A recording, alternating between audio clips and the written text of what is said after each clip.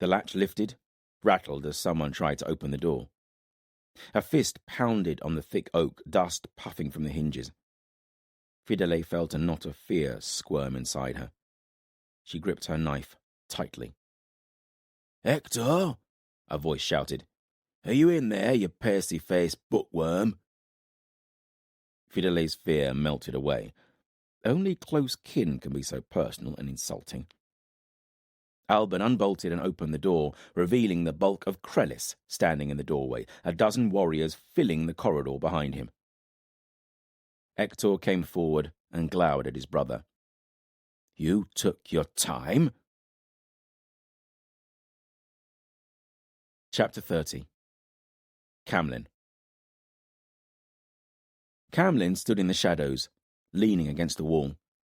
They had rowed into the lake to a tower that protruded from the dark waters like a spear, disembarked and entered a huge round chamber, ivy growing up its walls and birds nesting in its eaves. Edana sat in one of many chairs around a long table. Baird stood a step behind. Pendathron was there, and Drust, the warrior who had brought them here, as well as Roshin and Lorcan.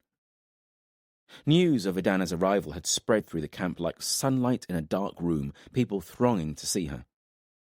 She had happily wandered amongst them for a time, Baird and Von keeping a watchful eye over her. She was not the only one to cause a stir. Roshin seemed to have made a big impression, if the way Pendathron's eye kept settling upon her was anything to go by. "An unusual place for a meeting," Edana said, looking around the room. "Aye, Dun Kryn is an unusual place altogether," Pendathron replied. "A giant's fortress that stood in a valley, is my guess. The histories tell of the world changing shape after Elion's scourging." He shrugged, a rippling that made his chair creak. "We'll never know how it came to be like this. But it is hidden well, and if discovered is defendable. Towers like this one are linked by old battlements that are easily defended by only a handful. And there is little chance of surprise out here when the only way across is swimming or a boat." "You have chosen admirably," Roshin said. "A better defensible place I could not imagine." "Thank you, my lady," Pendathron said gruffly. Is he blushing? Camlin glanced out of the window he was standing beside. A good spot to defend. Roshin's right. But not much of a line of retreat or escape. Something sinuous rippled in the waters close by, and Camlin pulled a face. Don't much care for the wildlife either. A movement in the shadows near his feet drew his eye, and he saw Meg sitting there, knees hunched up to her chest. She's as quiet as a wraith. "So, I think there's a need for us to swap tales," Pendathron said, smiling at Edana. Edana nodded and told him of the flight from Duncarrig to Dowan. Pendathron and the others about him listened with surprise creeping across their features as Edana told of the battles fought as they clawed their way through Cameron and into the mountains of Dowan. "Wolfen and giants," Pendathron muttered, "and you fought them all off." Camlin saw something kindle in Pendathron's eyes. Respect? Not without loss, Edana acknowledged sadly. The old battle chief lowered his head when Edana spoke of Heb's death. He had been well known and well liked amongst those who dwelt in Duncarrig. Many of them nodded and grunted as she spoke of Eremon's support, and first the elation and then the despair of the following battles. Finally, Edana told of the flight to the coast and their journey by ship to Ardan. Pendathron growled when he heard of Connell slaying Marok. "Ah, how many of my kin will fall in this war? Is there no end to the hurt our family must bear?" He wrung his hands as if he was squeezing on someone's neck. I forgot. Marok was Pendathron's nephew. "And then we sailed here," Edana said, "with the help of Roshin and a score of Eremon's finest shieldmen."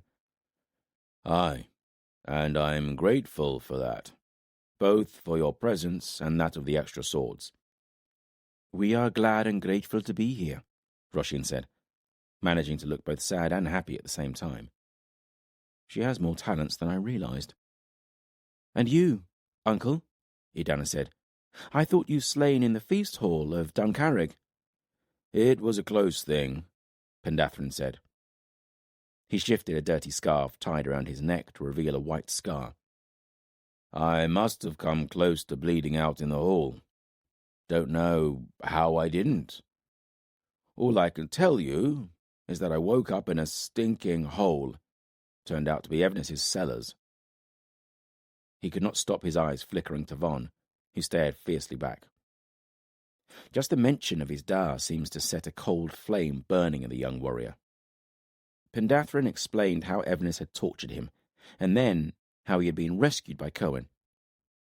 After escaping through the tunnels below the fortress, he had travelled south from Duncarrig, ended up wandering around the marshes for over a moon before he had been found by the fledgling resistance. Turned out I wasn't the only one who fled here. There were men from my son's warband. He paused, a shadow crossing his face at the mention of his son. I remember watching from the walls of Duncarrig as Dalgar led his warband against Owain's host. They were sorely outnumbered. Pendathrin had led a force out of Duncarrig's gates, but the bridge to the mainland had been blocked by Owain's men. The battle was hard fought, but eventually Pendathrin's relief force had been turned back and Dalgar's warband routed. Dalgar's corpse had been delivered to Duncarrig's walls. Camlin could still see Pendathrin carrying his son's broken body across the bridge. Pendathrin rubbed a hand across his eyes and carried on. Warriors who survived the defeat of my son's warband fled here, many bringing their families with them. Even some of Owain's have come here. He nodded at Drust. It turned out that he'd been telling the truth when he claimed that he was a shieldman of Owain. We share the same enemy, Drust said with a shrug. Rin betrayed Owain as much she did Brennan, and I would say to you, for all the harm that Owain did to you in your realm, he was acting out of a desire for vengeance, for the murder of his son. He was mad with grief when he thought that Brennan had Uthan slain. That is a lie, Edana hissed. I know that now. Rin played him, played all the kings of the West. The game is not done yet, Edana said. So, tell me how you came to be here. Drust told of the battle between Owain and Rin, Nathair's and Evnis's betrayal on the battlefield. Once again, glances flickered towards Von. And Drust also spoke of Cohen helping him to escape. She saved my life, he said. Ha! Camlin laughed at that. All eyes swept to him, half forgotten in the shadows. That girl and her brother, he said to their inquiring glances. Always in the right place for some action. Sometimes the wrong one, Von said, not much louder than a whisper. A silence settled over the room. The sound of lapping waves drifted through the stone windows. Well, hard tales, of that there's no doubt, Pendathrin said. But we are gathered together now, reunited, and your arrival will lift spirits here. Ardan's princess, back amongst her people. I am Ardan's queen now, Edana corrected. Aye, that you are, lass, Pendathrin said. We shall celebrate tonight and welcome our royal guests from Dowan. He dipped his head to Rasheen and Lorcan. Then he stood. Where are you going? Edana asked him. There is always work to do here, lass. But there is more we must speak of. Such as? Pendathrin frowned. Such as, what is the situation here? Edana's smile had gone. Numbers? Strategies? What is your plan? Has it been successful thus far? Survival is the plan, the big man said, pausing half out of his chair. He looked a little surprised at Edana's questioning. The rest is boring details for you. Not boring for me, I assure you, Edana said. Please, sit and tell me. Pendathrin stayed hovering above his chair a moment, then sat. He thinks of her still as the frightened girl he last saw in Duncarrig, As I said, survival is top of that list. There are over 400 of us here now, and we're still growing, and less than half of them are warriors. They're families, mostly, seeking a safe haven from Evnis and his justice. He paused and sighed. It's not easy trying to feed this many people. Do you know how many fish need to be caught every day? He smiled ruefully. Could be worse, though. Fish is the one thing we're not short of in these marshes, and we've managed to trade for grain and the like from villages beyond the marshes. That may be coming to an end soon, Roshin said. We passed through one of those villages on the way in. They'd been slaughtered, every last man, woman and bairn, made an example of. It was Morkant, Edana said. That's not the best news, Pendathrin rumbled. There's not one of them that could give away our location, but if we can't trade... And other than survival? Edana asked again. What is your strategy against Evnis and Rin? We take the battle to them when we can. His bushy eyebrows knotted together. He doesn't like being questioned like this. Doubt that he's used to it, and definitely not by the spoilt princess he still thinks Edana is. I'm sure the tales of Vala are too many to recount, Roshin said. Go on, Edana prompted. Pendathrin picked at a nail. We've killed a few men in Cameron's Black and Gold, those who have ventured into the marshes. A few raids further afield. We're not strong enough to take the fight to Rin yet. And everyone here, we've all lost kin, loved ones. Duncarrick fell over a year ago, Edana said. They're scared, Camlin realized. They've been beaten and bullied and just want to hide away from it all for a while. Scared of another defeat, and nowhere left to run. It is the same throughout the West, Roshin said. Darwin's king has been slain, its war bands broken, its warriors scattered. But not all of us. Wherever we stand together, there is hope. I escorted Edana here because she told me of the warriors of Ardan. Told me they had courage and would fight. She looked around the room. She makes it sound as if it were her idea, and she's not mentioned that she considered using Edana as a bargaining piece with Rin for her precious son. Still, if she can light a fire under their asses, then I'll not complain. But this is not fighting, Edana said. This is existing. Pendathrin's face coloured, dark blotches appearing on his cheeks. A silence hung in the air, charged with tension like clouds bloated with thunder. You do not understand, my lady, Pendathrin said through gritted teeth. This is war-making, and there's more to it than notions of bravery and glory. I understand well enough, Edana snapped. I have seen enough bloodshed to rectify any misconceptions I may have once entertained. She looked at her hands, and Camlin remembered them shaking, spattered with blood, back in the village roundhouse. As have I, Roshin added. And I understand caution was its strongest advocate in Darwin. I was wrong. I should have listened to Edana. Victory usually has to be claimed, not observed. Look, here in this room, 3 realms are represented. Ardan, Darwin, Narvon. And who is our enemy? Rin. And she's weak.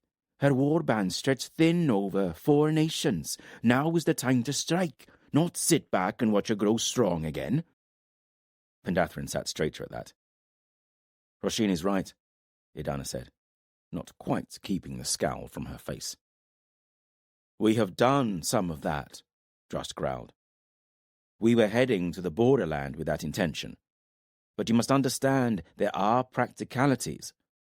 400 is a lot of mouths to feed, and we are not just warriors here who would be more inclined to risk all. There are women and bairns, families. Edana shrugged.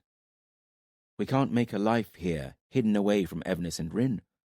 They are searching for you even now. Eventually they will find you. Better to act now, while they're still off balance. And besides, I didn't come here to catch fish and eke out a life in the marshes. I came here to fight back. I've had enough of running and hiding. It's time that Rin's tide was turned." "I agree," Roshin added. Camlin looked from Pendathrin to Drust. It was clear that those two had been running things here, Pendathrin the chief and Drust his captain. And they don't look to appreciate two women wandering in, throwing their weight about, despite them both being queens. "That's all well and good," Pendathrin said. "But fight back how? Morcant patrols the marshes border with more men than we can take, and there's plenty more where they came from. Evnis has a warband of Rins at his disposal, and whatever else I'll say about him, he's no fool." "No, Evnis isn't, but Morcant," Edana said. "I spent some time in the Darkwood with him. He's arrogant, conceited. Perhaps we can use that." "I think you're onto something there," Camlin said. "Prod him, and he'll get angry." "And angry people make mistakes," Edana finished, with a smile twisting her lips. "Just so, my lady," Camlin said with a dip of his head. "How do you know so much about Morcant?" Pendathrin asked Camlin. Camlin looked at him, didn't want to say, "Because he was my chief for a while. I took orders from him, helped him kill your queen's shieldmen, your king's first sword, capture your queen and your princess." Edana filled the growing silence.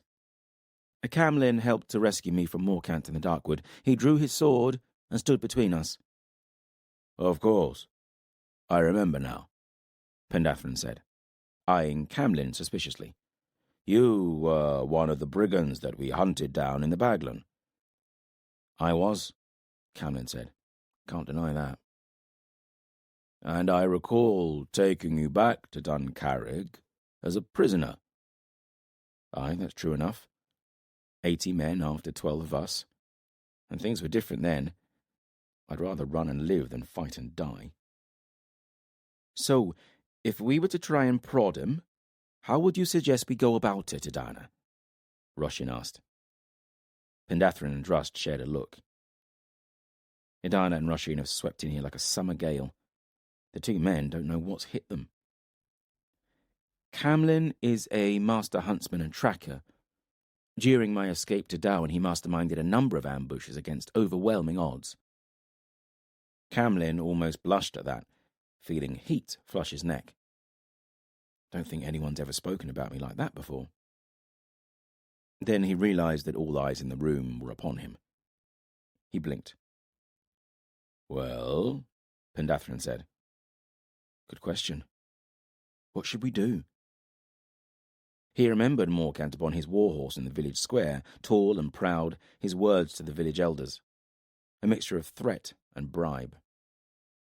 "Someone needs to take that chest of silver from Morcant," he said. Camlin blinked as the blindfold was removed from his eyes. Drust stuffed the rag into a hemp bag and moved on to the next person beside Camlin, lifting their blindfold too. It was Von.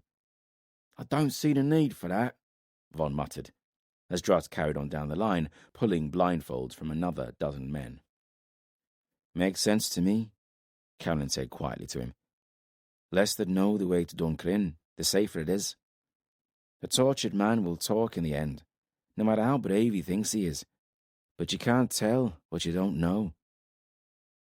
"Just feels like we're not trusted," Von muttered. Camlin raised an eyebrow at that. "Something I'm used to." Can't blame Von for feeling like that, though, the way everyone looks at him as soon as Hidar's name is mentioned. "It's not just us," Camlin said, nodding down the bench, where warriors who had been at Duncrin before them were having blindfolds removed. Von looked but didn't comment. They were sitting in a long barge with about 30 warriors, now standing and clambering onto the riverbank, a force picked to go and get Morcant's chest full of silver. If it's still there. And if it's not, we need to find it. Otherwise it'll be the end of Duncrin and Edana's resistance. Only takes one tongue to wag, and there's altogether too much silver in that chest for everyone to resist. Loyalty only goes so far. He'd explained as much at the council meeting. Edana had backed him completely, and Pendathryn had grudgingly agreed that the silver posed a danger that should be investigated. He stood and stepped onto dry land, gave himself a moment for his legs to adjust. Camlin had planned most of this incursion, but Drust was clearly in charge here, Camlin recognizing most of the warriors as Drust's crew. A few of Roshin's shieldmen had volunteered as well, though, Brogan one of them. He looked over at Camlin and smiled cheerfully. You'd think he was still at the feast night. They had had quite the celebration at Duncrin on the evening that they'd arrived. 3 nights gone now. A lot of sore heads the next morning. Edana and Roshin had been all business, though, pulling him to one side the next day. "What is it?" Camlin had asked them. "Much rides on this," Edana had said to him. He nodded. "Some objections to your right to lead?" "I had not expected more politicking," Edana sighed. "Here, amongst my own people, my own kin." "Huh," snorted Roshin. "Family is politics, the hottest forge you'll find." "Aye, and some come out sharp as iron, others bent and twisted, some a little of both." "So my little trip needs to be successful," Camlin said. "Exactly. Eyes are watching and judging." "I'll do my best." Camlin mustered a smile he didn't feel. "You always have," Edana said, and then walked away. So here he was, 3 days later, standing on a riverbank, nominally leading 30 men into enemy-infested land in search of a chest of silver that was probably no longer there. Beats sitting by a lake eating frogs. Besides, it's my fault I'm here, nobody else's. No one made me open my big mouth. He reached inside a pouch and strung his bow. "You ready?" he said to Drust as the warrior approached him. "Are you?" "Course." Drust gestured for him to lead the way, then leaned in close as Camlin was passing him. "Don't go getting my lads killed, or me, for that matter." "Do my best," Camlin said, with a sour twist of his mouth. They crept single file along the riverbank, Camlin's eyes and ears working ceaselessly. When the village came into view, he hadn't heard or seen anything that set his hairs tingling. Birds were singing, insects buzzing. Buzzing a little too much, he thought, as he paused behind the large cover between them and the first buildings. Camlin raised his hand, and the group split, more than half of them looping away east with Drust, setting a perimeter. Camlin waited a while, giving them time to reach their marks. Then, with a nod to those behind him, he moved quick and silent across the open ground to the first buildings. By the time he reached the central square, he knew they were alone. The village was as they had left it, inhabited by a horde of flies and maggots, the bodies of the dead a little more decayed, a little more chewed upon. He threaded his way through the putrefaction, trying not to breathe any more than he needed, then reached the roundhouse doors. They were still wide open, fresher dead littering the floor amongst the more seriously decomposed. Camlin saw one of his arrow shafts poking from a throat. The chest was gone. A depression in the ground where it had sat. A lot of silver in there to leave that kind of dent. He sent a warrior to tell Drust. The red-haired warrior returned with a messenger soon after. "A waste of time, then?" Drust said, as he strode into the courtyard, pausing and doing a double-take at the scattered dead. "Elion's bones," he muttered.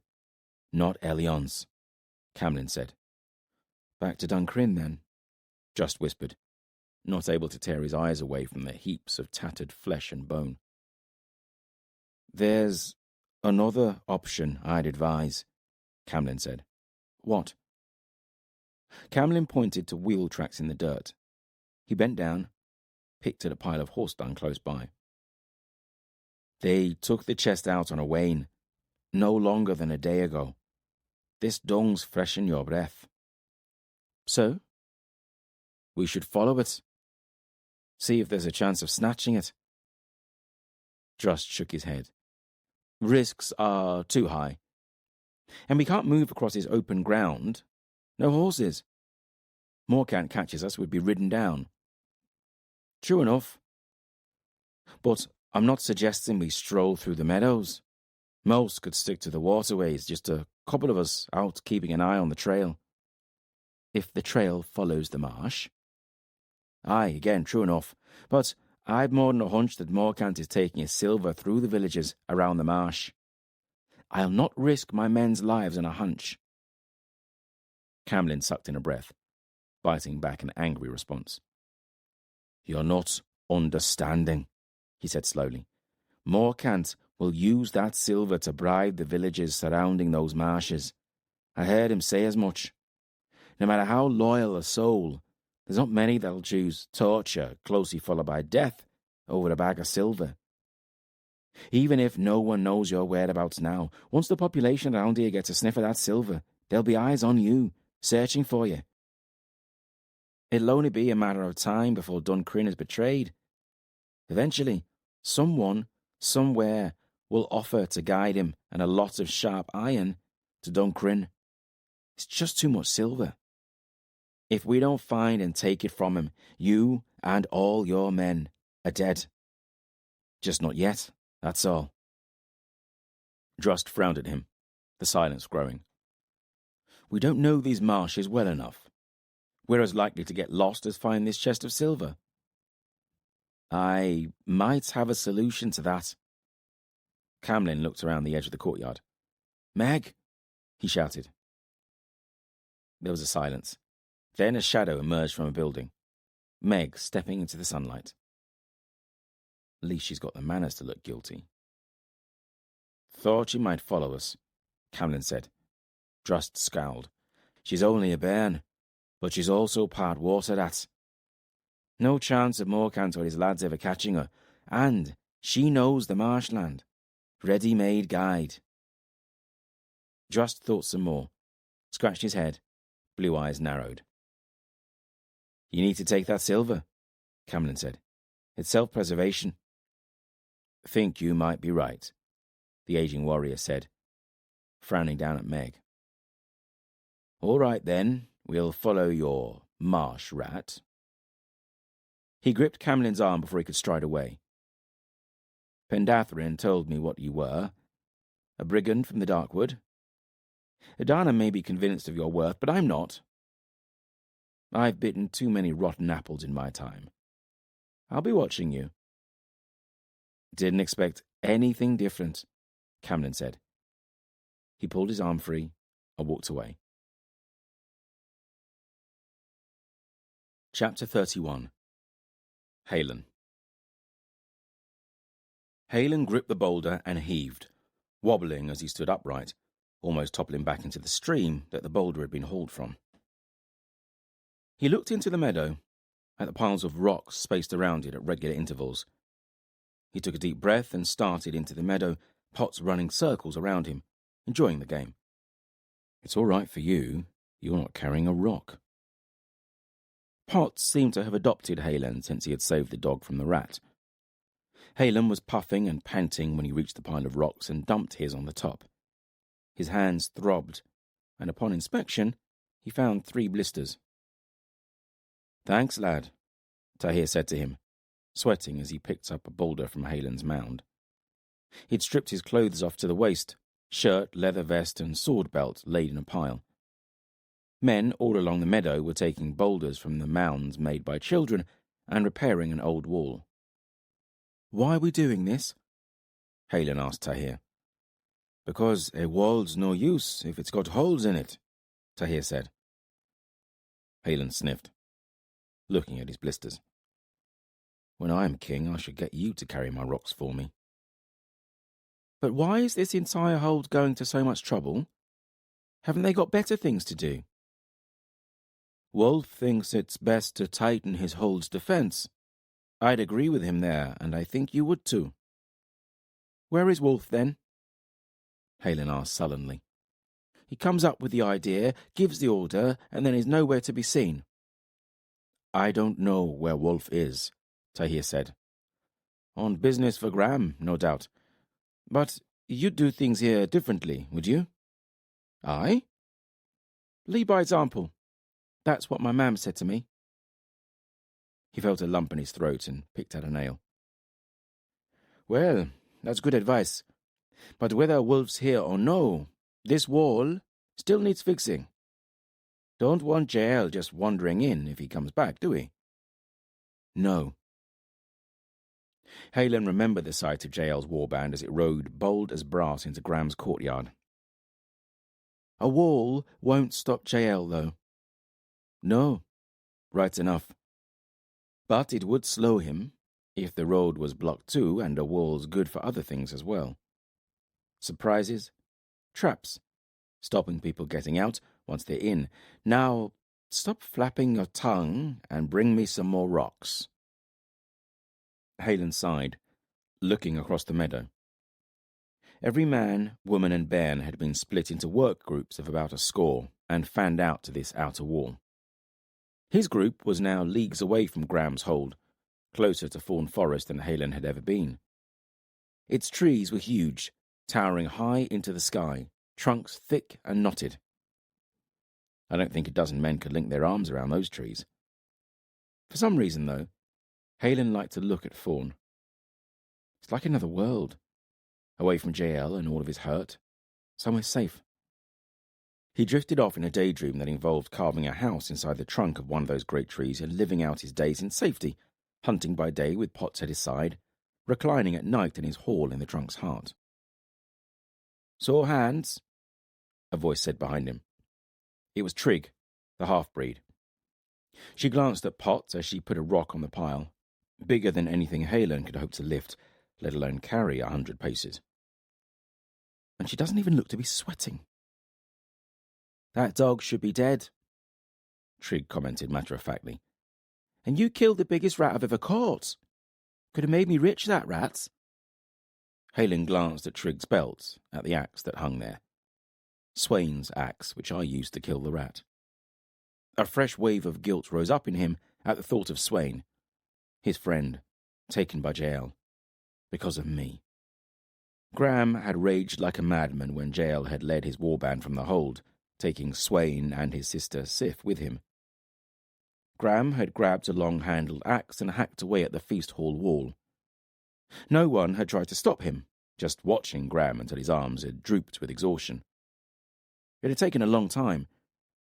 Just before sunset, Wolf had ridden in at the head of 30 men, the patrol that travelled daily the boundary of their land.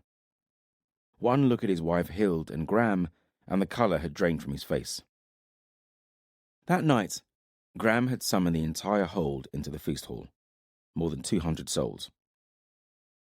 Around 80 of those were warriors, men who walked the hold's wall, patrolled Graham's land, kept out predators from Fawn and bandits from the lawless lands round about. The rest were those who worked the lifeblood of the hold, timber and horses, as well as all that went along with it, smiths and tanners, leatherworkers and weavers and trappers. And most had families, wives and bairns. Even so, the hall had been silent when Graham spoke. "Two of my grandchildren were taken from me this day," he had said. Hild started sobbing again, Wolf sitting straight-backed and red-eyed beside her. "Taken by a tyrant, an evil man who would rule us because he can." Grumbling had rippled around the room at that. "And I could have my grandchildren back if I would do but one thing." He had beckoned to Halen, called him to his side.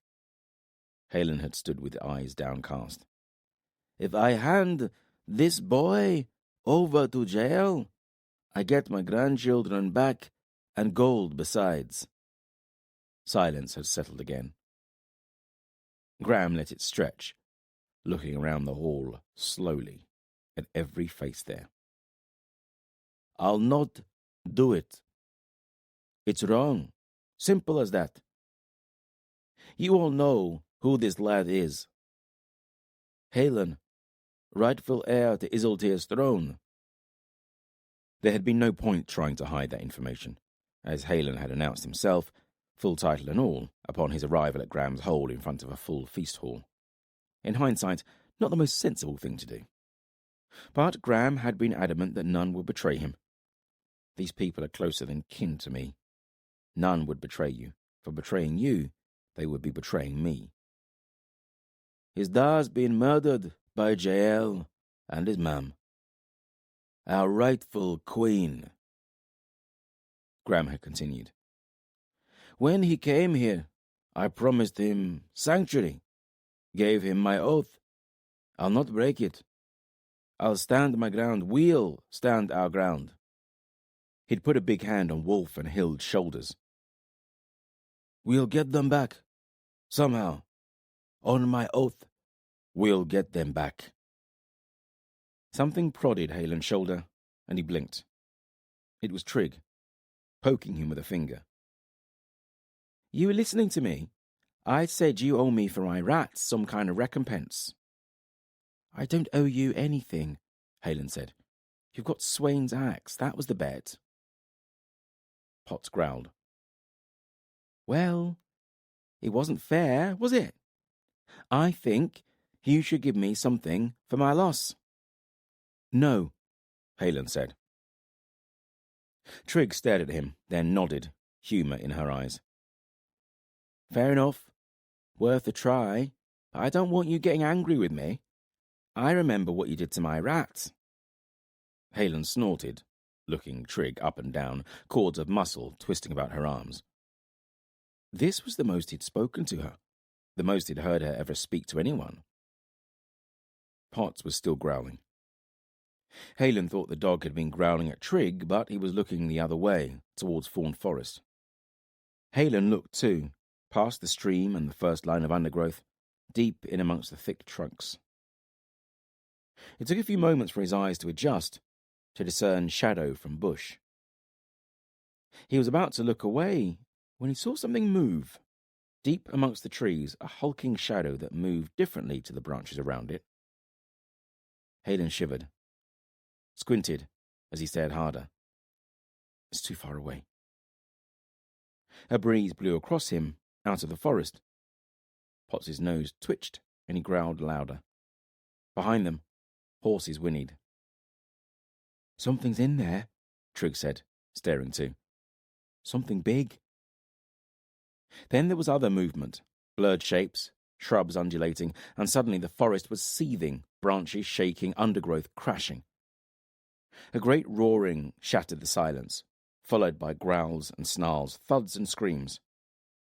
Everyone in the meadow froze, staring. Then Halen felt a hand on his shoulder, and Nathair was stepping in front of him, moving to where he'd stripped his shirt and vest, his belt and sheathed sword lying on top. He buckled on his belt and drew his sword. The noise from the forest continued, a cacophony of roars and growls, punctuated by the sharp crack of timber snapping. Then it faded. The sound of an animal whining drifted on the breeze, then nothing. Finally, a great bellow roared from the trees, making branches quiver and leaves fall. Halen covered his ears with his hands and closed his eyes, the sound reverberating in his chest.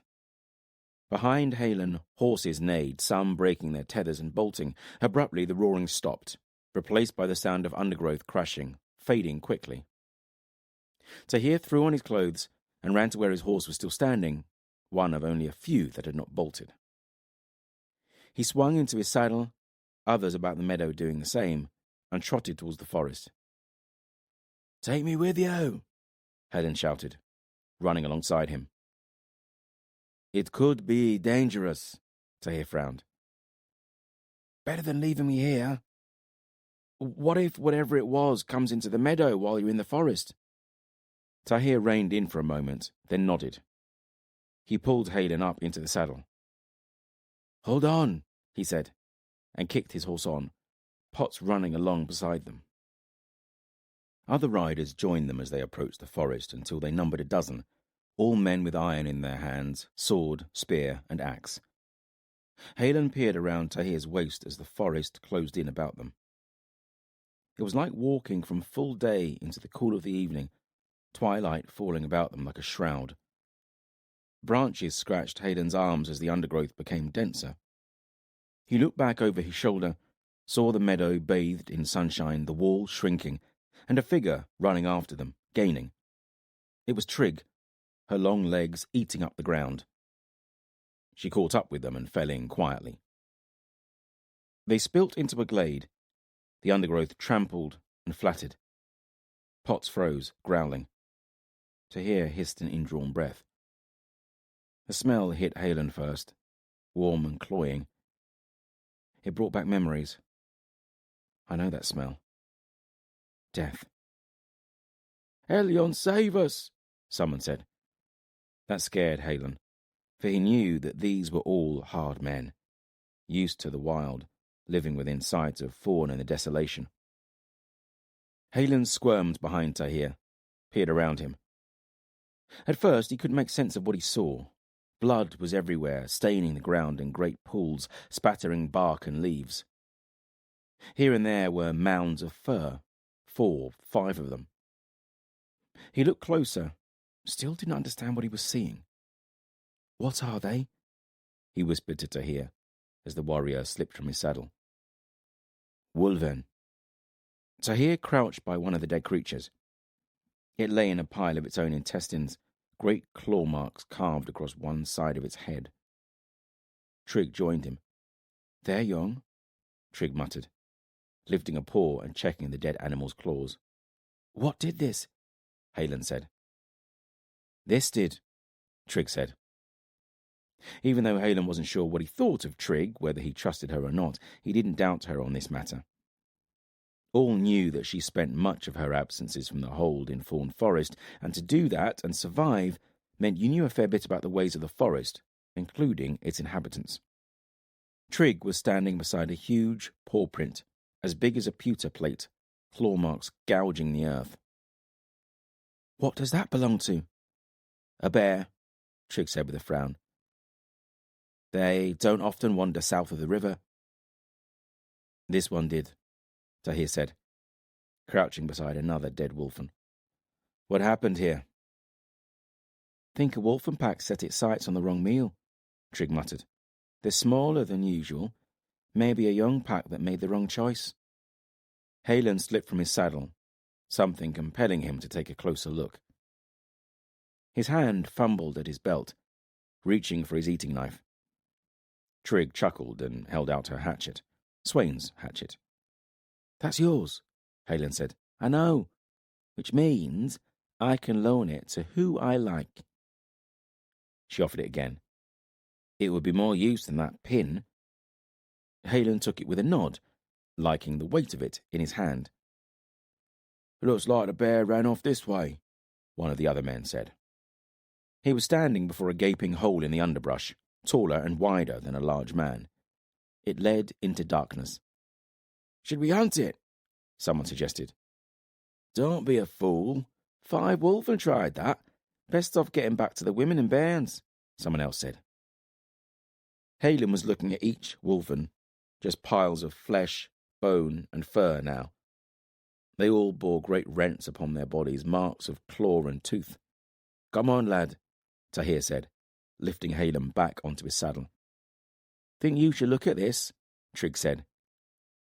She was squatting beside one of the dead wolven, claw marks exposing its ribs. Nathair strode over to her and crouched to inspect the wound. "Not that," Trig said. "This." She lifted the wolven's head, exposing a huge cut in its neck, the head almost severed. "That's a clean cut." "Tooth and claw didn't do that," Trig said. "Looks more like an axe blade to me." The feast hall was full that night. A summer storm had swept in from the north, and Halen's cloak was soaked through. Outside, wind howled and thunder rumbled. Halen heard the phrase "dark omen" muttered more than once as he sat with Nathair and a few other warriors. Pot was begging for scraps by his feet. He dropped a chunk of bread to the dog, his hand wandering to the hatchet at his belt. Trig had told him to look after it for him. "I don't understand Trig. She's confusing." As if his thoughts had summoned her, Trig came and sat next to Halen with a trencher full of meat and gravy, the bench creaking as she sat upon it. "Got something for you," Trig said with her mouth full and pushed something across the table. It was a tooth, A long, curved fang, a hole drilled in the wide end, a leather thong threaded through it. Halen just looked at it. Go on. Take it. It's yours. A reminder of your first steps into fawn. Halen lifted it up, fascinated. My thanks, he stuttered. How'd you get it? Ripped it out as everyone else was getting back on their horses and leaving, before the others came back and skinned them wolven. I've got one too, she said, pulling her shirt open to reveal another fang hanging about her neck. Graham stood at the head of the table. Halen's gaze flickered to the giant hammer and bearskin nailed to the wall above him. The skin was huge, twice the size of a horse. Is that what was in fawn today? He shivered at the thought of it. Maybe the wolf and pelts will be hanging there soon. You'll all have heard by now. Strange things have been sighted in Foreign today. A wolfen pack attacked by something, most likely a great bear. And there were other signs. Graham paused, looking around the room. It looks like the Jotun have crossed the river. One, at least, but where there is one giant, there are usually more. On the morrow, I'll be tracking them. His eyebrows knotted in a frown. These are dark times, and I'm hearing many of you say what happened in Foreign today is a dark omen. Well, you're right. Dark times are here. The night is upon us, and we must all be vigilant if we want to see dawn rise again. You all know what I believe is coming. Have heard me talk of the God War. I'm not going to repeat myself. But I'll tell you this, it's here. It's happening. What was found in Fawn today, that was no coincidence. He looked around, letting the silence stretch. Goosebumps prickled Halen's skin. Am I part of this God War? As if I didn't have enough to worry about already. Are we really the puppets of Elion and Azeroth playing out their war with our lives? My mam's life. He felt a frustrated rage bubbling inside him with that thought. I want them to just leave us alone. Graham raised his cup. So, keep your eyes open and your blades sharp, he said, then drained his drink to the last drop. The hall echoed him, even Halen and Trigg lifting their cups and muttering the oath. Just then, the doors banged open, rain sleeting in. 3 men stood outlined by the fire. Lightning crackled behind them as they strode into the hall. 2 were warriors whom Halen recognized from the hold, both older men with grey in their beards, men high in Graham's confidences. The man walking between them was Wolf. He looked none too happy. They walked the length of the feast hall, stopping before Graham. Graham stood, resting his big fists on the table. We have brought him back to you, Lord, one of the men beside Wolf said. Where did you find him? Graham asked. Where you said? Dunkellen. Looked as if he was just about to have a go at storming the gates on his own. Ah, Wolf, my boy. That was a foolish thing to attempt, Graham said. They're in there, my Swain and Sif. I heard shield men of Jael talking about them, Wolf said, staring up at Graham. His expression drifted between anger and abject misery. Whether they are or not, you wouldn't be able to bring them out. You'll just end up in a cell alongside them, or your head separated from your shoulders. Why'd you do it, lad? I had to do something, Wolf said. The thought of them in that fortress, scared, cold, alone. We'll get them back somehow, Graham said. How? When? Wolf asked. Graham sighed, his shoulders slumping. I don't know, he said. Halen was sitting in his chamber with Tahir. He had shared a room with the Gadre warrior since the night they had arrived at Graham's hold. There was a quiet tap at their door, and then it creaked open. Wolf came in. He nodded to Nathair and pulled a chair up, poured himself a cup of mead.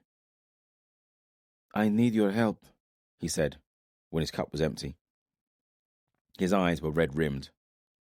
Nathair just looked at him.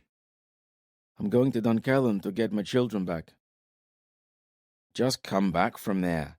And besides, that's suicide," Nathair said. "A fool's errand. Listen to your da. You know a way into Dunkellen, the secret giant tunnel you escaped by." Nathair looked hard at him. "It's not a secret any longer. Your brother Ogle stood in front of it and made a mountain of the dead there." "Doesn't matter. JL will not be expecting anyone to try and sneak into Dunkellen. The tunnel is my best hope." "It is no hope. I'm going. Will you help me?" Nathair gave him a long look, eventually sighing. "I cannot go. I'm sworn to Helen." Wolf poured himself another cup of mead and drank it down. "You owe us. You owe my family. You would both be dead now if not for this hold." "Aye, that's most likely true," Nathair said. Helen could tell he was uncomfortable, did not want to be having this conversation. "And I am grateful, more grateful than I can ever express. Deeds, not words, show the truth and depth of a man's gratitude," Wolf interrupted. "My old mam used to say that," Nathair muttered, looking into his empty cups. "Please go with him," Helen said. "I want you to go. Swain is my friend. I've never had a friend before, not a real one." Nathair turned his gaze upon Helen. "Neither of you understand," he said. "I swore an oath to Maquin and Ogle, my sword brothers. We were the last of the Gadre, we three. Now I am the last. To leave you here, go off on a task that risks me never coming back." His shoulders slumped. "I'm not afraid," he growled. "In fact, I like the idea. It's suicidal enough to earn its own song. But to break my oath when there is no one left to take it up for me—" He shook his head. "You'd not be breaking it," Helen assured him. "I'm safe as I can ever be here, whether you're here or not. I don't mean any insults, I hear. I saw your bravery on the walls of Dunkellen. I saw you, Ogle, and Maquin keep JL's men from taking the walls time after time. But you are one man. If trouble comes here, Graham has warriors aplenty. You would make little difference." "Nicely said." Tahir's lips twisted in a brief smile. "But you are wrong. Every man here serves Graham as his lord, has given their oaths to him. Graham would be their first priority. Whereas me, I swore an oath to protect you, not Graham or Wolf or any other soul living in these banished lands. You. And I would give my life to do it. Can any other say such a thing?" Helen was moved by Tahir's words. "Will you be my shieldman when I am a king?" Helen asked. Nathair smiled. "Aye, lad. If we get that far, I'll be your shieldman." "Do you mean that, or are you just humouring a ban?" Nathair looked at him seriously. "I mean that, Helen." "Then swear it now." "I'm likely to die, I know, probably before I see my 12th name day, but just in case." He shrugged. Nathair regarded him a good long while. "Do you know what is involved?" "It's not just words. Blood seals it," he eventually said. "I've seen many an oath sworn to my mam and uncle. I know my part," Helen said. He felt a lot older than his 11 years suddenly. "We would need a witness." "Wolf could bear witness." "Aye," Wolf agreed. "An oath is no small thing," he added. The silence stretched again. "I'll give you my oath," Nathair said, and drew a knife from his belt, laid it on the table between them. "Wolf, will you say the words?" "Aye, if you're sure." "I am." "Nathair, will you bind yourself to Helen ben Romar, become his sword and shield, the defender of his flesh, his blood, his honor unto death?" "I will," Nathair said. There was a tremor in his voice. He gripped his knife's blade, cut his palm, and let blood drip from his fist onto the iron hilt. Helen, will you bind yourself to Tahir ben Davin, accept his fealty, swear to provide for and protect him to your utmost ability unto your dying breath? I will, Tahir said. He picked up the knife, regarded it a moment, then squeezed its blade. He winced as blood welled from his hand, but he still felt brave, grown up. Blood dripped from his cut, and he let it flow over the knife hilt, mixing with Tahir's blood. It is done, Wolf said. Helen handed the knife back to Tahir. So you are my shieldman now? I am, Tahir said. Good. Then my first request to you is that you help Wolf get Swain and Sif back. Tahir sat back in his chair, blinking. Then he threw his head back and laughed. Chapter 32. Maquin. Maquin recognized Krellis like a memory from a dream. He was the man who lifted me from the street and carried me through the gates of Ripper.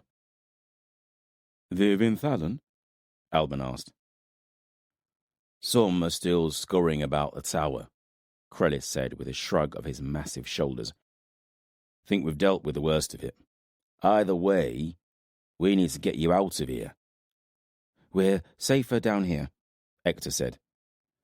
Not if any Vinthalan decided to come poking around. I haven't come to debate it with your brother. You're coming with me. Ector looked sullen, but he said no more. Krellis's men closed about them as they filed out of the room, Maquin walking behind Fidele. He made it as far as the spiral steps before his legs began to shake. A dozen more paces and he began to sink. Fidele turned and saw him, grabbed him before he hit the floor. Help! She called. Didn't realize it was you, Krellis said as he put an arm around Maquin and lifted him upright. You should be dead, not walking around, he added good-naturedly. Maquin grunted. There's still time. With Krellis one side of him and Fidele the other, he managed to climb the stairs. Distant sounds of combat drifted along a corridor as they passed its entrance, but nothing that sounded close. Krellis, what is the situation with the Vinthalan? Fidele asked as they made their way upwards. It was a coordinated attack, Krellis said. A force approached the gates, drew our eyes and waited for their men to scale the cliffs. Then they assaulted our walls. We beat them back, though it was too close for my liking. The ones in the tower are mostly dead. They tried to get to the gates. He shrugged. They failed. There's a few still running around the tower's corridors, but they won't be breathing for much longer. Eventually, they left the spiral staircase and stepped into a hall, the cold stone disappearing, replaced by timber. Maquin was helped to a bench beside a long table, and he realized they were in a feast hall. He reached for a jug of water, his throat drier than he could ever remember, and began to drink. Only sips, Alban said beside him, placing a hand on his wrist. A tall man stood nearby, ringed by warriors. He was old, grey-haired, his face lined and weary. Father, Krellis said, as he approached the old man, Fidele has been found. So, that is Lamar, then. As Maquin studied him, he saw an echo of his friend Veridis. Not so much in the features, more the set of his shoulders, a certain conviction that he radiated, a resolution in the line of his jaw. Good, Lamar said, turning to take Fidele's hand and bowing his head. Welcome to Reaper, my lady. Another figure appeared, shorter, whipcord slim, each muscle a defined striation of fibre. Maquin had seen this man before, the last time chained in the arena at Geraldine, ready for execution. Peritus, Aquilus's battle chief, Fidele's friend. It had been Peritus who had begun the uprising against the Vinthalan. He dropped to his knees before Fidele and kissed her hand. My queen, I thought we had lost you, that I had failed you. You lit the spark that set me free, Fidele said, gently tugging him to his feet. To Maquin's surprise, he saw tears staining Peritus's cheeks. As Maquin sat there, the throbbing in his belly began to grow, becoming impossible to ignore. It pulsed rhythmically with his heart, an organic drumbeat. I have a gut wound. It will, most likely, kill me. He felt a wash of anger at that, because death meant he would not get to put a knife through JL's heart. As he sat there, watching Fidele, though, the desire to destroy JL burned less brightly than it usually did. His vision dimmed at the edges, painting a dark border around Fidele. I am glad that I didn't leave you in the forest, he thought abstractly, watching the bones in her face move as she spoke, the curve of her lips as she smiled, a pattern of fine laughter lines that stretched from her eyes. You were worth saving, worth dying for. He saw her face turn towards him, her smile evaporate, replaced by concern. He tried to say something to tell her not to worry, but somehow his mouth refused to work. His hand moved to his sword hilt. For some reason it was important that he feel the hilt in his hand. But his fingers were numb, and suddenly he realized he was cold, shivering, a chill spreading through his bones. He slipped from the chair, as if the strings holding his body upright had been cut. Maquin was standing before a stone bridge. It arched over a wide chasm, deep and dark, the bottom, if there was one, lost in shadows. The far side was blurred, a mist infused with a nimbus glow like the last light of day, pale and golden. I need to cross over. He didn't know why. He just knew he should, as if someone pulled upon a cord tied about his waist. So he took a step onto the bridge, realized he was holding his sword. Nothing had ever felt more natural to him. He took another few steps, the bridge feeling strange underfoot, uneven. He looked down and saw the stone was merged with sword after sword beneath his feet. He paused halfway across as a figure took form and approached him through the mist. It was man-like, but taller. Not like a giant, all slabs of muscle, but finer, more elegant. And it had wings, great wings of white feather that spanned the width of the bridge. One of the Ben Elim. It held a sword in its hand, wisps of flame curling up from the blade. The wings flexed, a rush of air buffeting him, and the creature was airborne, landing gracefully a dozen steps before him. Maquin strode towards it. Are you ready to cross the bridge of swords, child of flesh? The Ben Elim asked him. Maquin felt a shock go through him at that. I am dead, then. He did not feel anything, just a cold detachment, possibly an echo of disappointment. The Ben Elim stooped a little, regarding Maquin with dark eyes. It held out its sword, the tip glowing, hovering a handspan before his heart. Hold. Something is different. He sniffed the air, reached out with one hand and touched Maquin's face. Maquin tried to open his eyes, but the light was blinding, painful. He gave up. Where am I? He moved his hands, or tried. A finger moved slightly. Maybe. I'm lying down. The sound of gulls filtered through to him, a gentle breeze upon his face. Ripper. Slowly he became aware of a presence close by, the sound of breathing, a stirring in the air. A hand touched his face. A door creaked, footsteps getting louder. The hand on his face disappeared. My lady, how is he? The same. His fever burns. I know that voice. Fidele. It felt nice to hear her. A comfort. Footsteps approached. A cool, dry hand on his brow. Fingers probed the pulse in his neck. Alban, how long can he survive like this? He should be dead, my lady. I have not seen anyone cling to life through a fever this severe or that lasted this long. I've done all you said. Water, goat's milk, the herbs you mixed, all dripped through linen into his mouth. Others can do this, my lady. Lamar has been asking for you. No. This is where I choose to be. As you say. But he fell silent. Wise man. No point arguing with her. The good news is his gut wound seems to be healing. It is rare, but it can happen. Now, if he could just beat this fever... He can. An indrawn breath. My lady, you should prepare yourself. No.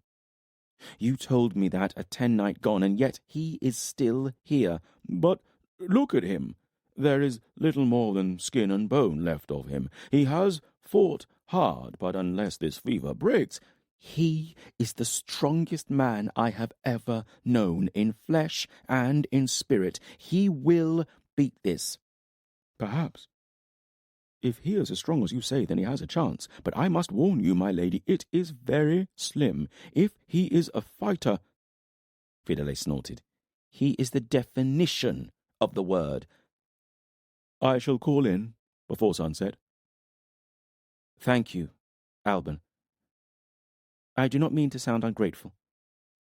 You do not, my lady. You stand vigil over a friend who straddles the line between life and death. The door closed. Footsteps receding. A hand closed about his. Squeezed. Live, damn you. A soft breath brushed his ear. The Ben Elim was staring at Maquin. It felt as if he was staring into him, viewing his soul. You have a choice to make, the Ben Elim said. Most who reach this place have no choices left to them. A rare few do. You are one of them. What choice? Maquin breathed. Go forward or go back. Something moved behind the Ben Elim, beyond the bridge, a figure forming in the mist. Maquin frowned, something familiar about it. He froze, not believing his eyes. It was Castell. He was, as Maquin remembered him, a shock of red hair, face pale, freckled. They stared at each other. The sight of him set a flood of memory loose within Maquin, coursing through his body like heady mead in his blood. The day he had sworn his oath to Castell so many years ago, standing upon a palisaded wall within sight of Fawn Forest. Carrying him from his father's hold as it went up in flames, giants chasing them, bellowing their war cry, silhouetted by flame. Joining the Gadre, walking into the catacombs of Haldis, fighting side by side. Maquin felt tears wetting his cheeks. He called out, dropped to his knees. I am sorry, my friend. I have failed you. Jael still lives. Castell stared at him, head cocked to one side. It was not your fault, Castell said, the words sounding like wind rustling through dead leaves.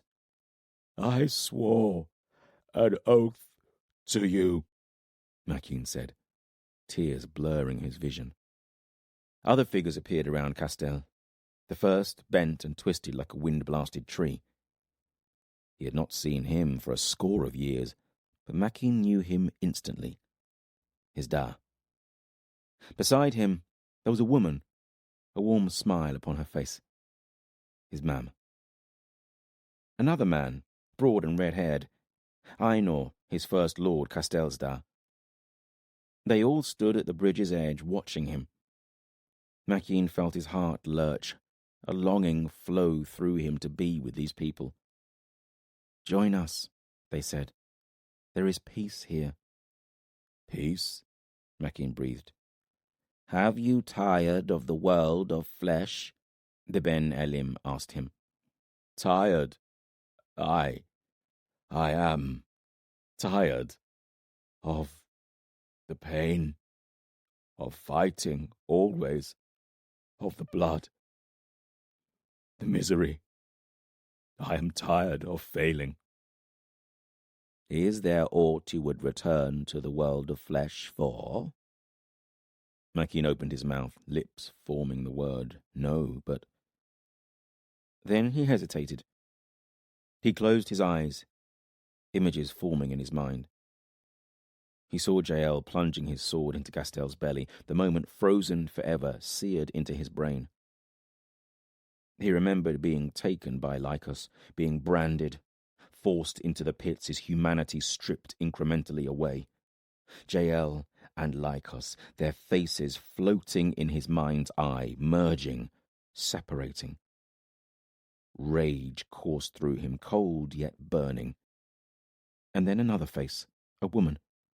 Hair of jet, flecked with silver, framing pale, milky skin, a warm smile from red lips. Fidele. Somehow, she had made him feel human again, something more than a trained animal. A voice echoed through his mind. Live, damn you, it said. And something else rose up within him, battling with the rage that consumed him, warring for his soul. He opened his eyes. The Ben Elim towered over him, flaming sword held loosely, wings flexing. You must choose, it said. Go forwards or go back. He climbed to his feet, wiped the tears from his eyes. Castel and the others were standing as still as the stone carvings in Haldis, watching him. Peace, Maquin breathed. Then louder. I shall see you again, one day, but not yet. He turned and strode back across the bridge. Maquin opened his eyes, blinking in the light. He moved his head. He was alone. Slowly, he grew accustomed to a flood of sensations. His fingers tingled, his back ached. Everywhere aches. His throat was dry, constricted. He opened his mouth, felt his lips tighten, skin pulling close to cracking. After a while, he tried to sit up and managed it on his second attempt. A jug of water sat on a table beside him, and he poured half a cup and sipped, the effort draining him. He looked about, saw that he was sitting on the only bed in a spacious room. A single chair rested beside the bed. It was dark. A window opened onto the Bay of Ripper, stars flickering into life on a velvet canopy. The door creaked open, and Alban entered. He paused when he saw Maquin sitting up, then looked over his shoulder and said something. Footsteps echoed, fading quickly. Welcome back to the land of the living, Alban said with a smile. How long? Maquin said, his voice a dry croak. He sipped some more water. 20 nights. You should be dead. Alban put a hand upon Maquin's forehead, then held 2 fingers to the pulse in Maquin's wrist. Lycos? Maquin asked. The Vinthalan was suddenly all that Maquin could think about. He had an overwhelming urge to find a knife and sheath it in Lycos's heart. We are under siege. You remember the attack on the tower? I do. We fought them back. They have ventured a few sorties against our walls since then, but nothing has come as close to success as that first attempt. Fidele appeared in the doorway. She froze when she saw him sitting there. She smiled at him, and he smiled in return, feeling a flutter in his belly as he did so. I knew you wouldn't die, Fidele said, crossing the room to him as Alban left. Tentatively, she reached out, her fingertips brushing the back of his hand. Memories flowed sharp and vivid. Standing on a bridge, one of the Ben Elim before him. You have a choice to make. I was standing upon the Bridge of Swords, he breathed. One of the Ben Elim stood guard upon it. You have been racked by fever for almost a moon. You have had many dreams, Fidele said. Fever dreams. It was no dream. The Ben Elim, he gave me a choice. Go forward or go back. I wanted to cross over to be with my kin, my friends, to find peace. Why did you come back then? Fridolin asked him. 3 reasons. 3 people. Jael, like us. You. He paused and looked up into her eyes. 2 for vengeance. 1 for love. She stared at him a long, timeless moment. Then she leaned forwards and kissed him. Chapter 33. Rafe. Rafe stared across the river at the wall of trees on the opposite bank. The dark wood, Braith said beside him, with something close to real affection in his voice. And beyond it, Ardan. Home. It had been a long journey, 2 moons of hard riding on Hallian's trail. And now they were just a few leagues away. It was a strange feeling after being away so long. The dogs were down by the bank, worrying at the mud and silt that edged the estuary. They'd follow Hallian's trail right into the water if they could. Best scent hounds I've ever known. He crossed here, then, Rafe said. It wasn't a question. Hoof prints had churned the mud, then led off north. Hallian hadn't ridden the horse, though. His footprints led right up to the water's edge, and even if they hadn't been there, Scratcher and Sniffer's behaviour was enough for Rafe. Aye, Braith said. Why did he turn his horse free? Still got a long way to go once he gets to the other side, if Rin was right. Better to swim his horse across. He must know the Darkwood. Too dense and overgrown to take a horse through. Nearer to the Giant's Way, it's easier going, more open, but not here. He could have crossed further upriver, but every step takes you closer to Uthandan, and that's one place he'd want to stay clear of. They'll have patrols out. He made a decision, chose caution over speed. Besides, he can always steal another horse once he's in Ardan. Braith shrugged. It's what I'd have done. I thought my dad was a good huntsman, but Braith, he lives it. Rafe looked dolefully at the river. It was wide and slow, only a league or so before it spilt into the sea. We were going to get wet then. Ah, that's where you're wrong, Braith said with a grin. Follow me. They rode only a short way east along the riverbank before Braith dismounted and made his way down to the river. He disappeared where the bank was eroded into an overhang. Come lend a hand, Braith called. Rafe found him tugging at what looked at first glance to be the broken branch of a willow.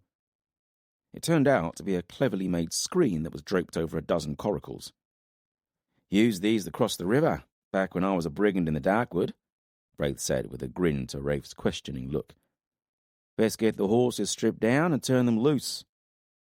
Soon Rafe was paddling across the river, and it wasn't long before he was wading onto the far bank, the muscles in his shoulders and back feeling as if they'd been filled with lead. Sniffer splashed ahead of him and gave Braith's hand a lick. He'd already dragged his coracle into a worn-out overhang.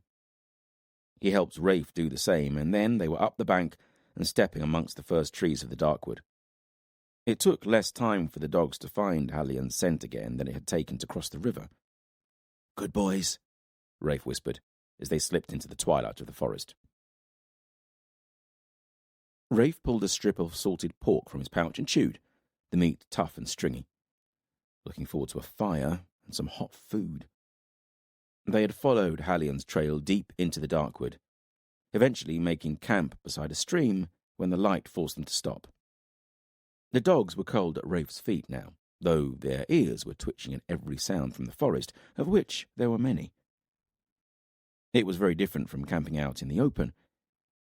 In the distance, something howled. How far ahead of us do you think he is? Rafe asked, once they were settled. No more than a day? Maybe a little less. You don't think he knows we're following him? No, lad, Braith said.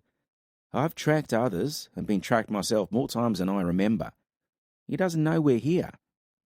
At first, he knew he'd be followed.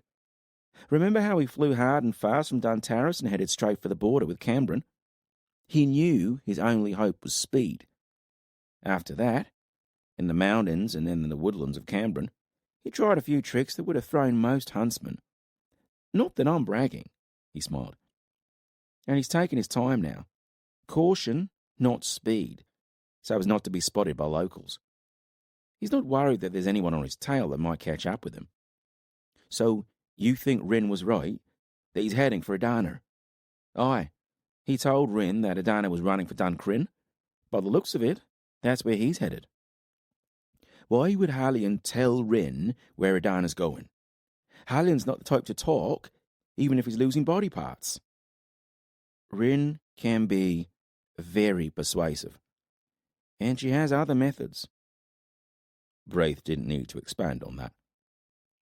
Rafe remembered how he had sat in Rin's chamber and watched Connell freeing Hallion through the flames of a fire.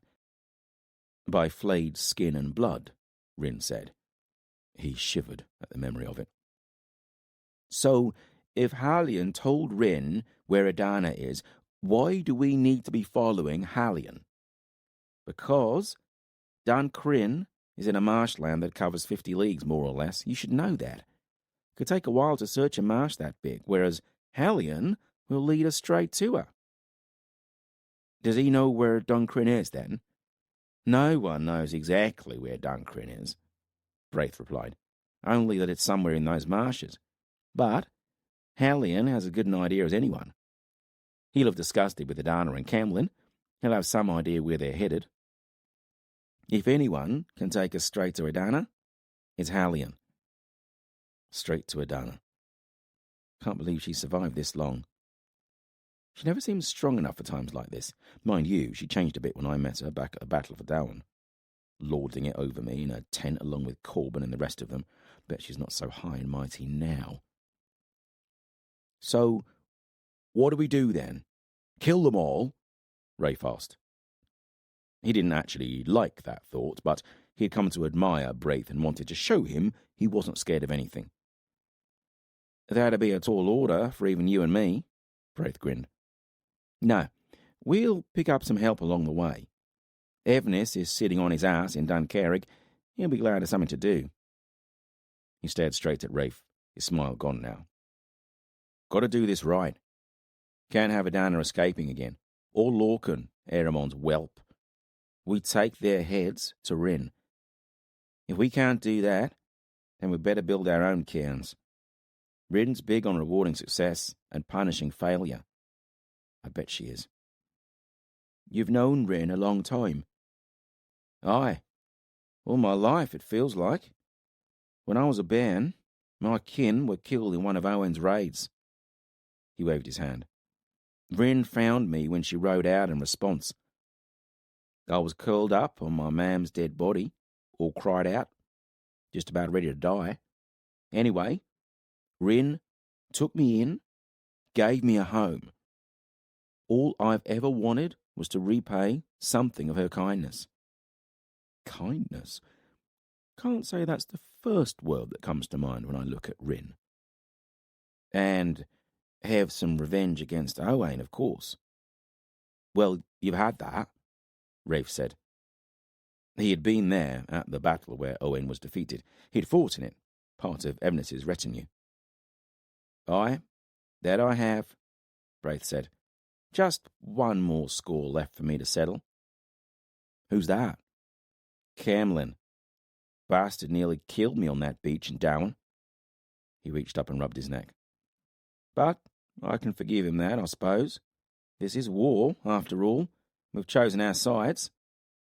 We all know our end may be a sharp blade, don't we, lad? Not really thought about it like that. Well, it's the truth, no point hiding from it. Camlin, though, he betrayed me. We had Queen Elona and Edana all trussed up and were leading them off to Rin. He stood against me. Next thing I know, those brothers, Hallion and Connell, are hurtling out of the shadows with iron in their fists and men of Ardan behind them. And that lad with his wolven. Corban, Rafe said. His lips twisted over the name. Not your favourite person, then?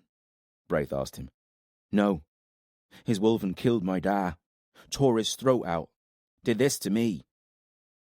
He lifted his shirt sleeve and showed Braith a ragged white scar that stretched almost from wrist to elbow. And Corban put a sword in my leg. He shrugged. He's my score to settle. Braith stared at him in the darkness. Think you might want to walk away from that one, he said after a while. Why? Braith shook his head. Just take my word for it. A bit of advice from one friend to another. He's nothing special, Rafe spat. I will see him dead. Braith gave him a measuring look. I've crossed paths with him a few times now, he said. Most recently, I took him prisoner in the mountains near Dunvanna. He fell silent, eyes distant. Me and my crew almost didn't make it to Dunvanna on account of that white wolf of his and his friends. They chased us to the gates of the fortress. Then they found a way in and killed just about every sword Rin had. They had some help, granted, but still, storming Rin's fortress took some stones, that did. You sound as if you admire him. Them, Rafe said accusingly. Suppose I do, Braith said. Takes a rare person to inspire his friends to try and drag him out of an enemy fortress. Nothing wrong with a bit of respect for your enemies. Won't stop me from killing them if I get the chance. That wasn't the first time you've seen Corban, then? No, first time was in Duncarrig when me, being the fool I am, I decided to rescue Camlin. Somehow, Corban became mixed up in it with his sister and the wolven, not much bigger than a pup then. He laughed. He had some stones on him, even then. I saw him again, here in the Darkwood, like I said.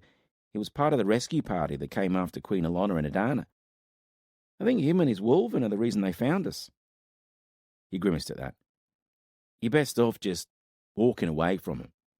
He'll meet a bad end, eventually, but I don't think it'll be by your hand. Rafe stared sullenly into the fire. Walk away from my vengeance? Never. Duncarrig was a dot on the horizon in the east, the bagland spread before him. They had followed Hallion for another 10 nights, 3 days through the Darkwood, another 7 through the moors and valleys of Ardan. They stopped at Baden for as long as it took to buy 2 horses, and then set off south, Hallion's trails skirting away from the Giant's Way and heading south through empty moorland towards the eastern fringes of the Bagland forest. We'll have to part ways for a while now, lad, Braith said to him. Rafe reined in his horse, so surprised he nearly lost his balance. What do you mean?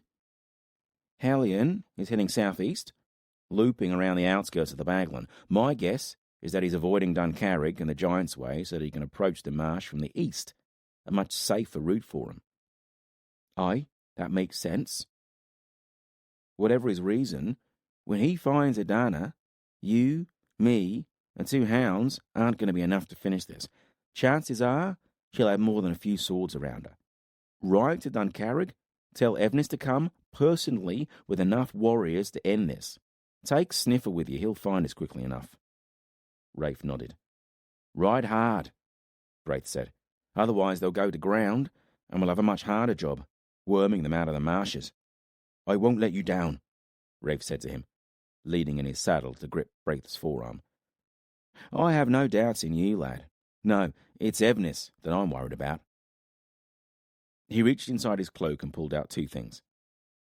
A silver chain with a stone pendant, and a vellum scroll, sealed with red wax. The pendant will get you through the gates and in front of Evnis quickly enough, and the scroll, give that to the old snake. It's a letter from Rin. If your words don't move him, they should put a fire up his ass and get him in a saddle. Rafe grinned at Braith, put the scroll into a pack strapped to his saddle, and then he was off, Sniffer bounding along beside him. It took over half a day of hard riding to reach the Giant's Way, memories flooding back to Rafe, hunting countless times with his da in and around the Bagland, his warrior trial and long night, The night Duncarrig fell, marching to battle against Rin. And now I'm back. Almost a year to the day that I left on a ship for Cambrin. He reined in and dismounted, quickly unstrapped his kit bag from his saddle. There wasn't much of worth in there. A coat of mail he'd taken from a dead warrior in Dowan, the most valuable thing, and the box from the marsh, of course. Not that that was worth anything. He still hadn't had a chance to open it. He tried, briefly, wiggling his knife in the lock, but to no avail. Since then, he'd been on the road with Braith, and something had stopped him from getting the box out in front of the huntsman. He thought about having another go at opening it now, but his excitement at seeing Duncarrig was mounting, so he took the coat of mail out and quickly put it on. He adjusted his warrior torque, checked his warrior braid, and straightened his sword belt. He didn't want to look like a bedraggled huntsman when he rode across the bridge and through the arch of Stonegate. Havon, the fishing village at the base of the hill that Duncarrig sat upon, appeared as it always had. Wood and thatch buildings, smoke rising from the roundhouse at its centre, figures moving about their daily work. As he passed through and began the winding climb up the hill to Duncarrig, he recognised faces, some pausing to stare at him. He ignored them. Halfway up the hill, he stopped and looked out over the village and bay, the sea glittering blue and green, fisher boats dotting the waves. As he gazed out beyond the bay, black sails caught his eye. Lots of them, coming up the coast from the south like a great flock of black-winged birds. They sailed past the bay, disappearing north around the cliffs of the headland. Rafe just sat there and watched, counted at least 50 ships, and remained there staring for a while after they disappeared. They looked like the ships we sailed on to reach Cambrin. When he was sure that they weren't coming back, he rode on. His hooves clattered on the bridge that spanned the chasm between the mainland and Duncarrig, and then he was reining in before Stonegate. He showed the pendant Braith had given him to a handful of guards in the black and gold of Cambrin, and soon after was dismounting in the courtyard before Duncarrig's feast hall. A stable boy came to take his mount, and Rafe threw some strips of meat to Sniffer and ordered him to stay. A few moments later, finding himself standing in the feast hall, waiting for Evnis. The hall was empty, the fire pit dark and cold. Rafe's eyes wandered, saw black scorch marks scarring timber pillars and supports, testament to the night Duncarrig had fallen. Rafe's eyes searched out the spot where his Dar had died. A door behind the king's dais opened and Evnis walked in, all in sable cloaks edged with gold. Evnis looked older than the last time Rafe had seen his lord. He still walked with purpose and energy, but there was a stoop to his shoulders that hadn't been there before. The lines of his face deeper, and silver streaked his dark hair. By Azroth's stones, if it isn't Rafe returned to us, Evnis said, a grin splitting his face. As he came closer, Rafe saw rings of gold and jet on Evnis's fingers, his warrior talk wound with gold wire. Rafe blinked. He seems genuinely pleased to see me. Without thinking, Rafe dropped to one knee and bowed his head. Stand, Evnis said. We have much to talk about, not least your adventures with Queen Rin and the conquest of Dowan. But I think there is more to your arrival here than a yearning for home. Am I right? You are, my lord, Rafe said. He fumbled inside a pocket and produced the scroll that Braith had given him. Evnis broke the seal and read. Evnis was close enough for Rafe to smell his breath. It was sour, a hint of mead upon it. Spidery veins spread across his cheeks. There was something bloated about his face. He had the look of a man who spent too much time in his cups. Rafe's gaze drifted to the warriors behind Evnis. Most he didn't recognise. But then his eyes fell upon a familiar face, Glyn with his twisted nose, broken by a tulle in the sword ring. He winked at Rafe, and he grinned in return. Evnis looked up and stared at Rafe. His eyes still held all their wit and cunning. So, Evnis said. News indeed. Glyn, muster 100 swords.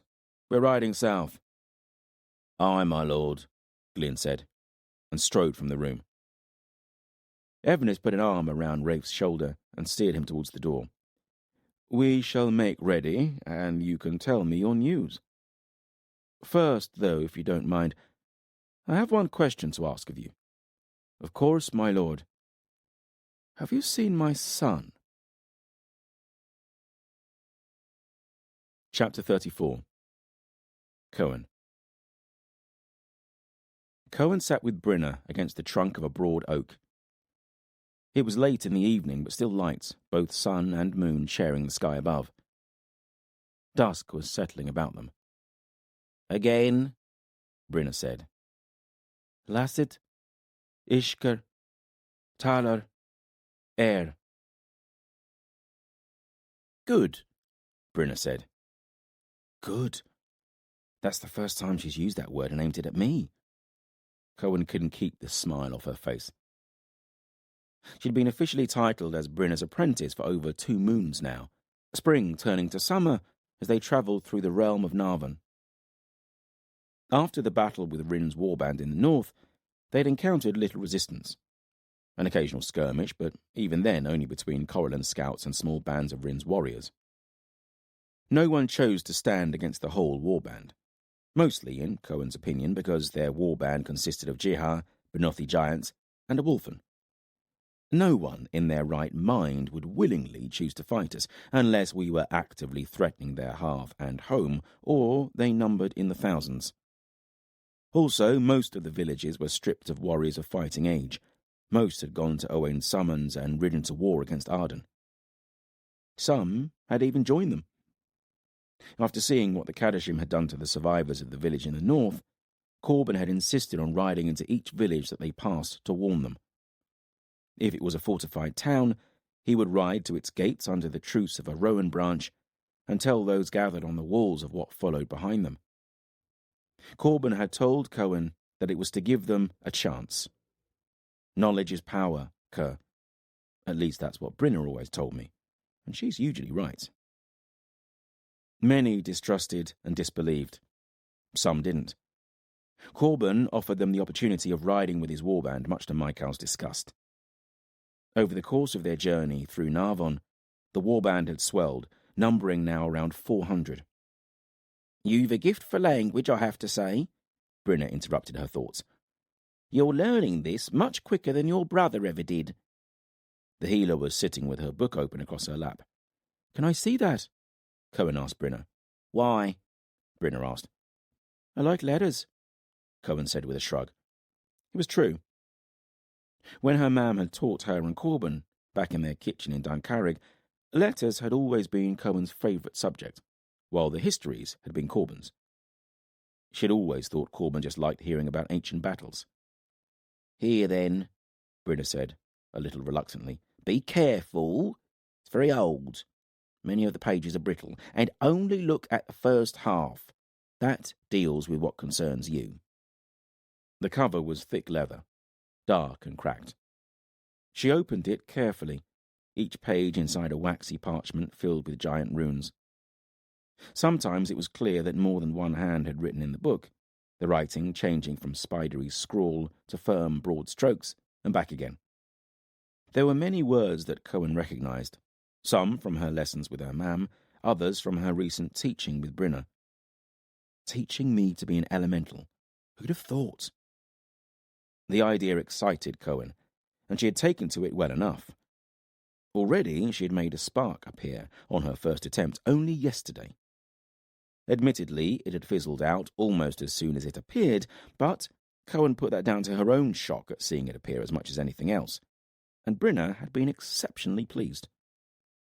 "You see, there is so much to learn before you can really start to put the theory into practice," Brynner said. "Basic commands are simpler, like the one for fire that you tried yesterday. But if you want to shape your commands, exercise some kind of real control, like when we summoned the mist from the river, a mastery of the language is essential. We didn't just make mist from the river, we directed it across a meadow and up an embankment onto the old Giant's Road. That wasn't easy." "Mist? Scary?" Kraft croaked mournfully. He was sitting beside Brynner, every now and then his beak darting into the ground and coming back up with a wriggling worm. His wing was healed now, fully recovered from the attack by the hawk, but he was a different bird. He was forlorn all the time, his mischievous comments replaced with melancholy. And he never flew. Cohen saw him often looking nervously to the skies. A 10 night or so after the attack, Corban had asked Kraft to help in the scouting, but Kraft had become a trembling wreck at the mention of it. Corban had obviously felt so sorry for the bird that he had let it go, and not asked again. Now Kraft always stayed close to Brynner, usually perched on her saddle. He misses Feck. So do I, strangely enough. And I think if I was him, I'd be scared too. She had often seen a winged shape riding the currents high above them. It looked suspiciously hawk-like. It would make sense for Nathair and Calidus to track us, so it could well be the hawk that killed Feck. Brynner leaned forward and scratched Kraft's neck. Farrell appeared and sat down with them, throwing something to Kraft as he did so, something slimy, judging by the noises Kraft made as he consumed it. "Tasty," Kraft croaked by way of thanks. "You're welcome," Farrell said. He unslung his warhammer and placed it on the ground beside him, patting its iron head lovingly, a habit that Cohen had noticed he did almost every evening. Farrell had taken to spending his nights with them. Dath was always out scouting, and Corban was permanently busy. It's funny how we all group together. The Benothi giants are always together, the Jihar, though they seem to be in 2 camps, Tuckel's lot and those who rode with Nathair, led now by Akkar. And us, a small remnant of Ardan. Perhaps Farrell takes some comfort in being around us. We are as close to home as he can find in this patchwork warband. Pages passed, and Cohen turned them quicker, until about halfway through the book, something changed. A new hand took over the writing, for one thing, the runes taking on an elegant flow. Also, diagrams started appearing, strange designs, and the giant runes changed from flowing sentences into something more fitful, appearing almost like lists. Cohen saw the giantish word for blood, fuel, and further down the page, novit. She felt her eyes drawn to the pages, almost as if she was sinking into them. "What does novit mean? Is it enemy?" "Hey," Brynner snapped, making her jump. "I told you not to go so far." Brynner snatched the book back. Cohen held on a moment, then thought better of it and let go. "What's wrong with looking at that part?" she muttered. "First of all, because I told you not to," Brynner said, acerbically. "And secondly, I don't say things without good reason. I'm too old to start wasting my breath." She scowled at Cohen. "Too old?" Kraft muttered. Brynner's scowl gravitated to Kraft. "Sorry," Cohen and Kraft said together. "Apology accepted, just don't do it again." "I won't," Cohen said. "Not when you're sitting right next to me, anyway." She was already desperate to have another look. "Is that Von's book?" Farrell asked. "The one he took from his da?" "It is," Brynner said curtly. "Can I have a look at it?" Farrell asked. "What, with your big sausage fingers? Absolutely not," Brynner snapped. "All right," Farrell muttered. He sounded hurt. Cohen caught him snatching a glance at his hand. He wiggled his fingers. Cohen stood and stretched. The camp sprawled about them, nestled between the fork of 2 streams. There were no fires. There had been none since they had fought the warband in the north, and with the supplies of brot and the summer nights, they didn't really need one. It would still be nice, though. Brynner had occasionally set a fire and boiled a pot of water. When Corban or Tuckel had reminded her that they were in enemy territory and not lighting fires, she had told them it was for making poultices, and informed them that if they didn't want anyone to know where they were, to kill that damned hawk hovering above them all the time. They went away shamefaced. It wasn't as if they hadn't tried, but even the most skilled archer couldn't shoot that high. Brynner had always managed to make her and Cohen a mug of tea whenever she boiled a pot, though. Cohen wasn't complaining. Or telling. Cohen could see Corban skirting the horse's picket line with Michael and Tuckel. As she watched, A handful of riders cantered into the camp, heading for the makeshift paddocks by the stream. Coralyn rode at their head, Storm pacing silently beside her. Further out, Cohen could just make out the shadowy figures of Jihar and giants circling the camp, over a score on guard duty at all times. Since Brynna had asked Cohen to become her assistant, Cohen had stopped feeling so useless. Mostly she helped Brynna in the tending of ailments, ranging from the severely battle-wounded to mundane injuries incurred during the day-to-day of a small host on the march. Sprained ankles, headaches, stomach upsets, stung by something unpleasant, usually with roots or wings. Cohen liked it. She was kept busy, which was important. Spare time usually ended up with her brooding on the death of her mam. And Brynna was a good teacher. As long as I learn something the first time she tells me, apparently she doesn't like repeating herself. Sometimes Brynna's abrasiveness just became too much. At times like that, Cohen liked to throw her knives at something. Today is one of those days. She walked a few steps into the undergrowth that surrounded them, and was abruptly enveloped by a stand of ash and elm. Brynna was still close by, within earshot. She drew one of her knives from the belt across her chest and sighted at a tree.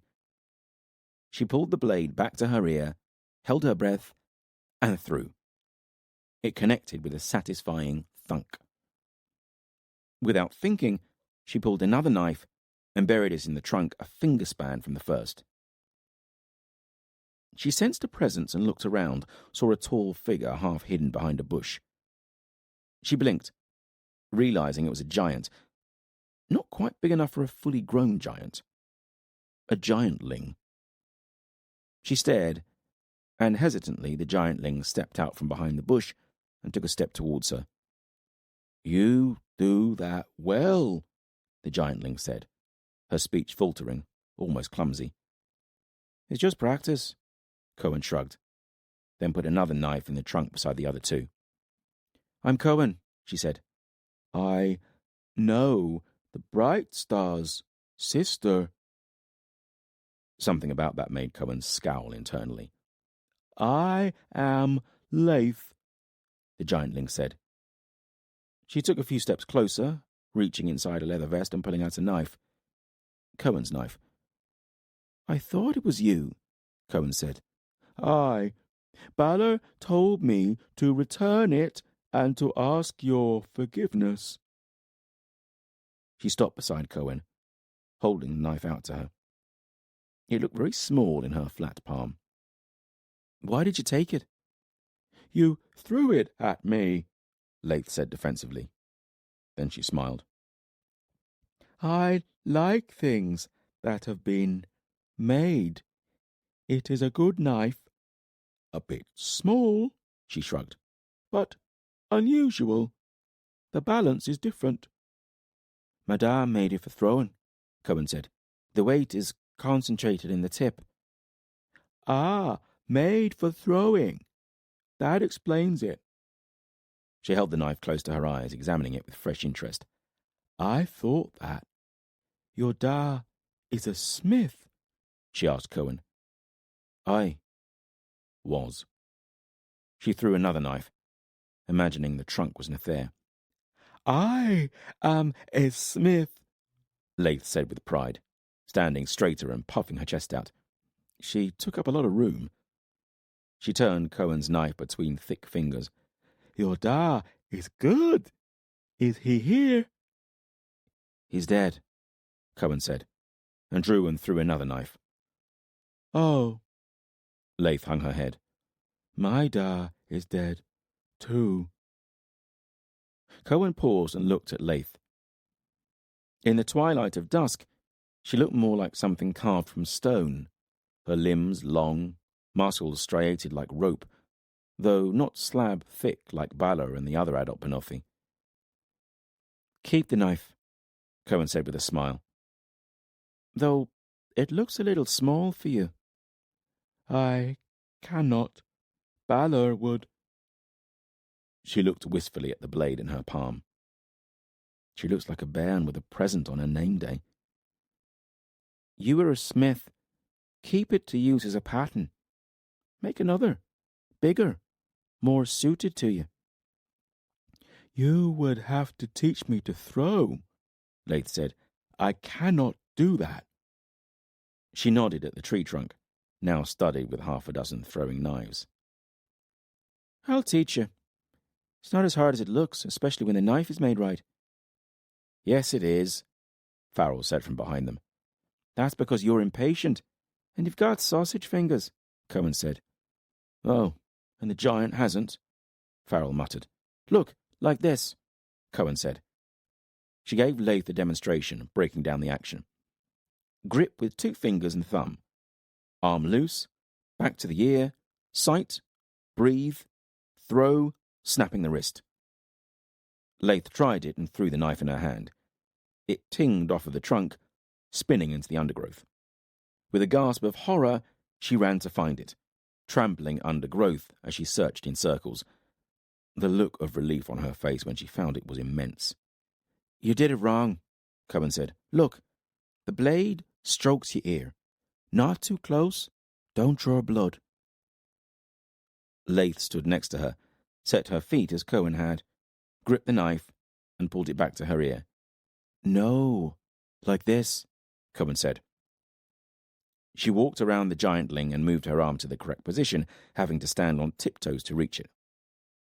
Cohen stepped away and saw that Farrell was standing close by. I always wondered how you did that, he said. You could have just asked. To Lath, she said, Try it now. Lath's arm sprang forwards, and before the knife had connected with the trunk, Cohen knew she'd thrown well. Lath grinned and ran to the tree, Cohen and Farrell following. Oh, Lath said. The knife had almost disappeared, only a finger's width of the hilt protruding from the trunk. Lath tried to pull it out, but couldn't get a grip on the hilt. Farrell tried. He did manage to get a hold of it, but it was stuck fast. Short of chopping the tree down, you'll not be seeing that blade again, he declared. Lath hung her head unhappily. Here, Cohen said, working one of her other blades free. Take this one as your pattern. When we find a forge, make some of your own. Until then, try not to bury it in something inanimate. Lath smiled, her mood turning like a summer storm. Though, I don't know when we'll ever get to use a forge again. There'll be a forge at Duncrin, or Drassel, Farrell said, wherever we're going. Balor One-Eye says that we will see the Darkwood on the morrow, Lath said quietly. The Darkwood, Cohen breathed. She remembered it none too fondly. It was where Ronan had been slain. They'd been courting, and he had been slain by Morcant. Aye, time for the bright star to choose our way, Lath said. What's going on here? A voice said. The 3 of them spun around to see Corban approaching, wrapped in her wolfen pelt and claws as usual. A few of her scouts followed behind her, Dath and 2 Jihar, both women, one young, one old. Corallan's band of scouts had grown to 30 or 40 the deeper they had moved into Narvon. Even some of the villagers that had joined them in the north had become part of Corallan's wolfen pack, as they had taken to being called. Cohen's giving a lesson in knife throwing, Farrell said. You're looking fine this evening, by the way, he added. I look like an unwashed wolfen, Corallan snorted, then ignored Farrell, looking between Cohen and the tree trunk as Cohen pulled her knives free. That's something I'd like to learn, Corallan said. I'd be happy to show you, Cohen told her. The 2 girls had not spoken much since travelling together. Cohen had thought Corallan aloof and disdainful, and in truth, she was also a little jealous of her. She was so capable with a blade, could best many in sparring, and hold her own with most of the others. What would you like in return? Corallan asked her. A trade. Teach me how to use that, Cohen said, pointing to Corallan's sword. All right then, Corallan said, and held her arm out. They gripped and shook forearms. I like her a bit more already. Brenna, I've got a message for you from Corban. He says he would like to speak with you. Corban paused. Oh, did he now? Brynner snapped. Wasn't so long ago I was teaching him what end of a broom to use, and now he's sending for me. He asked me to say please, Corban said, smiling. He was very insistent that I didn't forget that bit. Ah, well then, maybe I will go and see him. Cohen, come on. Me? Of course. You are my assistant, so come and assist. Corban was sitting beside one of the streams with his boots off and his feet in the water. Corban turned to go, but Corban called out to her. Stay a while, Corban, if you would. She hesitated a moment, then muttered, I can spare a few moments, I suppose. You'll kill the poor fish doing that, Brynner said to Corban as she sat beside him, pointing at his bare feet in the stream. Kraft appeared beside Brynner and hopped up onto her leg. Ah, Brynner, I've missed you. Missed me? I've been no more than 100 paces away from you for the last 2 years. You know what I mean, he said, wrapping an arm around her shoulders and squeezing her tightly. He kissed her on the cheek. Cohen thought she saw the edges of Brynner's mouth twitch. I'd be too scared to do that to her. Dark shapes appeared on the far side of the stream, Storm taking form first, her bone-coloured fur seeming to glow in the last rays of dusk. Budai ran beside her, a brindle shadow. Cohen was shocked at how much bigger than him Storm had grown. Budai was tall, his back as high as Cohen's waist, but Storm was a head taller than that, and broader and longer besides. They tumbled in meadow grass together, nipping at each other's fur. You wouldn't think we were knee-deep in a god war, looking at them, Corban said. Ignorance is bliss, Brynner agreed. Corban snorted. Storm leapt the stream in a single bound, circling, then pushing in tight against Corban. She folded her legs beneath her and laid her big head across his lap. He grunted with her weight, but didn't push her off, instead tugging absently at one of her fangs. It was about as long as one of Cohen's knives. Budai followed, not quite clearing the stream and splashing them in ice-cold water. He curled up against Cohen. Dunkadlis, the capital of Narvan, is only a half-day's ride ahead. Balor One-Eye tells me the border of Narvan and Ardan is close, with Andan and the Giants Way only 2 days' ride from Dunkadlis, Corban said. Corlin saw the fringes of a great forest during her scouting. It can only be the Darkwood. He turned and reached a hand out to Cohen, squeezing her hand. He remembers Ronan too. They were friends. In many ways, it feels like the place this all started. When Rin sprung her trap, ambushing Queen Elana, kidnapping you and Edana, Ithan being murdered, Brennan blamed for it. And Kraft found you, lost in the trees, Kraft muttered. That you did, Kraft. You saved us, Corban agreed. Yes, Kraft did. Clever Kraft. Corban stared at Kraft a while. I miss Feck, he said. Kraft miss Feck too. That bird, Corban said. It was Cartula. Ventos' hork. Of course, Corban thought. You're right, she said. It brought a message to Calidus about you. It's been following us ever since Feck, Corban said. We need to do something about that. Calidus and Nathair cannot know our every move. Unless you can fly, I don't know what you're going to do about it, Brynner said. How's your needlework? He asked her. I'll stitch my clothes, Brynner shrugged. How's yours? The same. Mam and Dad taught us both to sew. Mam, our clothes, Dad, leather, boots and the like. Why? I'll talk to you about it after. First, though, it's time for me to choose which way we're going to go. Duncrin or Drassel? Well, what's it to be? Brynner asked him. That's what I was hoping to ask you, Corban said. Oh, no, you don't, Brynner said. Usually, I'd be more than happy to tell you what to do. It's often safer that way. And, of course, I don't mind advising you until all our skin wrinkles and turns to dust. But it's your decision that counts here. I know, Corban said flatly. I'm still struggling with why. Me too, Brynner and Cohen said together. I thought a long time over why I'd been chosen for this. He waved his hand vaguely towards the warband. Why me? A blacksmith's son, no particular ability or influence in our world. He shook his head. I'm still confused about that, Brynner said. But Maquin is convinced, and he is one of the Ben Elim. You should probably listen to him. I know, and I do. I've asked him why me, but that is the only thing he doesn't want to tell me. He usually likes telling me what to do. He reminds me of you like that. I've always liked him, Brynner said. I wish it wasn't me. Not that I don't want to fight. Back in Murias, I saw evil enter our world, and there's no running from it. We tried that, eh? We did, Brynner sighed. No, I understand that, and I will fight Calidus and Nathair until my last breath. But what I don't want to do is lead. So many consequences from every decision, so many lives at stake. I wish it wasn't me. Cohen felt a wave of guilt. Poor Ban. And most of the time I've been sulking that he isn't spending every moment with me. Brynner nodded. But it is you.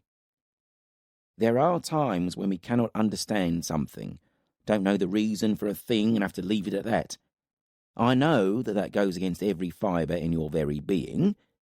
Cohen and Corban both snorted laughter at that. But on these occasions we just have to accept that they just are.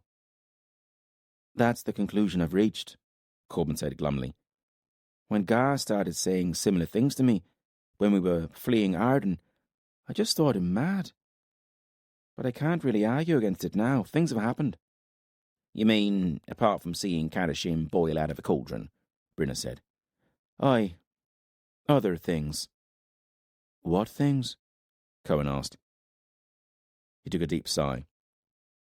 When I was held captive by Rin in Dunvanner, something happened. She did something. Witchcraft. I woke up with her somewhere else. It was the other world. She brought me before the throne of Azeroth. He paused here, staring at the stream a long time. Eventually he shivered and carried on. He told me he'd been hunting for me, and that he was going to cut my heart out. And I thought my time with Nathair was hard.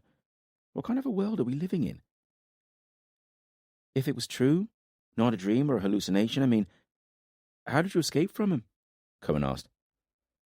Maquin and a host of the Ben Elim smashed their way in and saved me. I saw Maquin as he truly is. He's got wings. Strange and terrifying times we live in, Brynner said. She reached out and squeezed Corban's hand. He smiled at her.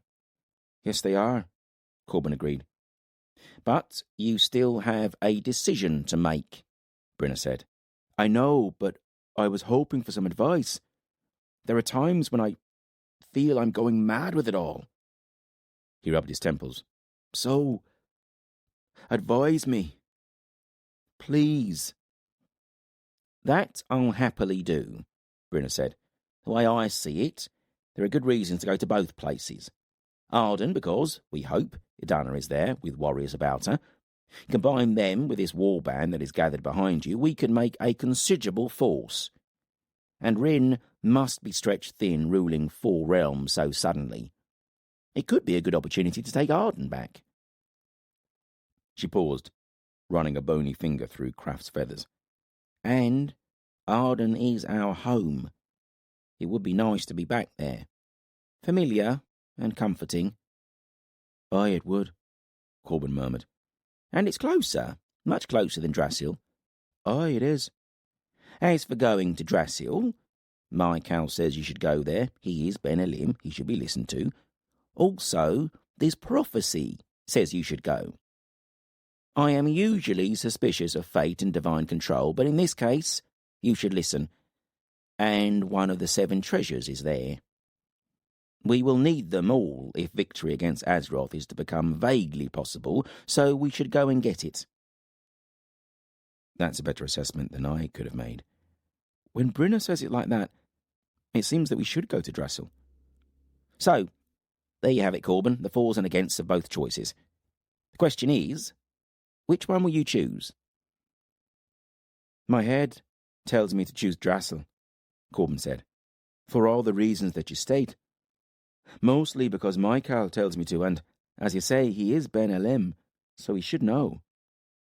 But my heart whispers to me of my oath to Edana. I can't get her out of my mind. There was a loud crack. Coralyn was sitting with two halves of a stick in her hand. She was glaring at it. They all stared at her. After a few heartbeats, she must have felt their eyes, for she looked at them. With a snort of disgust, she threw the two halves of the stick into the stream, then rose and stalked away. "What's wrong with her?" Corban asked. Brynna laughed. Chapter 35. Fidele.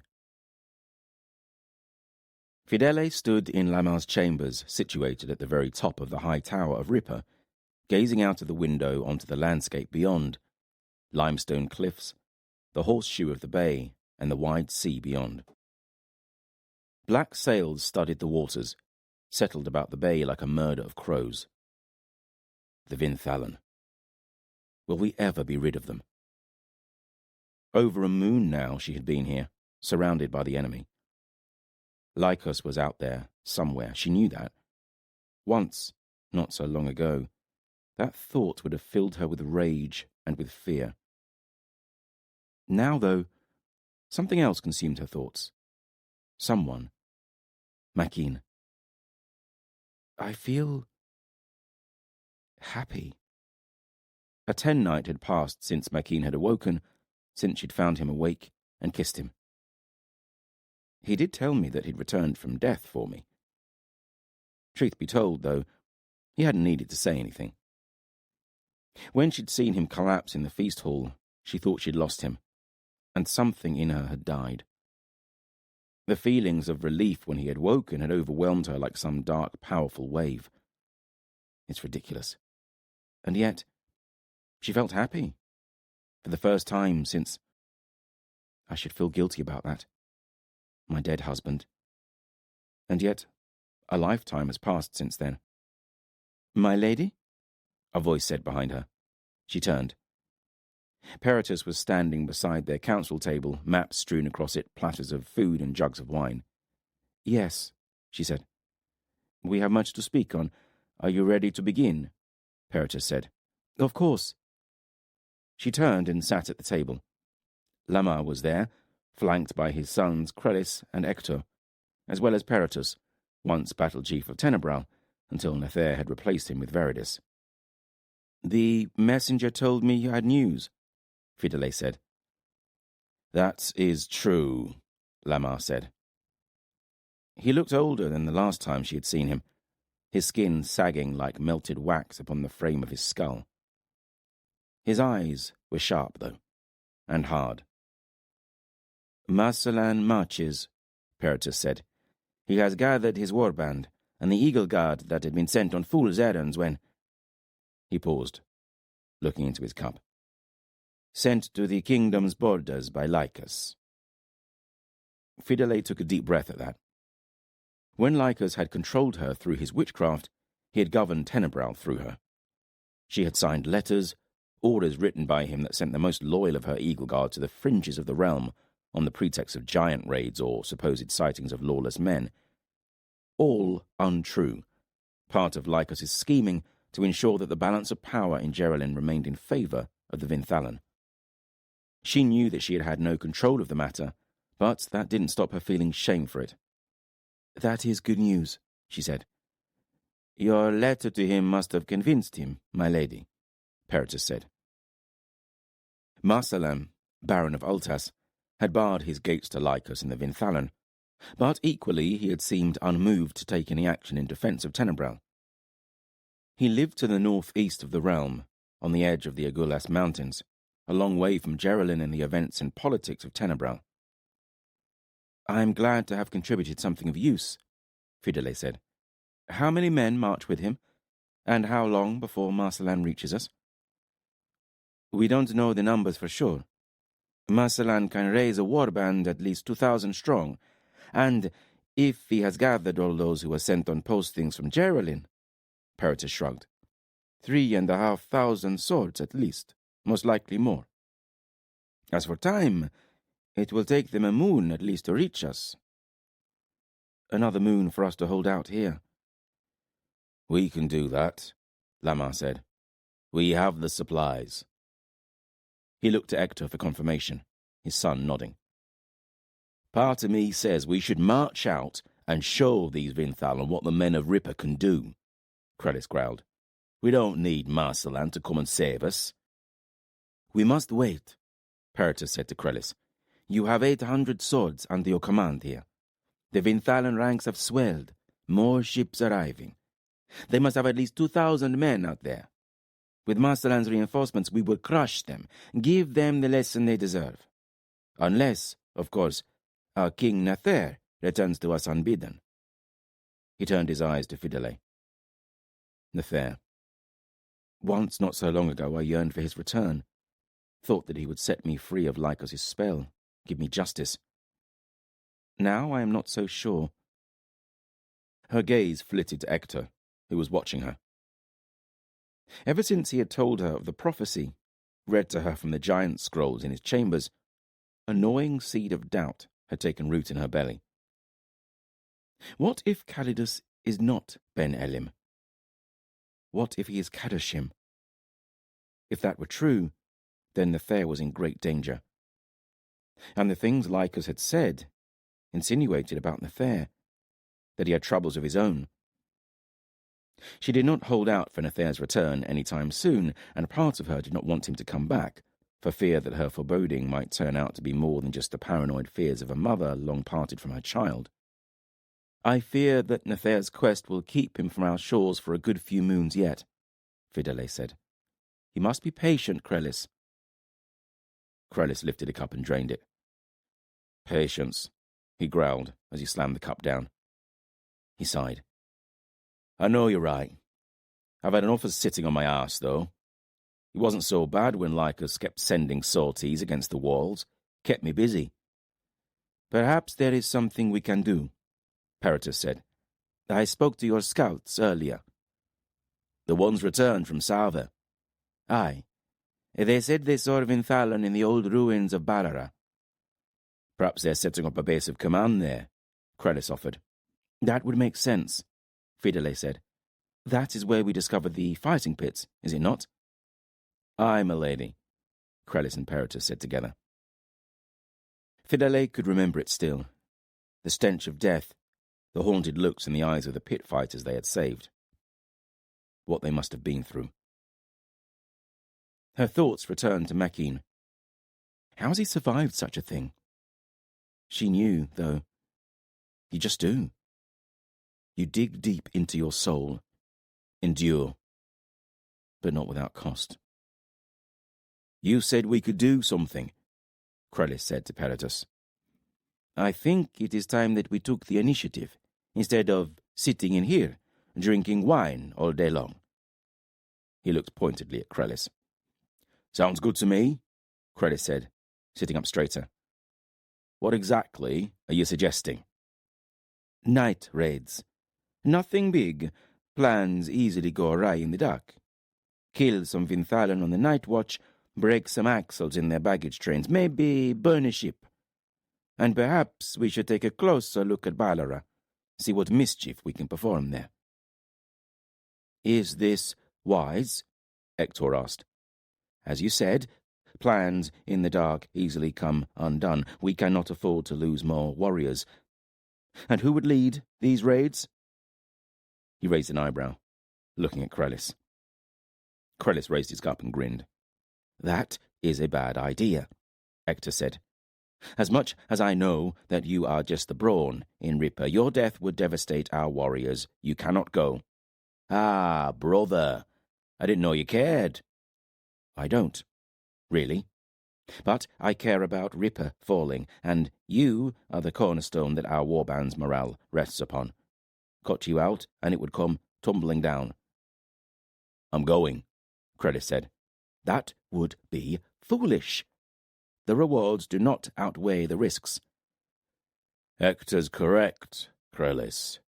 You cannot go, Lamar said. Krellis's mouth twisted, but he held any retort in. Help us plan the raids, Fidele said. Whatever Hector says, I know that you have a gift for strategy. Aye, and you have a gift for diplomacy, my lady. Crellis smiled at her. Fidele passed through torchlit corridors, her footsteps taking her to Maquin's door. She paused outside, a flutter of excitement in her belly, then opened the door. Maquin was standing gazing out of the open window, his back to her. A 10 nights of recovery had put a little meat back on his bones, his frame not quite as gaunt and skeletal as it had been. He wore a plain linen tunic, belted with rope at the waist. She walked up behind him, and he turned, a smile softening the sharp lines on his face. They embraced silently, melting into each other. Footsteps sounded in the corridor and they parted. The footsteps passed by. I feel like a guilty maiden. Maquin smiled ruefully at her, a twist of his lips. There is not much to see out there, Fidele said, looking out into the night. Far below, lights flickered on the bay, pinpricks marking the Vinthalan ships. She knew what he'd been watching. He pulled an oar on a galley like those down there, perhaps even one of them. They had talked much during the 10 nights since he'd woken. He'd told her of his youth in Isiltir, of his kin and friends, of Castel, the Gadre, of Jael and Lycus and everything in between. He had wept when he spoke of Castel, and she had held him, felt his sobs rack his body. And she had spoken of her life, growing up in Geraldine, of Aquilus, how he had lived and died, a man of principle. Of the council, the proposed alliance.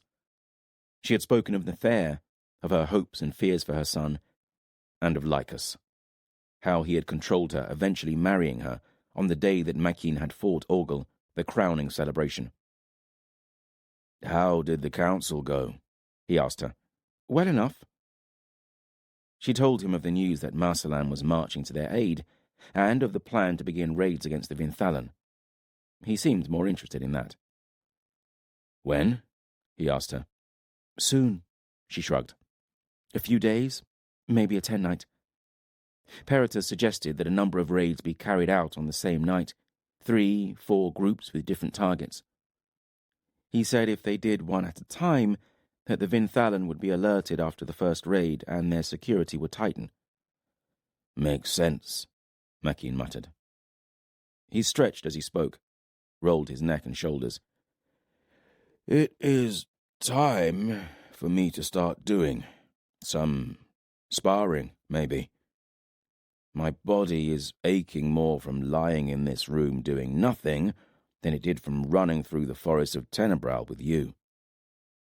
He smiled at her, both of them remembering. It had been often terrifying, always hard, physically and mentally, but now Fidele could not help but look back at their journey from Geraldine to Ripper with a sense of nostalgia. It had been simple then, just the two of them. She was happy now, more so than she could remember, but something was growing in her, a sense of foreboding. There was a tap at the door, a pause, then the door opened. Alban stepped in, the old warrior looking tired but graceful as always. He dipped his head at them both. "And how is my miracle patient?" he asked, moving to check Maquin as he always did, his temperature and pulse, then the wound in his belly, just a slight bump and the silver knotting of a scar upon the skin now. "Restless," Maquin said. "I'm not surprised," Alban said. "Men such as us, lifetime of routine and training, it does not just go away. And it is a good sign, your mind and body telling you that they are ready. We best get you into the weapons court." "Will you spar with me?" Maquin asked him. "You will have to go easy on me." "Ha! I think it will be the other way round," laughed Maquin. Alban smiled at him. "In the morning, then." He walked back to the door, hesitated before he opened it. "You should know, people are talking of you both," he said. Fidele felt her breath catch in her chest. Alban turned and looked at them. His expression was sadness mingled with concern. Go on, Maquin said. War does things to people. Our mortality becomes clear. Will we die today or on the morrow? These questions become foremost in the mind. I have lived in that state for more years than I can remember, Maquin growled. This is no passing fancy. Alban shrugged. I am not your judge, but you should know talk is spreading of the Queen and the pit fighter. You have scarcely left this room, Fidele. I am not a queen, Fidele breathed. You are to them, Alban said, gesturing vaguely about him. The people of Ripper, the survivors, they see you as their queen, at least in Nathair's absence. Fidele drew in a deep breath, standing taller. I have lived in misery, thought that my life was ended, a living hell. And yet, here I am. She felt her hand searching for Maquin, just wanted to touch him. I will not deny myself this. It came to me unsought, but I cannot deny it. You do not have to explain or defend yourself to me, my lady. I am both warrior and healer. I exist in a place where life and death cohabit, where they are bedfellows, only a breath apart. Life should be lived, and what is life without heart and passion? He shrugged. I thought you should be aware, that is all. Thank you, Maquin said. The swords master left the room. Maquin just stared at Fidele. I'll not give you up, she said fiercely.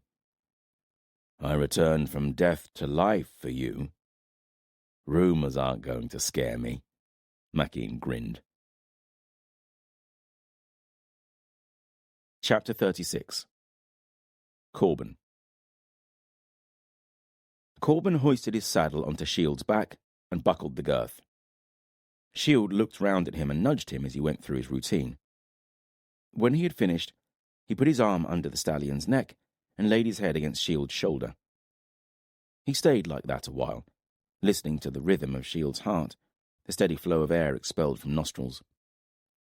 Eventually he stepped back, began picking a knot from Shield's mane. Big day today, he said, and I'd rather be here seeing to you than over there. He glanced towards a group that had gathered at the head of the warband, waiting for him.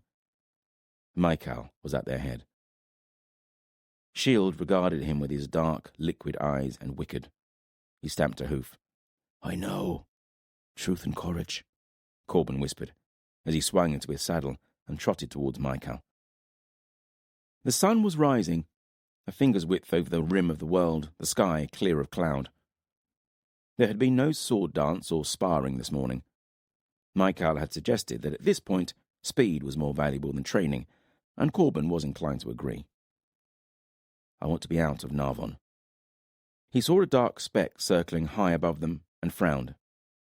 Cartala. We need to do something about that bird. He glanced at his fingers, the tips sore and throbbing from all the stitching he had done last night. He pulled up before Maquin, Tuckle, and Balor One-Eye. The rest of the warband gathered behind them. All were ready to travel, watching him. Balor, will you lead us to Ardan? Corban said. He waited as the meaning of his words settled upon them.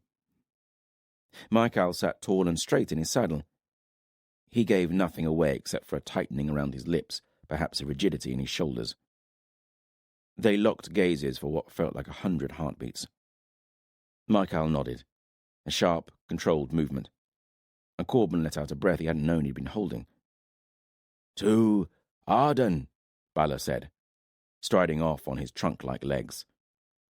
Like a creature rousing from sleep, the warband followed him. Dun Cadlus lies to the east, Balor said to Corban as they travelled through a green-sloped valley. It was Owain's fortress, his seat of power. Rin will likely have a strong garrison there. I thought the same, Corban said. So we need to avoid them. Corlin had already gone ahead with a score of scouts, Dath amongst them. Corban had asked her to search for a specific location for their evening campsite. She had scowled at him as she had ridden away. Did she want to go to Drasil? We will loop wide around the fortress, then rejoin the old road.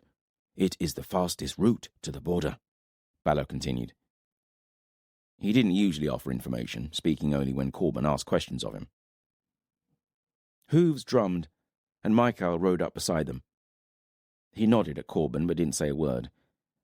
Thank Elyon for that. The leagues passed quickly, and soon after high sun, Balor led them back to the Giants' Road that they had followed virtually all the way from Murias. Dun Cadlus is 10 leagues behind us. The bridge into the Darkwood, 40 leagues ahead, Balor said. The road was in better repair now, and there were more travelling upon it. Ahead of them, Corban saw shapes fleeing down the embankments and heading for cover as they thundered down the road. No one stayed on the road to challenge them. Frequently, Corban looked up at the sky. Every time he found the winged shadow trailing them. He swore under his breath. Amazingly, they encountered no opposition throughout the entire day. As the sun began to merge with the horizon, they crested a ridge, and Corban saw to the south an ocean of green boughs spreading across the landscape. The Darkwood. It was still some distance away, most of a day's ride, the land between dotted with woodland and undulating meadow. To the west, Corban saw hills rolling into mountain peaks. We will not make it today. A black dot appeared on the road ahead, quickly growing larger. Soon, individual riders were visible, 3 of them, and a wolfen loping beside them. Corlin. She'd found a place for camp that suited Corban's request and led them to it, a patch of woodland upon the slopes of a gentle hill, a stream curling along its base. The sun painted the sky pink as they soared to their mounts and secured the area. While all were at their tasks, Corban went to see Craff. Now, Craff, Corban said, and with a flapping of wings, Craff took to the air. It wasn't elegant, the first time that Craff had become airborne since the death of Feck, but it was flying. Craff won't fly, the crow had said, when Corban had sat and begun talking to him. Higher Craff spiraled now, at the edge of the trees, level with the first boughs, then higher, cresting them and bursting into open skies. He circled there a moment. Corban was sure that the bird was looking back down at them, at him. Don't ask him to do this, Brynner had said. It's not fair. He's old. He's been through enough. He's going to come back down, Corban said to no one in particular. Craft didn't. He winged higher, angled his course to the north. I don't want to ask him, Corban had said, but I see no other choice. Corban put a hand above his eyes and peered into the sky, tracking Craft as he shrank to a black dot. We are in a foreign land, enemies all about us. Corlin and our scouts have saved our hides 100 times, but we need eyes in the sky. Craft passed out of sight, and Corban slipped into the tree line, looked back to check that no one was left out in the open. Only Brynner was still standing on the grassy slope, her face pale and anxious. Brynner, come on, Corban called, holding his hand out to her. She gave him a foul look, but hurried under the cover of the trees, refusing to take his hand. Corban looked, saw Balor standing by a tree trunk to one side, another giant to Corban's left. The trees either side of him formed a kind of gateway into the woods. He looked behind, up at the tallest tree, saw Dath's boots dangling down from the highest branches. Dath had the best eyes in the whole warband. Anything? Corban called up to him. Northern, Dath called back down. Corban swallowed. Craff won't do it, the crow had said. Craff, scared, too dangerous, might die. I know it is dangerous, Corban had said to Craff, but it is necessary. Please, help us, Craff. Be brave and do it for us. and you will get first pickings of everything the storm catches." "Everything?" Craft had asked. "Aye, everything." "First pickings? Not last?" "Aye, you have my word." Craft had bobbed his head, thinking. "First pickings no good if Craft dead," the bird had eventually croaked. "You won't die, Craft." "Corban can't say that. False. Promise." "I don't think you'll die," Corban corrected. "Anything," Corban called up to Dath again now. "No, wait. I think I see something. Yes, he's coming." "Just Craft?" "No, the other one's after him." Corban's heart rose into his throat. Brinna edged closer to him. Corban wasn't sure if it was for comfort or so that she would be nearer to kill him if Craft got hurt. Heartbeats passed. "Nearly here," Dath called down. "The other one's almost on top of him." The creaking of branches signaled that Dath had started to climb down. It was just as before.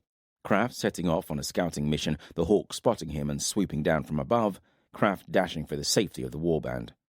Please, Elion, don't let it end like last time. Craft burst over the edge of the canopy, cutting tight to the trees and looping steeply down the slope. The hawk appeared, just moments behind, talons outstretched, wings tucked tight in a steep dive. Somehow, Craft turned, a sharp bank in the air that brought his path around to face towards Corban beneath the trees. Wings flapping furiously, he powered towards Corban.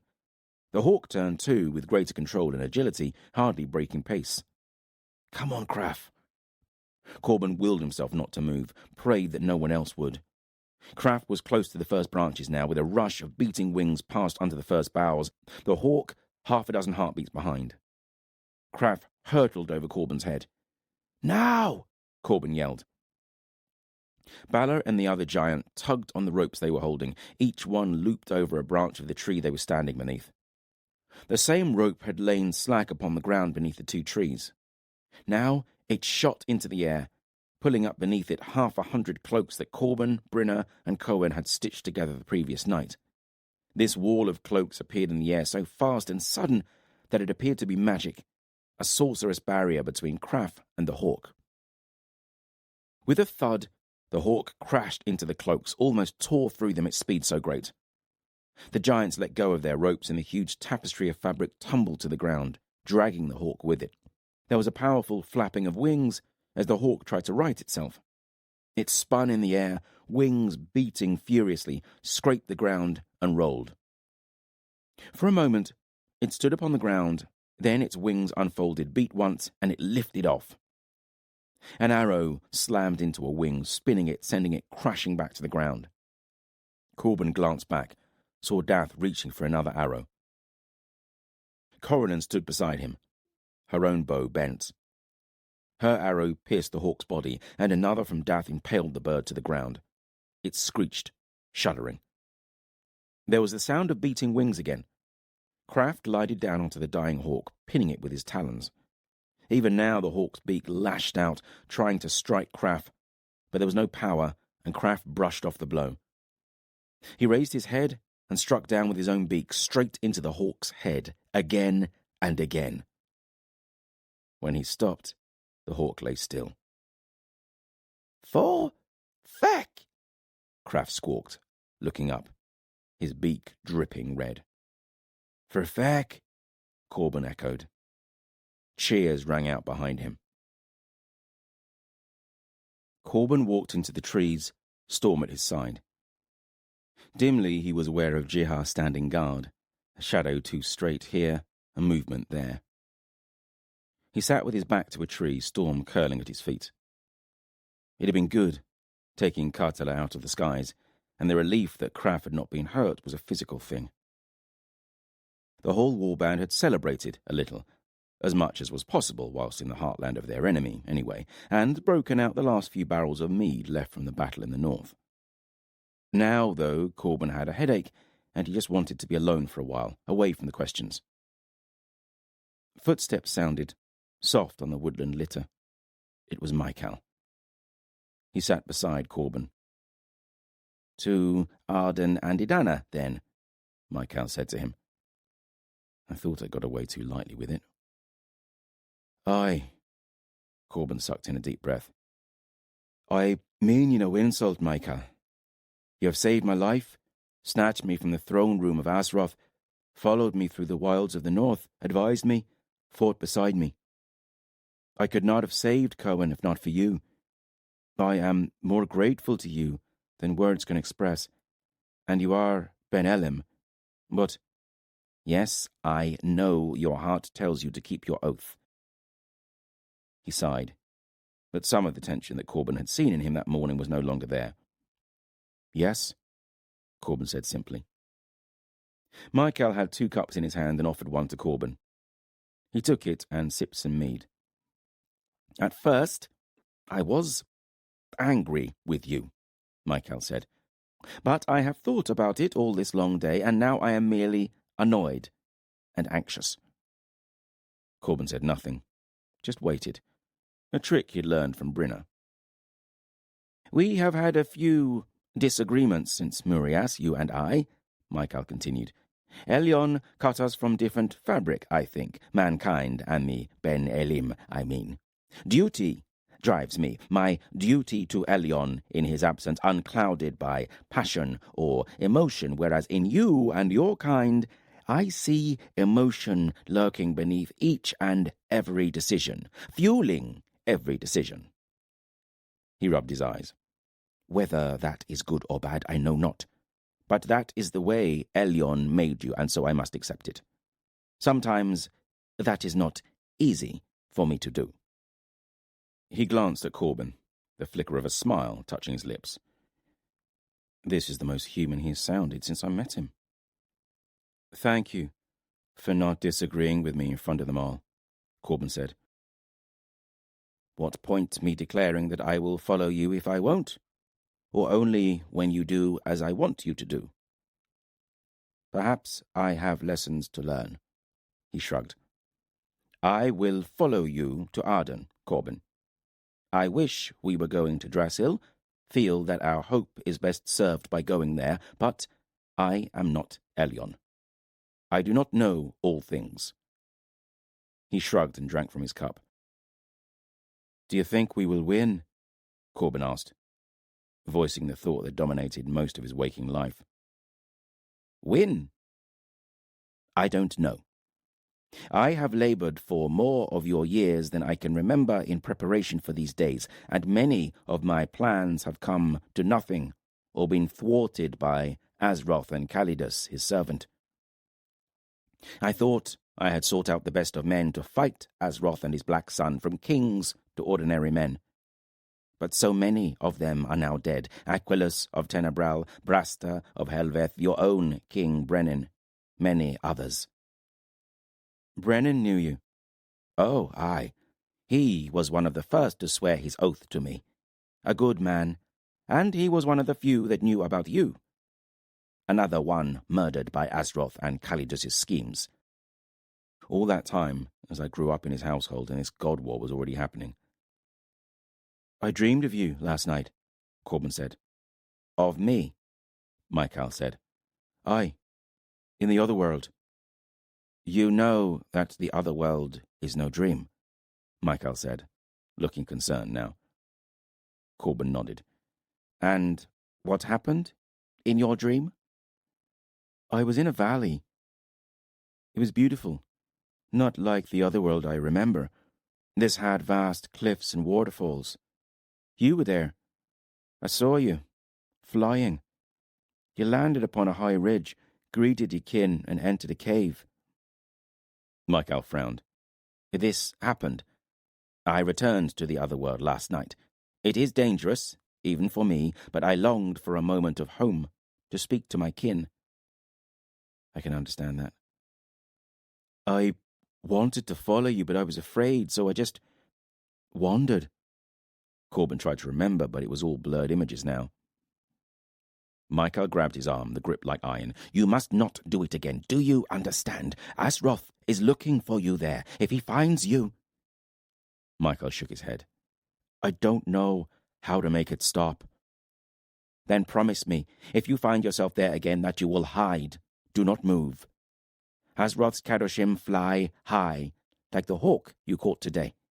They will see you before you see them, and they are not the only dangers in the other world. There are creatures, rogue spirits that would do you harm if they found you. Rogue spirits? Aye. Kin that went their own way would not side with Ben Elim or Kadoshim. They took on new forms, a reflection of their spirits. Some have become savage. He closed his eyes a moment. When he opened them, he gripped Corban's wrist. Promise me that you will hide. I promise, Corban said. Good, Michael muttered, calming a little. How is it that you and Calidus are here, made flesh? Michael looked into his cup, swirled it around. It is part of the prophecy. One Ben Elim, one Kadoshim. Part of Elion's fairness, I suppose. Though Calidus hasn't entirely embraced that aspect. He barked a laugh, then sipped some more mead.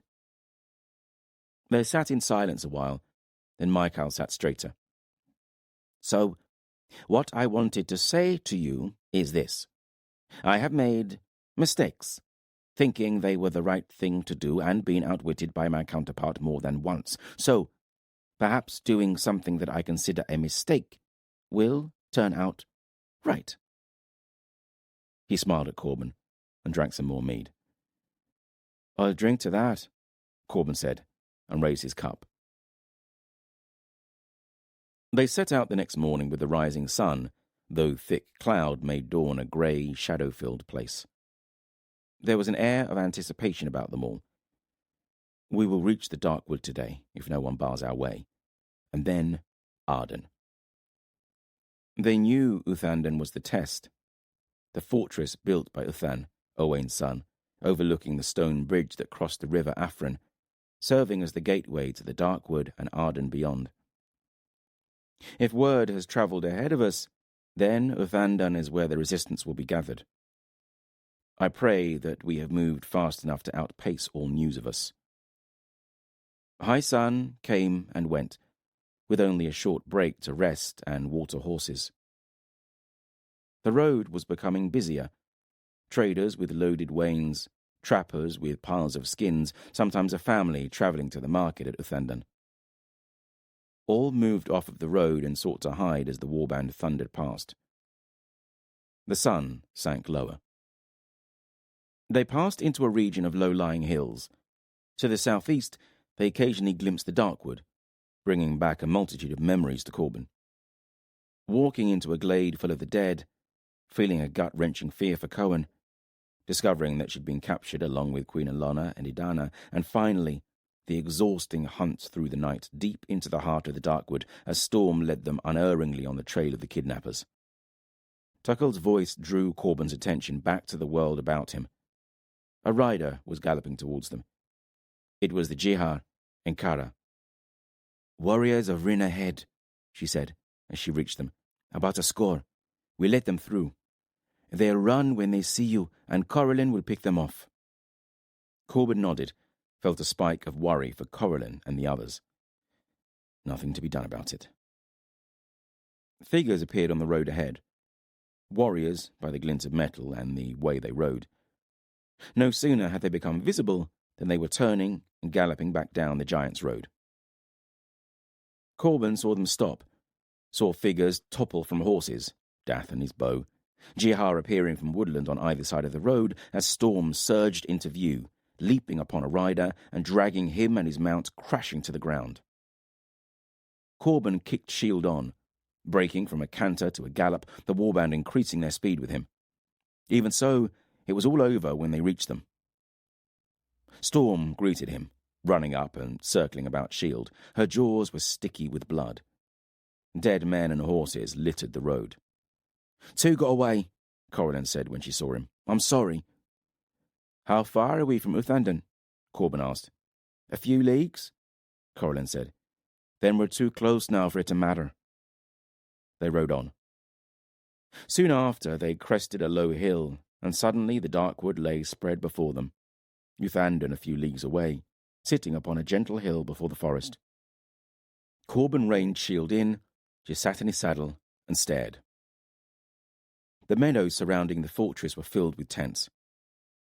Hundreds of them, men moving about like industrious ants.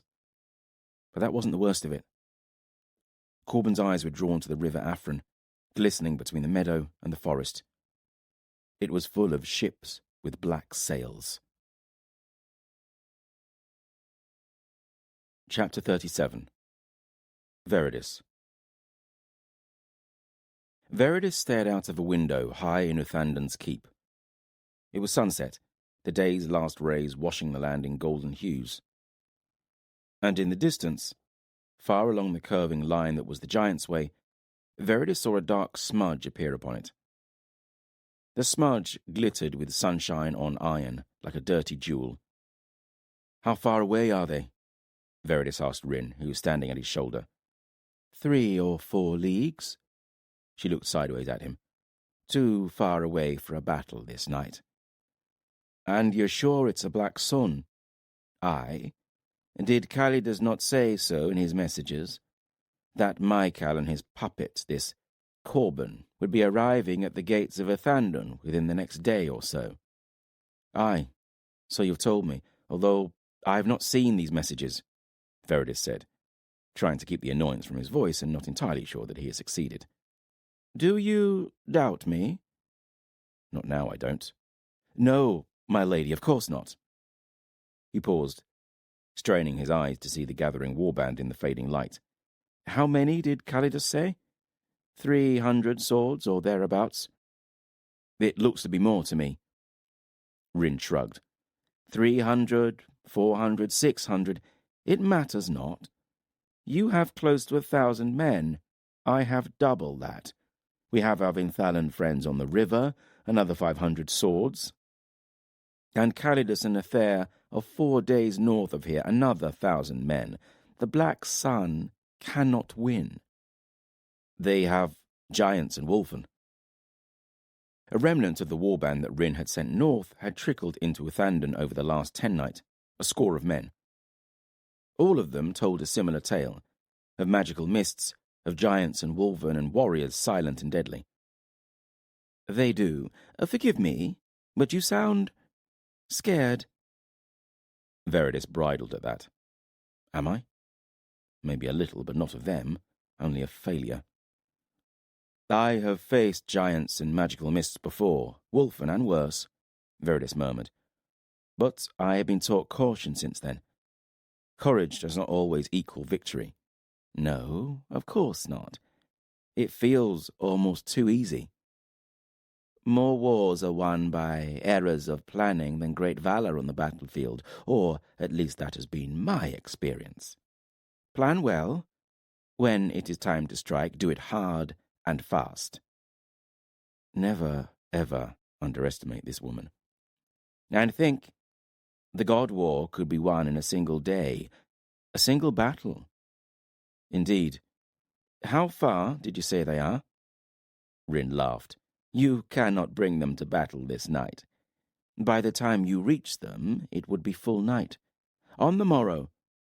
The morrow, Veridis said, the words falling from his lips like a long-awaited promise. He could not suppress a smile. This is all that I have dreamed of, for so long now, to take to the field against the Black Sun. And to win, I hope, she said with a sidelong glance. Aye, and to win. Good. Then it would seem that your dream is about to come true. A smile spread across his face. The sun disappeared behind hilltops, the sky turning to dark velvet as they stood in silence and watched. Campfires blinked into existence where the Black Sun's warband had been, undulating across a far slope like a cluster of stars. They may attempt to slip around us on the morrow, Veridis said, imagining being one of them, seeing his warband and the Vinthalan ships arrayed before them. They might, Rin said, and that would be a shame. Perhaps we should do something to ensure that battle is joined with the rising of the sun. Veridis marched along the hard stone of the Giant's Way. It was cold and dark, the heart of night wrapped tight all about him. There was no sign of Rin's scouts that were apparently ranging ahead, 50 of them leaving the fortress ahead of him, a protective screen picking methodically over the ground for any sign of the enemy. I hope. The tramp of his warband's feet on the giant's way behind did a good job of obscuring his hearing, the only sense that was of any use in this inky darkness. Nevertheless, he strained his ears, trying to pick out sounds from ahead, not an easy task. This was a mistake, he thought, not for the first time since leaving Uthandan's walls. Walking into an ambush was not a pleasant thought.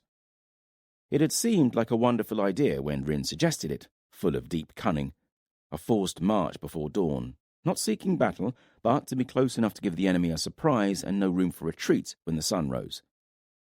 No room for escape. Now, though, all the dangers and potential disasters loomed tall in his mind. What if they can hear us coming and are flanking us even now?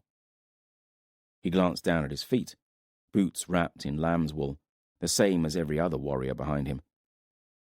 It made a remarkable difference. Usually the tramp of 2,000 warriors on a stone road would have been close to deafening. Still, they were not silent, and every sound seemed magnified in this darkness. We will still win. Cannot lose. Too much is riding on this, and we are meant to win. This is not just another battle. It is the fate of the world. He shifted the shield on his arm, shrugged the weight of his chainmail shirt, loosened his sword in its scabbard, and kept marching. It had taken them almost 3 moons to journey from Duntaris in Dowan all the long way to Uthandan, travelling through 3 realms. Rin had paused along the way, gathering warriors, sending others off to enforce her new sovereignty upon her newborn realm. They had reached Uthandan a 10 night ago, Veridis putting the time at camp to good use. His Eagle Guard had drilled hard every day, working on horn signals from the back to signal frontline switches, or flank strengthening, and a myriad of other manoeuvres, working on the weaknesses of the shield wall, not that there were many. And Veridis' excitement and anxiety had grown daily in equal measure as Rin reported to him of messages that she had received from Calidus. They are close, so close. It will be good to see Nathair again. And he has been successful, captured the cauldron, one of the 7 treasures. He must be overjoyed. Veridis had felt a worry lift from his shoulders that he had not realized was there. It is only a shame that Nathair will not be here to witness the defeat of the Black Sun. He will be disappointed at that. Something drew his attention, a flicker in the corner of his eye, just for a moment. A bone-grey blur. His senses strained as he stared into the darkness. Nothing. He looked back over his shoulder as he continued marching, could make out an embankment that dropped steeply away from the road, but beyond that he saw nothing to confirm that his eyes had seen anything more than a trick of starlight. He marched on, the distant campfires of the enemy growing as they got nearer. Dawn was a sliver of light in the east, the land a uniform grey, punctuated with deep, impenetrable pools of shadow. Muffled hooves drummed behind him. Even they had been bound with fur. Rin drew up before him, Geraint riding at her side. "It is time," she said, her eyes wide and bright with excitement. He felt the same, a night's march doing little to dampen his enthusiasm for the coming battle. "Proceed as we planned," Rin said to him, then leaned in her saddle, reached down and stroked his cheek. "We'll soon toast our victory over a cup of wine." He shivered, and not in anticipation. He knew that Rin had a thing for younger men, and he had no idea how he'd be able to reject her and live. She pulled on her reins and was gone before his mouth could work. His cheek felt hot where she'd touched him. Geraint lingered a moment. "Keep your head down," the older warrior said. Then he was riding away too, back down the road to Rin's warband, close to 2,000 swords spreading wide behind him, a mix of mounted men and foot soldiers. This is it, Veridis thought, emotions swelling within him. "Give the signal," he said, and a warrior blew on a horn 2 crisp notes. Before they had faded, His eagle guard was spilling from the road, forming into 3 blocks facing east. He would lead the first one, the other 2 behind, and together they would become a spearhead of iron and wood, flesh and bone. He marched towards his front rank, glanced at the shield wall to his left, warriors milling, forming lines. He saw Caesar, his captain, leaning out of the front line, looking towards him. They shared a glance, and Caesar touched his fist to his heart, a salute. Veridis returned the gesture, then strode along the front line of his wall. Faces stared back at him, grim and resolute. Many of them he recognized as having stood with him from the beginning, faced the charge of giants and dregs on that hillside in Tarbesh. Nathair's fangs, they had called themselves, named after the drake teeth Nathair had given to each and every one of the survivors. Veridis' hand slipped to his sword pommel, where his drake tooth had been carved into the wood and leather hilt. "Victory or death!" he cried in a loud voice, and tugged his helmet on, hefted his shield, and took his place in the wall. His cry was echoed, a thunderclap in the dawn as his men slammed tight around him. The enemy were camped about half a league away, tents sprawled upon a gentle slope to the east of the Giants' Way, disappearing over the crest of the hill. Their fires were dimming as the sun rose, washing the earth with a pastel glow. Horn blasts rang out, and the shield wall slipped into motion, smooth and practiced, not a misstep that Veridis could tell. They had all removed the fur from their boots, and now their progress was marked by a rumble as they marched forwards. His heartbeat and the marching of feet kept time, helping to calm nerves, giving a discipline to their advance that somehow helped to keep in check the surge of emotions that accompanied battle: rage, fear, doubt. They passed across open meadows, the enemy growing ever closer. Veridis' eyes scanned the hillside, but it was still cloaked in great patches of shadow, the sun rising behind it, making silhouettes of tents and figures and making him squint. Figures stood tall, silently waiting for him. Wise, making camp with the rising sun at your back. But sunlight will not save them. Not this day.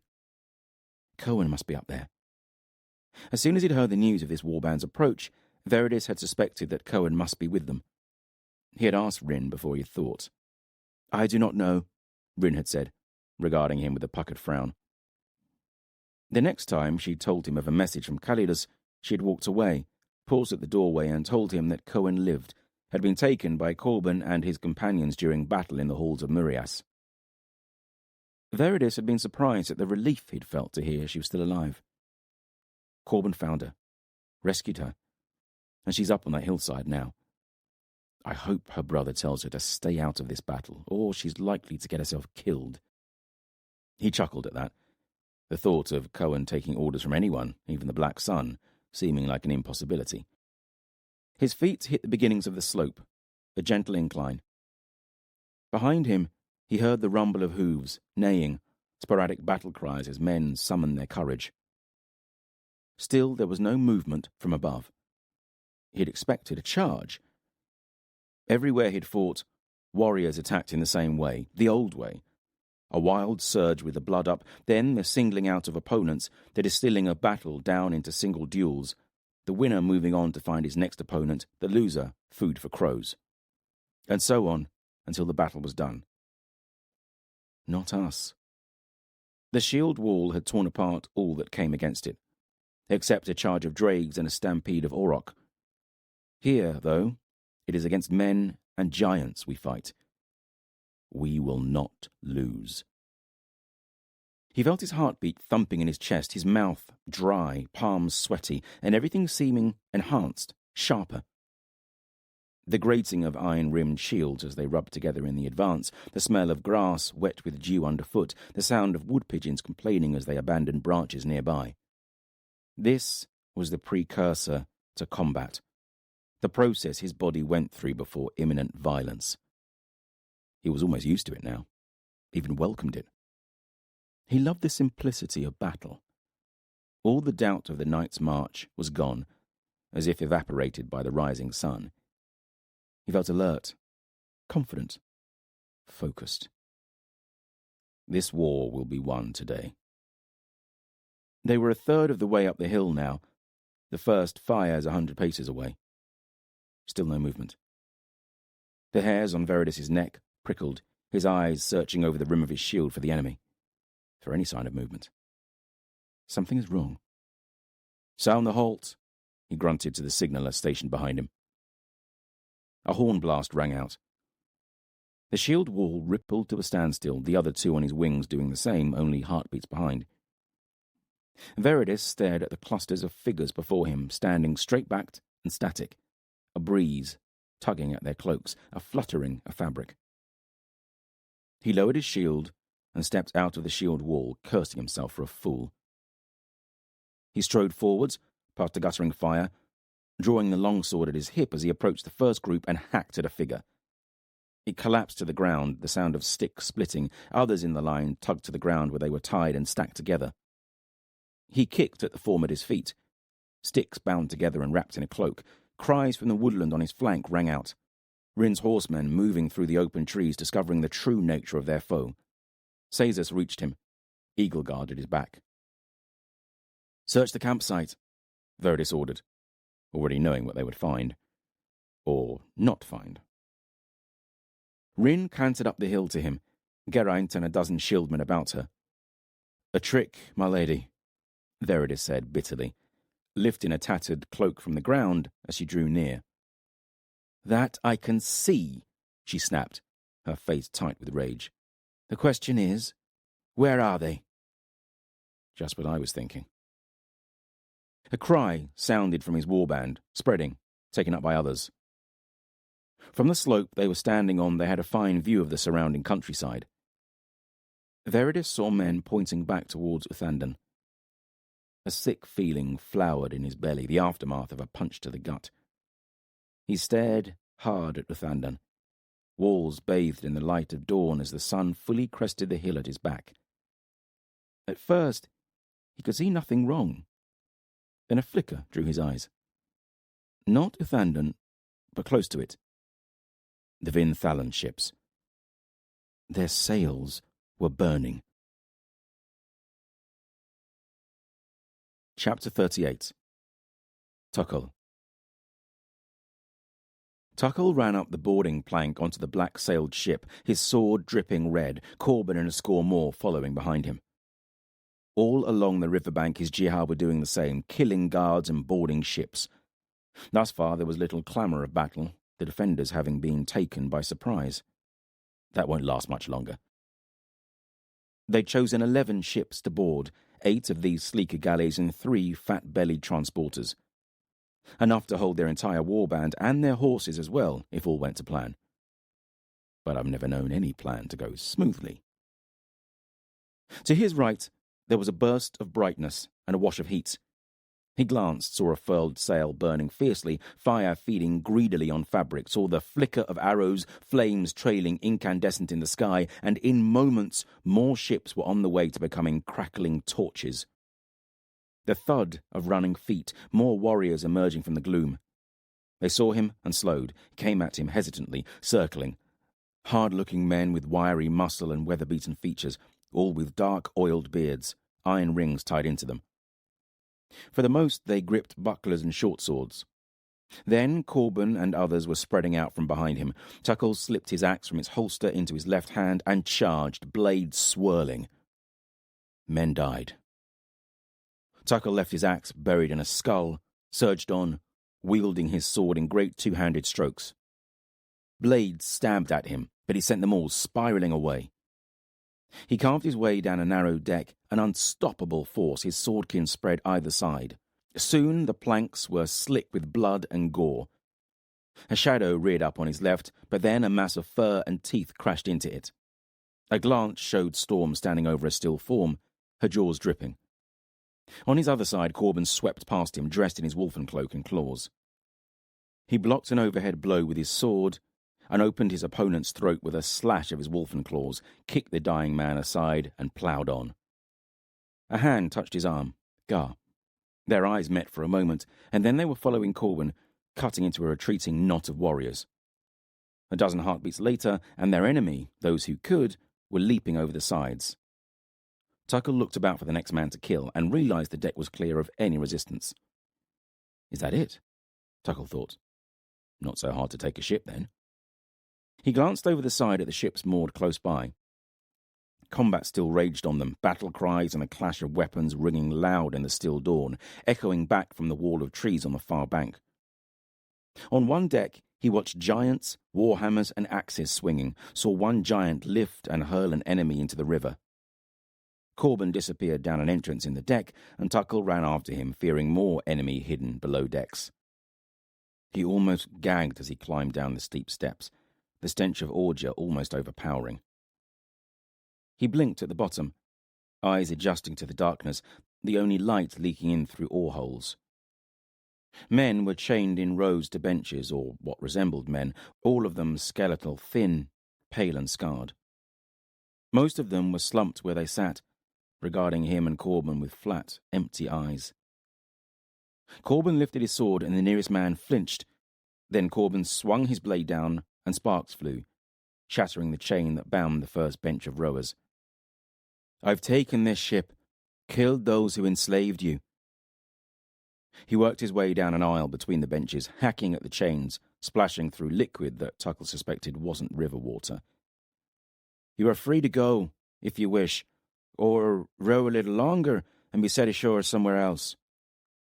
He glanced out of one of the oar holes. "This is not the safest place to be stranded.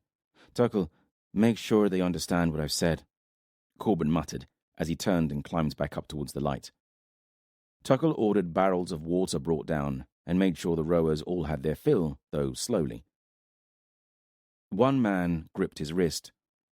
He was short and wiry, with skin that was olive dark, like the men from his homeland in Tabesh. His eyes burned brighter than the others. "What's your name, brother?" Tuckle said to him. "Javed," he whispered after a long pause, as if he was struggling to remember. "Some water for you." Tuckle offered a jug from the barrel. Javed drank noisily. "Is this a Vinthalan jest?" Javed said, water dripping from his beard. "Another entertainment?" "No. You are free, as my lord said." "What's the catch? You'll kill us if we try to leave." Tuckle shook his head. "Leave if you wish. There will be no punishment from us." He peered through the nearest oar hole, heard horns ringing from the nearby fortress. "Though I cannot guarantee the reception you'll receive from them." The man peered through the hole. "You're welcome to stay." "Where are you going?" "East," Tuckle said. "East is not the ocean," Javed snorted. "Now I know you're playing with us." "I speak the truth," Tuckle replied calmly. Javed stared into Tuckle's face.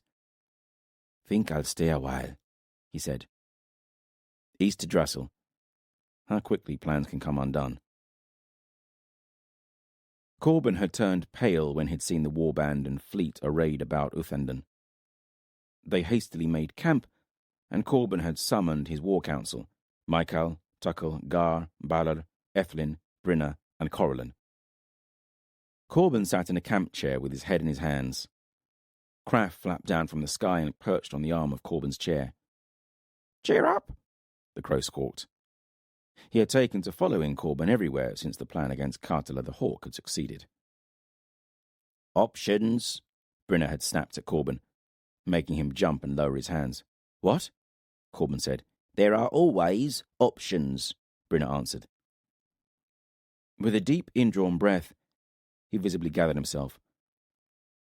"What are they?" he asked. "Fight," a humorless smile. "Not a good idea. There are thousands of them. We're outnumbered." "Run away."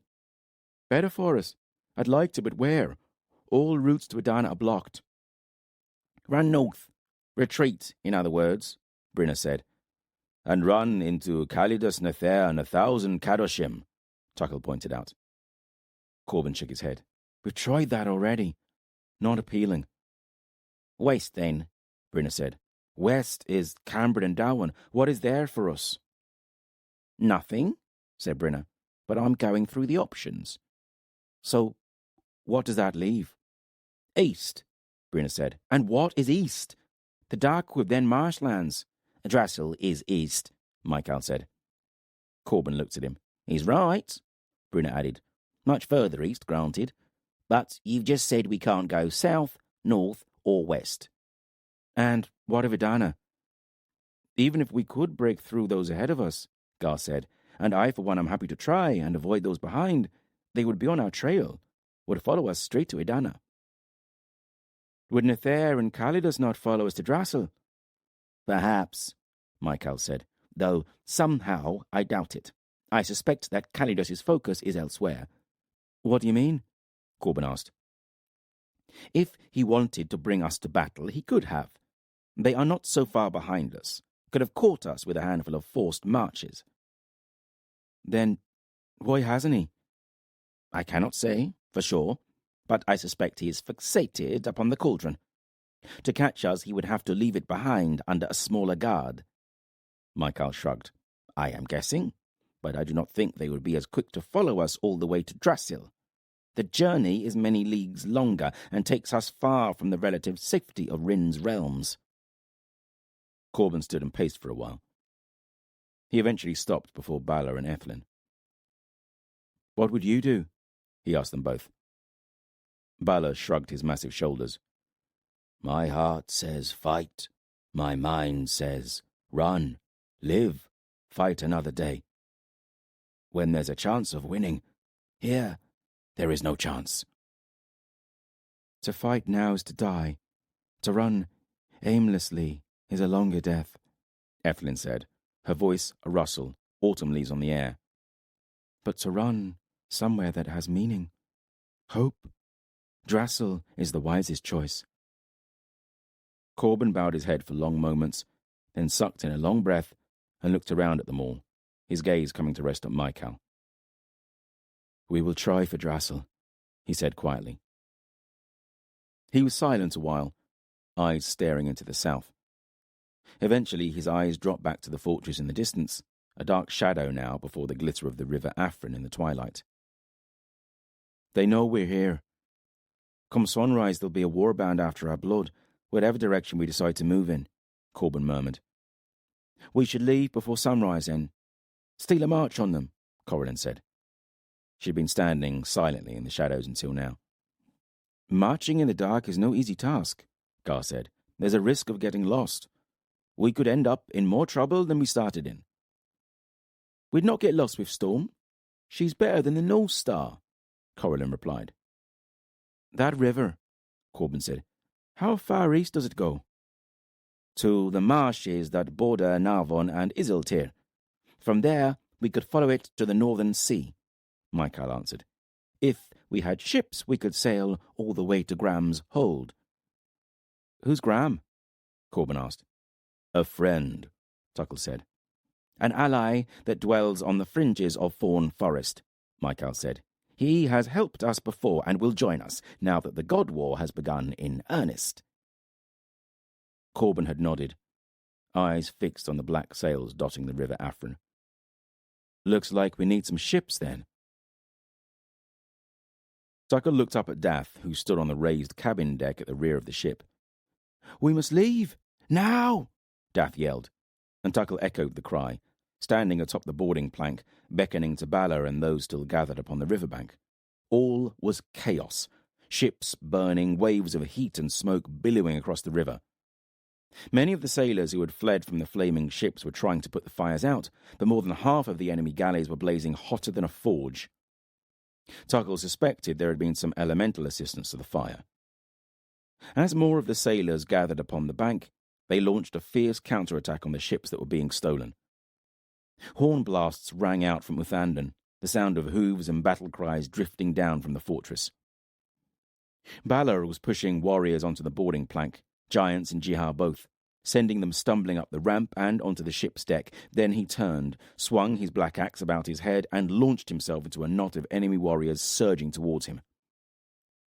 Tuckle saw the first warrior chopped in half, legs and torso flying in different directions, the second taking the iron-spiked butt of Balor's axe in the face, the third losing his head, then smoke billowed about them, obscuring them from Tuckle's sight.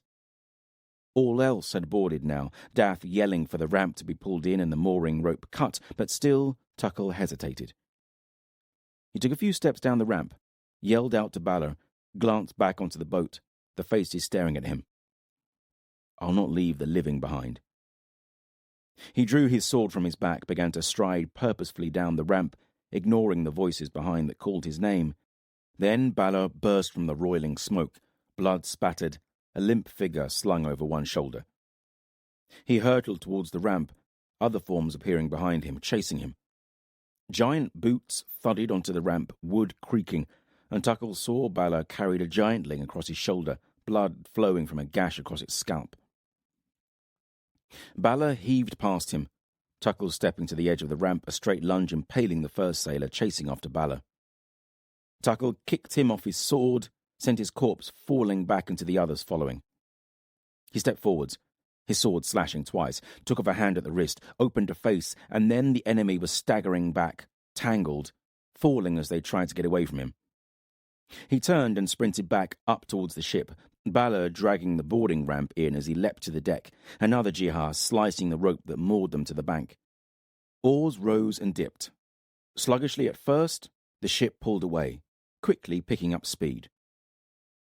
All along the river behind them, others were following suit on different ships. 10 more followed, 7 sleek-hulled like the one Tuckle was aboard, 3 wider, deep-hulled transporters with pot-bellies. The horses had been loaded on them.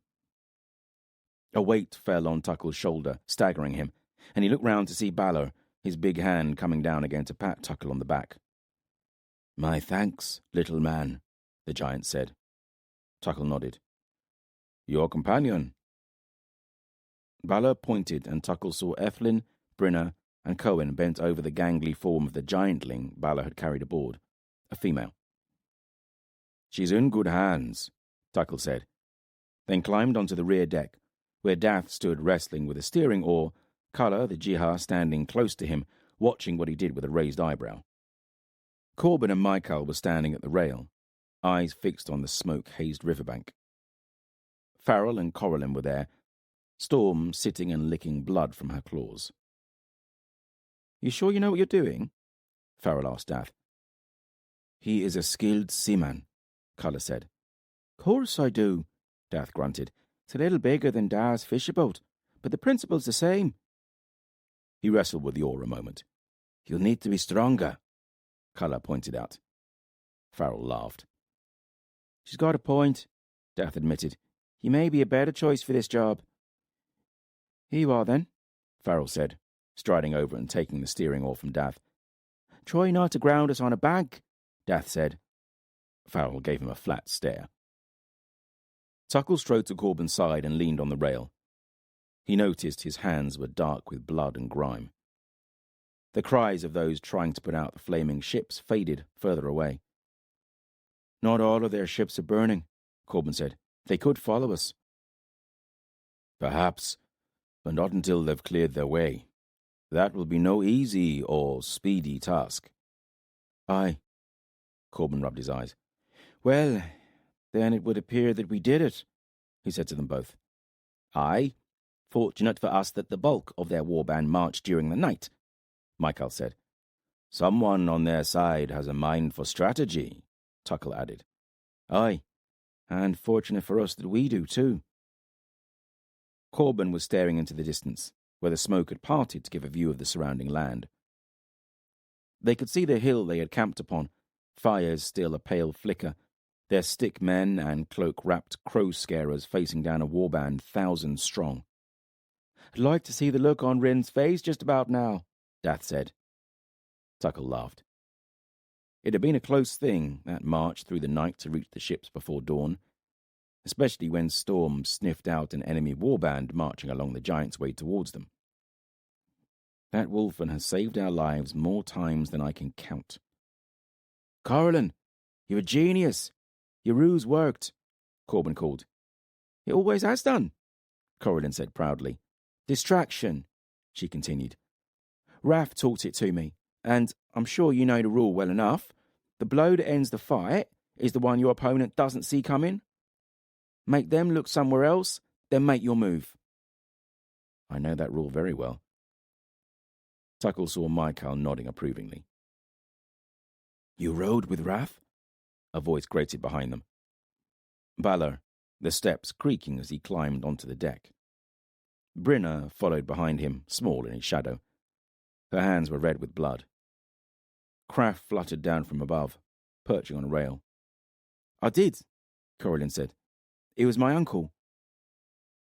Balor's white eyebrows bunched. Did he use that trick against the Benothi? Yes, Corlin shrugged. There was an uncomfortable silence. Balor glowering down, Corlin scowling up. We have put old grievances behind us, Michael said, quietly. The silence continued, then Balor sighed. Aye, he rumbled, and walked away. The ship turned a bend in the river. Ardan disappeared from view. Corban turned and looked ahead, the river winding beneath the trees of the Darkwood. Craft, will you do something for me? Anything? Craft croaked. Brynna raised an eyebrow at that. Find Edana at Duncrin. Tell her we tried, but it was impossible to reach her. Tell her we're going to Drassel. Tell her... He paused, shoulders slumping. Tell her my oath still stands. Without a word of complaint, Craft launched himself into the sky and winged southwards, disappearing beyond the trees. What have you done to my crow? Brynna muttered. Corban stared after him a while, then looked at their course ahead.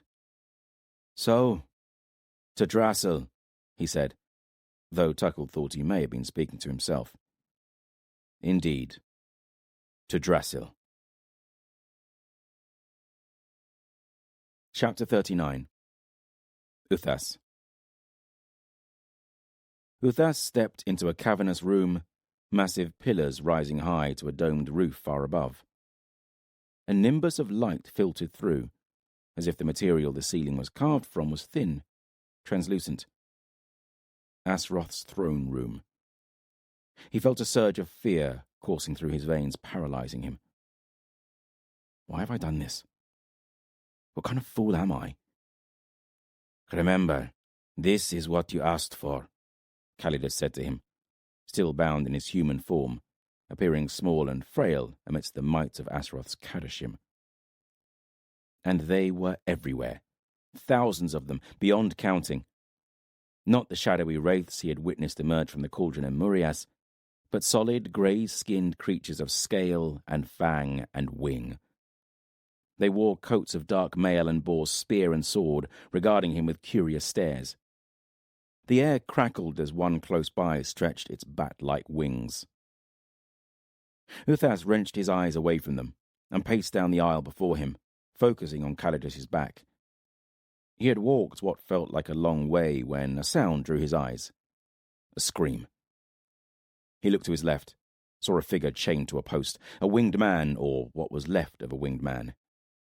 He is Ben Elim. Uthas stopped and stared. One wing of white feathers, stained with blood and grime, hung broken and useless from his back. The other wing was gone altogether, all that was left of it a frayed stump protruding from the Ben Elim's back.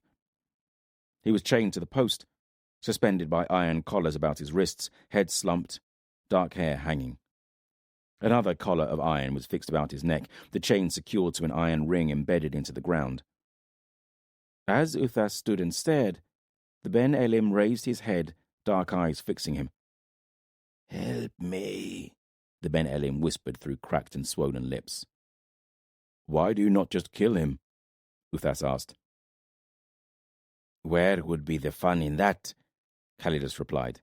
"Besides, life and death are not the same, here in the other world. It is nigh impossible to slay one of Elion's firstborn. They have tried." He shrugged at the Kadashim nearby. "So, we settled for pain." Uthas could not take his eyes away. As he stared, a Kadashim approached the Ben Elim, buried a spear blade into his belly, twisting it. The Ben Elim screamed in agony. "Onwards," Calidus said, and they carried on, the screams fading behind them. Eventually they came to wide steps that stretched the entire length of the chamber. Uthas climbed. At their top saw a figure sitting upon a throne that resembled the looping coils of a great worm. The figure was reclining, a leg draped across one coiled arm of the throne. Asroth. He radiated power, silver hair bound into a single thick warrior braid.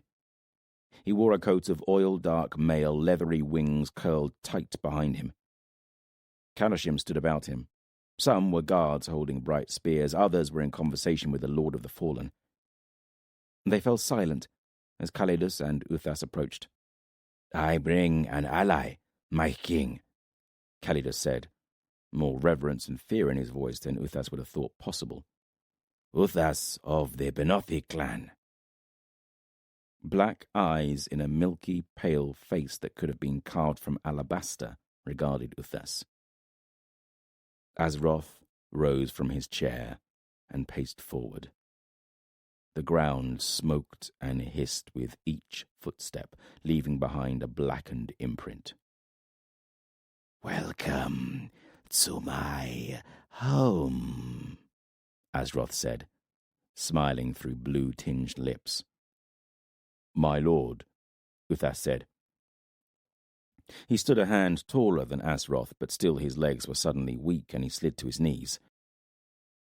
Asroth crouched before him, a broken-nailed finger tracing Uthas's chin, lifting his head so that their eyes met. The ground lurched beneath Uthas's feet. He felt as if he was falling. He did not much care for the sensation. Asroth licked his lips with a black tongue, as if tasting the air. "I know you," he said. "You are mine." "I am," Uthas heard himself say, voice dry as gravel. He remembered vividly when Rin had conjured Asroth through spells and flame. At the time, it had been terrifying and exhilarating both. This time, it was mostly terrifying. "Why are you here?" Asroth asked. "Uthas has information of value to our cause," Khalidus said. "He knows the whereabouts of 2 of the treasures." "That will be most helpful," Asroth said. "They are vital to our campaign. Which treasures?" "The cup and the necklace, my lord," Uthas said. "Neman's necklace," Asroth said quietly. He closed his eyes, dark veins tracing his eyelids. "I remember seeing it about her neck as she fought me." He smiled, opening his eyes. "She had spirit, and you slew her." "I did," Uthas said, feeling both shame and pride flow through him. "So, where are these treasures?" "I am aware of their last known locations," Uthas said. "Not quite the same as where they are now," Asroth said. "No, my lord, but it is unlikely that they have been moved." Asroth nodded. "So, where are these last known locations?" Uthas paused, fighting the urge to speak, to spill the information from his mouth. He clenched his teeth together. "Uthas would ask a reward of you for this information," Khalidus said. "Thank you," thought Uthas. Never had he felt more grateful to someone for speaking for him. Asroth frowned, his alabaster skin creasing like old parchment. "You would bargain with me?" "No, my lord," Uthas uttered. A reward? Ah! Azroth stood and strode back to his chair, his leathery wings wrapping around him as he sat. It is true. I reward those who serve me successfully, and punish those who fail me. What reward do you wish for? To be king of the giant clans, and to rule from Drassel, our ancient home, when the war is won. But your giants are sundered. Even I cannot change what is already done. I ask that they be given the choice in this god war. Those who join your cause have me as their lord, your vassal king. Those that refuse, back to dust. Azroth smiled. That does not seem unreasonable. I agree. If you are successful in your part of the bargain, Calidus must have these treasures in his possession before your part is deemed fulfilled. Agreed? Agreed, said Uthas. Good. Now, where are these treasures? The necklace is in a tomb in the tunnels beneath Duncarrig. The cup was lost in the marshes around Duntaris. I know the location, but I have never been able to search there because it is in sight of the walls of Duntaris. The men of Dowan would have fallen upon us, but now Dowan belongs to Rin, so I would have the freedom to search. Can you find them?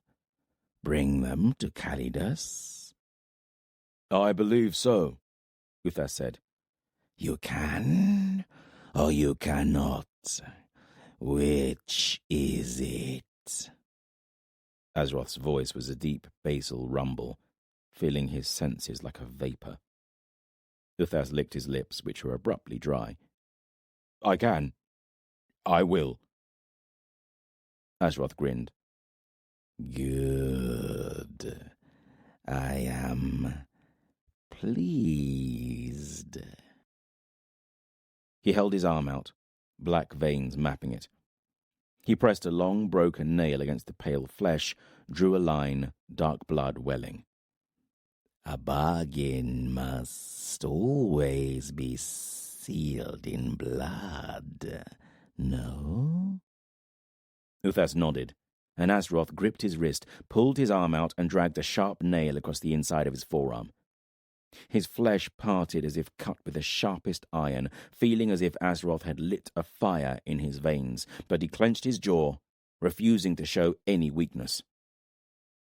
Azroth wrapped long fingers about Uthas's forearm in the warrior grip, their blood mingling. Within heartbeats, Uthas was feeling dizzy, intoxicated.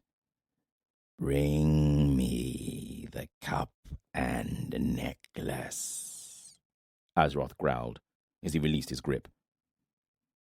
Dimly, Uthas was aware of Calidus leading him from the great chamber, walking out into the pale light of the other world. You must return to the world of flesh now, Calidus said to him. What of you? Uthas said. He blinked, trying to focus.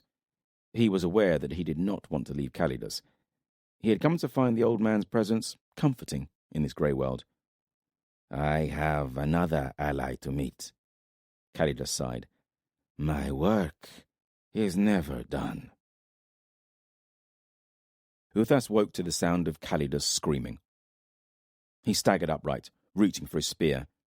His arm throbbed, and he looked down to see a scab of black blood. He blinked and shook his head. For a moment, a vision of Azroth's pale face and dark eyes consuming his mind. Moonlight shone upon Salak, who lay close by, seemingly reaching full alertness before Uthas. Isa was curled beside him. Uthas felt a pang of jealousy but quickly buried it. We find comfort where we can, and in these end days it is rare and often short-lived. More screams rang out, magnified by the darkness. Uthas followed the sounds, Calidus' voice distinct even in rage. And the screaming was soaked with it, not fear, not pain, not even anger, but pure, undiluted rage. As Uthas drew closer, he heard the rasp of a sword drawn, the thud of iron cutting flesh, a wild neighing. Then Uthas saw him. Calidus was standing amidst the paddocked horses that pulled their wains.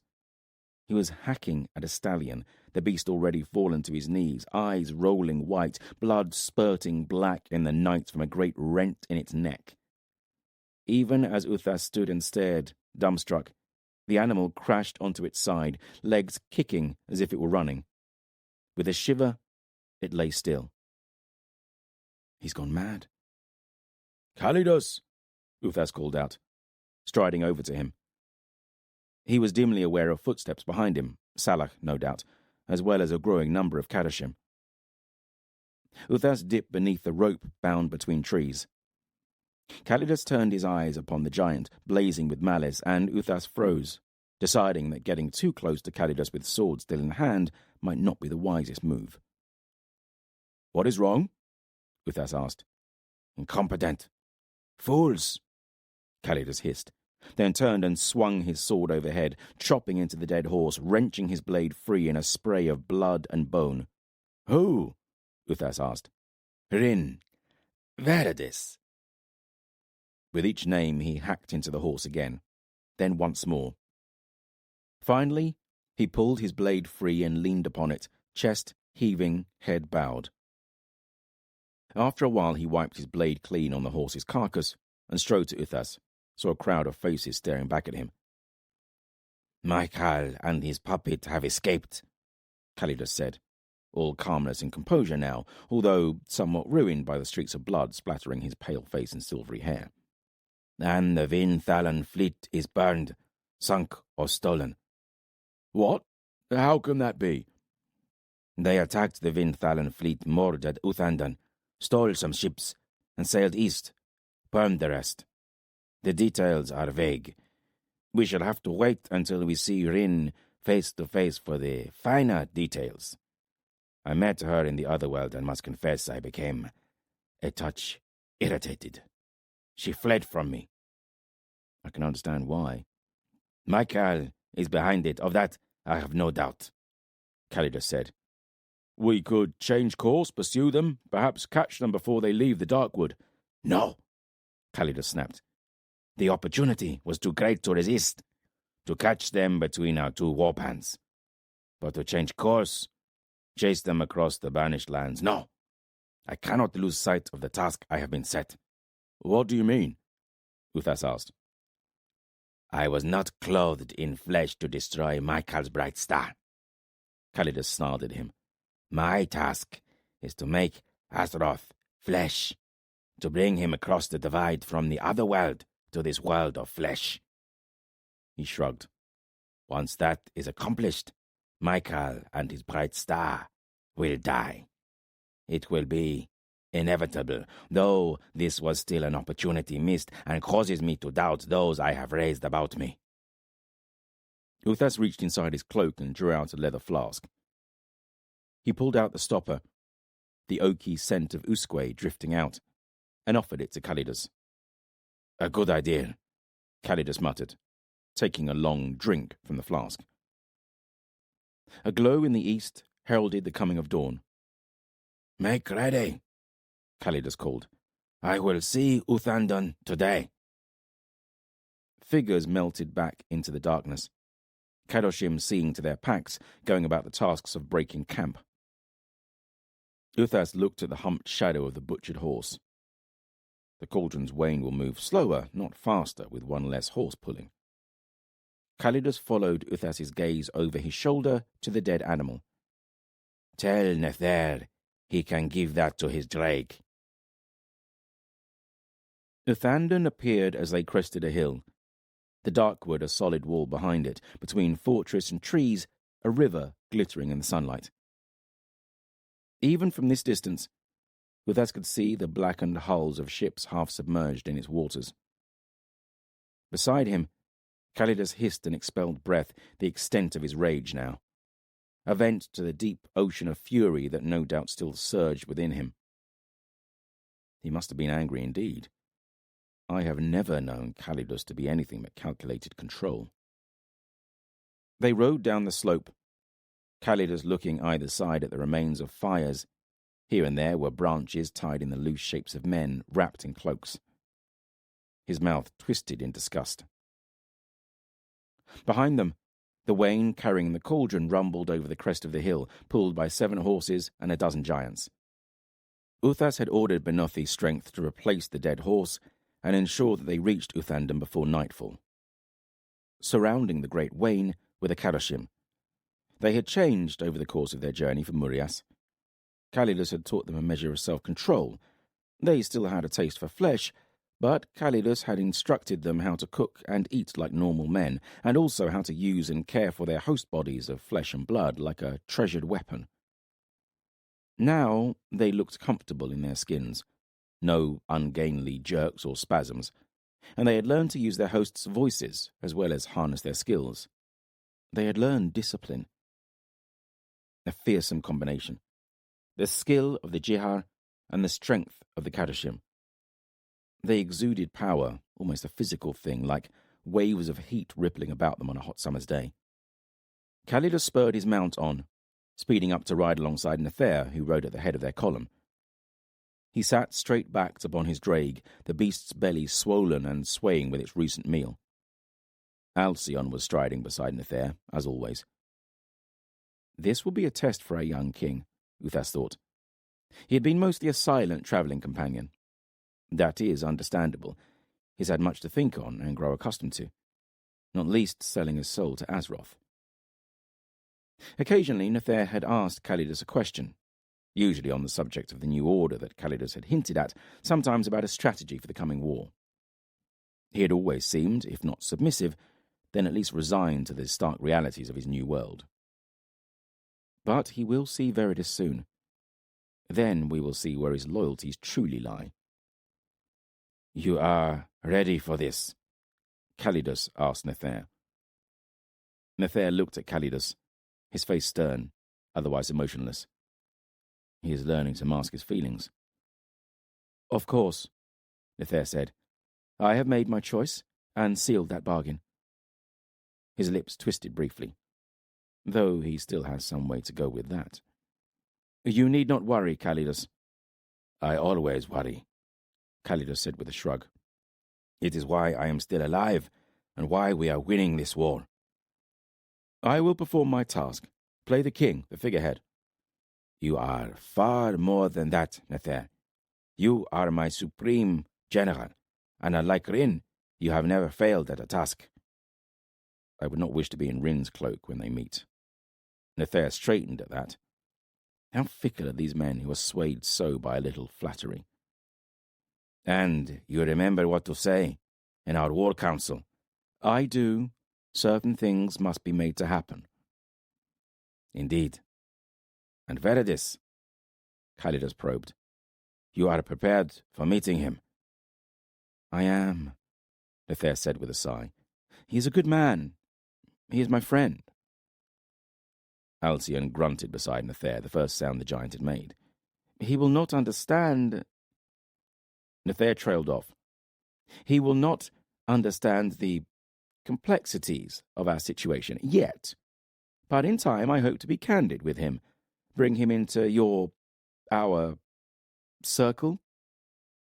It was a question more than a statement, Nathair looking almost pleadingly at Calidus. "Of course," Calidus said. "I am fond of Veridus." Alcyone looked at Calidus, brows furrowed. Uthas watched the giant suspiciously. "And Veridus is a great asset," Calidus continued. "Skilled, more loyal than a faithful hound.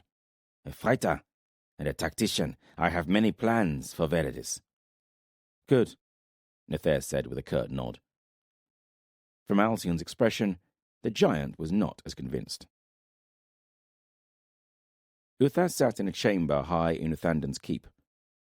Unlike most of the fortresses that served as mankind's seats of power in the banished lands, it was not giant-made, nor stone, just timber and thatch, and so it was cramped and uncomfortable, doors too narrow, ceilings too low. There were no chairs suitable for a giant, and so Uthas and Alcyon stood behind Nathair and Calidus. The Kadashim Sumur was also there, stood a pace behind Nathair, his eyes dark pools in a pale face. The door opened, and Rin walked in, warriors behind her. With a wave of her hand, she ordered them to remain in the corridor. Rin shut the door and sat. She looked tired, dark shadows beneath her eyes. Uthas felt a wave of sympathy for her. She had been many things to him over the years, his enemy, his captor, torturer, saviour, and finally, strangely, friend. But he knew he could not help her now. Calidus glowered at her in a chair. Slowly she raised her eyes and met his gaze. A silence grew. She did not look away. "Well?" Calidus eventually said, his voice breaking the quiet like a whip crack. "We were outmaneuvered," Rin said. "A battle lost, not the war."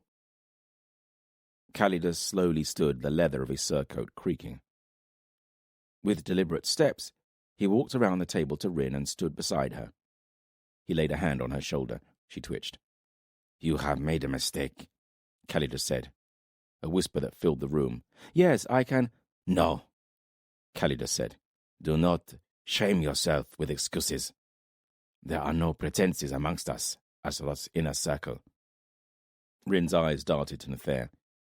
"Yes," Nathair said with a cold smile. "I have been enlightened." "That is good," Rin whispered. "It is," Calidus agreed. "What is not so good is letting Michael and his bright star slip through your fingers and allowing my fleet to be destroyed. Ships that were to take us, take the cauldron, to Tenebral." After a long silence, Rin finally spoke.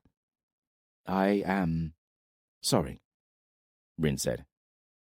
Uthas saw her shoulder twitch again beneath Calidus's hand. "I am sure that you are," Calidus said, his voice calm, matter-of-fact. "But good intentions alone will not win us this war." He muttered. His hand upon Rin's shoulder moved, fingers contracting, a black mist flowing from his palm, slipping about Rin's throat like a dawn mist, heavy and slow. Rin gasped, her mouth opening wide. "Do not try to speak," Calidus said, calm as before. "You'll only find that you cannot. Only listen." He bent close, lips almost brushing her ear. "Azeroth rewards, but he also punishes. Faithfulness is good. Faithfulness and success is better. Failure, on the other hand." He took his hand away from Rin's shoulder. The black mist coiled within his grip, looped about her neck. He clenched his fist, the mist contracting. Rin's hands grasped at her throat, passed through the mist, clawing her own flesh. Her eyes bulged, flesh turning red, then purple. She threw herself about in the chair, but Calidus wrenched her back, put a hand in her hair, and twisted, holding her still. "Never, ever fail." There was a knock at the door, and Calidus stepped away from Rin, opened his palm, and with a hiss, the black mist evaporated. Rin collapsed to the table in a fit of coughing. Calidus walked back to his seat, adjusted his cloak, then sat. "Compose yourself," he said to Rin, who pulled herself upright in her chair, dragging in deep breaths. Slowly, the rise and fall of her chest calmed. "Enter," Calidus called out. The door opened and Veridus stepped in. He looked solemn, almost guilty. He feels the shame of defeat also, Uthas realized. Nathair stood as Veridus entered the room. At the sight of Nathair, a grin broke across Veridus's face, and Nathair smiled in return, the expression looking out of place on his face. That is a deep and genuine friendship. I have not seen Nathair smile since before Murias. Veridus took a few long strides and dropped to one knee before Nathair. "My king," Veridus said. Nathair stood there, looking down at his friend in silence, his smile slowly fading. A shadow crossed his face. He glanced at Calidus, adjusting his expression to cold inscrutability, and then he put a hand on Veridis' arm. And now we shall see how deep your oath to Azeroth is rooted. None of that, old friend, Nathair said, pulling Veridis upright. The two men embraced. Veridis took a step back, looking into Nathair's face. He frowned. From the corner of his eye, Uther saw Calidus' hand slip to the hilt of a knife at his belt. Chapter 40. Veridis. What's wrong? Veridis asked. At first, Veridis had been focused only on Nathair, consumed with a sense of relief that always flooded him whenever he was reunited safely with his king. But as that started to melt away, he became aware of something else. There was a tension in the room, the air heavy with it. Rin was sitting with eyes downcast, Calidus straight-backed, lips a tight line beneath his close-cropped silver beard. Sumur and Uthas the Giant were shadows outlined by sunshine through an open window. And Nathair, he looked gaunt, a strain in his features that spoke of more than weariness at the end of a long road. Wrong? Nothing, Nathair said. We have the cauldron, a dream of many years fulfilled. He smiled, but to Veridis' mind it looked weak somehow. Empty. The cauldron. After so much. The dreams, the planning, the hardship. Veridis smiled in return. I have known for a while. Rin has received messages. It is wonderful news. Aye, it is, Nathair said. And yet I expected something else. What? He should be overjoyed. This does not seem like the focused, determined man whom I left on the borders of Down. You look weary, Nathair. But there is more, I think. Uther shifted behind Nathair. We have endured hard battles, a long road, Nathair said, and I find that I have completed a quest only to realize that it is the beginning of another one. He looked about the room, eyes lingering on Calidus before they returned to Veridis. I am weary, but you are right. There is more. He paused again, just stared at Veridis for long, silent moments. I am disappointed in you, Veridis. You had a chance to end this. The Black Sun, with only a few hundred swords about him, and you let him escape. This is the first time that you have failed me. And now it feels like the battle against the Black Sun is only just beginning, a long road with the end far from sight. Veridis felt each word like a blow, a knife punching into his belly and twisting with each new syllable. Veridis dropped his eyes, shame coursing through him. I know. It could have been over. He shook his head, eyes filled with shame. I let them get away. You did. We expected more from you, Calidus said. But it is done now, Veridis, no changing it, Nathair said. An opportunity missed, aye. We will fight on. Replace me, Veridis said. No, that is the coward's way out. Nathair's voice was harsh, harder than Veridis had ever heard, and more painful than lashes across his back. He gripped Veridis by the shoulder. You've made a mistake. Do not make another. Never. Death first, Veridis assured him.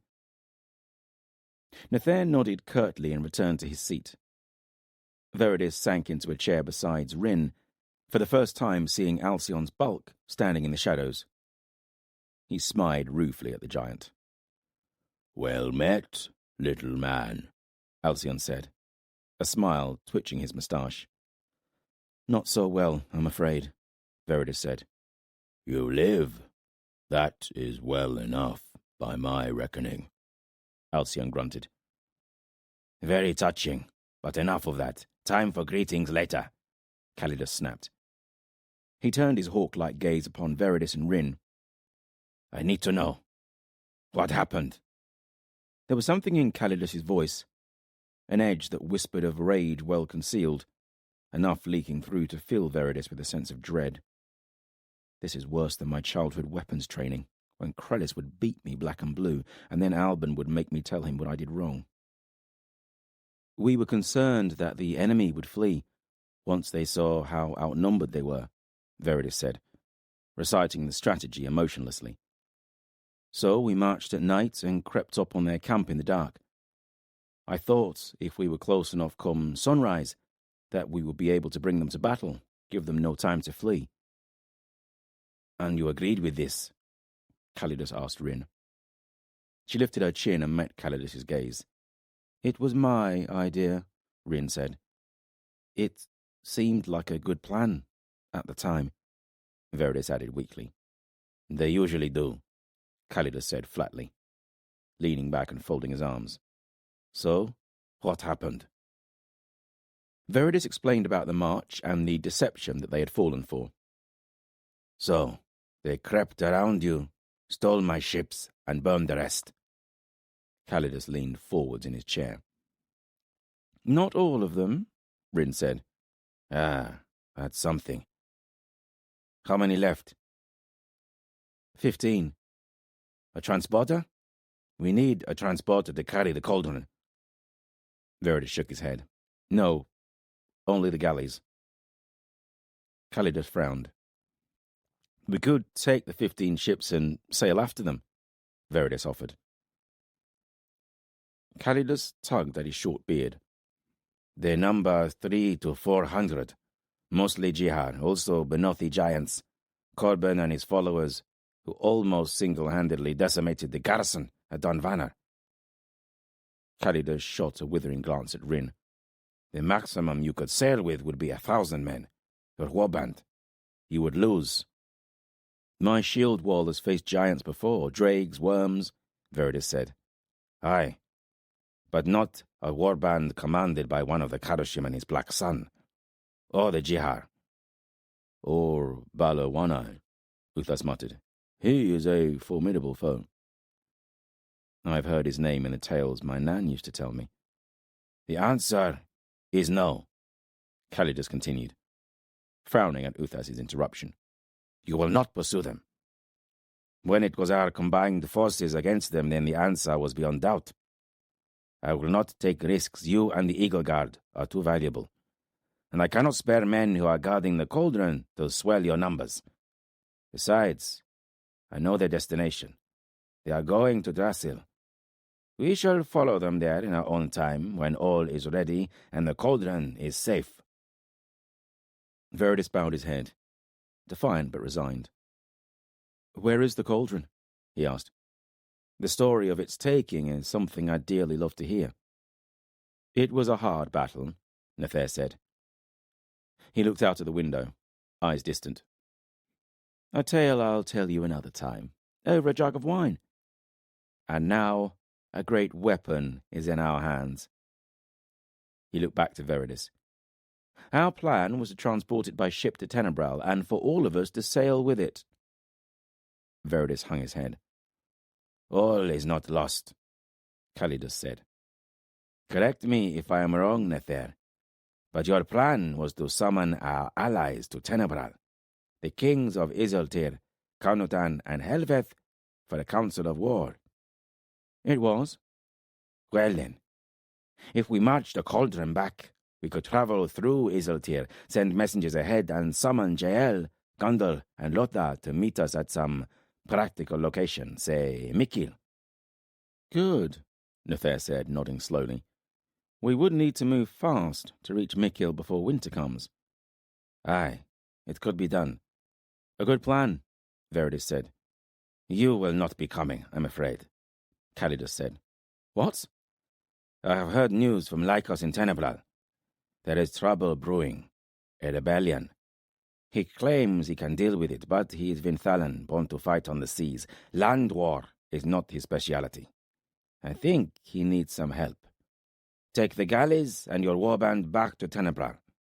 You can put down this rebellion and then meet us in Mikil. What? No. How can I be parted from Nathair again? What kind of first sword spent his life fighting hundreds of leagues apart from his king? And you want me to go? Yes, Nathair said. There is no one else whom I would trust with such a task. But I am your first sword. I should be at your side, Veridis said pleadingly to Nathair. And you are also my battle chief. Do this for me. Redeem yourself for yesterday's failure. Veridis sighed, feeling his heart sink. Who leads this rebellion in Tenebral? He asked. Nathair looked at him sorrowfully. Your father. Veridis walked through the corridors of Uthandan in search of Nathair. 2 nights had passed since Nathair had arrived, and he had hardly seen his friend and king, and then only amidst the press of voices, all clamouring for Nathair's attention. Even then, Calidus would always appear and send him off on some other task. And now it was the day of leaving, and so Veridis had left his chambers while it was still dark, determined to find Nathair, only to find that his king's chambers were unguarded and empty. Muttering curses, Veridis marched through corridors, flickering torchlight fading as the corridors became pale with dawn. Eventually, he found Nathair on the meadows beyond Uthandan's walls. He was standing in a shallow dell, an area roped off into a paddock sheltered by a line of trees that edged a stream. The king of Tenebral was standing with his drake, throwing the great beast quartered sections of an auroch. Alcyon was standing a few strides away, a dark silhouette in the pale dawn. I have been searching for you, Veridis said as he approached. Nathair looked up, but said nothing, just went back to pulling chunks of meat and bone from a sack and throwing them to his drake. I did not think I was that hard to find, Alcyon said. Surprising, I know, Veridis grinned at Alcyon. Another thing that is even more surprising is how I've come to value a giant as a friend. The first time they'd met, Alcyon had broken Veridis's nose, but then Veridis had just hurled a spear at the giant.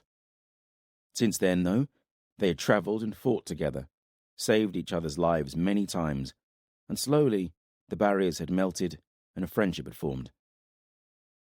They stood together a moment in companionable silence, Nathair with his back to them. I have heard talk of the Battle of Doan Pass, and your name is always mentioned, Alcyon said. Aye, it came as a pleasant surprise that I could manage to survive a battle, even if you were not there to save me. Veridis looked up at Alcyon with a smile, saw the hilt of a longsword arching over the giant's shoulder. Where is your black axe? Alcyon scowled. It was taken from me in battle. That axe was one of the 7 treasures. So, 2 of us out of favour then. Alcyon looked down at Veridis with a frown. More than you could ever imagine, he said.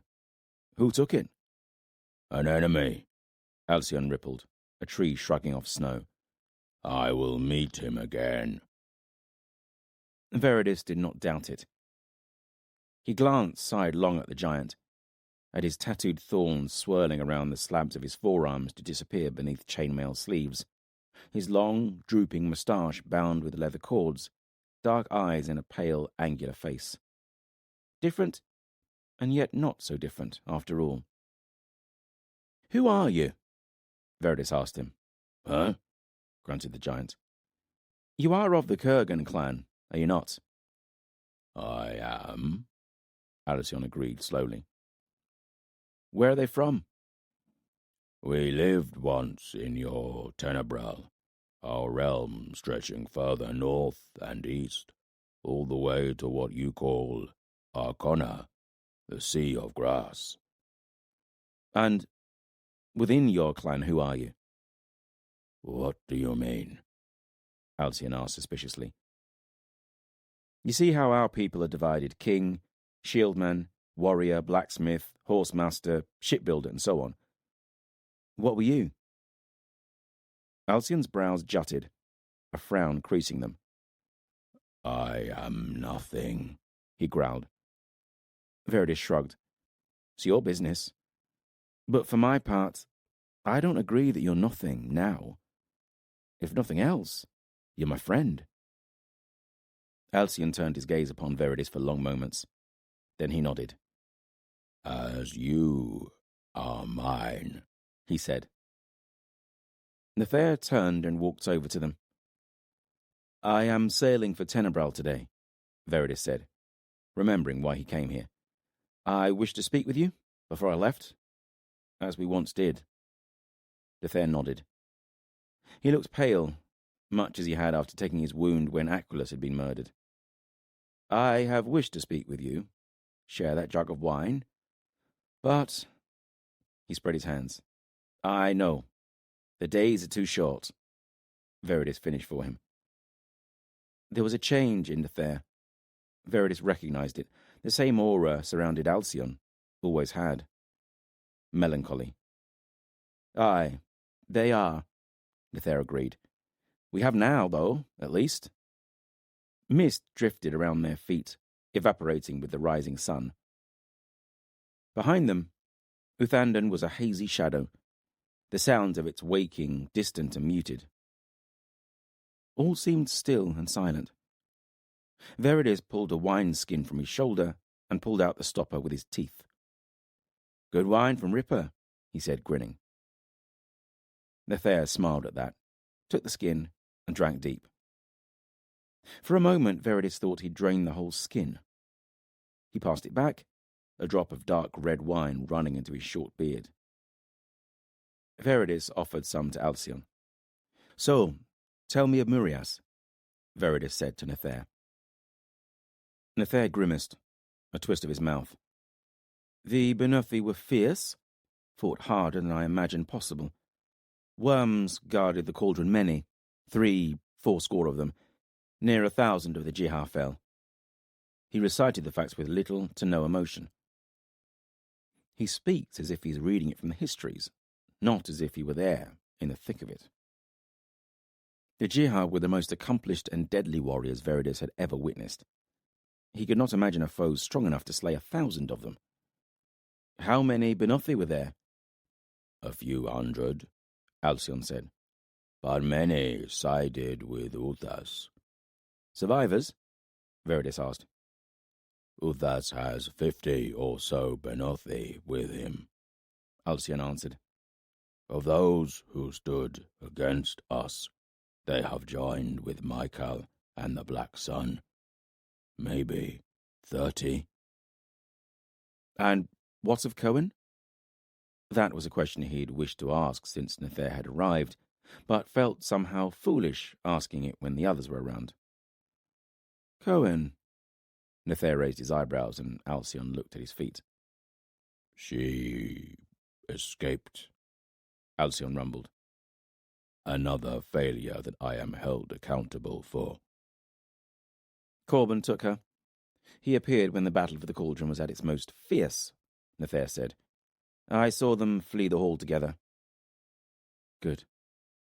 Veridis did not know why, but it was important to him that Cohen lived, that she was safe. She had seemed to be an innocent, swept up in dark times. Not that she is safe while in the company of the Black Sun. I met Corban, the Black Sun, Veridis said. He was at the Battle of Dowan Pass, led a night raid on Rin's warband. He wore a wolfen pelt, he and a few others. He has a wolfen, Nathair said. Storm, he calls it. It was at Murias. Aye. Between them, they scared the living hells out of Rin's men. Many fled during the night. Nathair shrugged. I'm not surprised if they thought Wolfen were fighting against them. He called for you, Corban, when he saw the Eagle Guard in our shield wall. Called for me? Nathair raised an eyebrow at that, for the first time looking more than mildly interested. Aye. He called you out, declared you coward, claimed you slew his da. I did, Nathair whispered. He challenged you to the Court of Swords. He did. Brave of him. Aye. I went to fight him in your place, but... He trailed off, remembering Boss dragging him back because of the Jihar he had stood beside Corban, the one that had single-handedly slain Rauka and near a dozen other Eagle Guard. He closed his eyes, the chaos and panic caused by the night raid coming back to him in vivid detail. Could hear the crack of the shield wall closing up tight before him. He got away, Verity shrugged. Aye, well, he seems to have a knack for that.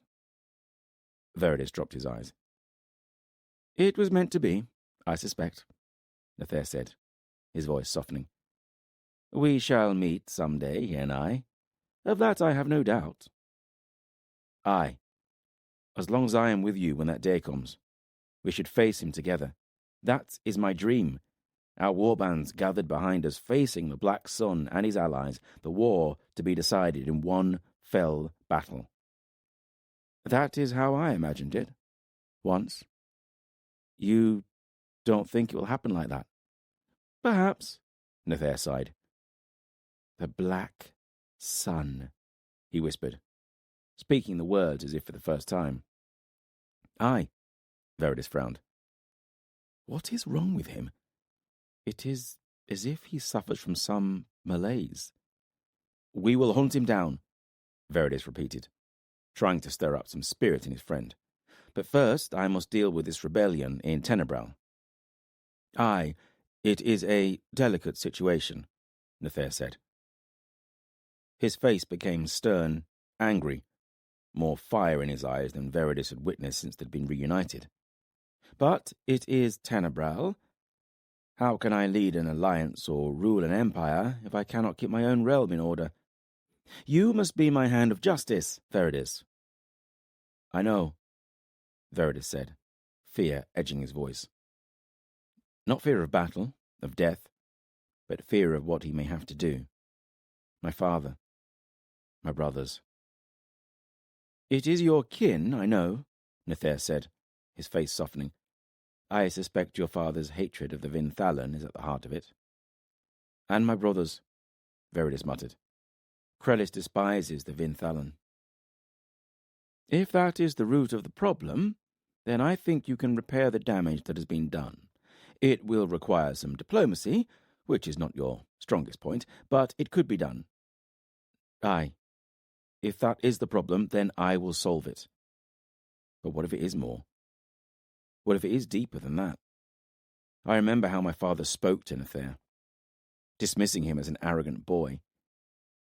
I chose whom I would follow that day. He took a deep breath, swallowing his worry. All choices have consequences. Nathair put a hand upon Veridis' shoulder. Perhaps I should send someone else. It is unfair to ask you to do this. No, Veridis said. You can trust me in this. Trust you to do what? Whatever is right. To enforce your will. You are king. Your will and word is law. Nathair smiled, but even that was a faded shadow of its former self. His eyes narrowed as if he were in pain. If you judge that force is necessary, tread carefully. Keep your blade sheathed until all other routes are exhausted. He is your father. Nathair looked at the palm of his hand, where he traced a white scar. Veridis had one of his own, made the night he and Nathair had sworn their oaths to one another, become brothers bound by blood. Alongside Nathair's old scar was a new cut, pinked now, healing but obviously fresh. What's that? Nathair stared at the new scar, then looked up at Veridis, emotion heavy within his eyes. Someone comes, Alcyon said. There you are, a voice called. Calidus and Sumor appearing over the crest of the dell. They marched quickly towards them. Nathair leaned close to Veridis. It marks a new oath, he whispered. A new oath? To whom? Veridis asked. Nathair's face shifted, emotions crossing it like clouds on a windswept day. Remember what I said about your father? Of course, Veridis said. Nathair, you are troubling me. What is wrong? What new oath? It is nothing, Nathair said. He turned away, back to his drake, then glanced back over his shoulder. Keep a close watch on the path you follow, my friend, else one day you will look about you and not know where you are, Nathair said quietly. Veridis, Calidus said as he reached them. I have been looking for you. There are many last arrangements to speak of before you sail. Of course there are, Veridis sighed. He was frowning, still looking at Nathair. I was just... What? Calidus asked, his wolf eyes boring into Veridis. Saying goodbye, Nathair said for him. Ah. Calidus looked between the three of them, Nathair, Veridis, and Alcyon. Veridis looked behind Calidus to Sumor. He had seen little of the Jihad since they had arrived. So busy had he been with the organizational duties of the journey to Tenebral that he had not even had time to go and view the cauldron, something that he had dearly wanted to do. Seeing Sumor now, he blinked and swore. "What has happened to you?" he gasped. Sumor was clothed in his usual dark chainmail, his curved sword arching across his back. He was eating a chicken leg. His tanned skin had paled, though, veins clear beneath the skin. More striking, though, were his eyes. They were black, no pupil, no iris, just dark, inky wells. A token of the battle for the cauldron, Calidus said. Witchcraft was used by the Benothi, and the Jihad bore the brunt of it. Many died, and those who survived now bear this memento. Think of it like a scar, a badge of honor, of their bravery. This has happened to every one of them? Veridis asked. Aye, every last one who survived. What of your vision? Veridis said to Sumor, peering closely at the Jihad. Is it hindered? No, Sumor replied, his accent thick. Veridis frowned, not quite believing him. Sumor threw his chicken leg into the air. Faster than Veridis could track, he drew his sword from his back and left a silver blur as the blade hissed through the air. The chicken leg fell to the ground in two portions, neatly chopped in half. See, Sumor said, sheathing his sword smoothly. Veridis shrugged. Clearly, your vision is fine. Calidus put an arm around Veridis' shoulder and steered him away. I wanted to talk to you, Calidus said, of the rebellion in Tenebral. We have just been speaking of it, Veridis said. No surprise, it must be on your mind. Aye, it is. Kin, eh?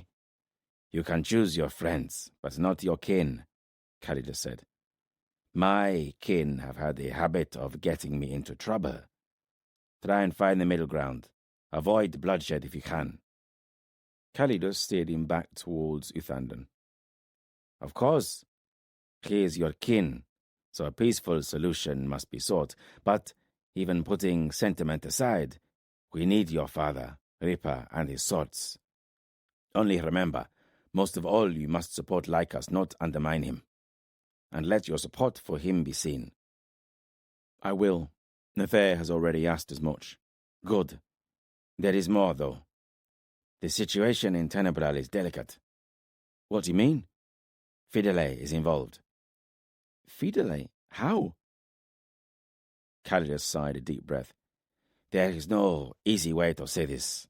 I suspect that her mind is unhinged. What? She has behaved most strangely. I fear there is no other explanation. You remember when we met with Lycus at Duncarig? He told us of how the barons of Tenebral were manipulating Fidele, how she was proving unsuited to ruling. Aye, Nathair thought that she was still grieving for Aquilus. Yes, well, upon Lycus's return, Fidele began behaving in ever more erratic ways. She divided the Eagle Guard and sent them to the four corners of the realm on meaningless errands. She arrested Peritus and Amatus. He stopped walking and looked back at Nathair, checking that he was well out of earshot. She wed Lycus. What? I cannot believe that. Regal, cultured Fidele, and that corsair. It is true, and Nathair cannot know. Not yet. He has too much to focus on. I need you to bring her to me, discreetly. And by that, I mean secretly, in chains, if needs be. Chapter 41. Rafe. Rafe threw Sniffer a strip of dried meat, the animal seeming to swallow it without chewing. Go on, boy. After them, Rafe said, pointing in the distance with a flick of his wrist. Sniffer turned and loped ahead, his nose low to the ground. How far ahead, do you think? Evnis asked him. Rafe squinted into the distance. half a day, he said. The Bagland forest was a solid wall to their right, curling away westwards as they rounded its eastern fringes. Behind them, 100 warriors sat upon their horses, a mixture of men from Ardan and Cambran, though all wore Rin's colours. Rafe sucked in a deep breath, the air fresh and clean with dawn. I am riding at the head of 100 shieldmen, beside Evnis, my old lord and new king. It is good to be home, good to be alive. He had not felt like this for a long time. Ever? Certainly since Dad died. He felt happy. But Evnis had been so full of praise for him, had treated him so well since they had ridden out from Duncarrig, that he found it almost impossible to feel any other way. The only blight in the 10 nights since they'd left had been on the first day, when they'd ridden down the winding slope of the hill that Duncarrig was built upon, past the wind-choked copse of trees where he had had his arm ripped open by Corban's wolven. Memories of that day had flooded him. Idly he ran a finger down the scar on his forearm, running near enough from elbow to wrist. There'll come a day of reckoning, mark my words. He knew why Evnis had been so full of praise for him. Von. Rafe had brought the news that Evnis had wanted to hear. His son was back in Ardan. Not with absolute certainty, of course. But he knew that Edana had intended to flee to the marshes in Ardan, and that when Rafe had last seen her, standing upon a ship's deck as it sailed away from a beach in Dowan, Von had been standing beside her. And that pleased Evnis. "Let's be after them, then," Evnis said, and kicked his mount on. With a clatter of harness and the drumming of hooves, the 100-strong honour guard lurched into motion. The sun rose steadily in the east, and soon Rafe was sweating. "You were a friend to my Von," Evnis said, after they'd ridden some leagues in silence. "I was, my lord," Rafe said. "We can dispense with the lord, I think," Evnis said. "At least when we're alone, anyway. I have known you since you were a bairn clinging to your mam's skirts." Evnis smiled good-naturedly at Rafe. "What kind of friend was Von to you?" "I always looked up to him," Rafe said automatically. "He's a couple of years older than me. Seemed like a hero. He was the best out of us all with sword and spear, always knew what to do, no matter the problem." He thought a bit harder. "He always tried to do the honourable thing." Yes," Evnis muttered. That was becoming a problem. "What do you mean?" Evnis shrugged. "It's no secret that we argued. That's why he's been wandering about the banished lands instead of riding beside me now. He is young. His head still full of tales of noble warriors and deeds of valour. The world was black and white to him, good and evil. And he was in love, which didn't help matters." "Mordweir's girl," Rafe said. "Aye. I thought it was their secret." Rafe shrugged. "I'm born and bred a huntsman's son. Been used to watching, observing, reading signs. Spying." "I wish I'd spoken to you sooner," Evnis sighed. "As you know, I had plans. Brennan stopped me from saving my wife, Fane." He fell silent, mouth twisting. That is avenged now. But Von did not understand. You have to be realistic, Rafe said. Exactly. Perhaps some time in the world has helped to teach that lesson to Von. Evnis sighed and shook his head. If he's with Edana still, we will get him back, Rafe said. We will. One way or another. They rode on in silence. High sun came and went, the sun sinking ever westwards, sending their shadows stretching towards the first trees of the Baglan. A few hundred paces ahead, a figure emerged from a copse of rowan, one man upon a horse, a hound at his side. Sniffer bounded up to them, began leaping playfully about the hound. It is Braith, Rafe said to Evnis. We are close, then, Evnis said. Well met, Braith said as they drew near. The huntsman flashed a grin at Rafe, then dipped his head to Evnis. Well met, Evnis replied, riding close and offering his arm to Braith in the warrior grip. Hallion, where is he? Less than half a day ahead. Braith pointed into the distance, along the southern fringes of the Baglan. The marshlands of Duncrin are south and west of here, where Hallion is headed, but he's keeping to the edges of the Baglan for now. More cover, is my guess. After him, then, Evnis said. Not so hasty, Braith said. You should lead your warband into the forest and follow along under better cover. It's open woodland, easy enough to ride through, but it'll hide you from prying eyes.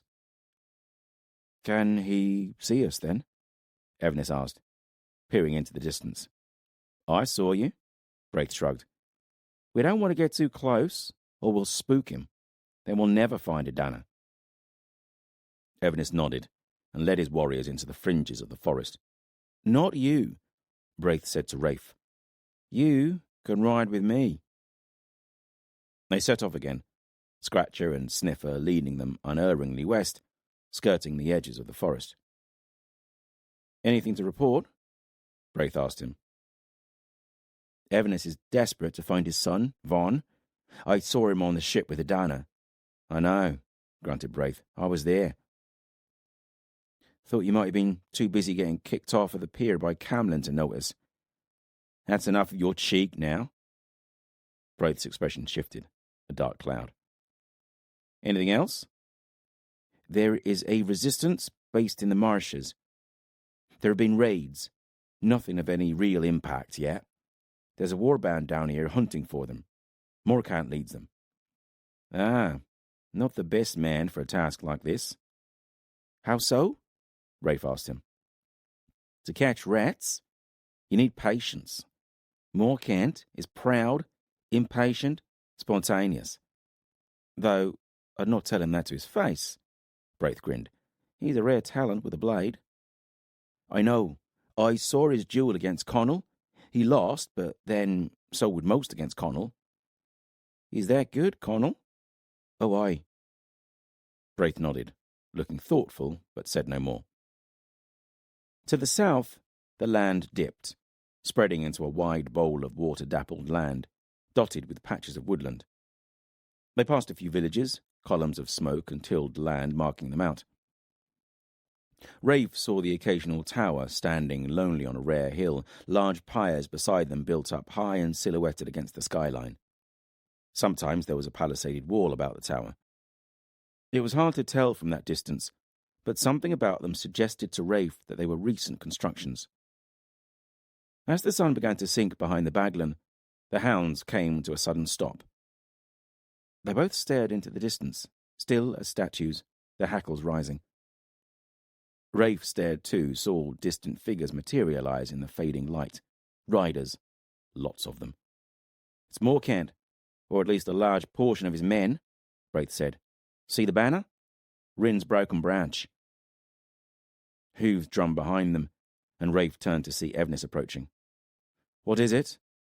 Morcant, I'm guessing, Braith said. Do you want us to go and fetch him? Evnis just sat and stared a while. No, he said eventually. I don't want him charging in head first and scaring Hallion off. We'll likely only have one chance at this. I agree, Braith said. We may as well make camp here. The dogs won't lose Hallion's scent now. They've tracked him 500 leagues already. And Von, that's who Evnis really wants to find. Thing is, what will he do once he finds him? Chapter 42. Camlin. How are we going to get in there? Von asked Camlin. They were lying on a slope amidst long grass and wildflowers, staring at a palisaded tower that was built upon a low hill, a massive pyre of wood piled high about 100 paces from the gates. The setting sun was hot upon their backs.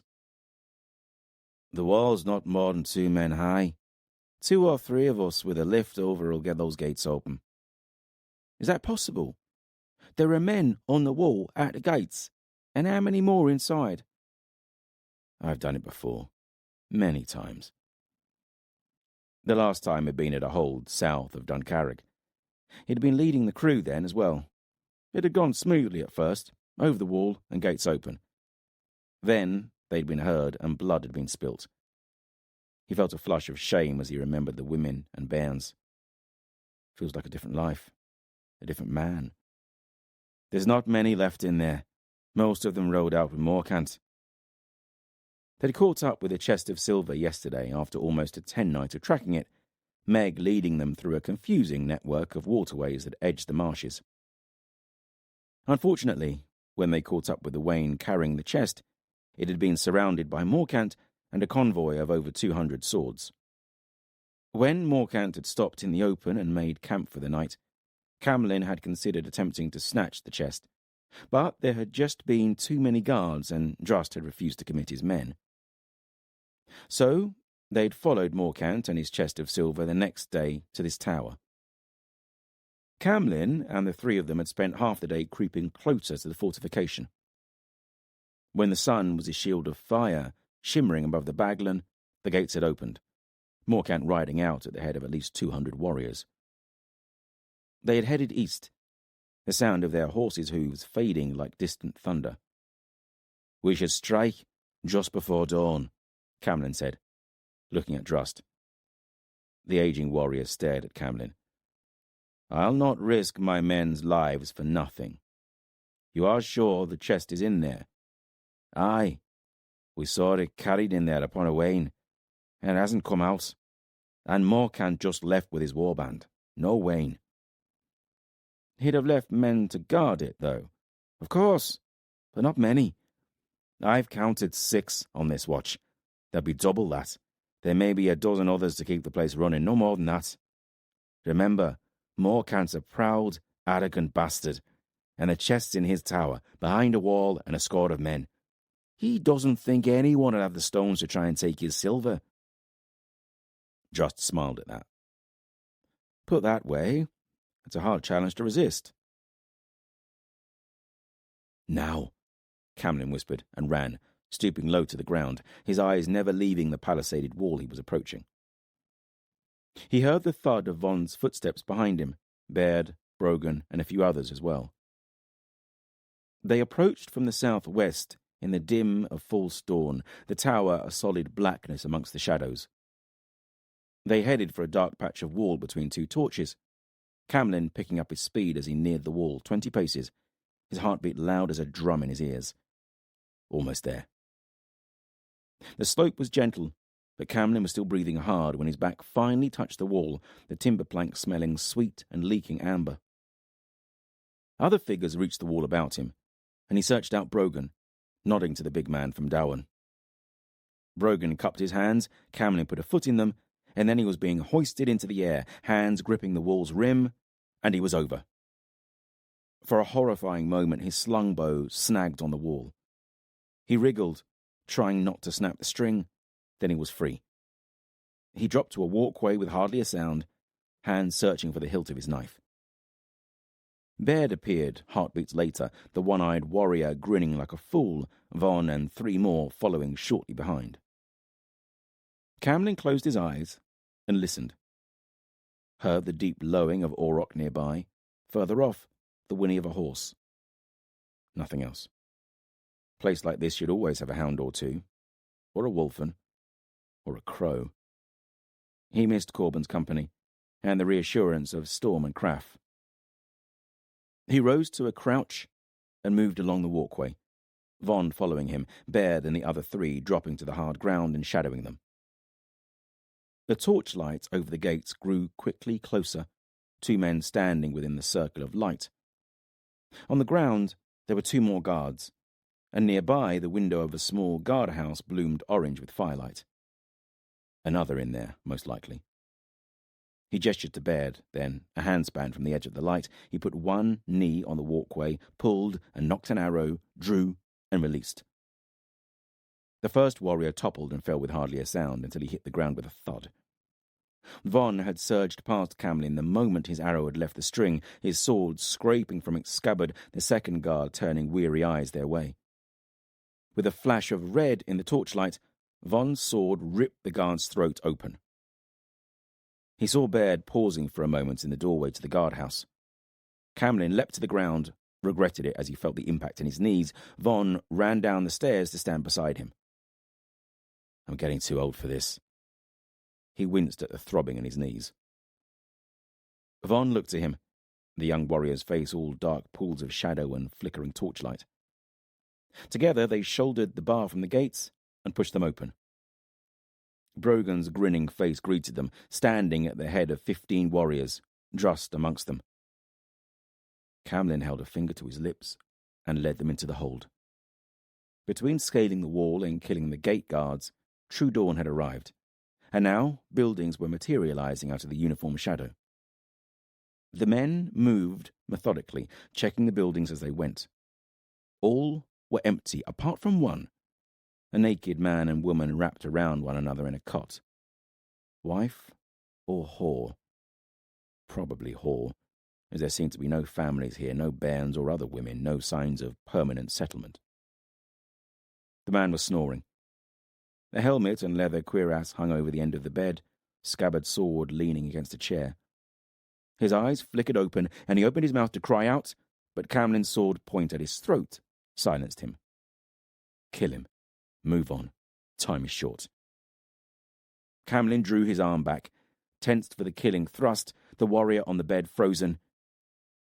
Yet he hesitated. For a moment, he felt as if he was back in Braith's crew, knew he would have cut the warrior's throat without a second thought. I'm not that man now. The door creaked, and Von entered, eyes moving from Camlin to the 2 upon the bed. The moment stretched. "Bind them," Camlin said, holding his sword ready as Von tore strips from the warrior's cloak and bound and gagged the 2 on the bed. They moved on, past a small smithy and a stable. Beyond them was the tower that the fortification was built around. An open space ringed the tower, and Camlin stopped in the shadows of the stable, gestured to Drust and the others to do the same, then knocked an arrow and waited.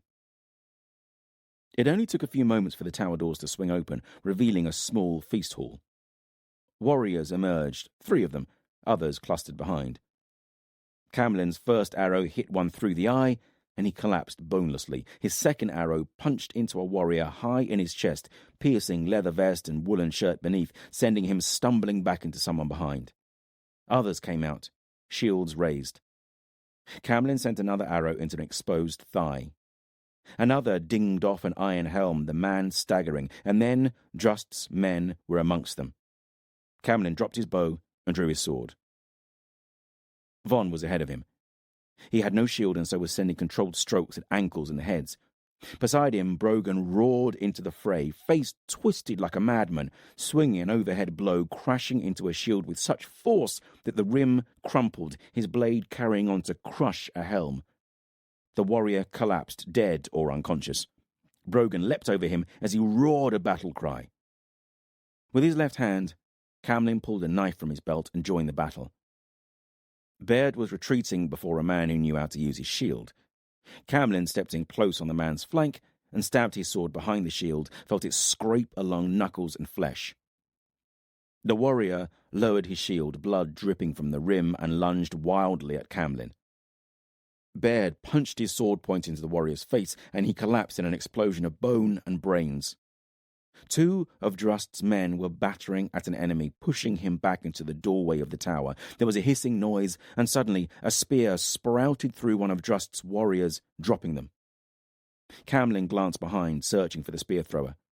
He was standing on the walkway of the palisade, over 100 paces away, 3 or 4 other warriors in black and gold about him. Hell of a throw, that.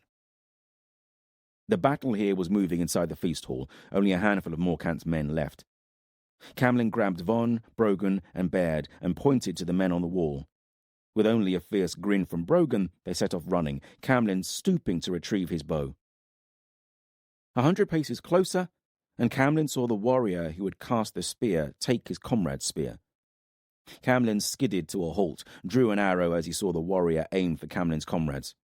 Camlin sucked in a breath, held it, drew back the arrow until the feathers brushed his cheek, then released. Camlin's arrow hit the man at the base of his throat, just above the rim of his cuirass. He crashed back a couple of paces into the wall and toppled over it. Then Brogan and Baird were charging up the stairs, Von right behind them. Camlin launched another arrow before they clashed, sending another warrior in black and gold reeling. He slung his bow and ran, drawing his sword as he reached the stairs. By the time he made it to the top, the remaining enemy were dead, Von, Baird, and Brogan all blood-spattered and breathing heavily. The sun had risen fully now. Inside the hold, the clash of arms still rang out, but it was the sound of only a few men. It is done. We've taken it. Camlin gave his friends a savage grin. We've done it, lads. He told Von and Brogan to put on black and gold cloaks and patrol the walkway. Keep an eye out, just in case Morcant forgot something. He grinned again. Aye, Chief, Brogan said. Camlin quite liked the sound of that. He headed back to the tower with Baird, found Drust putting his men to work, dragging the dead out into an open space before the tower. 21 of Morcant's dead, Drust said as Camlin approached. There's another 6 dead on the wall, Camlin said with a jerk of his thumb over her shoulder. 5 more at the gates. 32, then. More than you guessed. Bad odds for my men, bad guess from you. How many dead of ours? Camlin asked. 3, Drust said. Don't know what dice you've been playing, but that sounds like good odds to me, Baird said.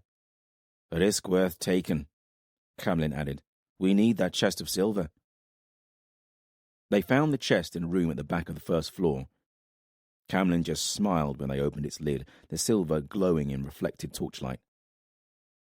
6 men carried it out, while others found the wain it had arrived in and harnessed an auroch up to it. When Camlin emerged from the tower, the day was bright. All of the enemy warriors stripped of their useful items, weapons, boots, armor, warrior talks. Take their cloaks, Camlin said to Drust. Anything else with Rin's colours or sigil? We'll not be wearing Rin's black and gold, he spluttered. Might come in handy, Camlin said with a shrug. This is the second newly built tower we've passed in the last 10 nights. My guess is that they're in the Resistance honour. Might have to do something about that. What do you think they're up to? Flushing you out? Morcant wants results. Did you see the pyre piled high out on the hill? Looks suspiciously like a warning beacon to me. Drust nodded thoughtfully. Let's get that chest onto a boat. They left the hold behind. The ground levelled as they approached the marsh. Meg came scampering out from a tall bank of sedge. There's someone over there, on the north slope in the long grass. He's watching you. Best not look. Don't think he can see us from where he is, but better safe than sorry. How many? Camlin asked. Just one that I saw, she shrugged. Could be more. Saw him hobble his horse and sneak closer. He was good at it. Better get this chest loaded, Drust said. I'll send a few saws to poke him out of the long grass. Best not kick the nest till you know how deep it goes, Camlin said. I left Von and Brogan walking the walls in black and gold. That should buy us some time. Get everyone out of that hold and into the marshes, but calmly. No rushing. I'll go and take a look at our uninvited guest. Drust caught his arm and stared at him. You did well, Camlin. I may have judged you wrong. Too early for backslapping, Camlin said gruffly. We're not out of this yet. Camlin left them to it, slipping into a bank of tall sedge, Meg at his heels. Best stay here, lassie, he said to her. Don't want you getting hurt. I can look after myself, she sniffed, and you don't know where he is. Camlin took a moment. All right, come part of the way. Stop when I tell you. He held her eyes until she nodded. They looped wide around the hill, following the sedge and willows that grew thick on the marshland's border, eventually replacing that cover for tall witchgrass. Camlin stooped low, following narrow trails through the grass that spoke of foxes and weasels, curling slowly northeast around the base of the hill. Over there, Meg eventually whispered to him, pointing towards a gnarly old elm that grew in the meadow on the north side of the tower. All right, lass. You get on back to your boat now. She nodded, flashed him a grin, and disappeared back into the meadow grass. It was high sun when he saw the horse tied on the far side of the elm, a dapple grey mare. He edged closer, saw it was fitted with what looked like good quality but travel-sore kit, the saddle blanket fine wool but mud-spattered and its edges fraying. He scanned the area between the elm and the tower, eyes methodically running over every patch of ground. There. A shadow in the grass, a flicker of movement. Slowly he pulled an arrow from his quiver, quieter than the sighing of the grass, then crept closer, eyes flitting between each new space for his feet and the shadow up ahead. At the edge of his vision, he saw a figure walking along the tower wall, knew without having to focus that it was Brogan. Closer and closer he inched, until the whole figure was outlined in shadow through the grass, now only 20 paces ahead. Close enough that I won't miss, too far for a dash with a sword. He straightened and drew his bow, the wood creaking. The man in front of him froze, hearing the sound. He held his hands out, showing they were empty. He knows what a drawn bow sounds like. Nice and slow. Turn around now. The man turned. Alien stones. It cannot be. Then Camlin was blinking, lowering his bow, rushing forwards to embrace the man before him, caught up in a bear hug in return. It was Hallion. Chapter 43. Evnis. Evnis rode amongst the widespread trees, dappled sunlight slanting in from the east. His eyes constantly drifted out onto the meadow to where Braith and Rafe rode, the two grey hounds ahead of them. Beyond them, sunlight glistened on 1,000 waterways, the marshlands opening up like a jewel-crusted spider web of streams and rivers, fragmented by drab, impenetrable clusters of woodland. Is Von truly out there? When Rafe had walked into the feast hall and told him that Von was most likely back in Ardan, it had hit him like a punch in the gut. What will I say to him? Will I ask him for forgiveness? Will I scold him for a fool? He recoiled at that thought. No, I will not drive him away, not again. I will reason with him. He's had a taste of the real world now. Surely his notions of honour and glory have been doused with a good dose of reality. My lord, Glyn said close by, startling him from his reverie. What is it? Evnis asked, more irritably than he had intended. Rafe's coming. Indeed he was. Evnis raised his hand, his warband stuttering to a halt amongst the shadow-drenched woods. Braith thinks you should join us, Rafe said, as he entered beneath the first branches. Why? Dogs are acting strange, and there's something up ahead, in the distance. Looks like a tower. It may be one of Morcant's. I received a message from him some time ago that he was considering building a series of watchtowers around the marshes. I told him to do whatever he liked, so long as it ended in rebels swinging from a noose. Laughter sputtered fitfully through the warriors at his back. Maybe it's one of them then, but still, the dogs. Think we're getting close to Hallion. Evnis sat there a moment, felt a lightness in his chest, excitement and fear mixed. "Glyn, send 2 men with a change of horse. Tell them to ride and bring Morcant back, quickly." "Aye," Glyn grunted. "And give me that," Evnis said, pointing at a horn hanging from a hook on Glyn's saddle. "Come on, then," Evnis said, as he kicked his horse into a trot. Rafe caught up with him, and they rode into the meadow. Evnis crept through the long grass, occasionally catching a glimpse of the tower. "My back aches." He'd joined Braith and ridden through the meadows for a while, but then the hounds had become excited, so agitated that they had been forced to dismount and creep through the meadow grass, crouching low.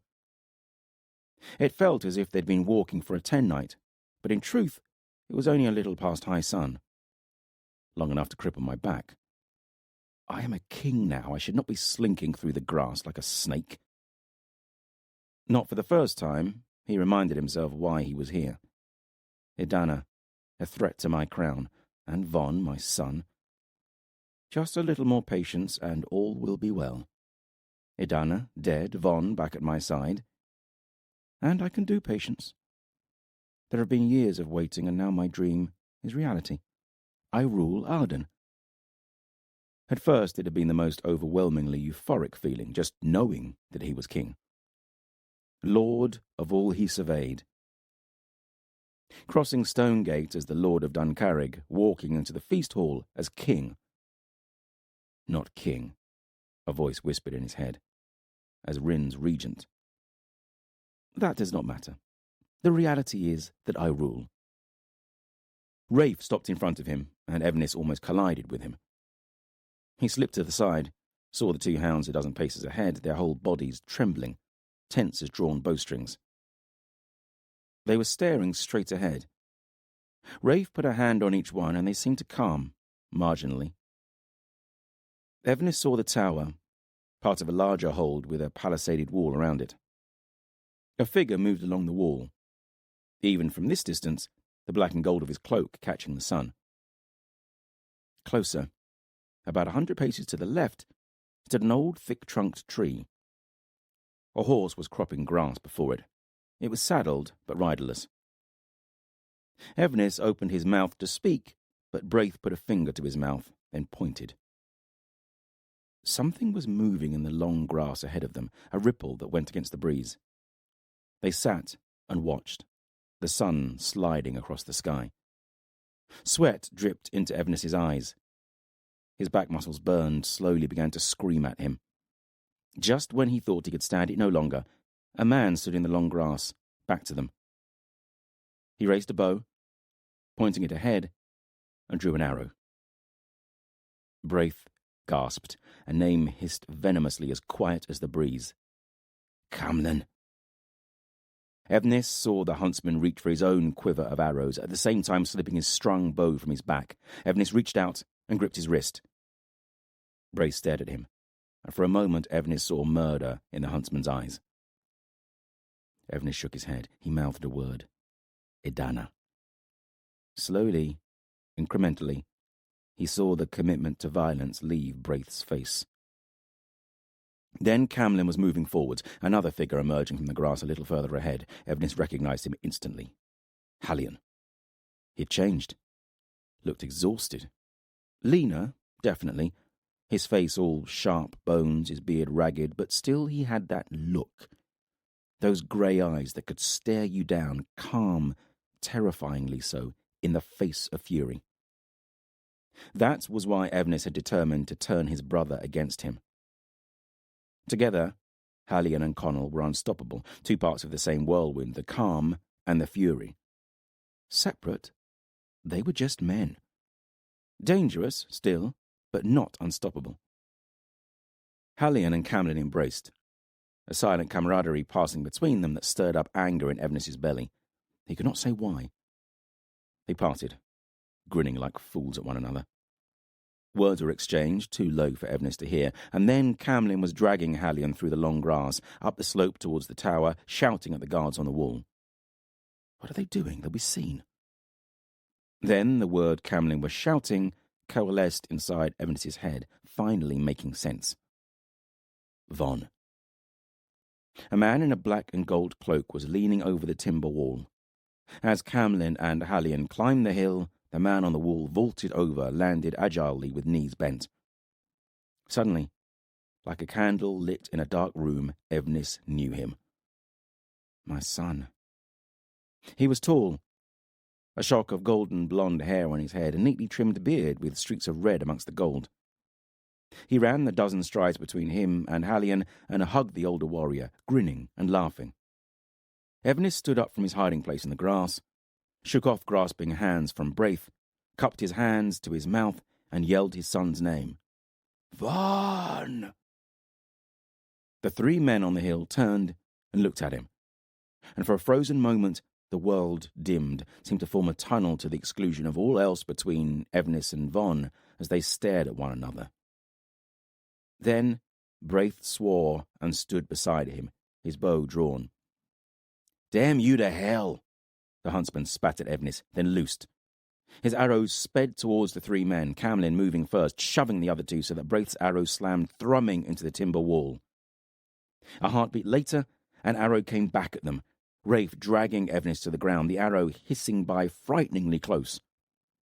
There was shouting from around the tower wall, figures appearing from the south, figures with swords and spears in their hands. Braith and Camlin were launching arrows at one another. Evnis caught fleeting glimpses of Hallian and Von running along the wall away. At the same time, other warriors were moving closer, a dozen at least, some of them already wading into the long grass on the hill slope. Evnis reached for Glynn's horn that he tied to his belt and put it to his lips, blew hard, a long, wavering blast issuing from it. Men paused all over the hill.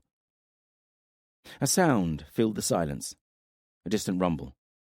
Heads turned, staring northwards to see Glynn and 100 warriors riding out of the tattered fringes of the Baglan. Then, an older warrior with rust-coloured hair, spilling from an iron helm, was shouting, giving orders to those on the hill. They retreated, heading southwards. Before Evnis knew what he was doing, his feet were moving, and he was running, up the hill, wading through the long grass. Voices called after him, but he ignored them, eyes fixed on the back of his fleeing son. Behind him, the rumble of his approaching warband was growing louder, but not loud enough to reach him in the next 100 heartbeats.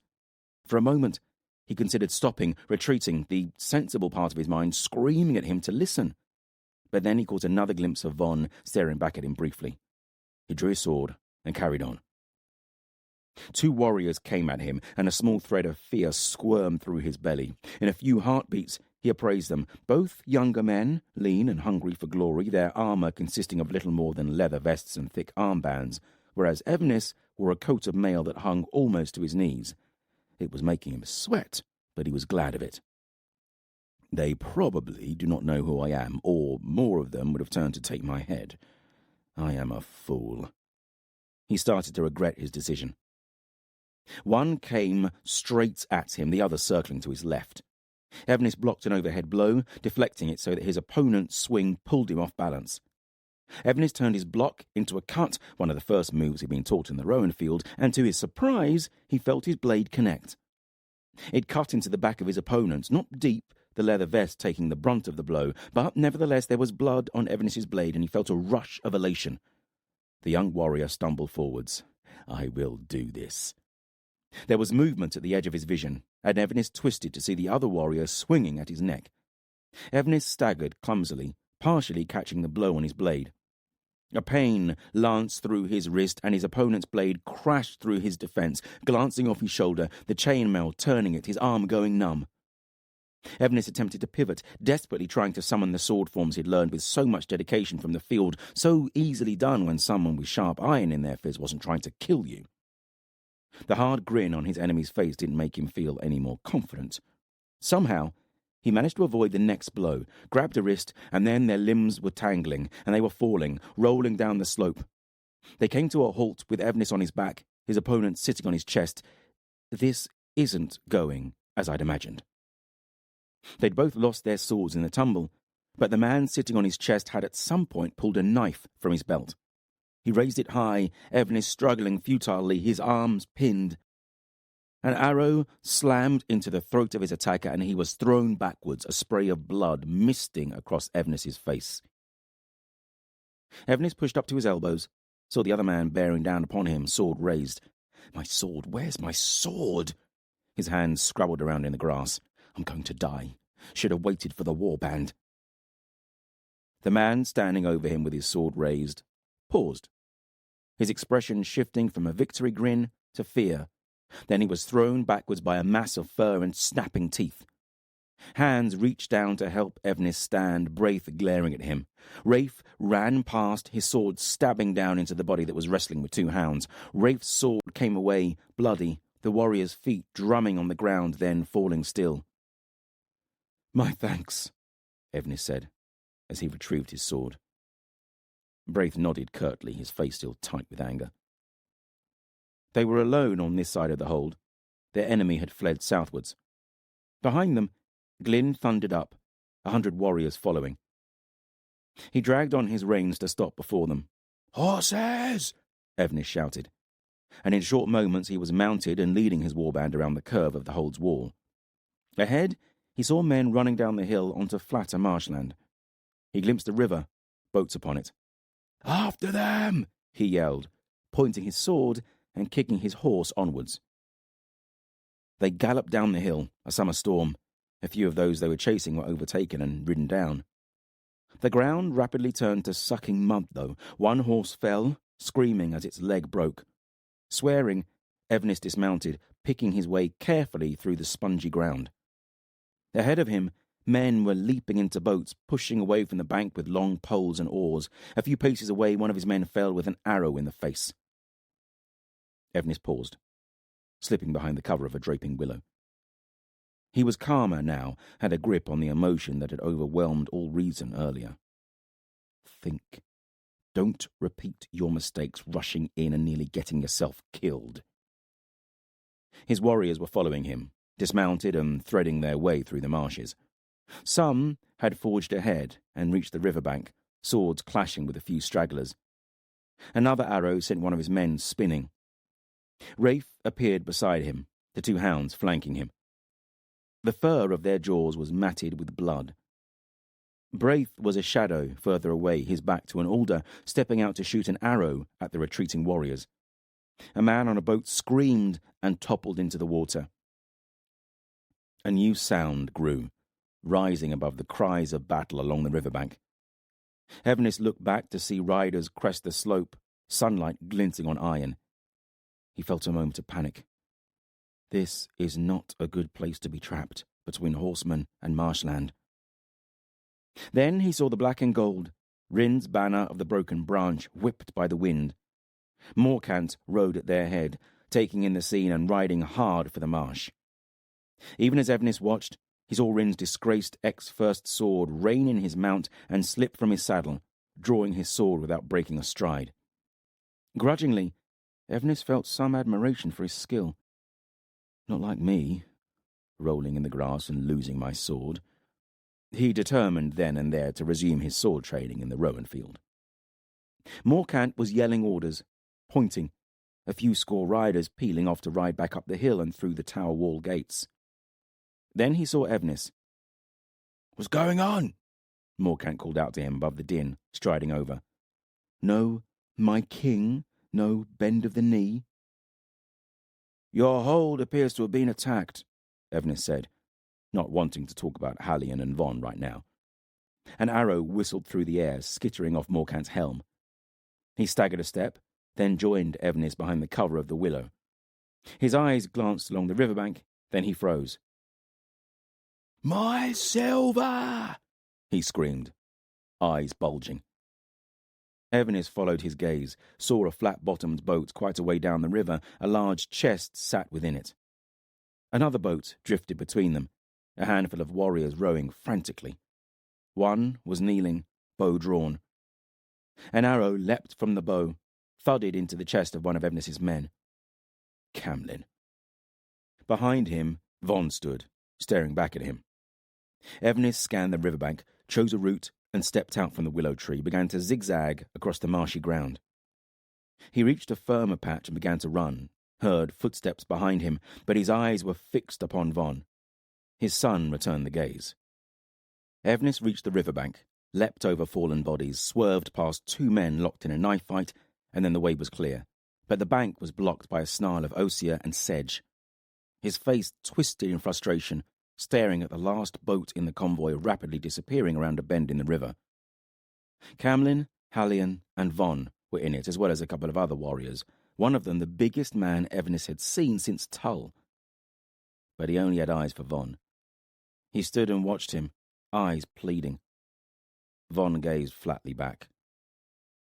Dully, he saw Camlin nock another arrow and draw its feathers to his ear, aiming straight at Evnis.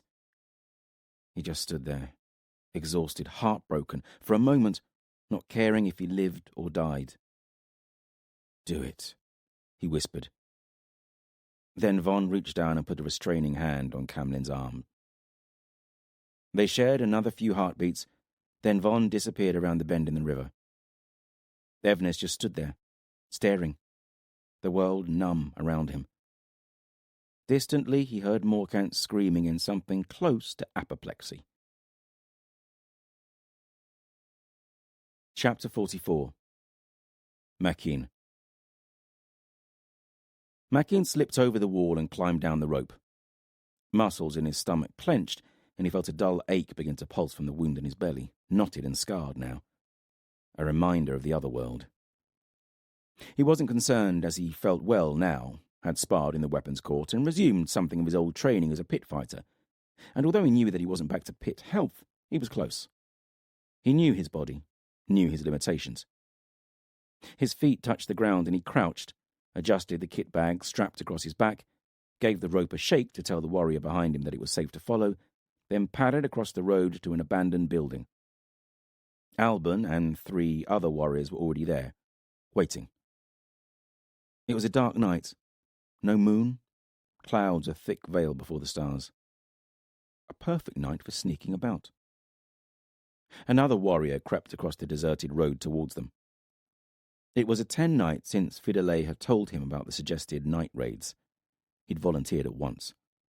Alban had been chosen to lead them. At first, Maquin had been uncertain about that choice. Alban seemed old and frail, but a few moments together in the weapons court had disabused Maquin of that notion. Old, he was. Frail, he was not. He'd touched a blade to Maquin's throat more than once, and yesterday put him on his back. Of course, Maquin had returned the favour, triple-fold, apart from the throwing. He liked the old warrior and so held back for the most part. He suspected Alban knew, just by the occasional raised eyebrow. But it was training, no more, and he was well past having to prove himself to anyone. Unless Fidelay was watching. Then he found himself behaving like a warrior just come fresh from his long night. What has happened to me? He had never felt like this, never felt so many things as a result of just one person. Calm, even serene when he was with her, as if the world stopped when she entered the room. An ache in his chest when they were apart, excited when he knew he was close to seeing her. Anxious when he thought of the future. Out of control. That is how I feel. Unable to control my feelings, and from when I could first walk, my dad taught me to take command of my emotions. Taught me that is the way of the warrior. He'd seen 42 summers come and go, and this was the first time he'd ever experienced this. He grinned in the darkness. I like it, though it scares me. They waited in silence. Another warrior joining them, then one more. The last one. They huddled close together. We go, now, a long road. Silence until we reach the forest. Any questions? Alban whispered. They set off in single file. Alban leading the way, Maquin taking rear guard, 8 men slipping through the abandoned town of Ripper, giving wide berth to the bonfires that marked Vinthalan guard posts. If the fires had not been burning, Maquin would still have been able to find and avoid most of them by the drunken singing. We are under siege, but these Vinthalan are not made for such things. They are too savage, bred to strike hard and fast, win or retreat. A siege requires patience, planning, organisation. Lycos is up to this task, maybe, but the rest? Soon they were out of the town and into the long grass that undulated all the way to the Sava forest. A breeze off the bay sowed through the grass. Maquin was sweating when they reached the first trees of the forest. They paused here, drank from water skins and rested a few moments. Maquin looked back, the lights from Ripa's walls and tower twinkling like starlight in the distance. He thought of Fidele in that tower, remembered their parting, could still taste her lips. I feel alive again, as if I've woken from a long sleep, from a nightmare. He grinned again. He found he'd been doing that a lot since he'd woken from his fever. Although in this new world some of the monsters from my nightmare have followed me. He thought of Lycus, a dark rage bubbling up from the place where it always simmered deep within him, growing as he thought of the pain the Vinthalan had brought Fidele. Alban put a hand on his shoulder, and he had to stop himself reaching for a knife. You'll see her again, Alban whispered to him, too quiet for anyone else to overhear. How far to Ballarat? Maquin asked. Half a day's ride. So, for us, a day and a half of hard walking. We'd best be off, then, Maquin said. Aye. Fidele tells me you're accustomed to forests. You could say that. I served with the Gadre in Fawn. Well then, join me at the front, and let's see if we can make Ballarat in a day. With that, they set off into the forest, the trees engulfing them like a dark cloak. There it is, Alban said, pointing. Ballarat was visible through a gap in the trees, a crumbling stone ruin built upon a tree-shrouded hilltop by ancient giants. In another lifetime, when the world was a different place. It was a little past dawn, sunrise gleaming upon the eastern wall of the ancient fortress. All 8 of them stood and stared for a while. Maquin saw a wain slowly roll up a track to the east, pulled by Auroch, 6 Vinthalan riding with it. They were not good horsemen. No one said a word as the wain and riders disappeared within the broken archway of what had once been the grand entrance to the fortress. We didn't come all this way for nothing, then, Alban murmured. They'd near enough run the whole way, taking them just over a day.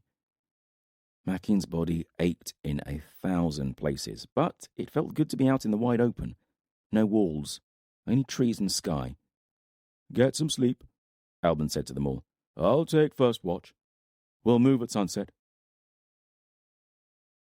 Maquin dipped his fingers into black mud beside a stream, wiped streaks across his cheeks, rubbed the rest across the pommel and crossguards of his sword and knives. The others were performing similar acts, going through their own rituals that reassured them before the prospect of battle. Maquin reached inside his leather jerkin and pulled out a piece of red velvet. Fidele had given it to him when they parted, cut from the hem of her dress. Ready to move, Alban said close by. We are to investigate the ruins. Our orders are to find out why the Vinthalan are here. No killing, he shrugged. Not until I say so. Men grinned around him. They hate the Vinthalan almost as much as I do. Alban drew a circle in the mud with a stick. This is Ballarat. He drew a smaller circle at its centre. This is the heart of the fortress. Tower and foundations where we found the Vinthalan fighting pits. That made Maquin snarl, an involuntary reaction. Another line from the outer wall to the tower. This is the main route in. Most likely the bulk of the Vinthalan will be contained within this area. He drew a line circling the area between the gates and the central tower. That's all we know about the fortress, he shrugged. We will search first. Perhaps that is all we'll do. We may leave without drawing blood. That decision will be made later and by me alone. Do you understand me?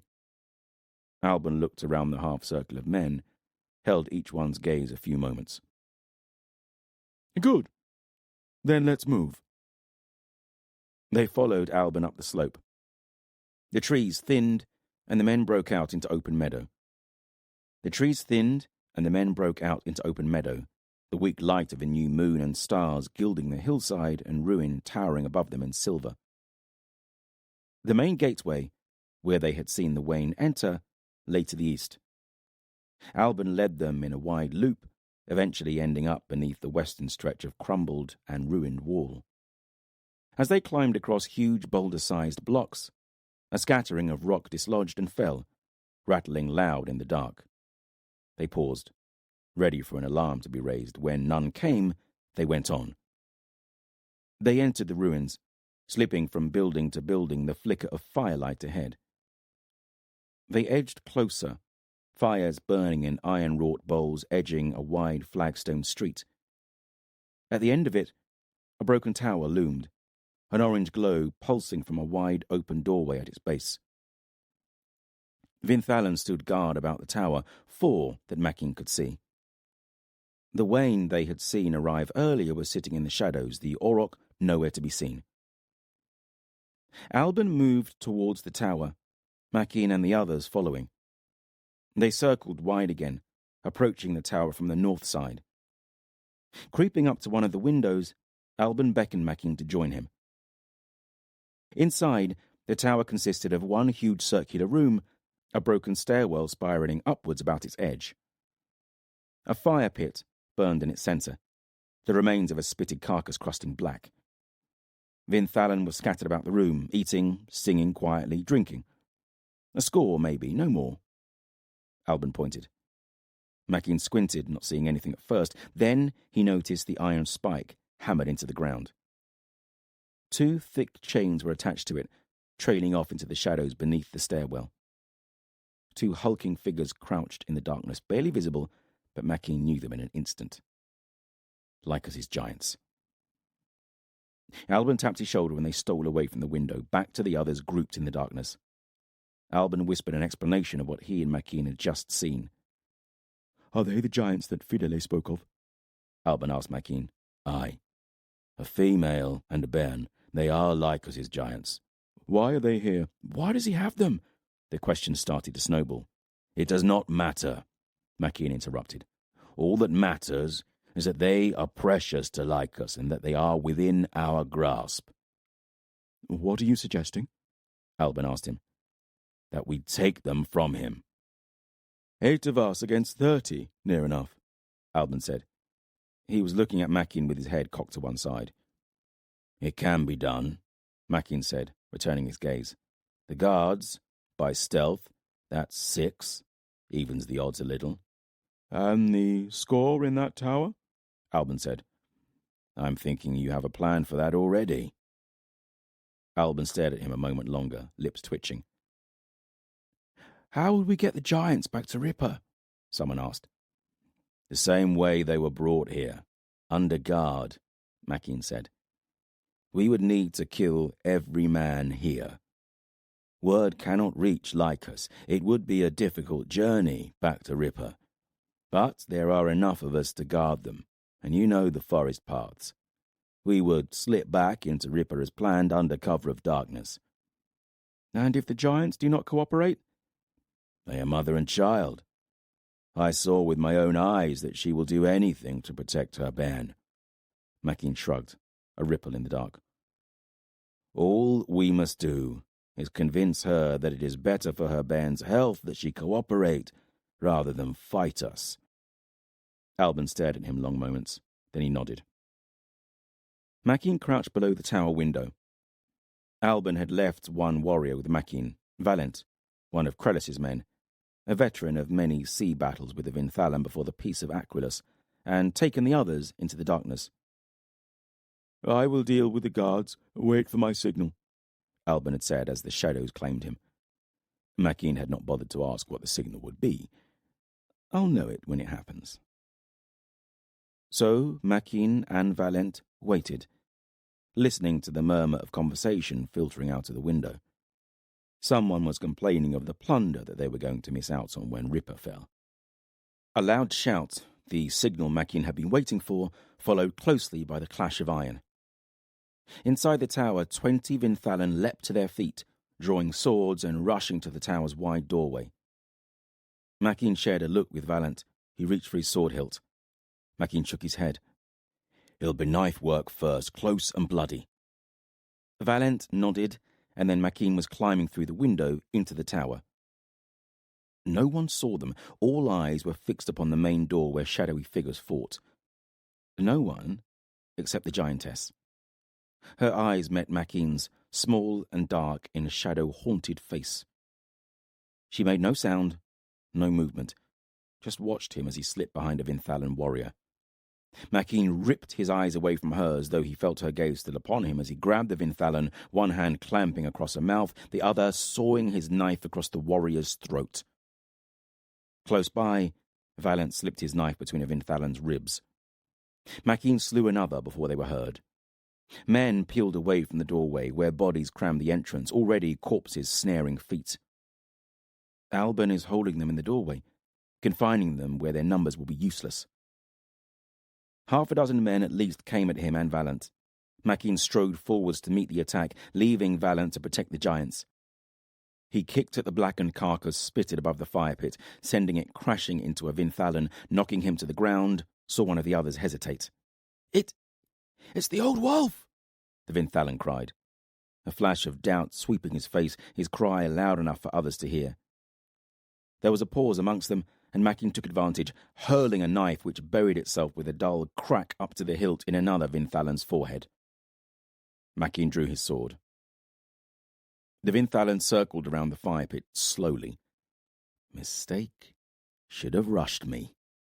He moved to the right, sidestepped a hesitant blow, and hacked at the man's ribs, felt bones break, ducked the sword swing of another warrior, kicked the first into the fire pit in an explosion of flame, pivoted, took the next sword blow overhead with his own blade, stepped in close, iron grating sparks, and punched his knife through leather into a belly, ripped it sideways as he pulled away, intestines spilling into a steaming heap in his wake. The recent wound in his belly began to throb and ache deep within. A quick glance saw Valent standing before the giants, giving ground to 3 Vinthalan. Maquin saw the warrior he had kicked the spitted carcass onto push it away and begin to rise from the ground. The main doorway was empty. Bodies piled across it, the clash of iron telling of battle in the road outside. There were no others left within the tower. In 2 long strides, Maquin was upon the man trying to rise, kicked him back to the ground, and stabbed his sword into the soft flesh of his throat. Valent went down, a gaping wound between his neck and shoulder. His attacker stood above him, sword arm rising and falling into Valent's skull, an explosion of blood and bone. Another Vinthalan stood close by, one arm hanging limp at his side, blood dripping from his fingertips. The third one was approaching the 2 giants, their bulk still huddled beneath the spiral staircase. Maquin ran at them. He hamstrung the one with the injured arm, heard him drop to the ground with a thud as he threw himself into the warrior that had slain Valent, buried his knife to the hilt in the man's armpit, left it there, spun away, and staggered on towards the man now attacking the 2 unarmed giants. He was hacking at the giantess, who was crouching before the bairn, her teeth bared in a snarl, using the chain she was shackled with to block his sword blows. Maquin saw she had not been entirely successful, blood running from a gash in her forearm, another from her calf. The Vinthalan heard Maquin's approach and turned, swinging his sword, sending Maquin's stabbing thrust wide, and they crunched together, wrestling, Maquin trying to break free, make room to swing his blade. They tripped over the giant chain and crashed to the ground, rolling on the stone floor. Pain spiked in Maquin's body, his old wound screaming a complaint. No time for pain. He ground his teeth. Maquin lost the grip on his sword, butted his head forwards, felt something crunch. The grip about him loosened and he reached for the last knife in his boot. A punch in the kidneys took his breath away, pain exploding in his back, then an arm was around his throat. He bucked, writhed, threw his head backwards, but nothing changed the iron grip around his neck. He clawed at the arm, feeling his strength fading, a dark nimbus seeping into the fringes of his vision, white dots exploding in his head. Something gripped one of his boots, and he saw the warrior he'd hamstrung dragging himself across the floor, leaving a trail of blood. I will not die. Panic swept him and gave a last burst of adrenaline. His body spasmed, every muscle and sinew straining, his face purple, tendons thick as rope bulging in his neck, but still the grip about his throat held. He slumped, feeling the strength flowing out of him, somewhere distantly realized with mild surprise that this was the end. Fidele. His body jerked, suddenly, shook like a straw doll, then the grip around his throat was gone and he was choking, sucking in great, ragged breaths. Behind him, a man screamed. The warrior, gripping his ankles, stared up at him, then let go and reached for a sword. Too late. Maquin kicked him in the face, pulled his last knife from his boot, and stabbed the man through the eye. He spasmed, legs kicking, then went slack. Maquin rolled over, saw the warrior who had almost killed him, caught by the giantess. She'd wrapped the length of her chain about his throat and was pulling tight. The man's face was a grey-purple explosion of veins, bulging eyes, and swelling tongue. There was a popping sound, vertebrae in his neck snapping, and his head suddenly lolled, eyes glazing. The giantess continued to pull, muscles bulging, rippling along her forearms like snakes in a sack. With a tearing sound, Maquin saw the flesh about the chain begin to fray, then tear, blood seeping, then exploding in a violent jet as the giantess gave one last savage wrench, and the man's head ripped free. She stepped away, her eyes fixed on Maquin, letting the Vinthalan's corpse flop to the ground, and sitting beside her son, who gripped her hand tightly. Maquin backed away, picked up his sword, still watching the giants, then headed for the tower doorway, stopping to retrieve his knives on the way. Alban stepped into the room. Blood sheeted his forehead and his sword was red to the hilt. The giants? Still alive. Maquin pointed to the shadows beneath the stairwell. They stood and stared a long while at the giants, who returned their gaze with wariness. She saved my life. The thought left Maquin feeling uncomfortable. But then I saved hers. She was still bleeding from her wounds. Alban offered her a flask of water. Drink and clean your wounds, Alban said. The giantess stared unblinking back at him. Alban tried again. Deach, Argus, Glarndor, Gortwith. Giantish. The giantess frowned, then reached out and took the water skin. She sniffed it, took a tentative sip, then gave it to her bairn. He took a deep drink, then poured water over his mother's wounds, washing the blood away. I can tend your wounds, bind them for you, Alban said. Kadbamahalekt, the giantess said. Her lips twisted in a sneer. Mitrit Eishson an Railtagiel. Schilt inish. Hakni Fedor Lom Aliakter Tserin Eshkar Monovichdor. Ne morditiaklum, Alban replied. Ne Fedarlam, the giantess growled, her voice a basal rumble. Wanin migogion engar dorha. Shin Jarlesh. Aish mur arnum tarlum go seoch natar argos bekslin. Nian far hayon doartit, Alban replied. Maquin did not know what they were saying, but he saw Alban's gaze shift to the giant bairn, then back to the giantess. She stood suddenly, her body hard and ridged as a slab of granite. Men behind Alban reached for their swords, but Alban did not flinch. Check them. Ach is iagal dom gobwil gialtanus agut, dokta agut, nak feida liat ar holion ar, the giantess said. Her voice resonated in Maquin's chest. Time will be the judge, Alban said. He drew his sword and struck the chains on the post, shattering them. We are moving out, now. Alban turned and strode away. The giantess and her bairn followed. "What did you say to them?" Maquin asked. Alban did not look at him as he marched from the tower. Chapter 45. Corban.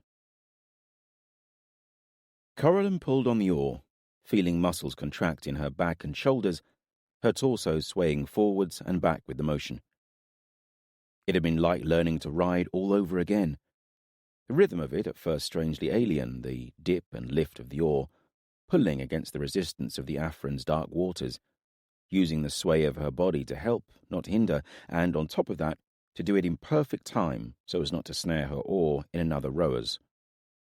I've got it now, though. The first night after their escape from Ithandan, Corban gathered all of the oarsmen from the 11 ships they had stolen, over 300 men. He had repeated the offer he'd made during the raid, told them that they were free. He suggested that they row both for Corban and for themselves now, away from the pirates who had made them slaves, and be put ashore at a safer location. Some had demanded their freedom then and there. Corban had let them go, no more than a score of them, staggering into the gloom of the darkwood. The rest had stayed. Many were close to death, weak and emaciated, but Corban had been surprised to see the effect a mouthful of brot had upon most of them. Corban had asked one other thing from them, and, more than anything else, that seemed to convince them of his sincerity. He asked them to train his own warband up as oarsmen. She'd received a lot of strange looks when she'd volunteered. She'd ignore them. Her body could cope with it, strong and supple after year upon year of sparring, though in truth, after the first shift she'd spent at an oar, her hands were blistered and weeping, and her back and shoulders were in agony. When she woke the next morning, it was worse. By the third day, she was getting used to it. The veteran rowers had accepted her presence quickly, especially when the jihad started filling benches as well, at least half of them women. They had attacked rowing as if it was an enemy, with stony faces and determined stoicism. Harder to get used to, though, were giants sitting on the oar benches. Balor had been the first to try. The bench had creaked when he sat upon it, and the first time he and a few of his kin pulled at their oars, the ship had listed so heavily the decks had taken water. It had taken some careful rearrangement of seating to balance the ship out. "We're leaving the forest behind us." It was the small, dark-skinned man named Javed sitting on the bench across from her. His head was shaved clean, dark stubble shadowed his jaw, and he had more scars on his body than Corban had ever seen. He was small-framed, but his musculature had a wiry strength that Corban recognized and respected, and he moved with a grace reminiscent of the jihad that spoke of explosive power. "Aye," Corban grunted. She had not really mastered the art of talking and rowing yet. "Where exactly are you all going?" Javed asked her. "Forwards," Corban grunted. Everyone within the warband knew that they were travelling to Drasil, the city of tales, until recently something she'd thought of as exactly that, a tale. Now, though, it was just accepted. Corban was aware that other people would not view it in the same way. "Strange company you keep," Javed observed. "I suppose it is." Corban didn't think of it that way anymore, much as she no longer viewed Drasil as a strange destination. A bell rang behind her, signalling the end of her shift on the bench. Smoothly, she raised her oar, pulled it through its hole, and shelved it. Javed gave her a mock bow as she stood and filed along the aisle to the stairs that led to the top deck. She blinked in the sunlight and nodded to Farrell as he passed her to take his place at an oar. The deck was narrow, dominated by a single mast and furled sail. Beyond it, a raised deck where Dath stood helming the steering oar. Corban walked to the ship's rail and leaned out, looking downriver. More ships followed them, their small fleet. 4 nights they'd been rowing up the Afrin, away from Ithandan, each morning expecting to see ships appear on the river behind them or hear the pounding of hooves as a warband swept along the riverbank. That wouldn't be so easy, though. Most of the time I haven't even been able to see beyond the riverbank. It had been choked thick with coppiced woods and undergrowth, trailing willow and black alder. although now the banks were mostly clear, trees and undergrowth thinning, flat meadows visible through them. Why have our enemy not come after us? We were outnumbered, within their grasp. Whatever the reason, Coralin was starting to think that they were not being followed, that they had escaped. It was a good plan, I can't deny. Corban's leadership skills had gone up in her estimation, coming up with the plan and keeping a cool head to see it through. It had been well done, she had to admit, and she had felt a swell of pride at her own contribution to it, the straw men and fires to keep the enemy's eye. Aye, it had worked a treat. And now, to all appearances, they were free of pursuit and on the borders of Narvan and Isiltir, almost out of enemy territory. It was a strange feeling. Relief. It still didn't stop her looking over her shoulder, though. And now we are sailing to Drasil, instead of travelling south to Ardan, to Edana. She wasn't sure how she felt about that. A hand touched her on the shoulder. You ready? It was Cohen, twirling a throwing knife between her fingers and grinning. During the first day upon the ship, after the heat of battle had left her veins and general tasks had been finished, clearing the ship of the dead, tending the wounded and mourning fallen comrades, Coralin had found herself in an unusual situation. Every day, for as long as she could remember, she'd been in her saddle before dawn, riding out with a growing band of scouts, always active in contributing. But as the ships had rowed further and further away from the Thandon, she'd started to feel useless, obsolete. Cohen had saved her, requesting that she teach her blade work. Coralin had been more than happy to oblige, and asked for a lesson in knife-throwing in return. She wasn't sure that learning to throw a blade while standing upon a moving, swaying ship was the best way to begin, but it was too late by the time she thought of that.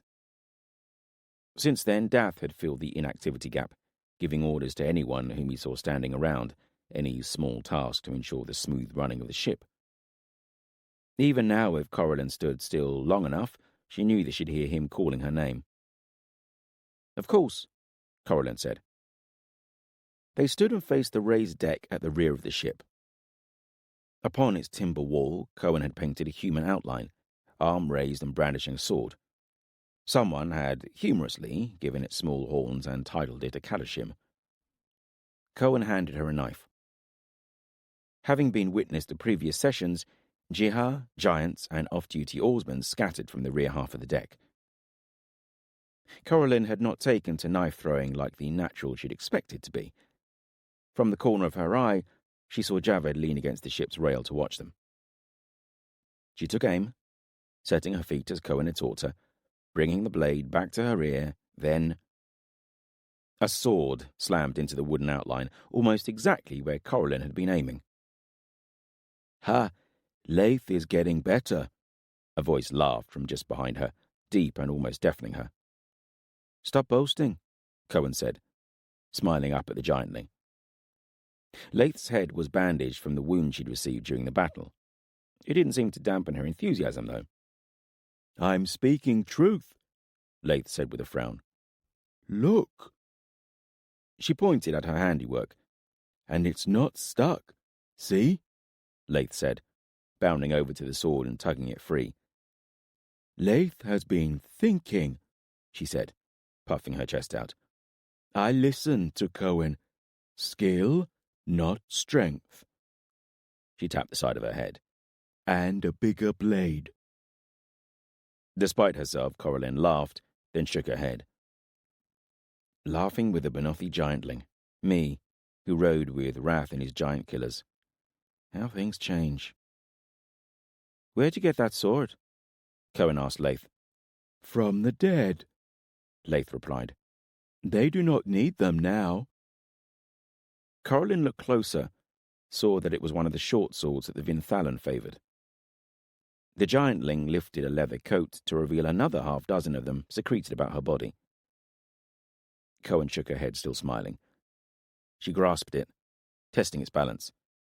It's weighted wrong, she said. When we get to Drasil, I'll ask Farrell to make you something this size and weight, but balanced and weighted for throwing. Leith grinned. I am a smith, too, she said.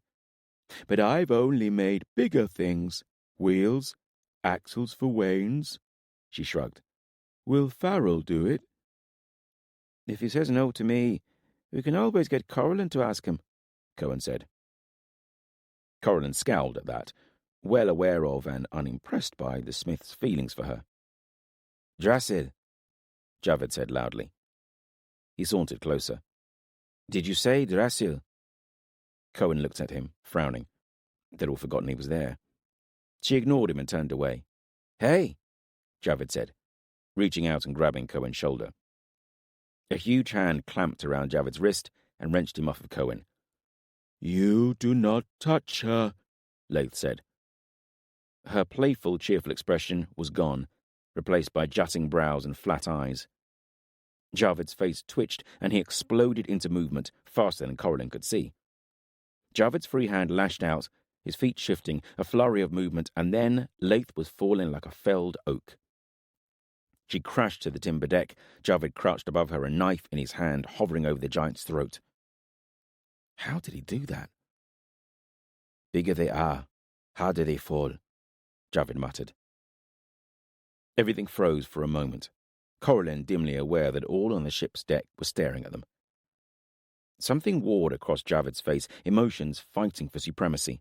His jaw spasmed, like a spark setting something in motion, followed by a contraction in the striated muscles of his shoulder, a drawing back of his wrist, and then Corban was lunging forwards. She kicked out, caught Javed's wrist as the knife began its descent, sending it spinning out of his hand. With a snarl, Javed was turning, launching himself at her. A dozen blows flew between them, some blocked, some landing. Then they were crushed together, spinning, still punching. Corban's back slammed into the wall of the cabin. Blood dripped from Javed's nose. They froze, staring at each other, both breathing heavily.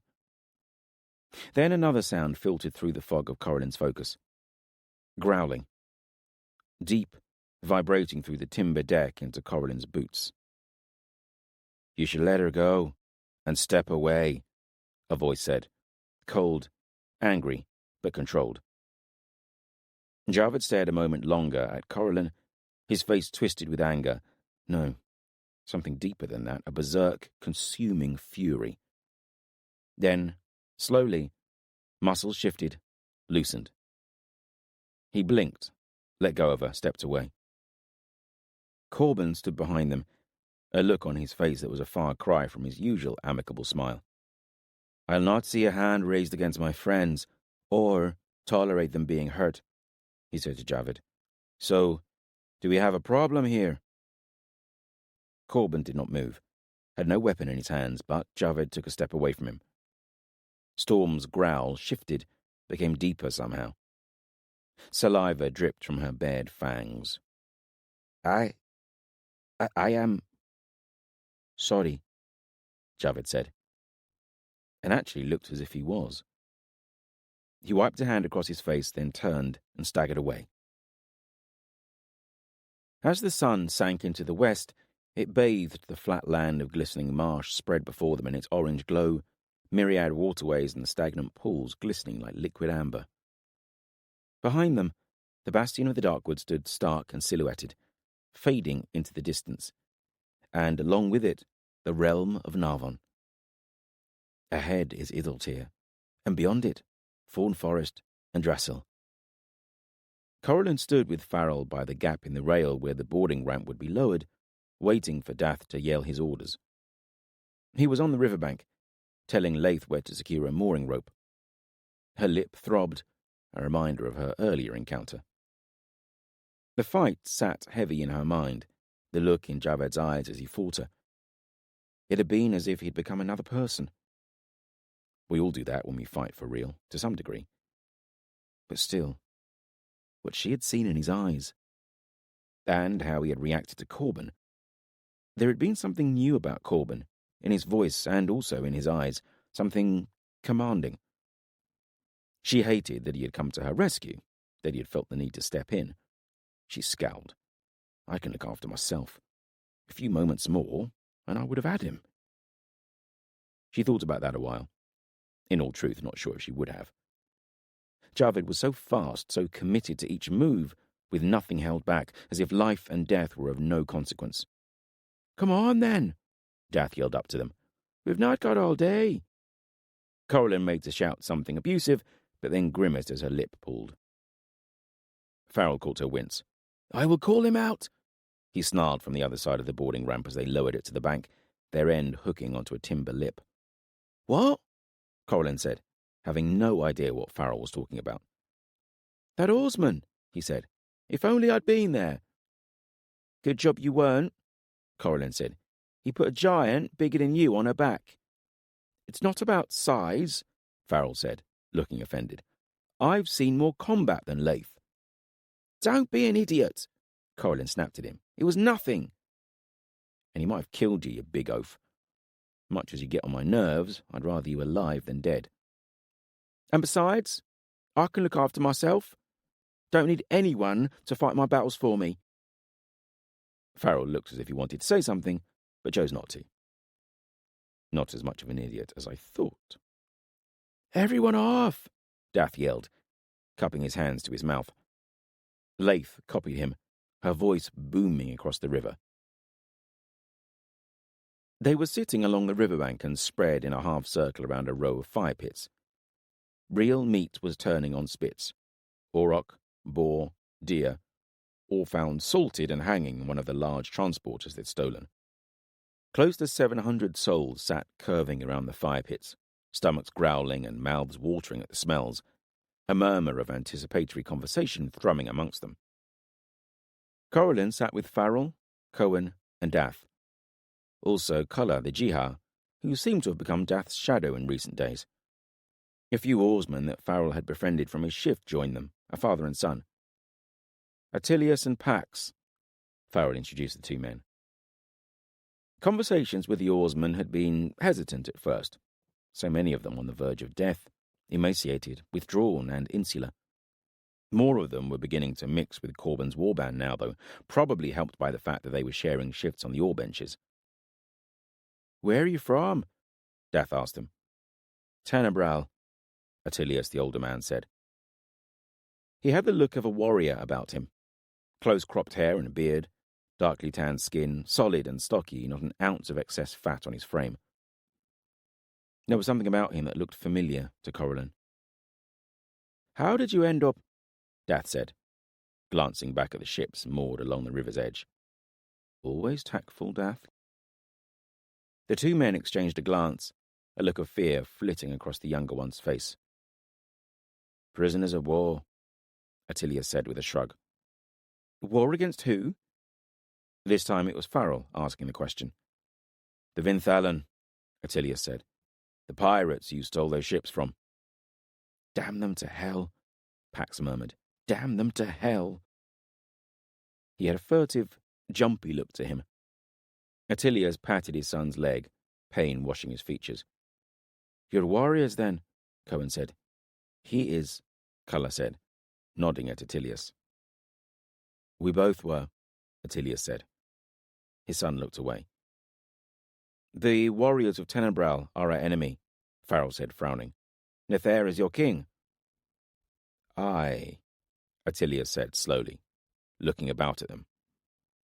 Cohen and Dath were sitting straighter, and Corban was remembering the warriors she had fought and killed during the night raid on Rin's forces back in Dowan Pass. They had been men of Tenebral. "Eagle Guard," Cohen said. "Aye, that is what they call the best of us," Attilius said. His son was looking nervously between them. "Veritas, do you know him?" Cohen asked. "He is Nathair's first sword. A good man, or so I hear." "Yes, I thought that too," Cohen said, a distant look in her eye. "Are we your enemy, then?" Attilius asked them. A straight talker, at least. I like that. "To my mind, no," Cohen said. "But it is for Corban to decide. Should I consider you my enemy?" "No," snorted Attilius. "Nathair gave Tenebral's rule to a madman, Lycus of the Vinthalan, and then walked away on some mad quest. He abandoned his people to a lunatic. I want no part of such a king. If I were to fight, it would be against the Vinthalan, whether they are allied to Nathair or not. He looked at his son. But I don't want to fight. He said it almost reassuringly. I just want to find us some peace. Good luck with that. We're marching knee-deep into the God War. Just then, Javed walked past their group. He saw Corban, his steps faltering for a moment as she met his gaze. Then he walked on. Heard about earlier, Attilia said. Do you know him? Farrell asked, his voice dangerous. Aye. He was a pit fighter. What's that? A form of entertainment for the Vinthalan. Slaves they capture, they break them in on the oars. If they survive that, then they throw them in the pit. 12 more. Last one alive gets to come out, gets to fight another day. Some fight all the way to their freedom. He was one of them. Almost. He looked at Corban. Heard you held your own with him. You'd have won a fortune in silver if you'd have done that back in Tenebral. He's fast, Corban said wryly, touching her lip. He's an animal, Pax said, and touched. He tapped a finger against his temple. They all are. Are there more like him on the oars? Pit fighters? Pit fighters. Aye, Attilius grunted. Many. Like him, though, none. Not here, anyway. Corban noticed a change around them, the murmur of conversation dying down. She looked up to see Corban vault onto a wide, low branch of an old elm. Storm lay at his feet. Michael, Gar, Tuckle, and Brinna arrayed about him. Looks like your brother has something to say, Dath said, slapping Cohen's arm. Chapter 46. Corban. Corban stood on the branch of an old elm, looking out at the sea of faces staring back at him. For a moment, his mind went absolutely blank. He took a breath. I'm not much for speech-making, he said, his voice falling into the silence like a stone in a deep pool. But there are some things that need saying. He looked around again, his mouth dry, feeling a little overwhelmed. Get on with it, Brinna muttered under her breath. Corban scowled at her. Speech-making was all well and good for those used to it, but he wasn't one for rhetoric and flowery talk. All he could do was speak from the heart and hope that it was enough. When I took these ships, I promised you freedom, Corban shouted. I also asked you to row us all to safety. Well, you have. Narvan lies behind us, Isiltir ahead, so I say to you again, you are free. Someone cheered, more voices adding to it, rippling through the crowd, surprising him, and also making him feel less self-conscious. Maybe I'm not making a huge fool out of myself after all. When it quietened, he carried on. But where is safe in this land of ours now? I'd like you to think on that. Of Rin's armies conquering nation after nation. Of the Vinthalan enslaving our people. There were hisses at the mention of the hated pirates. And of the Kadishim, slaughtering men, women, bairns, innocents. A mass of faces gazed at him in silence. Corban sighed wearily, for a moment lost in a blur of memories. The Kadishim and Murias, afterwards in the woodland of Narvan, one of them biting into the flesh of a terrified captive. He shook his head, forced himself to concentrate on those in front of him.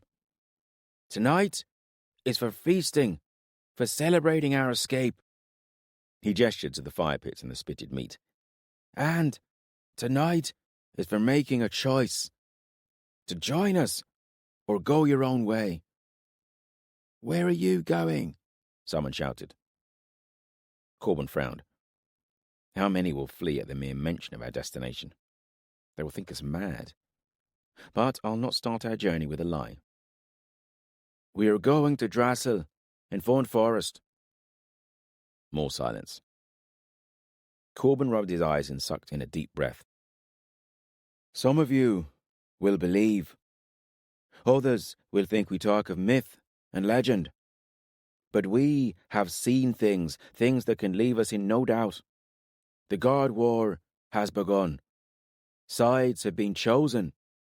He paused. You must tell them, Michael had said to him earlier. Corban had looked pleadingly at Brynner. Might as well, she had shrugged. Get it all over with in one go.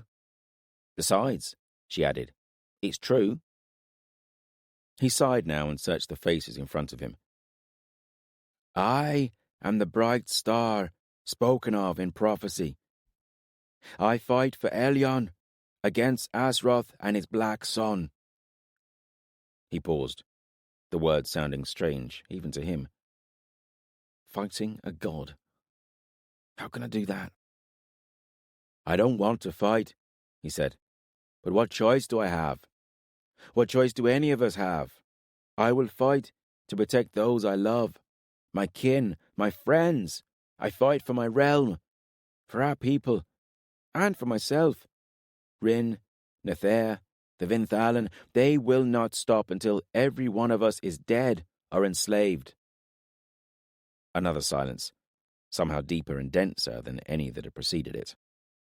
So we get to fight the Vinthalan if we stay with you? Definitely, Michael said quietly beside him. Yes, Corban said loudly. Good enough for me, someone yelled. There was a smattering of quiet laughter at that. I cannot guarantee victory. Corban's voice was rising now, echoing back from the ships moored along the river. We may lose. We may all die. How can I ask this of them? Is this what leaders do? Ask their followers for everything and offer them nothing in return? He looked at the gathering spread before him and knew that if they had any chance against the armies that were coming, they needed to unite. And it was on his shoulders to make them see that. I have seen the evil that comes against us, and it is terrifying. If we do not stand against it, who will? There is only one promise that I can make to you. He felt a lump in his throat as he saw familiar faces staring back at him. Cohen, Dath, Farrell, Corellan, Balor One-Eye, Gar. People he cared for. People he may lose. What choice do we have? He put his hand upon his sword hilt. I will be beside you every step of the way, and I will fight until my last breath. He shouted those last words, feeling passion swell in him like a dark wave. As he stepped down from the branch, he was battered by a deafening roar from the crowd. Jihar and giants were brandishing their weapons in the air, cheering at the top of their lungs. And so were most of the others. The faces of oarsmen that had looked close to death only a few days ago, empty and listless, were now alive with passion. And so it begins. The marshlands were a flat, stinking, mosquito-infested wasteland. The river curled through it like a lethargic serpent, taking their 11 ships slowly eastwards. The oarsmen that remained all set to their shifts, and the ships moved ever closer to Drassel. Tuckle and Michael had spoken to him, warned that such broken men could not be trusted and would need watching. But Corban disagreed. They were men, warriors, once. It was not their fault that they were enslaved. I believe there must be honour left among them.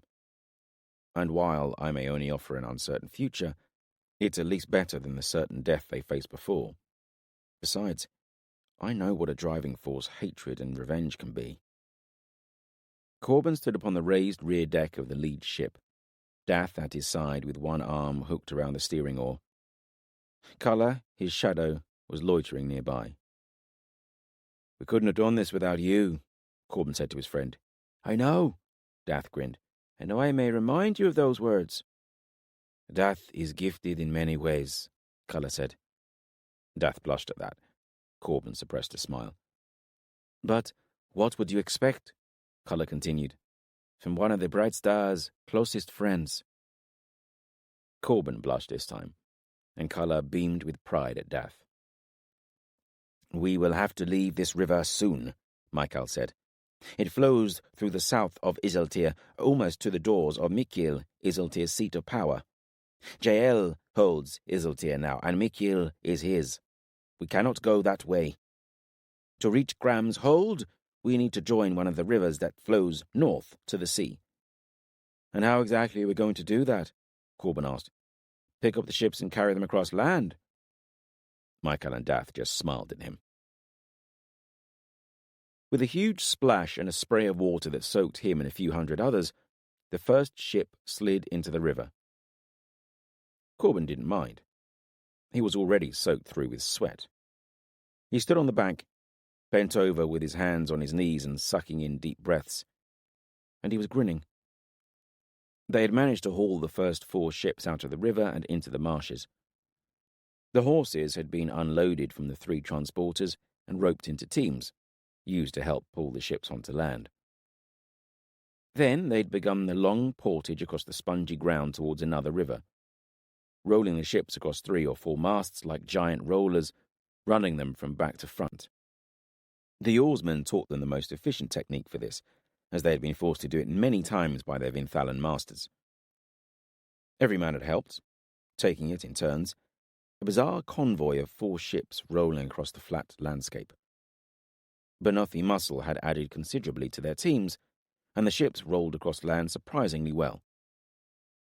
It was a journey of about 2 leagues. Not so far to walk, normally, but when you're pulling a ship. They made their way back to the remaining ships and began the process all over again. We've got a problem, Dath said to Corban. Those transporters aren't coming out of the river. Why not? Their hulls are too deep. These galleys, like the one we've been sailing upon, they're shallow drafted. Not much sits below the water.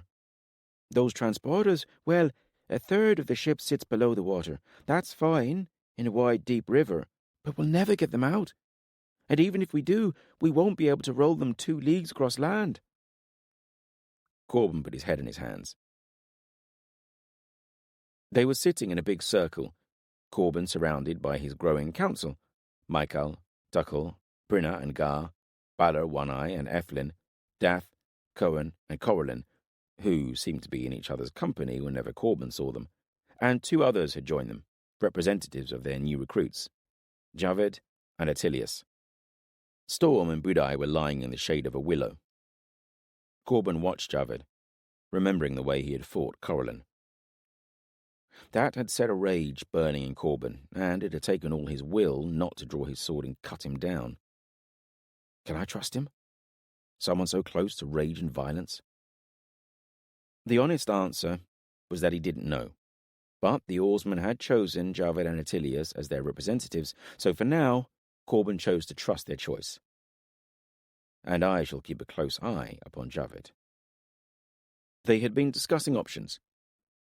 Corban was listening to Gar, as he suggested dismantling the transporters and rebuilding them beside the new river. Have you ever built a ship before? Sailed one? Javed asked Gar. No, I was born in a desert, Gar said. Ha! Javed barked a laugh, throwing his arms in the air. It will not work, Dath told Gar glumly. Apart from not having the tools to do the job without punching holes in the hull, the timbers would have to be caulked, sealed, or the ship would sink as soon as it sat in the water. Voices spoke out at the same time, offering equally impossible solutions. There is only one solution, Tuckle spoke out, loud and commanding. We must split up. One group takes the horses and rides through Isiltir to Grams. The other group sails round the coast. Corban frowned. That was the one answer that his mind kept on returning to, but he did not like it. It would be dangerous, Cohen said. What isn't in these banished lands? Tuckle snorted. Besides, we did it before. We rode from Grams, through Isiltir into Ardan to Duncarrig, then all the way to Dunvanna. We rode like the wind, and the Jihar are hard to stop once they're in the saddle. The ships would reach Grams a long time before the riders, Michael said. He sounded as if he was thinking out loud, rather than posing problems. Maybe not, Tuckle said with a proud grin. 2 horses a rider, Coralin said. Ride one horse, rest the other. That would speed things up. The conversation went on for a while, but eventually a silence fell and all heads turned to Corban. It is the only workable answer, he said. though I don't like the thought of us splitting up. All that is left is to decide who rides and who sails. The Jihar are the best riders, Brenna said. I will not leave Corban, Gar said automatically. I will not ask you to, Tuckle said, resting a hand upon his son's shoulder. But it should be mostly Jihar. Brenna is right. We are the best riders, best equipped to get to Grams quickly. I would ask that Corlan ride with us, Tuckle said. Why? Corban said, not really liking that idea. Corlan frowned. Because she is the best scout I've ever seen, and you won't need that skill while you sail upon the Northern Sea. Corban could not fault the logic, but he also knew that it was an immense compliment to Corlan. But still, it would be dangerous. He looked at Corlan. She was staring at him. It makes sense, he said. I shall go then, Corban snapped. Only if you want to, Corban said. I do. Why would I not? Because I want you to stay. Corban shrugged and looked away. Best to get the last galleys shifted across this marshland then, Dath said, looking up at the sun. The next morning saw 150 Jihar mounted and ready, horses stamping and restless, happy to be on solid ground and full of energy. Bala had taken a handful of banoffee and hauled the hulls of the 3 pot-bellied transporters, sinking them into the depths of the river. Better that than the Vinthalan reclaim them, thought Corban. Corban stood on the riverbank with Storm and Shield. He stamped his feet and blew warm breath into his hands. It was cold, a new chill to the air. Summer is waning. We need to reach Drassel before winter finds us. Shield nudged him and snorted. Sorry, lad, Corban said, rubbing the stallion's nose and patting his muscular neck. I'll miss you. Behave for Tuckle, and enjoy your run. Shield had pranced off of the transporter like a coiled spring, full of life and energy, eager to gallop. Corban felt jealous that he would not be riding him across Isiltir to Graham's Hold. Tuckle was embracing Gar. He stepped back and held Gar's face in his hands. Look after our bright star while I'm gone. I have done so for close to 18 years, Gar said indignantly. I'll not be stopping now. Tuckle flashed a grin. My beloved son, he said, and kissed Gar's cheek. Corban turned away, memory stirring of his da. He came face to face with Corlin, who was checking her mount's saddle girth. Be careful, Corban said to her. Huh, Corlin grunted. They regarded each other, Corban noticing the emerald of her eyes, the pink flush of her freckled cheeks in the chill dawn air. Footsteps thudded, and Farrell appeared, Cohen and Dath with him. I could come with you, Farrell said. And why would you do that? Corlin snapped. You might need me? Corlin just sighed and shook her head. She swung gracefully up into her saddle. That's remarkably reserved for her.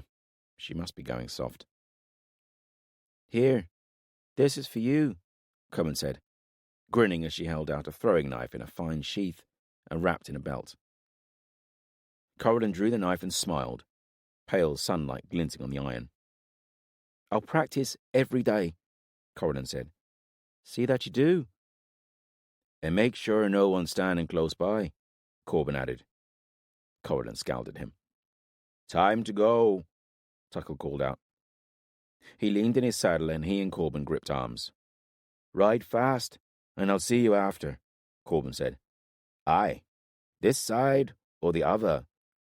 No, Corban said. At Graham's. That's my first order to you. Stay alive. All of you. We'll do our best, Tuckle said with his wide grin. And see that you all return the favour. His eyes lingered over Gar. We'll be sitting in Graham's feast hall warming our toes long before you get there, he said. Then he was turning his mount and cantering along the riverbank, the host of Jihar flowing out behind him. Corlin nodded to Corban, and then she was gone, cantering to the head of the column, riding ahead to pick their route through the marshlands. You going to miss her? Dath said. Corban had opened his mouth to answer when he realized that Dath was talking to Farrell, not him. I will, Farrell said. Corban just watched them ride away. Finally, in silence, he strode back up the boarding plank and onto his ship. Chapter 47. Fidele. Fidele walked up the wooden steps of Ripper's outer wall, her doeskin boots hardly making a sound. When she reached the walkway that edged the high wall, she stopped, making sure that she stayed out of reach of the torchlight that crackled in an iron sconce close by, spreading a circular glow across the wall. Further along, she saw the dark shadow of her two guards, but they were both facing outward and had not heard her. Below her, the town of Ripper was a dark shadow. Here and there, fires and torches marking the tiers of its flow down the hill that Ripper's tower was built upon. Occasionally, voices lifted in drunken song drifted up, borne on the sea breeze. Vinthalan voices. Further out, she gazed at the wide meadows that surrounded Ripper, a huge black shadow, like a sable cloak spread across the land. And beyond that, the forest, Sava, and somewhere within it, to the north, lay Balara, that ancient giant ruin. And Maquin. Where is he? It was the 11th night since Maquin had left with Ardan and 6 others, heading to Balara to investigate the reports of Vinthalan activity there. 11 nights. They were supposed to be gone no more than 4, maybe 5. A trickle of ice dripped into her heart, taking her breath away. Is he dead? Others were saying so, or thinking it at least. No.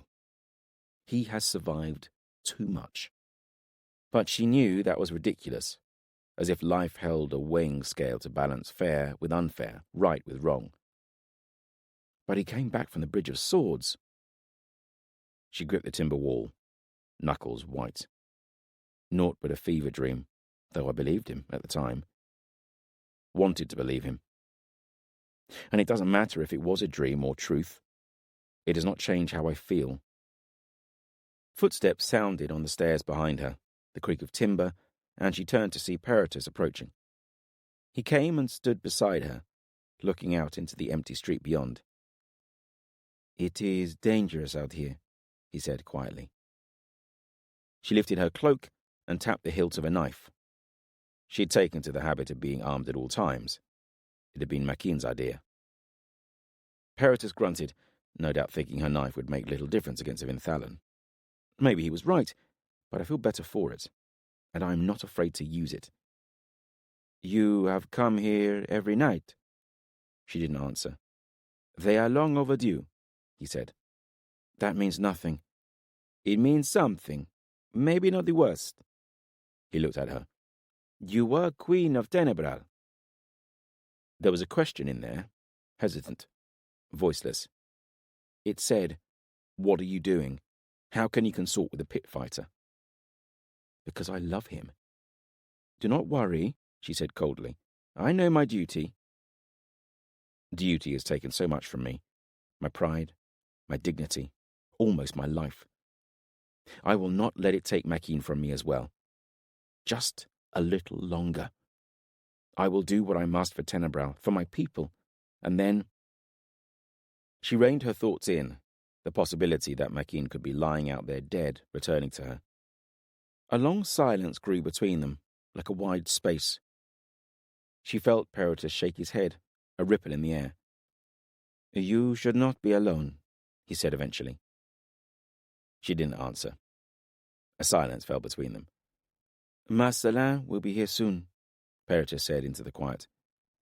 "Has there been any word of him?" "None, but he cannot be far away. We shall have justice." He looked at her. "And our revenge." Peritus had suffered much, seen Armitage, his oldest friend, beheaded by Lycus. And he had seen Fidele and Geraldine, with Lycus at her side. She had condemned him to death, her friend, because of Lycus's spell. Peritus knew why. "I am sorry," she whispered. He reached out a hand and squeezed her. "You were not yourself," he said. A Vinthalan voice raised in song drifted on the breeze from the town. "Why are they not attacking?" Fidele said. Peritus shrugged. "They have tried to storm the walls, and they have tried stealth. Easier to starve us out." "But what of Marcelin? They must know he is coming." "Aye." Peritus's face creased in a frown, moonlight picking out ridges and making deep valleys of shadow on his lined face. "That troubles me too." A shout suddenly went up from the darkness beyond the wall. A clash of iron, a scream. Feet drummed on the stairwell as more warriors took to the wall. Peritus had his sword drawn. Krellis suddenly loomed over them, a dozen warriors filling the stairs behind him. "What's going on, then?" he asked them. "An attack?" He sounded hopeful. "Don't think so," Peritus murmured, eyes scanning the shadows. "Hard to tell, too dark." "We'll see about that," Krellis said. He grabbed a torch from a warrior behind him and hurled it over the wall. It spiraled through the air, trailing a tail like a shooting star, and thumped to the ground, sputtered but stayed lit. Darkness retreated around it, an orange glow illuminating the road and first buildings. Shadows appeared at its edge, figures lurching into the light, the first one silver-haired. "It's Alban!" Krellis boomed. "Ropes!" he cried. Men spread along the wall, Fidele pushing her way through them to see. Alban stopped, pulling the man behind him on. A big man, tall, gangly, his limbs looking oddly stretched out of proportion somehow. Alban shoved him on, then turned and faced the darkness. The man he'd helped staggered out of the light, across the street, and slammed into the wall, Fidele feeling the vibration of it. A handful of Alban's men appeared running to the wall, shouting up at the onlookers. Krellis unfurled a rope over the side and tied it off. It creaked as someone began to climb. Other figures spilt from the alley, Fidele searching desperately for Maquin. One man staggered and fell to his knees, was grabbed and pulled up and on. 2 men. 3. A dark shadow blotted out the torch for a moment, and Fidele blinked. What was that? Then it was gone. Hands appeared over the wall, Krellis grabbing an arm and pulling one of Alban's warriors up. He was soaked with sweat, breathing hard, clothing torn, blood welling from many cuts. But he did not pause. Instead, leaned back over the wall, calling to the figure behind him. A head appeared, a shock of jet hair upon a pale face, all sharp angles, flat planes, and small black eyes. Wisps of a straggly beard grew from his chin. It is a giant.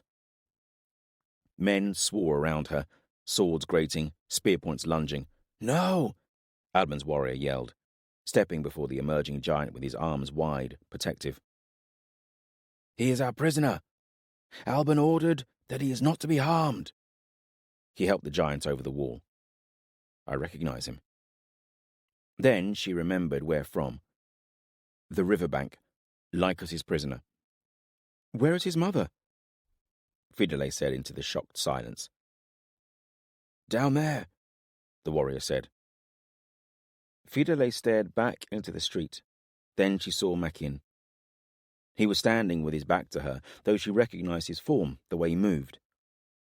He had stopped with Alban on the far side of the street, both of them trading blows with enemies in the shadows.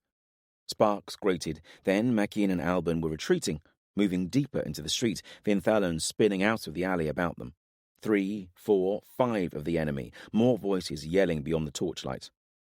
Fidele's heart lurched in her chest.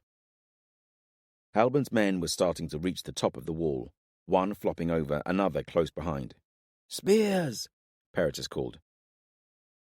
Maquin and Alban were standing before the torch now, legs bent, a weapon in each hand. Vinthalan was circling them, at least half a dozen, hanging back. Bodies littered the floor. Then Maquin did the unthinkable. He charged them. Fidele heard herself shout his name, saw him wade into the warriors, who were instinctively flinching away from him. He spun amongst them, leaving in his wake trailing arcs of black blood. For a moment, Alban stood frozen. Then he followed Maquin and hurled himself at the enemy. For a few heartbeats, she thought they were going to do it. Men were falling or staggering away, Maquin and Alban in constant movement, death-dealing wraiths. But then more Vinthalan appeared from the alleys. The sound of marching feet sounded in the street, yet more running up from their fires by the main gates. Maquin took a blow on the shoulder, staggering him. Alban was hit in the back, and he dropped to one knee, another blow sending him sprawling to the ground. Maquin stood over his fallen comrade, sword and knife black with blood, for a few moments holding back the enemy. Fidele watched, praying to Elion, her fist tight around the hilt of her knife. Peritas sighted with his spear and threw, his aim true. His spear struck a Vinthalan through the chest, sending him crashing back. It did little good, though, more Vinthalan crowding in upon Maquin and Alban. Then another figure appeared from the darkness, broad and hulking. The giantess. She swung something in her hands, long and sinuous. A chain. It smashed into the figures crowding around Maquin and Alban, sent them flying like straw targets on the weapons court. Then the giantess was throwing Alban over her shoulder and running for the wall, Maquin retreating behind her. Vinthalan swarmed after them, but as soon as they were in range, a hail of spears from the guards on the walls lacerated them. Those that didn't die scurried back to the shadows. Maquin was shouting from below, and then Trellis and a dozen men were tugging on the rope. The giantling loaned his strength and weight, pulling with all his might. The rope creaked, strained, and moved. Alban appeared first, still slumped across the giantess's shoulder. Hands pulled him onto the walkway. Then the giantess was over, Maquin behind her. Fidele pushed her way through the milling warriors to Maquin. He was close to Alban, shouting for help. At her voice, his eyes snapped onto her. His hand reached out and squeezed her tight. "Told you I'd come back," he said, still breathing hard. More Vinthalan were in the street, but they kept a healthy distance. Then a face appeared amongst them that she would never forget. Lycus.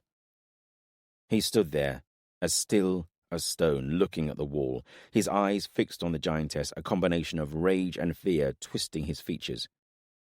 Then he saw her.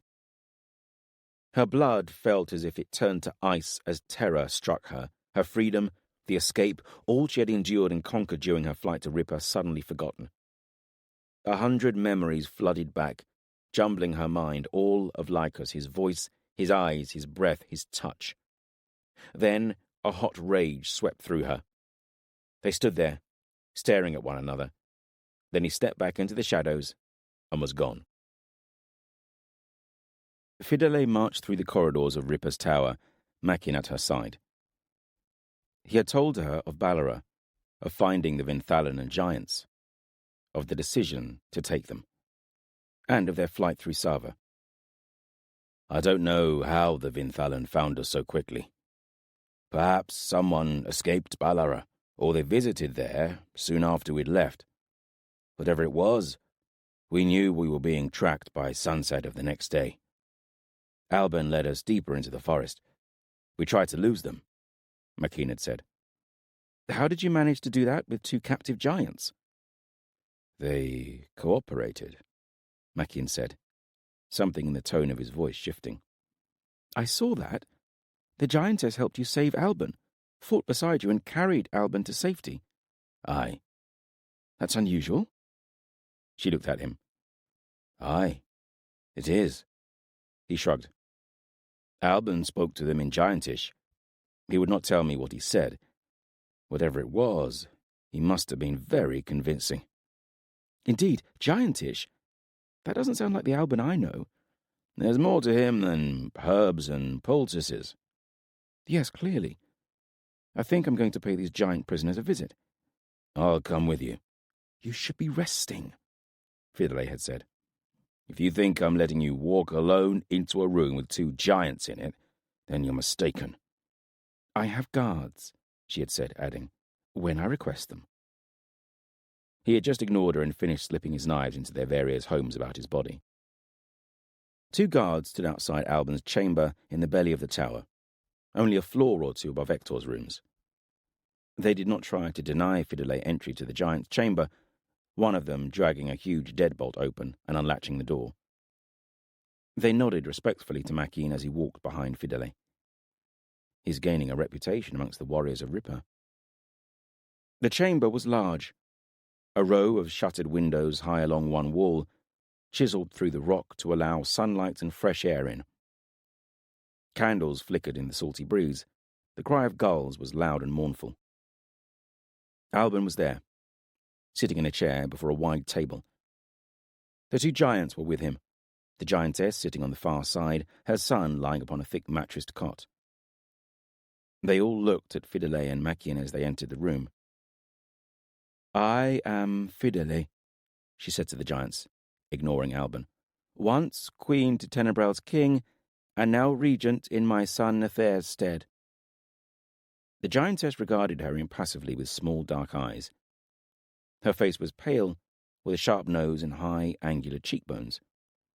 She was muscular beyond belief, wearing a mixture of leather and animal skins. Her wrist was red and scabbed, and Fidele remembered the iron chain that the giantess had wielded in the dark, bound at her wrist with an iron collar. Gone now. Tattooed thorns spiraled about her right wrist, curling around her forearm and disappearing into a sleeve. "Can you speak the common tongue?" Fidele asked. "I speak a little of your tongue. Enough." Her voice was like gravel sliding across granite. "You are mother and son?" Fidele asked, looking at the giantling, who was still lying upon his cot, but he had propped himself up on one elbow and was watching with interest. "Yes." "What are your names?" The giantess's eyes flickered to her son, then back to Fidele. "I am Raina. My son is Tain." "And what clan are you?" "We are of the Kurgan." As she said it, something crossed her face. Longing? It was hard to read. Her son tugged at his wispy moustache. It was a surprisingly old gesture on his young features, like an infant's copying his grandfather. "Why did Lycus hold you prisoner?" At the mention of the Vinthalan's name, Raina snarled, fists bunching, and for a moment she was savagely feral, more animal than human. She did not answer, just glared at Fidele. Fidele sighed, recognizing some of that pain and rage. "How long have you been his prisoner?" The fire dimmed in Raina's eyes. She shook her head. "I do not know. A long time. I tried to count the moons, but they faded, blurred into one another." 8 years, another voice said. Tain from his cot. His voice was flat, emotionless, a rasp to its edges. "Alban tells me that you are our prisoners. Yet I see no chains of iron, no collars or bonds.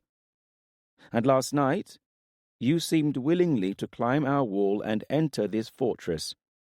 You fought beside our warriors." "For which I thank you," Maquin said, nodding to Raina. He was leaning against the wall where he could see both Raina and Tain. "You are welcome, little man," Raina said with a twitch of her lips. "Ones that fight so fearlessly should not be left to die in the street." "I thank you for that too," Fidele said. "But my question still stands. How is it that you are not bound? That you did not take advantage of the flight to Ripper and flee your new captors? How is it that you fought with us?" "Your healer is persuasive," Raina said. Fidele turned her stern eyes upon Alban. "You speak giantish, then. How is that?" "I am a healer, which required that I also became scholar. There is much to learn, and more is written in the scrolls I have read than how to make a poultice or boil a herb." He shrugged. So, what did you say to them that so convinced them to become such willing prisoners? Alban looked from Rayna to Tain. I told her that if she did not cooperate, I would kill her son. Fidele blinked at that, then looked at him long and hard. He returned her gaze flatly, displaying no emotion. I don't believe you. She did not think the Alban she knew would resort to threats, but more than that, there appeared to be something between Alban and the giantess. Not quite a familiarity, but they both seemed comfortable with each other. The door suddenly slammed open, Krellis bursting in, Ector in his shadow. Rayna and Tain leapt to their feet, Rayna stepping in front of Tain. Krellis looked from face to face, paused with his mouth open. We've been looking for you, Ector said to Fidele. Marcelin is come. Chapter 48. Ulfalas. The feast hall of Dunkellen rang out with a clack of wooden swords. Ulfalas sat at a long table beside King Jael, who was leaning forward in his chair, head propped upon a fist. They were watching a pair of men swinging hard blows at one another. They were good, fast, strong, both veterans, and evenly matched. Are they better than you? Jael asked him. Ulfalas shrugged. Maybe. They are skilled, no doubt. Sword-crossing in practice is different from a real fight, though. In the sword-crossing ring, not only do you have to win, but you have to make it look good. You can't bite a nose off or twist someone's stones. In a real fight, though, all that counts is walking away alive. It had been Maquin who had told him that. Shieldman to Castel, Jael's cousin. He'd liked both of them, Maquin a little more than Castel. They'd both been good men to share a cup of ale with. That hadn't stopped him from standing by and doing nothing as Jael had put a sword through Castel's belly, though. Or made him feel bad about it. We all choose the life we lead. We all know it'll likely end in blood. Don't see so many grey-haired warriors as you do smiths or tanners or fishermen. Aye, that's true. Perhaps I should take away their wooden toys and let them fight with iron. You'd end up with dead shieldmen, my king. And in these days, good shieldmen that are sworn to you are better alive than dead. Huh? Jael grudgingly agreed. I need a first sword. Are you not tempted to enter? Ulflas shrugged again. If you wish me to, my king, I am happy as your shieldman and captain of your honor guard. That would not change if you were to win this little tournament, Jael said.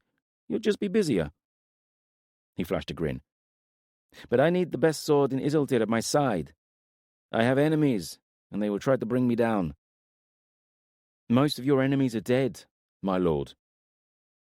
Ulfalas glanced out of the open doors of the feast hall. Late summer's heat was lingering. He could just make out the iron spikes that decorated the courtyard, a series of heads in various degrees of decomposition adorning them. I wish that was so, Jael said. My enemies fill the shadows, biding their time. He pinched the bridge of his nose, squeezed his eyes closed. I dream of them, he said quietly. He shook his head. Enemies are like rats, Jael. Leave them alone too long and they will breed and multiply. Enemies don't need culling. They need exterminating to the last bairn of their bloodlines. A philosophy you have committed yourself to wholeheartedly. Which is why I need the best sword in Isiltir at my side, not hired by my enemies and coming for me. So, if you are the best sword in the realm, I would like to know. Then I shall enter your tournament, my king. Jael nodded, eyes fixed on the two men dueling in front of him. One was retreating before an onslaught of looping blows.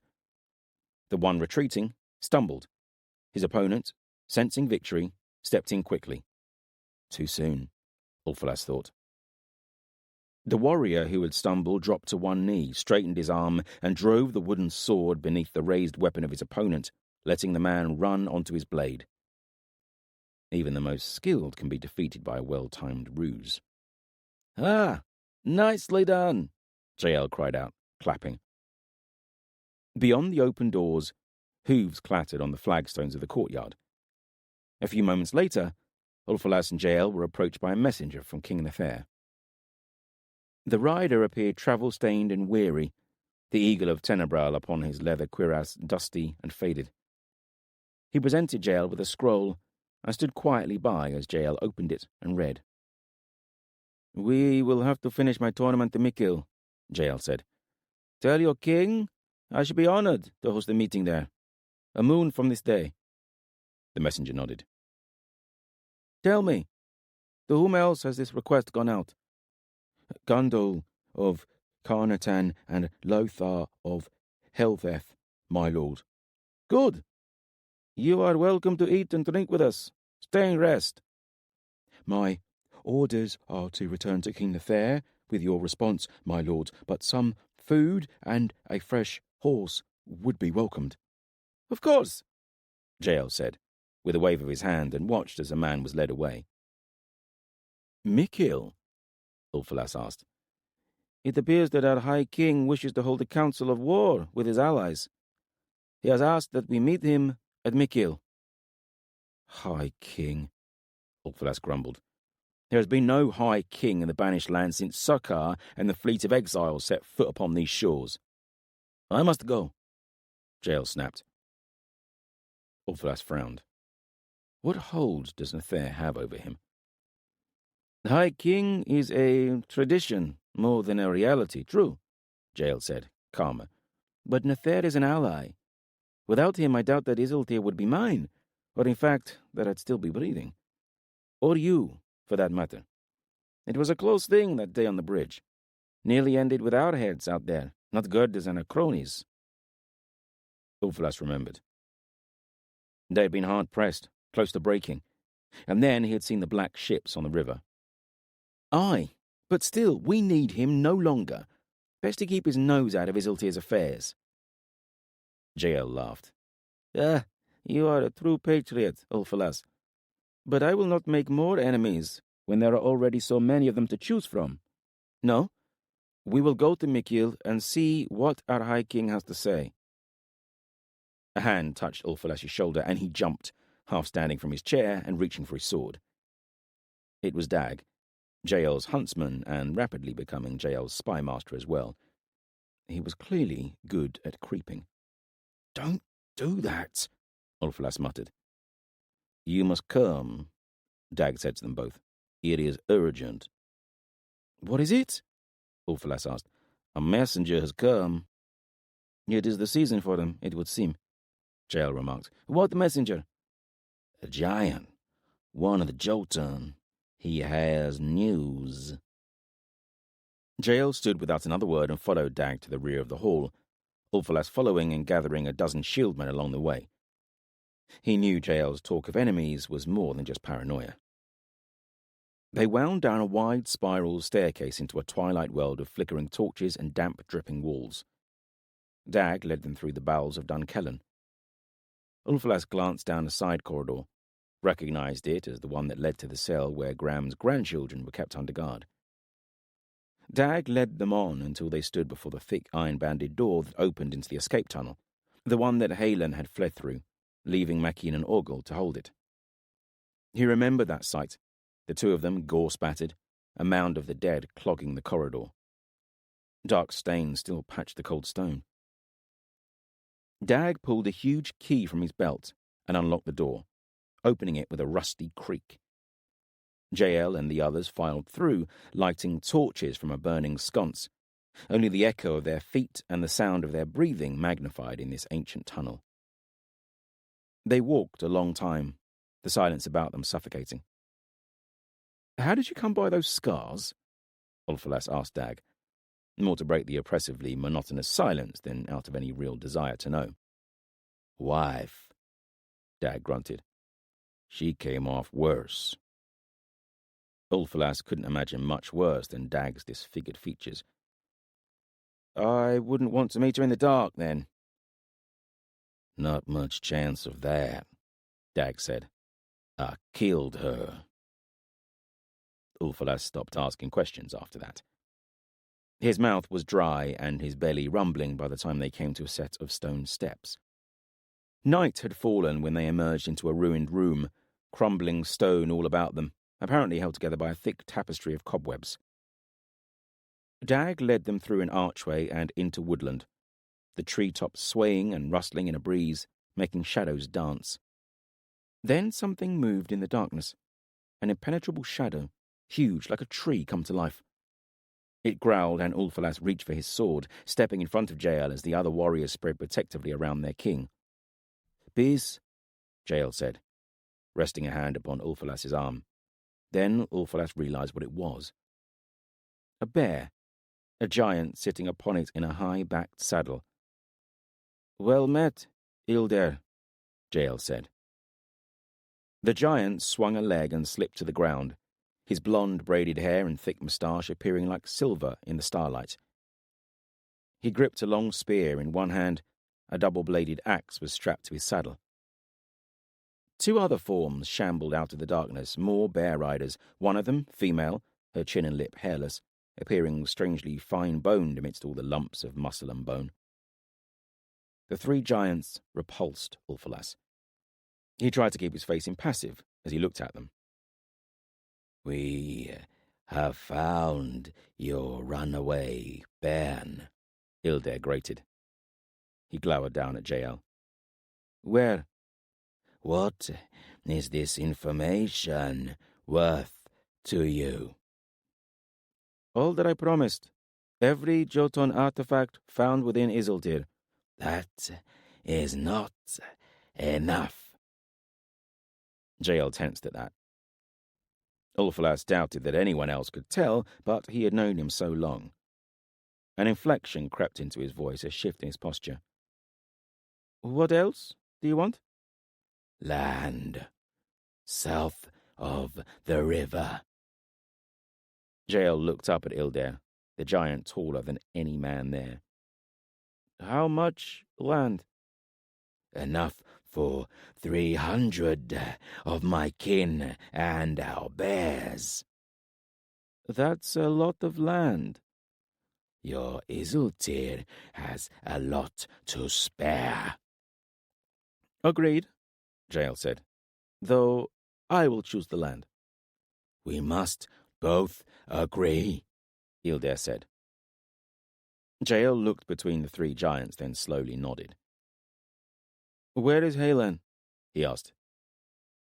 Ilder looked over his shoulder at the female giant. "Ilska and her bear found him. He is at Graham's hold." Jael stood silent a moment. Graham's. And we have his grandchildren. How did he not give the child up? He will regret that more than ever now. "You are sure?" Jael asked, his mouth a straight line. He's angry now. If true, then Graham has played him for a fool. Graham will not die quickly. The giantess whispered something, and her bear lumbered forwards. Ulfalas resisted the sudden urge to take an equal number of steps backwards. "I saw him," the giantess said. "Creech smelt him." "Creech?"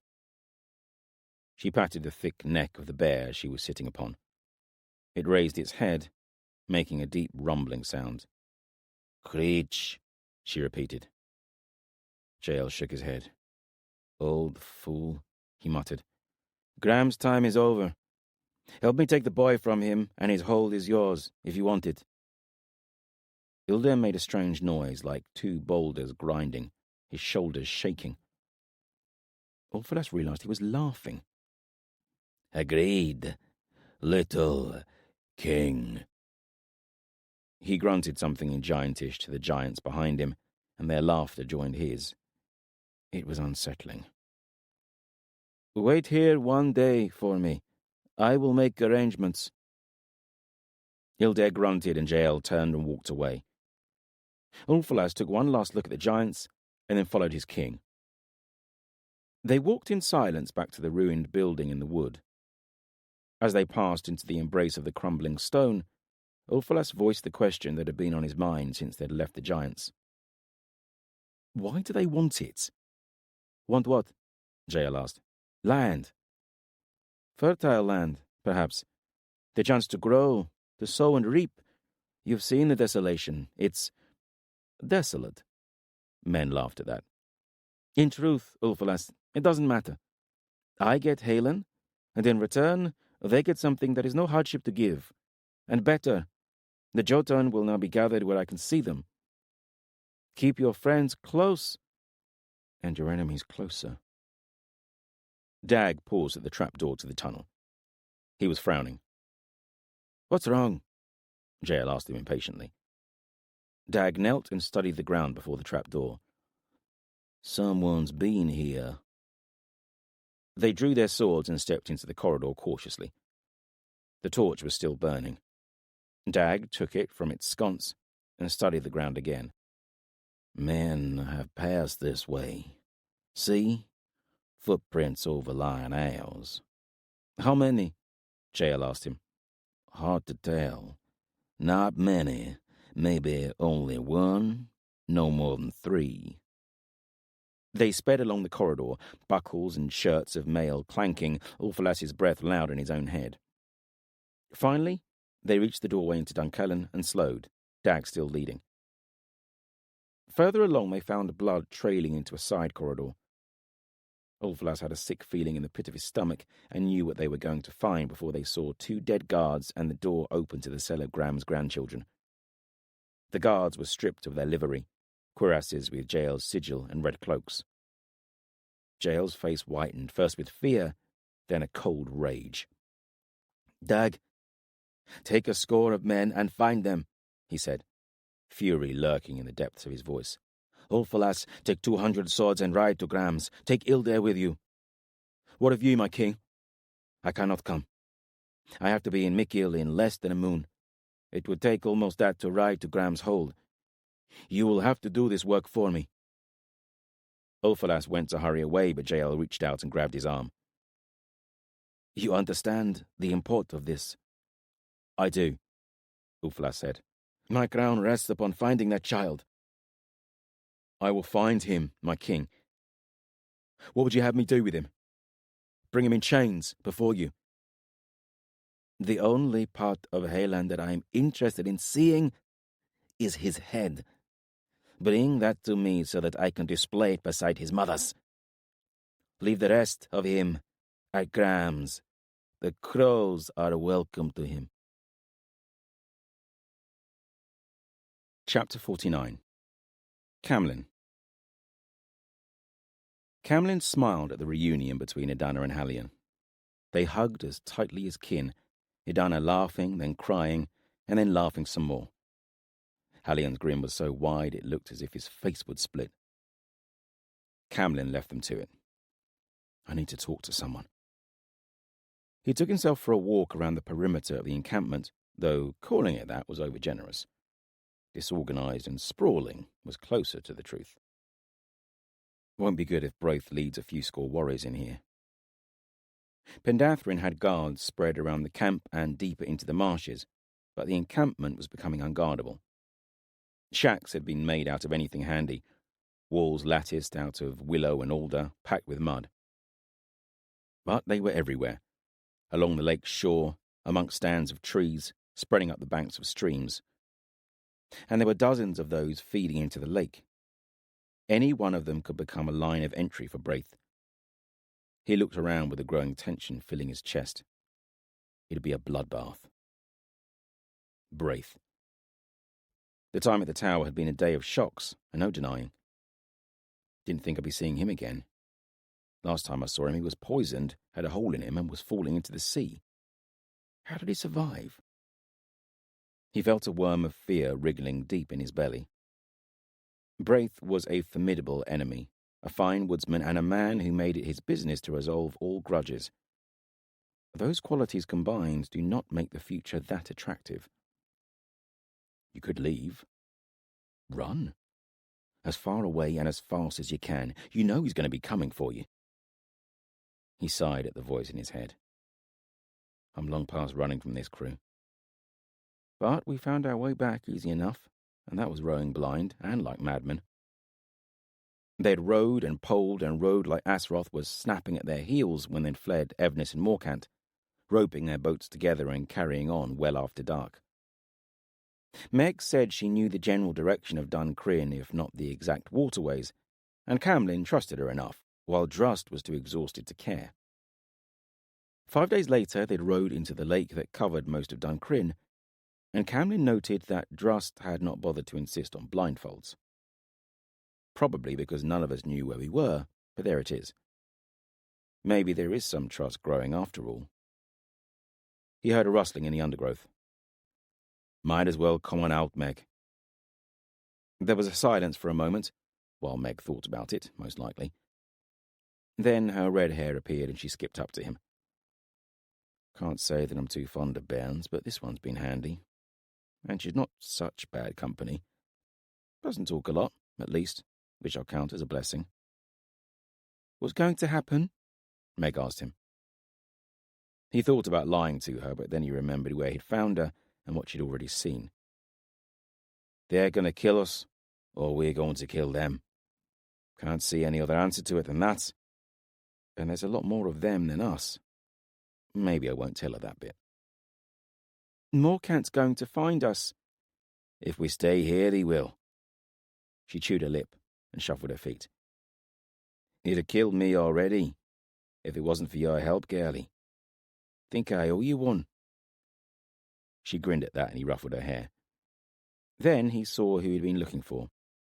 Be a darling, and go and get me something to eat, he asked her.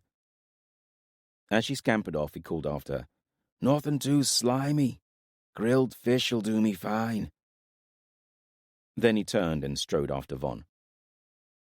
They'd shared a boat for 2 days, but it had been too cramped to talk. Too many years for what I've got to say. Von was standing in the shadows of a draping willow, looking at the lake. Looks as if he's thinking about the same things as I am. Von heard Camlin coming and turned to wait for him. Why'd you do it? Camlin asked him. No point beating about the bush. Do what? Von said, after a long, indrawn breath. You know what. Evnis, I had a clear shot. Could have ended a world of trouble, could have ended him, bought some well-deserved vengeance for Edana. He killed Ardan, remember? We all saw it. Von stared at him angrily, Camlin almost hearing a host of different answers lining up and being tried out in the young warrior's head. In the end, Von's shoulders slumped and he dropped his eyes. I don't know, he whispered. Honest? Maybe. I don't believe you, Camlin said, making sure his voice was cold, hard. Von's head snapped up at that. A tear streaked his cheek. Believe what you wish, Von hissed. As I looked at him, I wanted to leap out of the boat and put my sword through his heart. His face twisted between anger and pain, another tear rolling down his cheek. He betrayed everything I loved and valued. He's the reason my Biffan's dead. I hate him. Camlin stared at him a long time, willow branches stirring about them. You don't sound as convincing as you did in Dowan. In fact, you sound as if you're trying to convince yourself. That's so. Aye. Then, I'll ask you again. Why'd you stop me? I don't know, Von whispered. Maybe I want to be the one that does it. Maybe I had a weak moment. Here's my da. Maybe... He shook his head. I just don't know. Another silence stretched between them. I'm inclined to believe him. Either way, I'd not want him at my shoulder in a fight against Evnis. He doesn't know his own heart. How can I trust him when he doesn't trust himself? Meg pushed her way through the trailing branches of the willow and offered a wrapped leaf to Camlin. He took it and sniffed, then smiled. Grilled trout. He took a bite and realized how hungry he was. A voice hailed them from the lakeshore, Baird, helping Edana into a boat. Time for another meeting. Camlin gave Von one last look. Are you going to tell Edana? Von asked. Don't know yet. Camlin said nothing and walked away.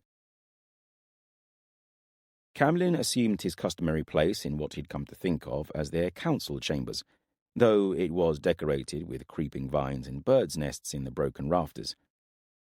Hallian now stood behind Edana, back in his position as her first sword.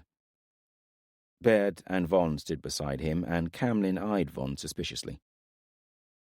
Drust and Pendathrin were there, as well as Rasheen and Lorcan, whose eyes kept drifting to Edana. Rasheen sat beside Pendathrin, and, as Camlin watched them, Rasheen leaned close to the battle chief and whispered in his ear. He laughed. Congratulations on a successful mission, Edana said, and I am overjoyed to have my first sword back at my side. Hallian dipped his head at that. Camlin had been surprised at the depth of emotion he'd felt at seeing Hallian alive. It felt good to have a friend back, but also it was nice to have something good happen, a balance for the trail of the dead they seemed to leave along the way. Having Hallian back filled Camlin with a new sense of hope. But the other edge to that blade was the knowledge that Braith was alive and had tracked Hallian almost all the way to Duncrin. Probably would have, if Evnis hadn't stood up and started shouting. Won't stop Braith finding us, though. Will only slow him down a little. And give me a chance to prepare a welcome for him. It's good to have you with us, Pendathrin said. I, for one, would like to hear your tale.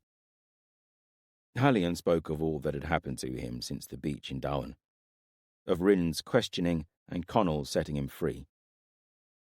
Roshin snorted at that. Doesn't like the thought of Connell on a lad's throne. The rest was one long journey from Dowan to Ardan. You were followed, Camlin said. I know that now, Hallian said with a shake of his head. I am ashamed to have led the enemy here. I don't know how they managed it. I'm no stranger to the huntsman's arts and did much to avoid pursuit. Nothing you could do about it. It was Braith, and he could track a bird. He'll be here soon enough, with Evnis at his side. Camlin looked at Von as he said the last part. That set things off like throwing fish oil on a fire. Voices all talking at once, some panicked, some planning. In the end, Pendathrin thumped a fist onto the table, making it jump. Let's talk this through, right? Or we'll still be clamouring when Rin's warriors start shoving swords up our arses. Let's have the facts, Roshin said. Good place to start. Camlin stepped forward. The facts are that Evnis and Braith, who happens to be the best huntsman that draws breath, are out there, along with Morcant and a warband. They've built towers and beacons around this marsh. Put it all together, looks like they're going about ending this resistance sooner rather than later. More raised voices. Eventually Edana stood. There's only one chance for us, she said. We have to leave. And what? Just keep running? That was Drust. No. It's time to gather allies.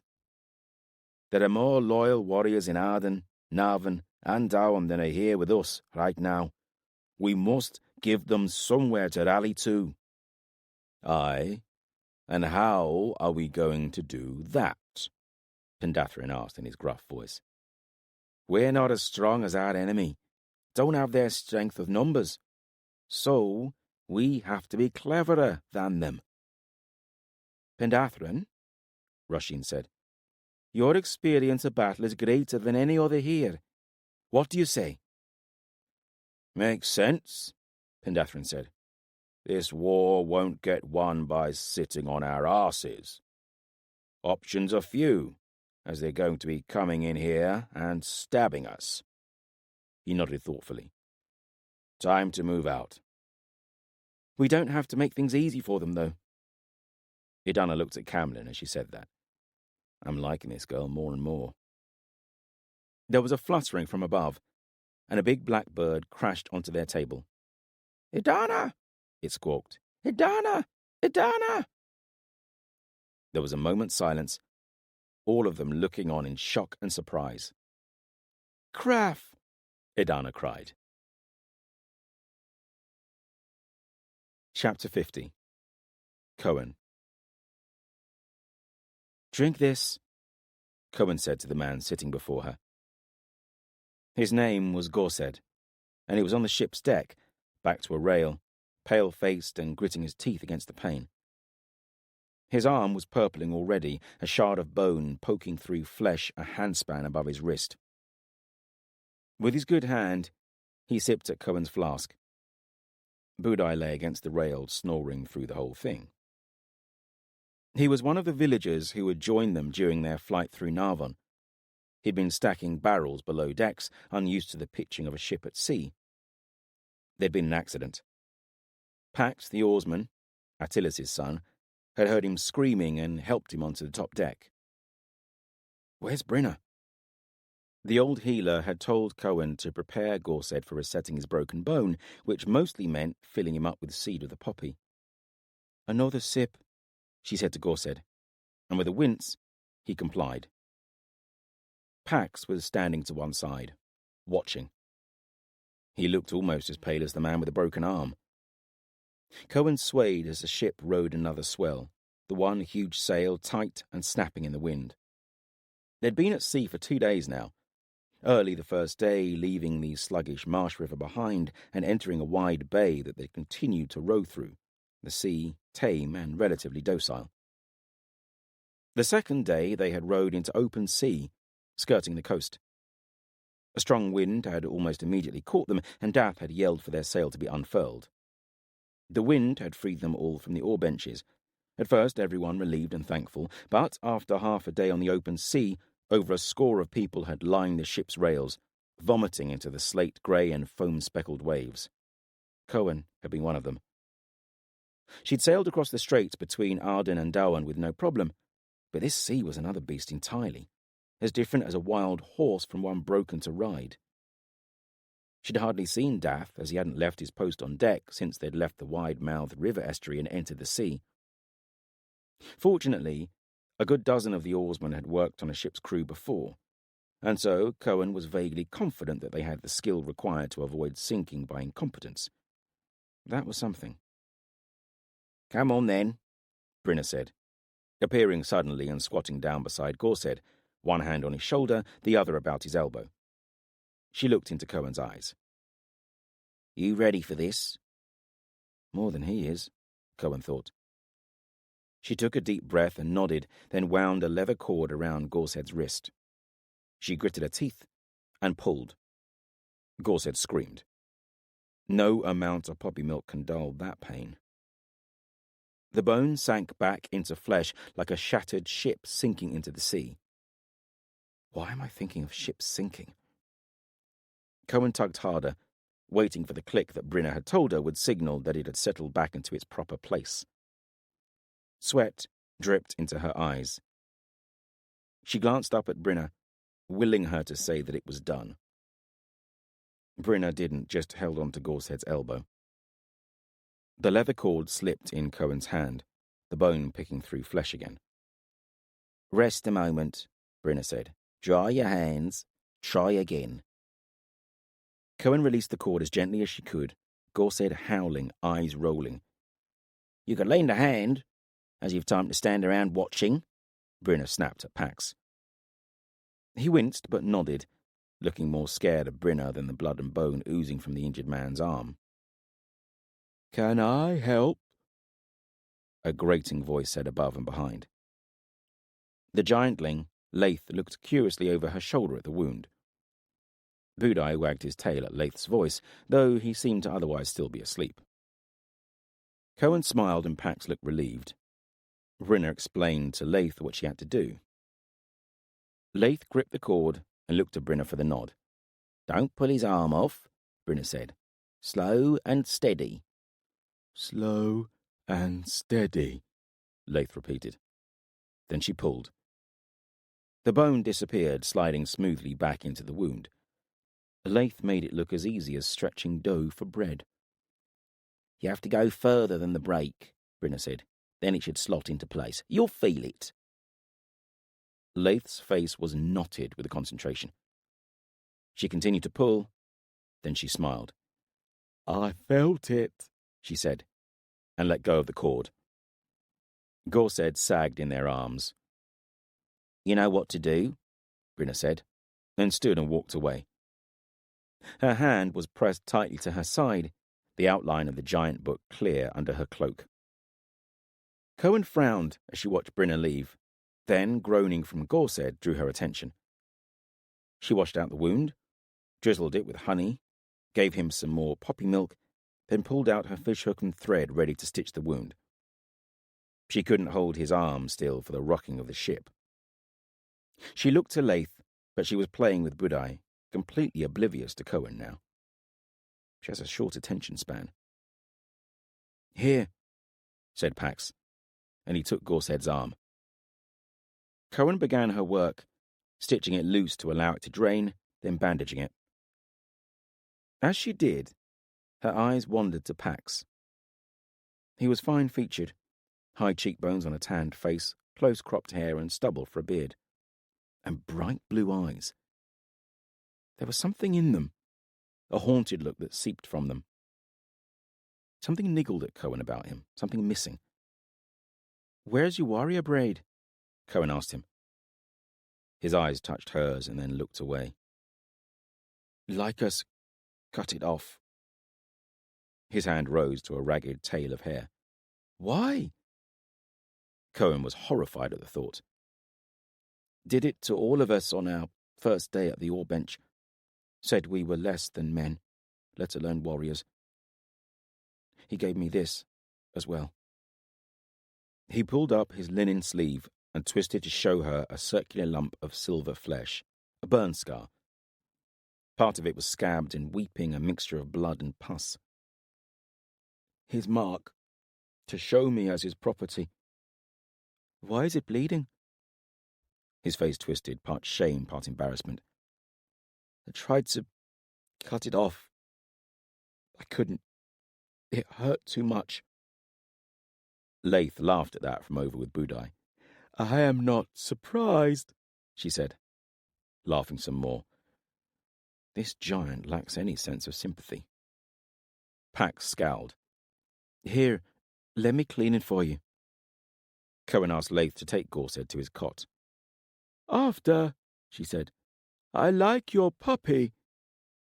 Puppy? Budai's big as a pony. The hound did look smaller, though, beside Leith. The giantling was on her hands and knees, hiding her face in her arms. Budai was slapping at Leith's arms with a paw, then digging to reveal Leith's face. The giant laughed and rolled onto her back, Budai licking her face. Cohen dabbed at Pax's wound with salt water. He winced, but he did not pull away. You're sister to Corban, aren't you?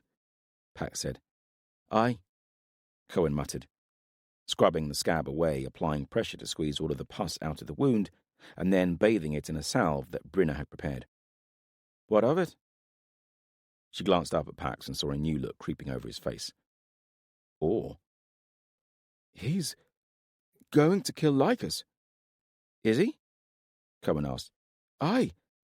Lycus is evil, sure as the sky is blue. If there is an Azeroth, then Lycus serves him. And Corban's the bright star. Everyone says it. And look around. Giants. Bala One-Eye stepping out of the fairy tales. Jihar. They are the greatest warriors that have ever lived.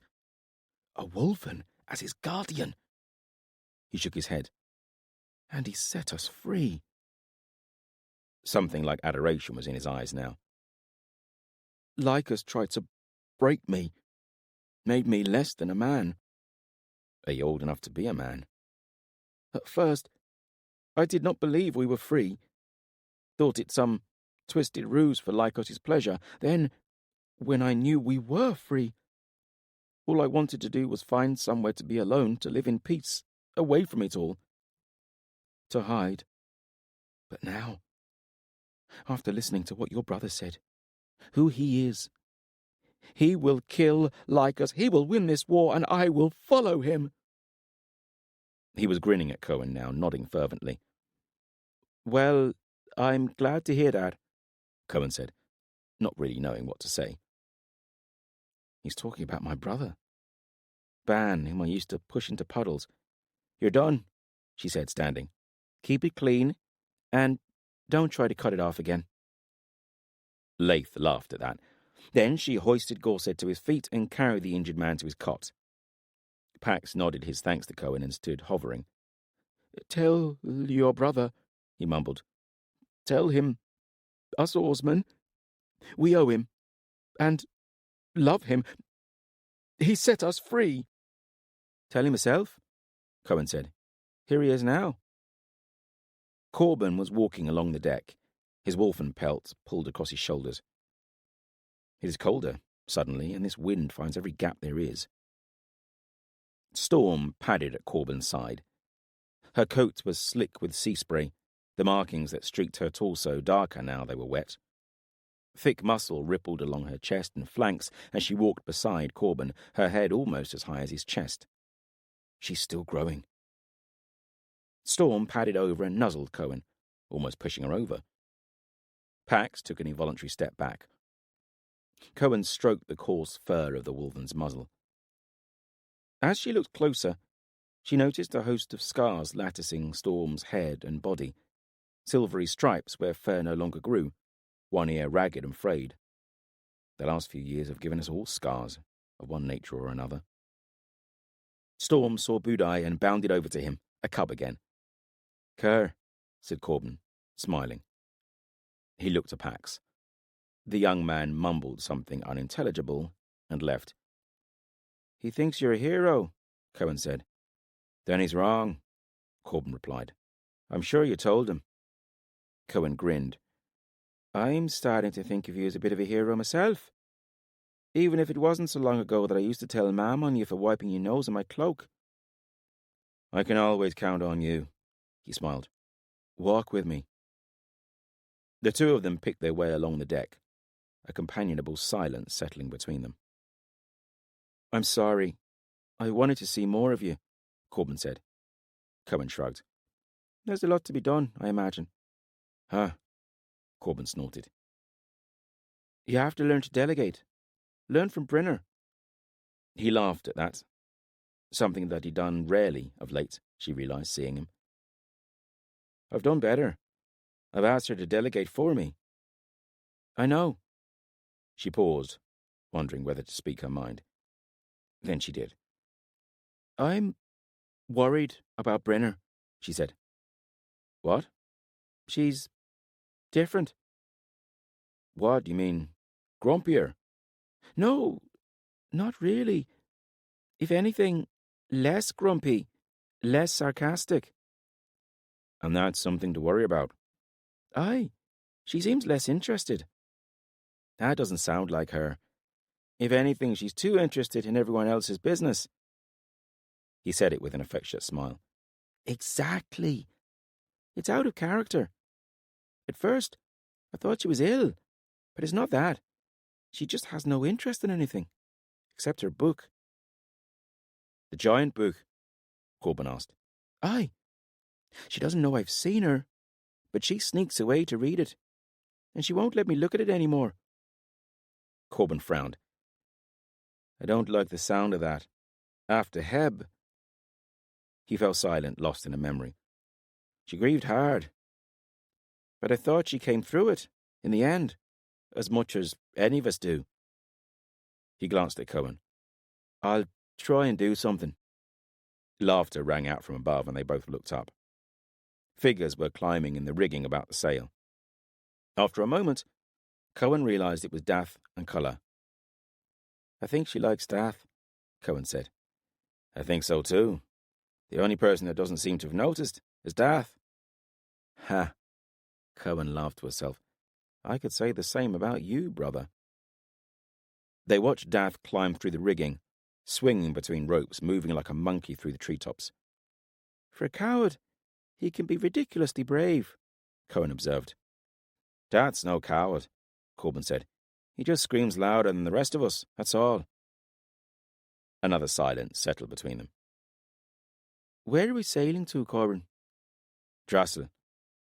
And then what? War. An end to all of this. Aye, but whose end? It seems to me a great deal is being asked of you, little brother. Asked of us all, Corban said. And I agree.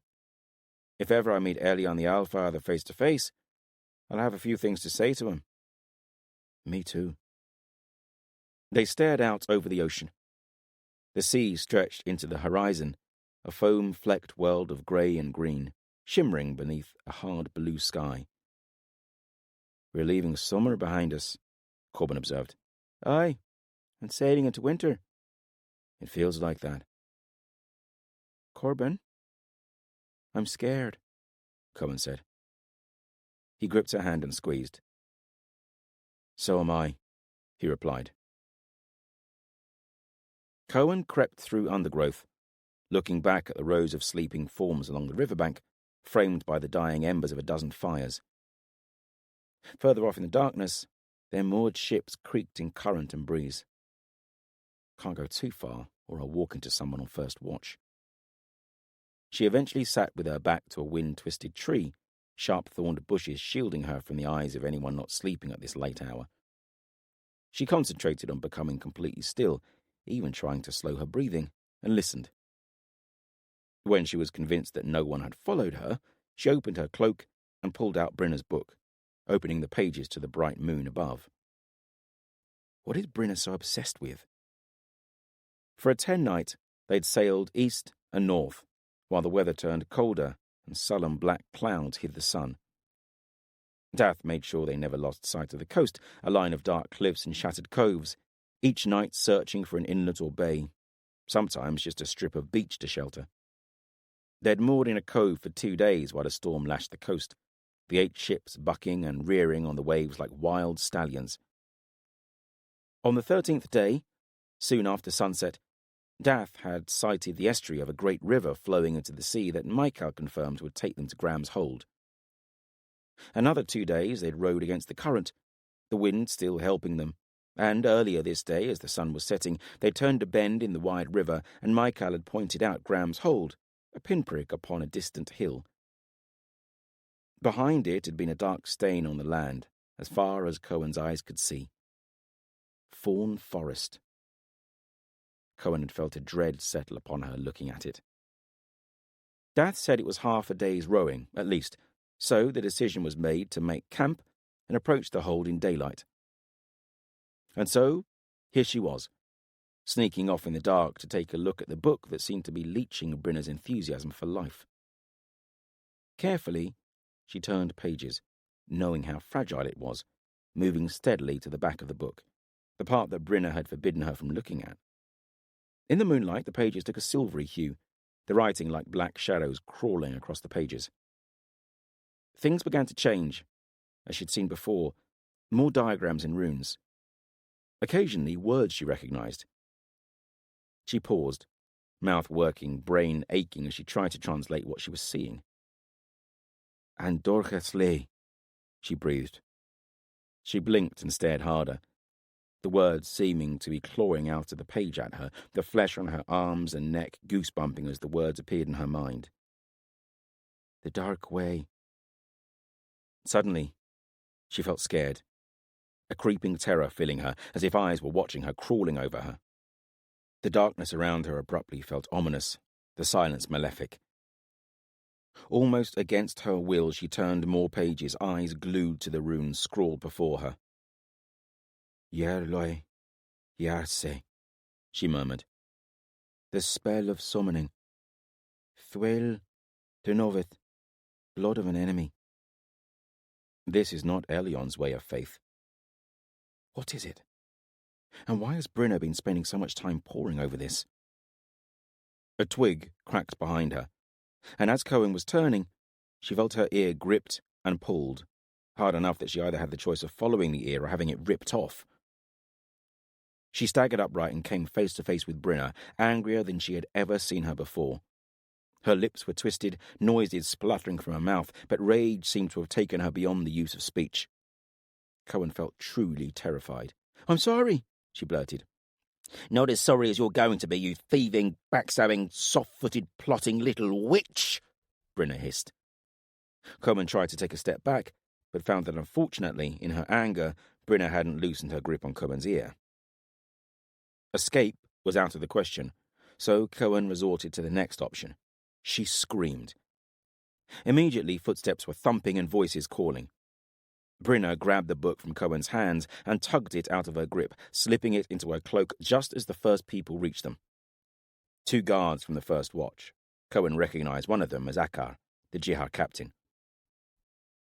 Close behind them, but from the other direction, Michael and Corban appeared, Bala striding out of the darkness from another direction. "What is going on?" Michael asked. Corban looked at Brynner, then Michael. She wanted to tell Corban about the book, ask Brynner what it was that she'd just read and what exactly Brynner was doing, but something stopped her. Deep down, she felt something horribly wrong was going on, like an infection and a wound that ends in gangrene. But Michael and Bala's looming faces served only to keep her mouth closed. "She was sleepwalking," Brynner said. "I woke and saw that she was gone, found her and woke her. She screamed." Sleepwalking. Is that the best you can do? She looked at Corban, saw the question in his eyes and on the tip of his tongue, but for once he kept it firmly behind his lips. If Corban can keep his mouth shut, then so can I. Besides, Brynner may not wish to remove my intestines with their bare hands if I keep her secret. Is it a secret? A little longer. I'll talk to Corban alone. "You were sleepwalking?" Michael asked her, one long finger prodding Corban. I don't know," Corban said. "I was asleep and then—" She gestured around her. She stopped her eyes from flickering to Brynner. If anything, Michael's frown bunched deeper. "Is this a regular occurrence with you?" "No." "What's that?" Akar the Jihad said, pointing away from Corban into the darkness. They all stopped and stared. A flicker of light appeared in the distance like a distant candle. As they watched, it grew and spread a little, blazing brighter in the darkness. "What is that?" Corban repeated. "Helion, no," Michael gasped. "We need to rouse the camp and move. That is Graham's hold, and it is burning." Chapter 51. Halen. Halen crouched in the darkness and cuddled Potts.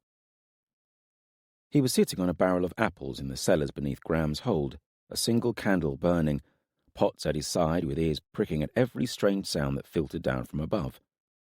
And there were a lot of those. Why did I send Nathair away?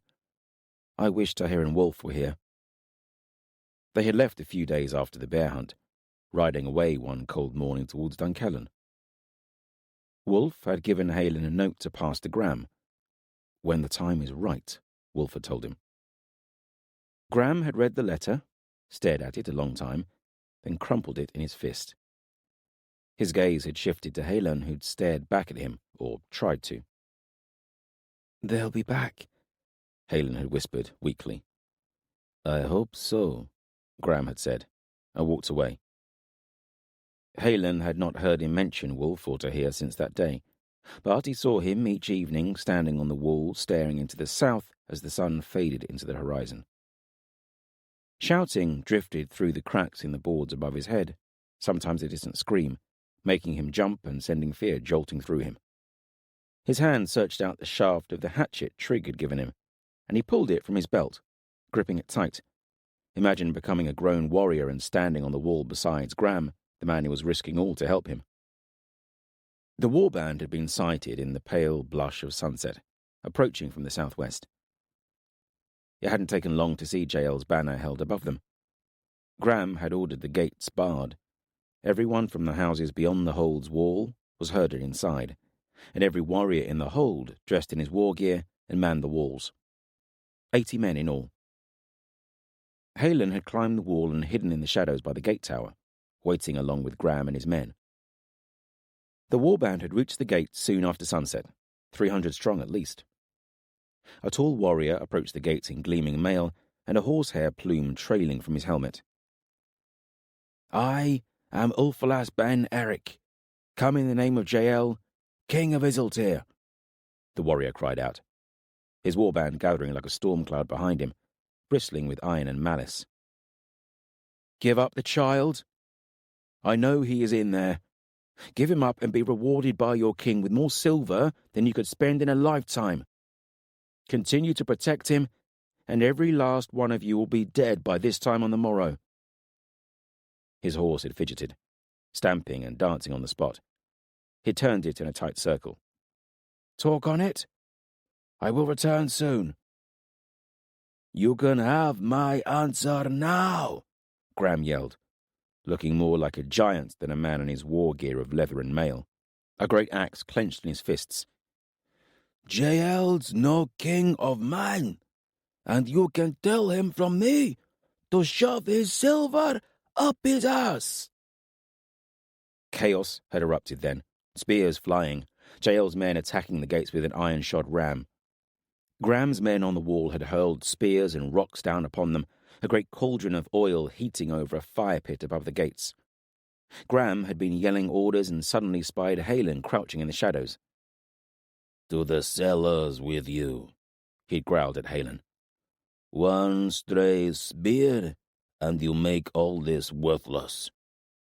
The look on his face had both scared Halen and made him feel ashamed, and so he'd gone running for the cellars, an old healer giving him a candle, opening the trapdoor for him and shutting him in. And here he still was, what seemed like days later. It was full dark. Halen knew that, as there was a grate at the back of the cellar that opened onto the world above. Moonlight shone through the bars and wisps of smoke occasionally drifted down, bringing the smell of burning timber. Other noises filtered down to him through the gaps about the trapdoor. From the feast hall came the sounds of injured men being tended to or comforted as they died. Or not comforted, just watched. Maybe holding their hands. He remembered his mam telling him sometimes that was all you could do. Footsteps sounded above, dust shaken loose from the cracks in the floorboards, then the trapdoor opened. Light flooded in, making Halen blink. Graham stood there, silhouetted. He strode down the steps, ducking his head. Halen saw blood on his axe, caught the smell of wood smoke and the sharp tang of metal. No, that's blood. I remember it from Dunkellen. He squeezed his eyes shut, trying to stem the flood of memories that surged up. Graham sat on the bottom steps and rested his chin on his fist. "I can't get you out," he said. Halen frowned at him, not understanding. "They've surrounded the hold, lit a ring of torches. I was thinking to sneak you over the wall and into Forn while it is dark, but—" He shrugged. "They're not attacking, then?" Halen asked. "Not anymore," Graham chuckled. "They tried that, and it didn't go so well for them. We've given them reason to stay back, at least." He patted the head of his axe. A waft of smoke curled down the steps. "What's that smell?" "They're trying to burn us out. The gate tower is in flames." "They did that at Dunkellen," Halen said morosely. They sat in silence a while. "Thank you," Halen whispered. He felt tears welling in his eyes at what Graham had sacrificed to help him. "For all that you have done for me." Graham nodded. "I'll not lie to you, lad. I've always spoken straight. Things don't look good. There's over 300 of them, all proven swords, 80 of us in here. Hard men and brave, and the wall between us and them, but—" He shook his head. "I expected more. All my years I've been waiting for these days, the God War, to be taken out of it before it's hardly begun." "Life's not fair," Halen said. "No, it's not," Graham sighed. "If they find you, His hand dropped to the hilt of a knife at his belt. I know. My head will be on a spike. Aye, and maybe more. Halen swallowed at that. He wasn't sure what Graham meant, but the edge in his voice and the look in his eyes spoke louder than any words. Graham drew his knife from his belt, turned it in his hand, the candle flame shimmering on the iron. Halen felt afraid. I'm used to that, he told himself. He felt a small flicker of anger in his belly at Jael, the author of his fear, the man that had hounded and hunted him. In his mind's eye, he saw Jael's face, remembered him from court visits, always with a smirk twisting his lips. We're not dead yet, Halen muttered. And, as Nathair is fond of saying, every path has its puddle. Graham stared at him, then he threw his head back and roared with laughter. I didn't think it was that funny. Graham stood, towering over Halen, wiping his eyes. It's as safe down here as anywhere. I'll have the trap door covered with something heavy when I leave. Just stay quiet. There's food, drink, more than enough to last you a moon. You never know. They might not find me. Can't see that happening. And if they do find you, take this. He gave Halen his knife. It was heavy in his hand, the iron cold. Is this to use on the enemy that come through that trapdoor, or on myself? He was not brave enough to ask. Graham ruffled his hair and walked up the stairs. The trapdoor thudding closed. Then there was the sound of grating above as something heavy was dragged, men grunting. Then fading footsteps. Halen lay down on the floor, shivering, curling around pots, and closed his eyes. He woke with a start, Potts licking his face. He'd been dreaming about the hunt for the bear and fawn, the one that had killed the wolven. Nathair had still been here then, and he had gone on the hunt with Graham and Wolf and a few score others, leaving Halen at the hold. They'd not found it, but Nathair told him they'd followed its tracks into Fawn and then north to the river. Huge paw prints had led down to the dark waters, and all had concluded that the bear and its rider had swum back across to the river's far side, to the desolation. Halen hoped so, though from that night on he'd had the same recurring dream of being lost in the forest, wandering alone and terrified, and then finally becoming aware that he was no longer alone, that he was being followed, hunted. I've been hunted for as long as I can remember. And now they've found me. He realized his candle had gone out, but he could still see, faintly. Dawn has come, then. It was quiet. No sounds of battle, or anything, come to that. He remembered his conversation with Graham, picked over it, looked at the knife Graham had given him, lying on a flagstone beside his hatchet. The prospect of staying in this cell for a moon or more made him shiver. Another day was too much. Potts, what am I to do? He stroked the wire hair of the dog, wanting to leave the cellars, too scared to move. Even if I wanted to leave, the trapdoor's been blocked and hidden. I'd never get it open. A crash echoed from somewhere above, making him jump. Sounds drifted down, men shouting. Behind it, a dull thud, repeated like a heartbeat. They're attacking the gates again. Another crash, this time much louder and closer. Are they inside the walls? Have they found me? He clutched the hilt of the knife that Graham had given him. More crashing, and Halen realized with a start that someone was pounding on a grate high in the cellar. It shook in its foundations, buckling under the pressure as it was repeatedly thumped. Then it was falling into the cellar, a face filling the space it had occupied. Halen brandished the knife, waiting for the enemy to come slithering through the man-sized hole in the wall. Instead, he saw a face staring down at him. Trig. The half-breed smiled grimly and stuck her arm into the cellar. Think you better come with me. They'll be through the gates soon. Graham said this is the best place to hide, Halen said. I'm not going to put you somewhere to hide, Trigg said. I'm going to get you out of here. Halen paused a moment, and then his feet were moving. They dragged a barrel over, found that when he stood on it, he could reach Trigg's hand. All of a sudden, he jumped down from the barrel, retrieved his hatchet and knife, threading them both through his belt, held Potts under one arm, and climbed back onto the barrel. He lifted Potts up, and Trigg took him, hoisting him out. The dog turned and poked his head in through the gap beside Trigg's broad face, looking down at Halen. Then Halen was being heaved through the hole, wriggling out, fingertips digging into the dark soil. Potts growled and pounced on his arm, began tugging on his sleeve as if it was some game. And then Halen was out. Where are we going? This way, Trigg said. They headed towards the main gates, slipping into the deep shadows along the feast hall, Potts trotting at Halen's heels.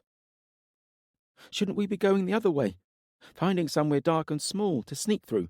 He asked, though part of him was glad that Trigg was leading him towards the gates. Maybe the knowledge that this was all happening because of him, and the very least he could do was not hide from it. Mam never hid from anything. It's madness. At the gates easier to slip through, Trigg hissed down at him.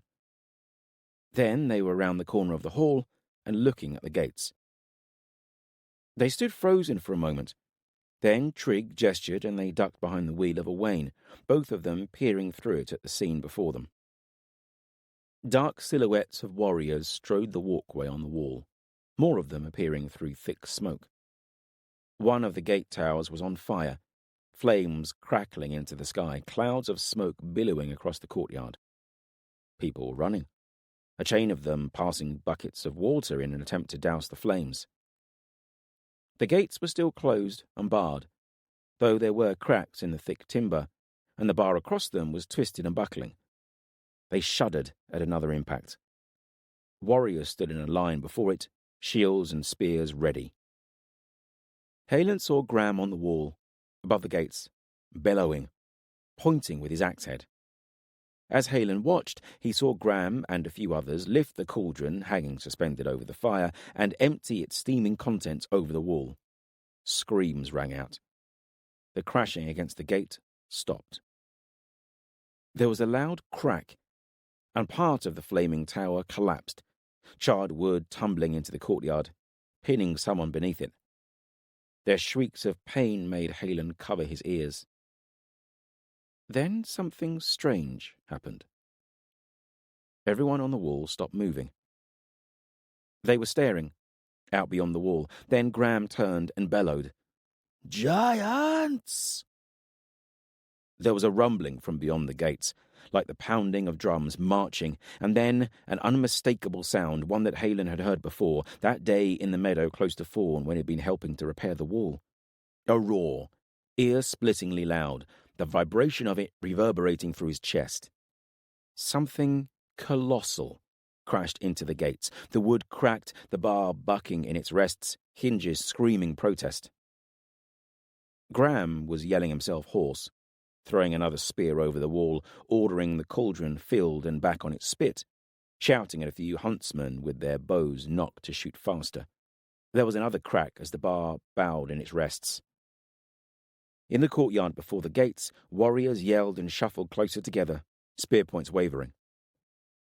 Then the gates shattered, a huge explosion of splintered timber and iron, a cloud of dust and smoke blown into the courtyard, smothering everything, billowing as far as the steps of the feast hall. Halen covered his mouth, blinking. Beside him, Potts growled. The dust slowly settled, revealing the open gateway, one door hanging from snapped hinges, the other gone entirely. A huge shape came shambling through, all teeth and claw and fur, eyes glaring, a giant sitting astride it, bellowing a war cry, brandishing a war hammer. Potts whined and tucked his tail between his legs. Trigg hissed beside Halen, her whole body tensing. All became chaos. The warriors lined before the gate spread out in a half-circle, over a dozen of them. Halen saw them all drop their spears and shields, reaching to their backs for their axes. Then the axes were spinning through the air, crunching into the giant and his bear. The giant toppled from his saddle, his face a red ruin, axe blades buried deep in his chest. The bear bellowed, 2 axes in its skull, staggered on 6 steps and crashed to the ground, sending up a fresh cloud of dust. The men of Graham's Hold have fought giants before. Another bear appeared in the gateway, surging through it, the giant upon it yelling a battle cry and brandishing a spear as thick as a small tree. A giantess, Halen thought absently, noting the lack of moustache. She flung her spear at the warriors gathered before the gates as they scrabbled for their own shields and spears. The giant's spear struck one and sent him crashing backwards in a fountain of blood. The bear powered forwards, as broad as 2 stallions and taller, and smashed into the clustered warriors, raking one paw through them, leaving a trail of gore. Some still standing stabbed with their spears, piercing the bear's thick coat. Halen saw blood flow from a handful of wounds, but the bear ignored them, tore the head from a warrior with its powerful jaws, the giant on its back swinging a warhammer, turning another warrior to bloody pulp. More shapes appeared behind the giant and bear, warriors on a horseback surging in upon either side, the unmistakable sound of more bears roaring beyond the wall. Something fell from the wall above, hurtling towards the bear and its giant rider in the courtyard. Graham, not falling, leaping. He was yelling, swinging his great axe. With a wet crunch, it slammed into the giantess's head, blood, bone, and brain erupting. The bear roared, standing on its hind legs and flinging Graham and the dead giant to the dirt, the surviving warriors before it cringing back. With a concussive boom, the bear fell back to all fours and sniffed the giant. It lifted its head and roared again, spittle spraying from its jaws. Graham staggered to his feet, swaying, and the bear raised a huge paw and swiped him, sending him flying through the air to land and roll to a stop at the feast hall steps. He did not move. Halen ran to Graham, Trig trying to grab him and missing. He dropped to his knees beside the big man's head, wiped hair and blood from Graham's face, and the man's eyes flickered open. Graham looked at Halen, his lips moving, and Halen put his ear to Graham's mouth. "Run," the big man whispered. Halen hesitated. He looked over at Trig, still behind the wain, and she pointedly looked from him to the open gates. Then he was off, sprinting to the outer wall, then zigzagging across the courtyard, spinning around fighting warriors, ducking through horses' legs, avoiding bears, until he was at the gates. They were empty now. The enemy warband had passed through, fighting within the courtyard or riding people down beyond the feast hall. More fires were springing up. Halen stepped hesitantly through, looking out at the meadows beyond, huge pastures undulating into the distance. Where do I go? Not that way. They'll see me from 12 leagues away. He looked east, to Fawn, and shivered, remembering his dreams. Hunted. Horses neighed in the paddocks, Graham's legacy, a lifetime of breeding. Halen felt fresh tears spring to his eyes at that. I need one of those horses, else I'll never make it to Fawn. He was a good rider, had been trained by the best since he could walk, and even the prospect of riding bareback didn't put him off too much. He looked about, then dashed away from the gates. Almost immediately he heard the sound of hooves, behind and to the left, closer with every heartbeat. He dived forwards, rolling away from hooves that thudded about him.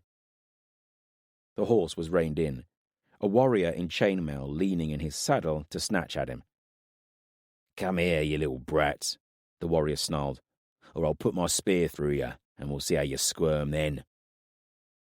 Halen rolled away, and then Potts was standing over his head, snarling, teeth snapping and fur bristling at the horse and rider. If he had not felt such overwhelming terror, Halen would have laughed.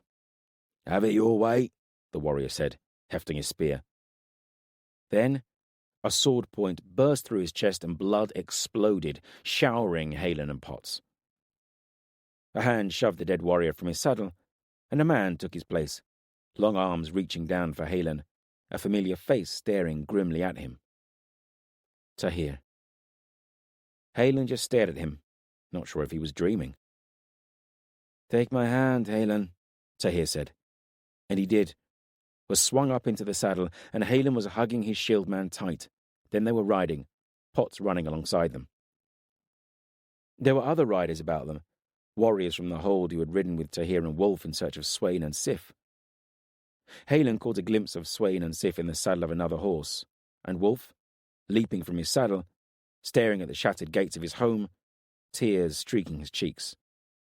Wolf looked back at his children as they rode away from the hold. Then he turned and strode through the smoke-wreathed gates. Halen tried to tell Nathair, but all that came out was a sob.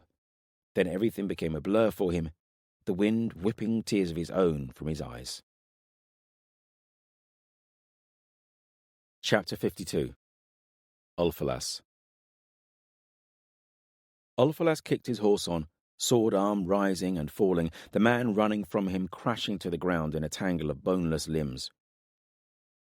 All about him, his warriors were swarming, the courtyard seething with combat, riders spilling around the sides of the feast hall where Graham's men were starting to break and run.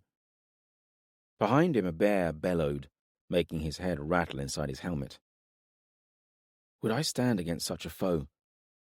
He was glad that he did not have to find out, and respected these men of Graham's who stood against such overwhelming odds. That didn't stop him killing them, though. He saw a knot of them rallying about a bear, the one whose rider Graham had killed. 6 or 7 men were forming a crude half-circle, one stepping in to stab with his spear, the bear lunging at him as he jumped away, another moving close on the other side, bloodying the animal again, enraging it. That is the way to kill a bear, usually. Wear it down, bleed it until it's weak. But not bears like this. It would take a moon to weaken that beast. Ulfalas spurred his horse on and rode at the men about the bear, slashed one across the skull, the warrior's iron helm ringing as he dropped, dead or unconscious. They turned on him, and Ulfalas dragged on his reins, his horse rearing, hooves lashing, sending men stumbling back into the range of the enraged bear. A paw whistled through the air, and a man fell, eviscerated. Another caught in its huge jaws, ripping flesh and crushing bone. The survivors broke and scattered. Ulfalas allowed himself a satisfied grin until he saw the bear lumbering towards him. He felt his horse panicking beneath him, shying away, and he had to yank on the reins to bring it under control, the bear looming closer. Then another bear filled the gap between them, the Jotun warlord Ildair upon it. He shouted words in Giantish at the enraged bear. It seemed to calm, marginally. "He is mad with grief, his rider slain," Ildair said to him. Do bears feel grief? Ulfalas rode towards the feast hall, passing another giant who knelt upon the ground, cradling the corpse of the giantess that Graham had slain. Another brave deed. Songs would be sung about that leap, tales told around the campfires this night. The courtyard was less frantic now, full of the dying rather than the fighting, combat drifting around the edges of the hall and amongst the outbuildings.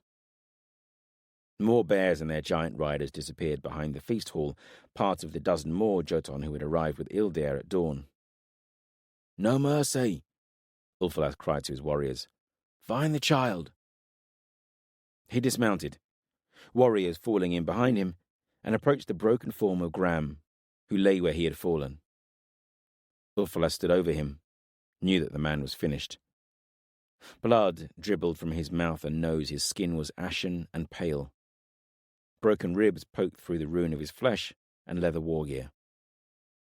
That was where Ulfalas kicked him. Graham screamed, eyes snapping open. "Where is he?" Graham's eyes took a moment to focus. Ulfalas pulled his helmet off, hair sweating and plastered to his head, but he saw recognition dawn in Graham's eyes. "Jail's dog," Graham whispered. Ulfalas kicked him again. "Where is the boy?" Graham just stared at him. Ulfalas turned to Ildair, sitting upon his bear. "Ildair, this is the man who killed your kin. Ilska was her name, if I remember right." "You do," Ildair growled, small eyes fixing on Graham. He was lord of this hold, and if anyone knows where the child is, it is him. Would you help me here?" "I will." Ilder swung a leg over his saddle and slipped to the ground, pulled his war hammer from a leather sleeve and strode over, his blonde warrior's braid swinging.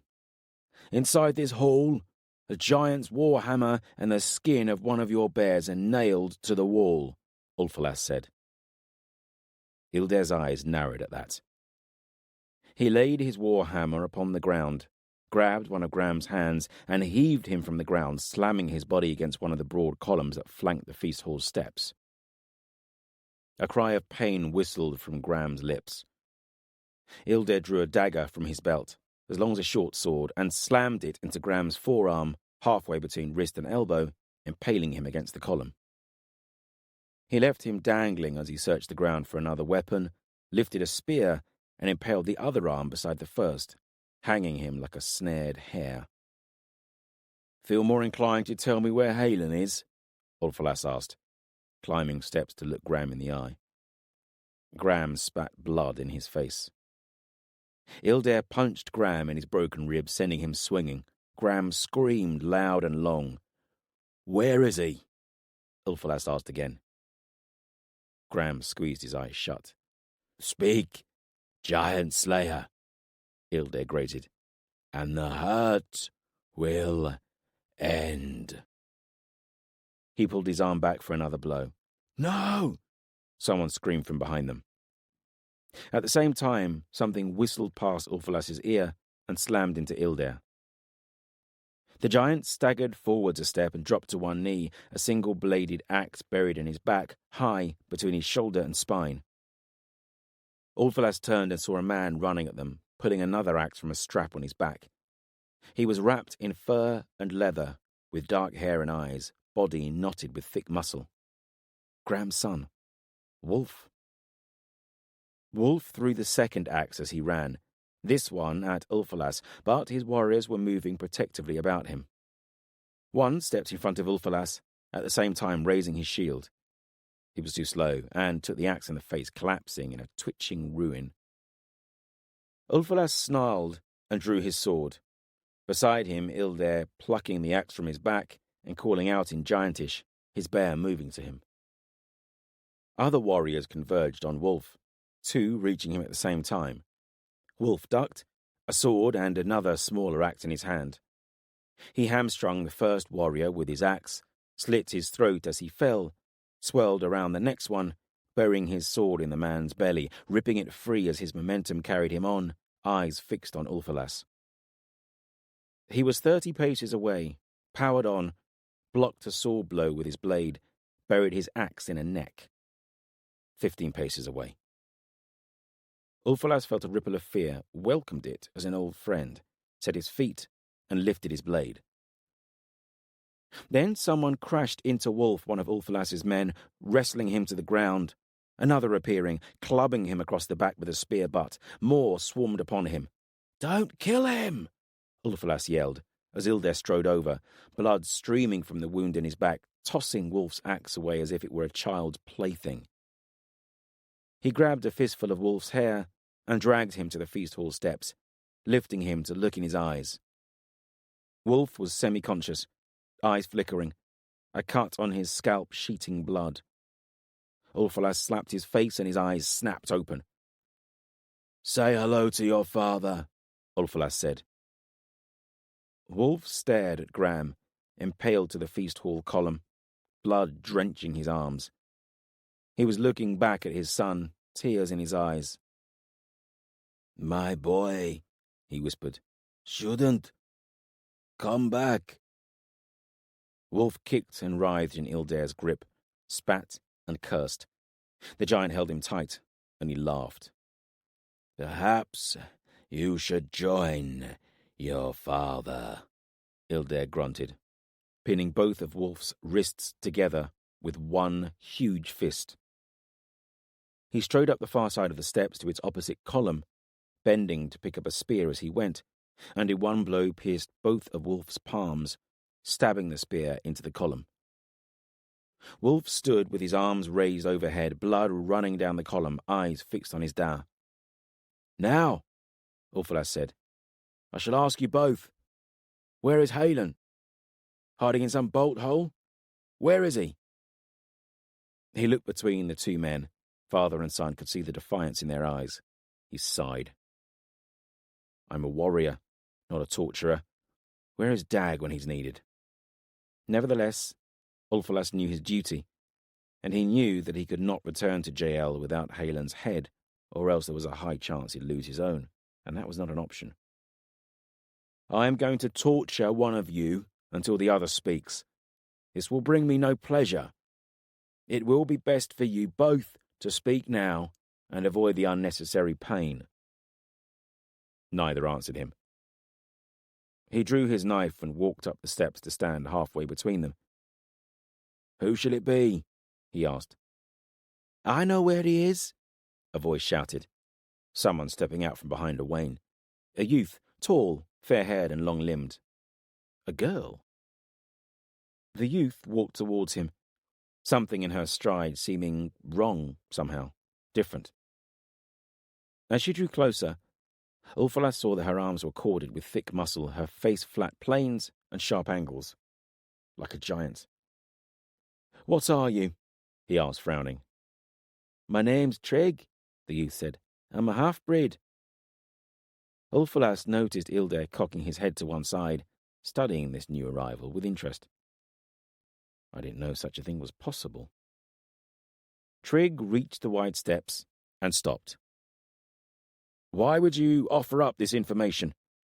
Ulfalas asked, himself as suspicious as the girl appeared to be, half expecting some kind of trap. "They have mistreated me all my life," Trig said, pointing at both Gram and Wolf. Fair enough. "We gave you a home, treated you well," Wolf yelled at her. "You mocked me, scorned me, beat me," Trig said, her face cold, holding Wolf's gaze. "Where is Halen, then?" Ulfalas asked. "Trig," Gram breathed. "Don't." Ilder cuffed Gram across the head. "He's in the cellars. I saw Gram go down there, heard them talking." "You traitorous half-breed! Curse you, I'll kill you!" Wolf yelled. "Take me to them," Ulfalas said. Trig strode up the steps into the feast hall, Ulfalas and Ilder behind her, Wolf's screams following them. They passed through the hall, dead men lying on tables, others between the tables, through a wide door into the kitchen, ovens cold. A pile of barrels were massed in one corner, and Trig pointed at them. "Trapdoors under them." Ilder tossed them aside in a few heartbeats to reveal a trapdoor. Ulfalas threw the bolt and lifted the door, hefted his sword and walked down steps into a dark, musty room, pale light leaking in from some kind of grill at the far end of the room. "There's no one here," he snarled, after searching it thoroughly. Then he saw the open grate and a barrel underneath it, and ran back up the steps, two at a time. The half-breed girl was nowhere to be seen. "He must be close," he snarled at his men as he ran out into the courtyard. "Tear this place apart." He strode to Gram. "Where would he go?" "He's gone, then," Gram breathed. He had the gall to smile. Ulfalas felt a rush of frustrated rage, edged with fear of failing his task. "Ilder, your giant kin's bear. He grieves for his rider?" "Creech? Aye, he does," Ilder rumbled. "We raise our bears from cubs. Our bonds are strong."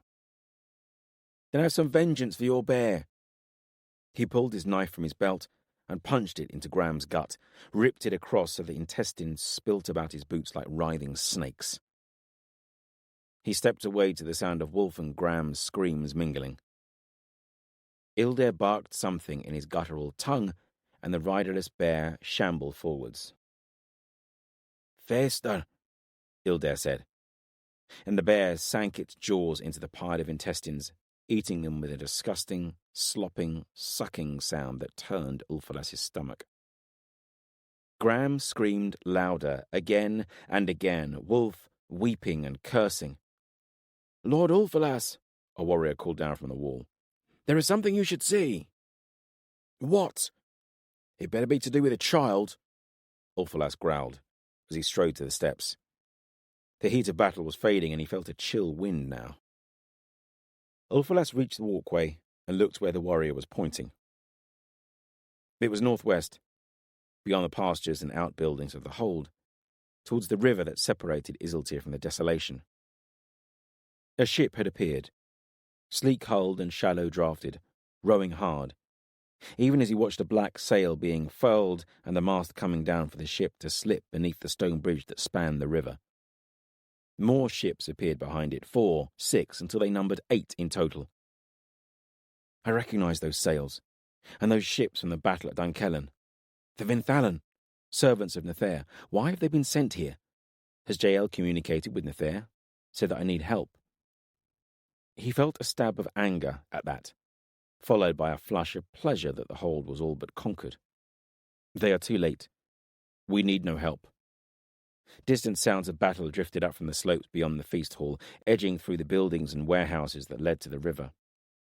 It will take some time to flush all resistance out from this rat's lair, but their back is broken. Only the child to find. Graham's scream still rose up from the courtyard, rising now to a hoarse, high-pitched shriek. The bear had worked its way through the piled intestines, had followed their trail up, and was sticking its jaws into the wound in Graham's belly. Wolf hung limp as he watched. Ulfalas winced. I should go down there and put him out of his misery. He regretted his moment of anger. The child. Where is he? "Hildair," he called down from the wall. "Your bear. Could he find Halen's scent?" Hildair nodded, climbed back into his saddle, and then his bear moved off, disappearing behind the feast hall. Ulfalas's thoughts shifted to practical details, and he thought of setting up a perimeter around the hold to prevent the chance of Halen slipping away in any confusion.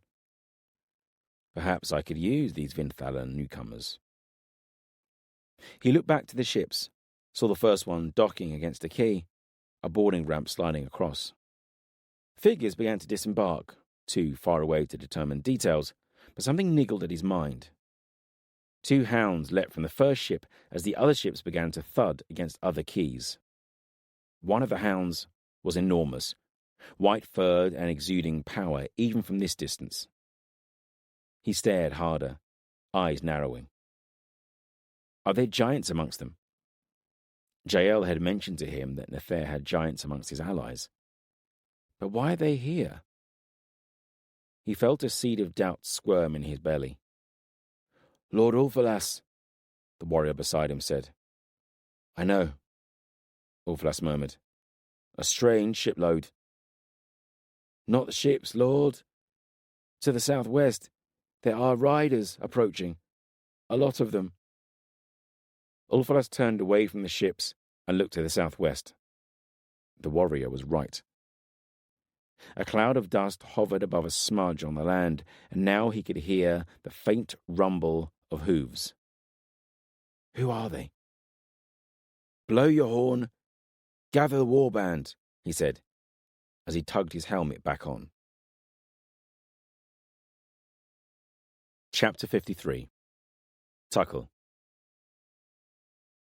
"Looks like we're in for a fight," Tuckle said to Corlin and then Kara, the 3 of them riding at the head of their column. He glanced over at Corlin and saw she was buckling on her wolven gauntlet with her teeth. He grinned. "I like this girl. She'll be a fine match for Corban, and they will have strong children. Well-behaved, unlikely. Wayward, perhaps. Fiery and stubborn, definitely." He had said as much to her on their journey across Isiltir, but she had blushed as red as her hair and threatened to cut his tongue out with her wolven claws if he said such a thing to her again. Fiery. He smiled at the memory of it. As soon as he'd seen the smoke rising from Graham's hold, he'd known something was wrong. He had a hasty conversation with his swordkin. Do you want me to scout a holdout? Corban had asked him. That would be sensible, Ankara said. Sensible be damned, Tuckle said. Graham is my friend, and he may need help. He shrugged. We will go and help him. He had ordered the spare horses that they'd alternated riding across the length of Isiltir left in the pastures before Graham's hold, giving Shield a fond rub on the nose. You'd make a good war horse, my friend. But Daria and me, we know each other, like you and Corban, eh? So I shall ride her into battle, and she can tell you of her glory later. Shield had snorted at him and stamped a hoof. And then Tuckle was leaping into his saddle and kicking Daria into a ground-eating canter. Not a gallop. He didn't want her blown if there was going to be a fight at the end of this last dash to the finish line. They crested a rise in the road and saw the hold before them, black smoke billowing from the gate tower. From this distance, Tuckle could see figures on the wall, hear the blowing of horns. Behind it all, the faint din of battle. He thought of the last time he had been here, of Graham's friendship and hospitality, of learning to throw an axe and being gifted one by Wolf. He thought of Graham's huge laugh and crushing embrace. I hope I'm not too late, my friend. They rode on, Tuckle loosening his sword in his sheath, fingertips brushing the haft of the axe strapped to his saddle. Then they were on the road that sloped up to the gates, meadow pastures to either side. All-Father, may my sword stay sharp and my body swift. He could see the gates had been smashed in. Whoever did that will be regretting it, now that they cannot shut us out. Horns blew from above the wall, and riders issued from the gates, 40, 60, more all the time. Tuckle grunted his respect for whoever had made the decision to meet them in the open. Better to keep us out than in, and brave not to hide behind their walls.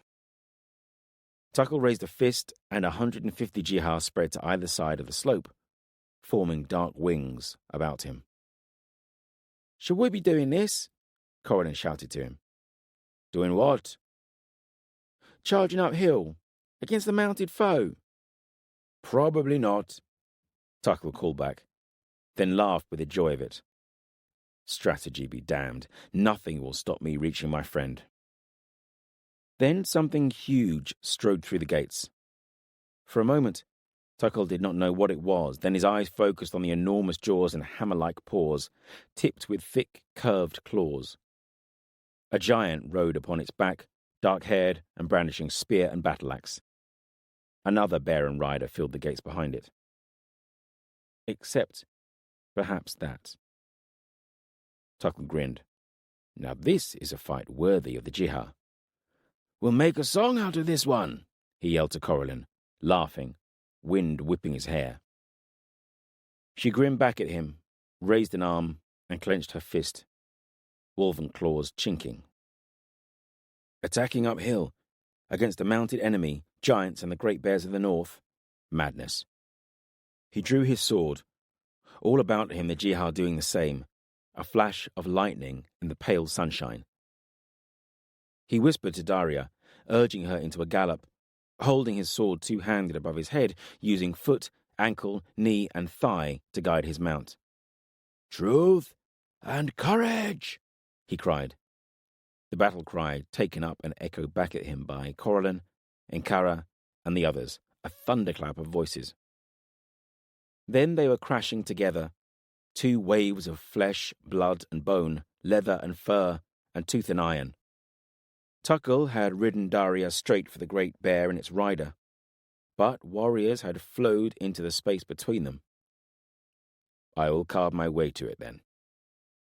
With his first blow, Tuckle took a head from its owner's shoulders, sending it spinning, blood jetting.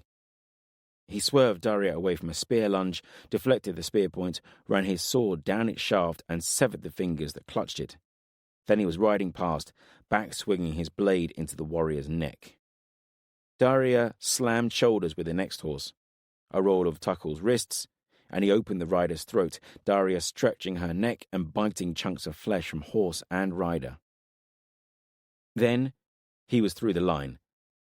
blinking at the speed of it, a stretch of turf and dirt road before the gates to the hold. Behind him, battle raged, and even at a glance, he could tell the Jihad were cutting more of their enemy down with every stroke. To his right loomed one of the giants. As he watched, the bear it was riding crushed a horse's skull with a swing of one huge paw, the giant lunging with his spear and skewering one of his Jihad, lifting the man from his saddle and flinging him through the air. Tuckle kicked Daria at them, raising his sword, yelling a war cry. A horse and rider crunched into them, Daria staggering, almost falling, the warrior swinging at Tuckle's head. Tuckle blocked the blow, irritated at being delayed from reaching his intended foe. Rotating his shoulders, he turned his block into a downward chop. But he was parried, the enemy swaying in his saddle and turning his own defense into a stab at Tuckle's throat. Tuckle flicked the sword point away, nodded and smiled, acknowledging the skill of his opponent. He took a heartbeat to study him, an ornately etched helmet with horsehair plume and mail tail protecting the back of the neck, shirt of mail, single-handed sword and an iron-rimmed shield. Fine, solid equipment. Better than most around him. A leader of men, then. A captain. Maybe even lord. Because of the man's skills, Tuckle gave him the respect of his full attention. He touched his heels to Daria's ribs, urged her to the left and forwards, sending a combination of blows at his enemy as he rode at him, a series of swooping chops and short lunges, splinters and sparks flying from the warrior's shield and blade.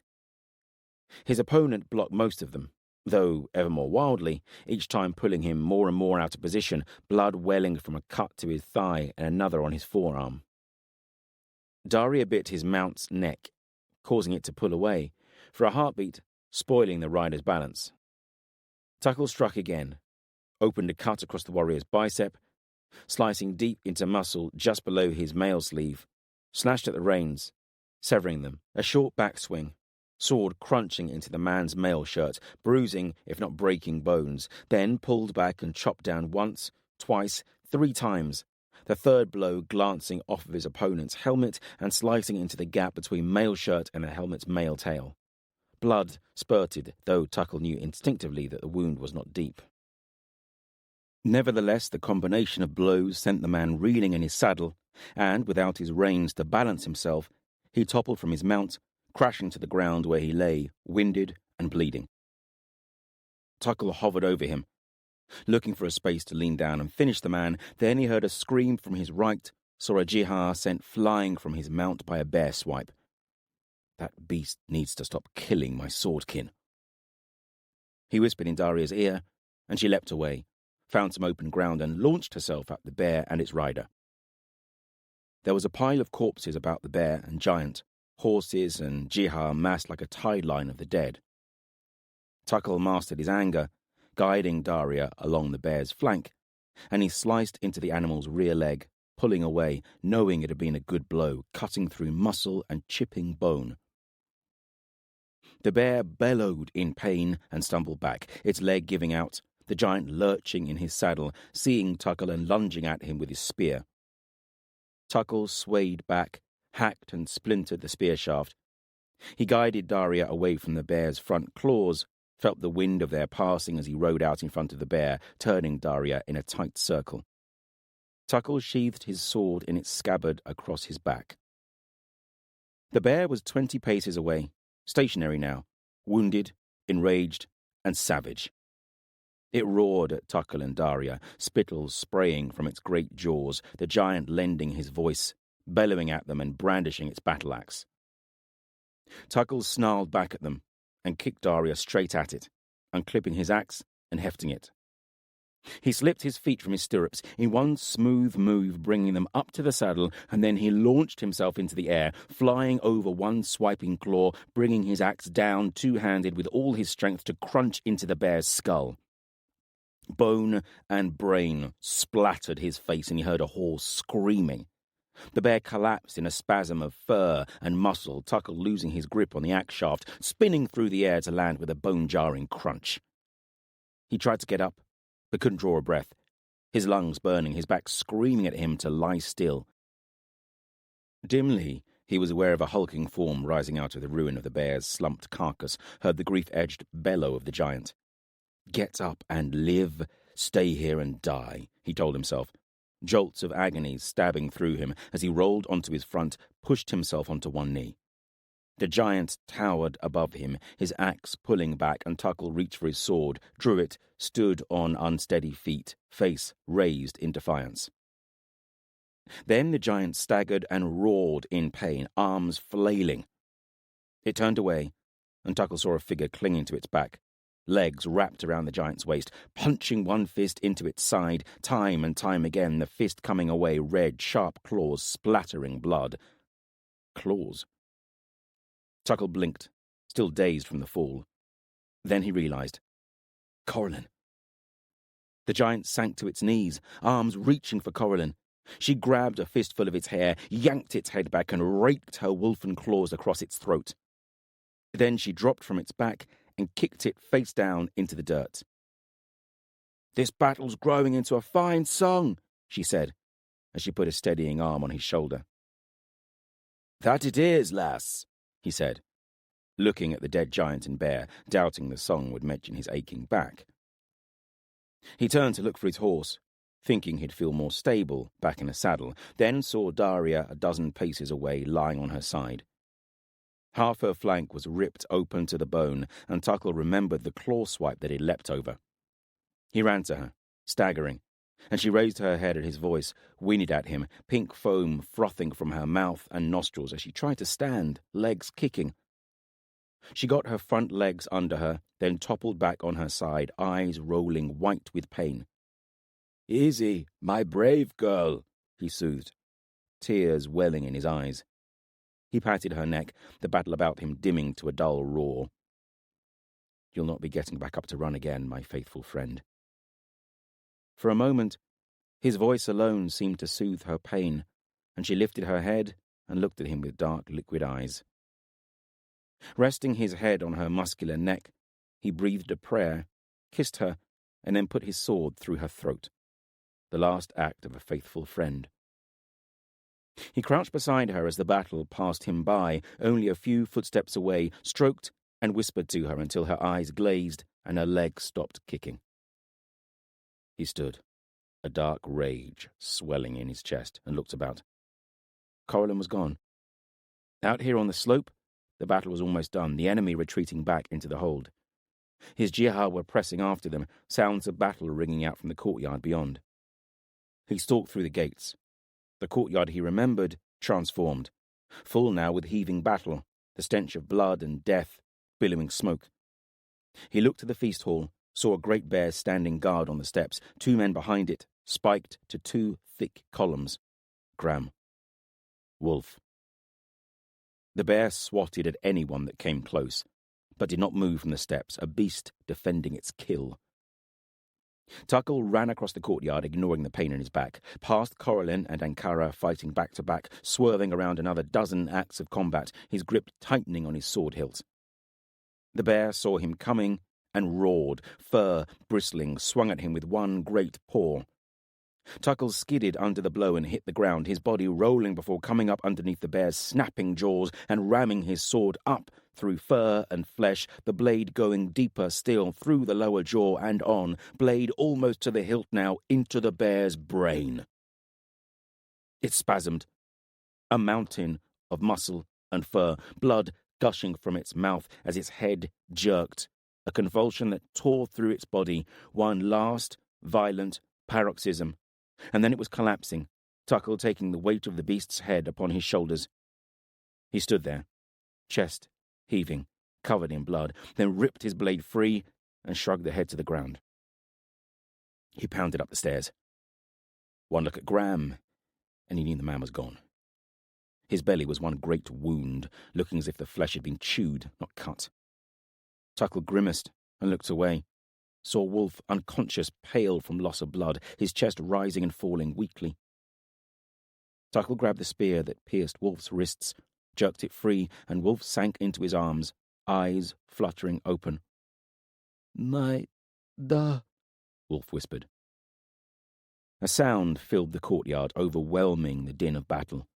A pounding roar. Tucker looked up to see bears with giants upon their backs come lumbering around the side of the feast hall. 2, 3, 4 of them. Upon the first bear sat a blonde-haired giant, warhammer in his fist, dripping gore. He looked at the steps, saw the dead bear. His face twisted in rage. Then he saw Tucker. Chapter 54. Corban. Corban ran up a gentle slope, weaving amongst half-repaired boats suspended on timber scaffolding, as he followed Maquin deeper into a maze of grain barns and boatyards, tanners and smokehouses. They had rowed through the night until Corban felt that his heart and lungs would burst. With the coming of day, he'd heard the sounds of battle echo down from the hold upon its hill, seen the fires spreading. Maquin had urged them on, until they had turned a bend in the river and seen a row of jetties and boathouses lining the bank. At a glance, it was clear that the battle was not over, but also that it wasn't going well for Graham. Great columns of black smoke punctuating the pale blue sky, figures fighting on the hold's walls. Corban had ordered all armed for war. He'd arrayed himself in his wolfen pelt and claws, as had Farrell and Gar. The ship had barely scraped against the jetty before the boarding plank was lowered and Maquin was leaping to shore, Corban and the rest of them surging after him. Briefly, they paused on the riverbank, waiting for numbers to gather, and then they were off, Maquin leading the way, Corban following close behind. He heard the thumping rhythm of storm running at his side. Behind that, Balor One-Eye's thunderous gait, and the sound of other ships grounding, his warriors pouring from their decks. The plan was simple: to gather on the riverbank and follow Maquin to the top of the hill where Graham's feast hall stood, where the fighting had seemed fiercest. He'd ordered Cohen to stay on the ship with Brinner, Budai, and a handful of others, though that hadn't gone down too well. Giving Cohen orders never went well. Maquin slowed before him, and they spilt out of the lanes between buildings into an open space, a high wall looming above them. A bonfire crackled close by, red-cloaked warriors with black cuirasses. A white lightning bolt and coiled serpent upon their leather breastplates were gathered around it. JL's men. Open gates stood to the left, bodies strewn about. Graham's folk. Maquin saw them and charged for the gate, seemingly in a berserker rage. Corban followed without thinking, blocked a hurried blow from a rider, Storm leaping and tearing the attacker from his saddle, ripping his throat out before they'd hit the ground. Balor roared a battle cry, a handful of his Benothi kin surging forward, swinging their black axes, and suddenly blood was fountaining. In heartbeats, the enemy before the wall were dead or fleeing, and Corban was following Maquin through the open gates. Ahead of them towered the rear of a long timber feast hall, an open space before it of hard-packed earth.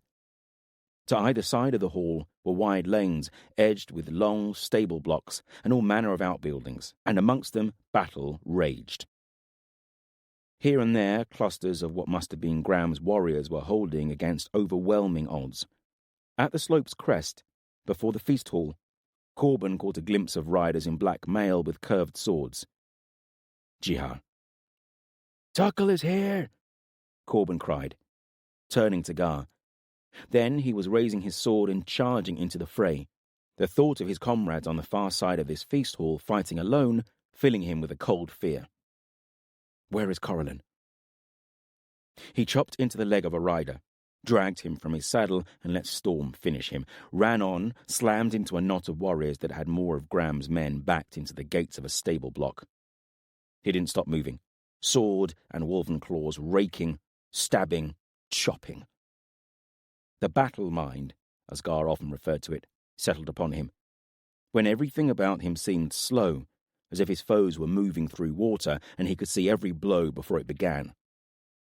A man on foot with sword and shield came at him cautiously, and Corban stepped in close, swept his stabbing sword aside, and punched his wolfen claws over the shield's rim. They came back bloody, the warrior collapsing.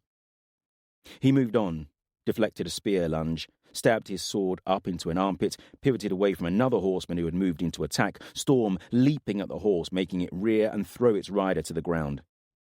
Corban stabbed him through the throat before he could rise. To his right, Corban glimpsed Farrell crush a skull with his warhammer. To his left, Gar took someone's head off. In front of him, a rider toppled from his saddle, an arrow through his throat. Dath. A quick glance showed colour with him, the young Jihar protecting Dath's flank. A deafening roar reverberated around the hold. From the corner of his eye, he saw something disappear around the far side of the feast hall, something huge. He glanced at Gar, but he was concentrating on pulling his sword from someone's chest. Corban continued forwards. He'd moved closer to the feast hall, the slope levelling, but still the way was blocked by a heaving mass of combat. He snarled in frustration, desperate to reach Tuckle, Corellan, and the others. Glancing about, he saw stairs running up the hold's wall, and without thinking, ran towards them, bounding up 2 at a time, footsteps following him, Storm and Gar, Farrell, Dath, and Culler. The walkway was empty of the living. He paused at the top a moment to look about. The hold was full with seething battle, horses rising and plunging, men screaming. There were more of his warriors pouring through the open gates, numerous Benothi giants amongst them. Further back he saw Javed leading scores of oarsmen, many of them veterans from the Vinthalan fighting pits. Down below him, Michael was carving his way through the enemy. Behind him, Balor and a handful of Benothi moving forwards like a floating island. A faint sound caught his ear, drifting from the far side of the feast hall. A battle cry. Words he had first heard from his Dar's lips. He whispered it now. Truth and courage. Tuckle. It is Tuckle. He ran on, leaping over dead men, the timber planks of the walkway drumming. As he drew closer to the front, the gate tower came into view. It was burning, waves of heat and smoke rippling outwards. Beyond the wall, corpses littering the meadow and entrance. Then he was above the courtyard, before the feast hall's entrance. Combat still raged here, just as fierce, but not as dense and close-packed as elsewhere. Corban caught a flash of red hair and felt a rush of relief, but before he could shout or even think, his eyes were drawn to the feast hall steps. Tuckle stood upon them, his sword drawn and held high. Before him, a blonde-haired giant was sitting astride a monstrously huge bear. Other bears with giants upon their backs roamed the far side of the courtyard, 3 more of them, killing anything that stood in their way. Even as Corban and the others stared, frozen for a few moments in shock and disbelief, the bear rumbled forwards, jaws snapping at Tuckle, the giant leaning in his saddle to swing a warhammer. Tuckle slipped to the far side, the giant's left, hindering his reach, at the same time slicing at the bear, leaving a red line across the bear's snout. It roared in pain and rage, half-reared and leapt forwards, catching Tuckle with a paw, sending him flying up the stairs. Then Dath was knocking an arrow and drawing, sending it thumping into the great bear's flank. The arrow sank deep, but the bear only gave a twitch, as if shrugging off a mosquito. Dath drew and released, and then again, each arrow finding its mark. The 4th one he aimed at the giant, but it skittered off of leather armour as the giant swung his hammer again at Tuckle. Truth and courage, Gar bellowed, as he leapt from the walkway, landing with a thud on the stable roof below, then rolling and jumping into the courtyard. Corban echoed the war cry and followed him, Storm leaping after him gracefully. Warriors in the courtyard turned at the sound of their voices, and distantly Corban heard a wild neighing. Shield? An arrow hissed over Corban's head, thumping into the bear's belly. This time, the bear paused and looked at the feathered shaft protruding from its side. Tuckle took advantage of the lull and darted in, chopping into the creature's shoulder, darting out again, backing up the stairs. Corban sprinted across the courtyard, swerving amongst mounted Jihar locked in combat with red-cloaked warriors. Then he glimpsed Corellan's red hair, fighting back-to-back with Ankara, 4 or 5 enemy closing on them. Corban changed direction, barking a command at Storm. She sprang forwards, smashing one of the red cloaks to the ground. A scream cut short, and then Corban was there, chopping into a neck, yanking his blade free as that man collapsed, gurgling. Corban spinning and punching his claws into another's thigh. The warrior stumbled back and toppled, his leg giving way, Corlin finishing him. There was no time for words.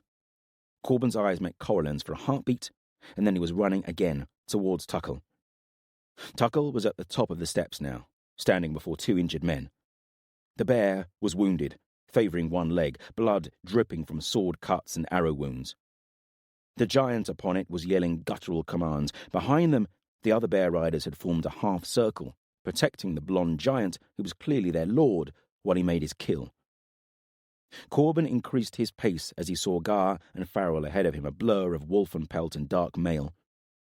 Gar ran straight for the feast hall steps, a giant seeing him and shouting warning. The giant threw a spear, Gar swerving, the spear blade slamming, quivering into the hard-packed dirt. Then Gar was between two of the bears, rolling beneath a paw, leaping onto the steps, trying to reach his da. At the same time, Corban saw the bear on the steps lumber closer to Tuckle, who, it was clear, would retreat no more, standing guard before the injured men. The bear swung a huge paw, Tuckle ducking underneath, then standing, fluid as silk, sword rising and falling in a mighty blow, severing the bear's paw. The bear's roar of pain was deafening, staggering Tuckle, and the blonde giant took advantage, hurling his warhammer into Tuckle's chest, knocking him backwards, slamming him into the feast hall doors. He slid to the floor. Gar screamed, reached the top of the stairs, hurdled the injured men, and ran to his da. Storm was next to reach the steps. Leaping onto the bear's neck, sinking her fangs deep into its flesh, the bear reared, throwing the giant on its back from his saddle to crash down the steps into the courtyard. The bear swiped its maimed leg at Storm. With a ripping sound was the wolfen, torn free, sent flying into one of the pillars with a crack. Corban and the others reached the steps, swerving around the maimed bear's thrashing limbs. It swiped at Corlin, but she ducked, and Corban leapt in and buried his wolfen claws in the bear's soft belly, raking them and ripping them free, blood gouting from the wound. Then the others were there, Corlin, Enkara, and Kala, stabbing and chopping, Farrell swinging his hammer. It crunched into the bear's skull, and it spasmed, went rigid, reared up, and toppled back down the stairs. The other giant bears lumbered into motion, closing on the stairs, the fallen giant rising and glowering up at them, reaching for his warhammer. Corban ran to Storm. She rose, groggily, whined when he touched her ribs, then growled at the approaching bears. The others had formed a half-circle about him, bristling with iron. The blonde giant knelt down beside his bear, now a bloody ruin of fur. "I nursed her from a cub," he said, his voice harsh, grating. He gripped his warhammer, with a roll of his shoulder, twirled it in his hand like Cohen could twirl a knife. Two of the giant bears closed in behind him, the other one clashing with Jihar in the courtyard, holding them back. Corban braced himself. Never fought a giant before. Can't be as bad as the Kadashim. He gritted his teeth. "I am Ildar, warlord of the Jotun," the giant said. "You should know the name of your killer." "You're welcome to come and try," Corlin snarled. An arrow hissed and punched into the giant's shoulder, staggering him. A strangled cry rang out behind them, and Gar pushed past Corban, leaping down the stairs, sword raised, Ildar raising his warhammer and catching Gar's blow on the iron-banded hammer shaft. Gar crashed into him, and they tumbled back down the stairs, fell apart, Gar rolling to his feet, surging forwards, the giant rising almost as quickly. Gar's blade sang as it flashed through the air, the giant gripping his warhammer two-handed, iron sparking and screeching as he blocked a barrage of blows, retreating step by step. The giant towered over Gar, but he pressed on, unrelenting, striking too fast for Corban to follow, high and low, loops and straight lunges, feints and combinations, a savagery and power in Gar's blows that Corban had never seen before. The giant was fast.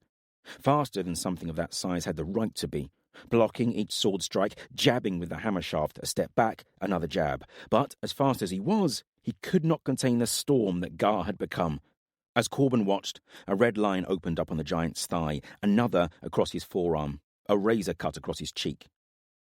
The giant took another step back, Gar pressing on, and Corban frowned. Something was wrong. A repeat in the pattern of blows, something Gar had always told him never to do. He remembered Gar's advice to him, so long ago it seemed. Anger is the enemy. Abruptly, Ilder stopped retreating, blocked Gar's next blow, sweeping his blade wide, and kicked Gar in the chest. Corban heard bones crack, and Gar tumbled head over heels backwards. The giant strode after him. Corban ran down the stairs, leapt and stood over Gar. "Where is your honor?" Ilder sneered. Blood sheeted the giant's cheek, ran down one arm, slicking the spiraling tattoos, soaked the wool of his breeches. "Honor be damned! He's my friend," Corban snarled, "and you'll have to kill me before you touch him again." He heard Storm growl behind him. Ilder looked at him, at his friends on the steps behind him. The giants and their bears stood like stone, tension thick as storm clouds. A voice rang out from the left, and Corban looked to see Balor standing with Maquin at the far end of the courtyard, scores of the Benothi and Jihar at their back. "Ilder, you whelp!" Balor growled, raising his black axe. "Balor One Eye, it cannot be," Corban heard Ilder whisper, suddenly going as pale as alabaster. Then Ilder was turning and running to the closest bear rider behind him, swinging up onto the bear's back and fleeing through the gates. Balor charged after them, the Benothi following and screaming insults. Corban knelt beside Gar. He was conscious, breathing in short, controlled breaths. "Help me to my father," he whispered. Farrell was beside him, and between them they carried Gar up the steps, past the two injured men that Tuckle had been protecting, one alive but unconscious, one very obviously dead. And then they were beside Tuckle, his body twisted where he'd fallen. Tuckle was still alive, his breaths coming in ragged wheezes. Gar grimaced in pain, took his father's hand. Tuckle opened his eyes, for a moment unfocused. Then he saw his son. "My Gar," Tuckle wheezed. Blood speckled his lips. "Corban, where's Brinna?" Gar said, voice cracking. "Get Brinna." "Peace, Gar. It is too late for that," Tuckle said. He looked past Gar and saw Corban, other faces pressing in. "I told you I would be here first," he said to Corban. You did," Corban said with a lump in his throat. "And we made a fair song of it, eh, Cora?"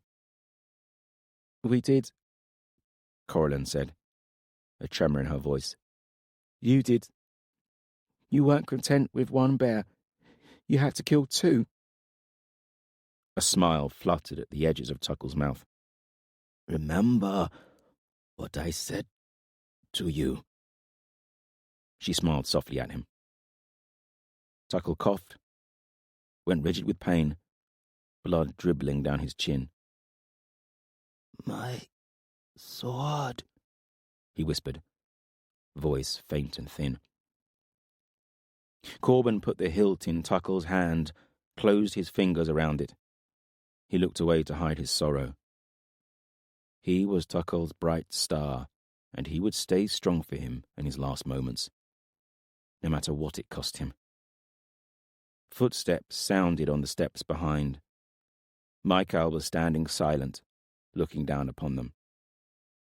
"Gar, my beloved son," Tuckle whispered. "You are my joy." Tears dripped from Gar's nose. "Never forget that. I'll see you again on the other side." Tuckle breathed. Then with a sigh, he was gone. Chapter 55. Veridis.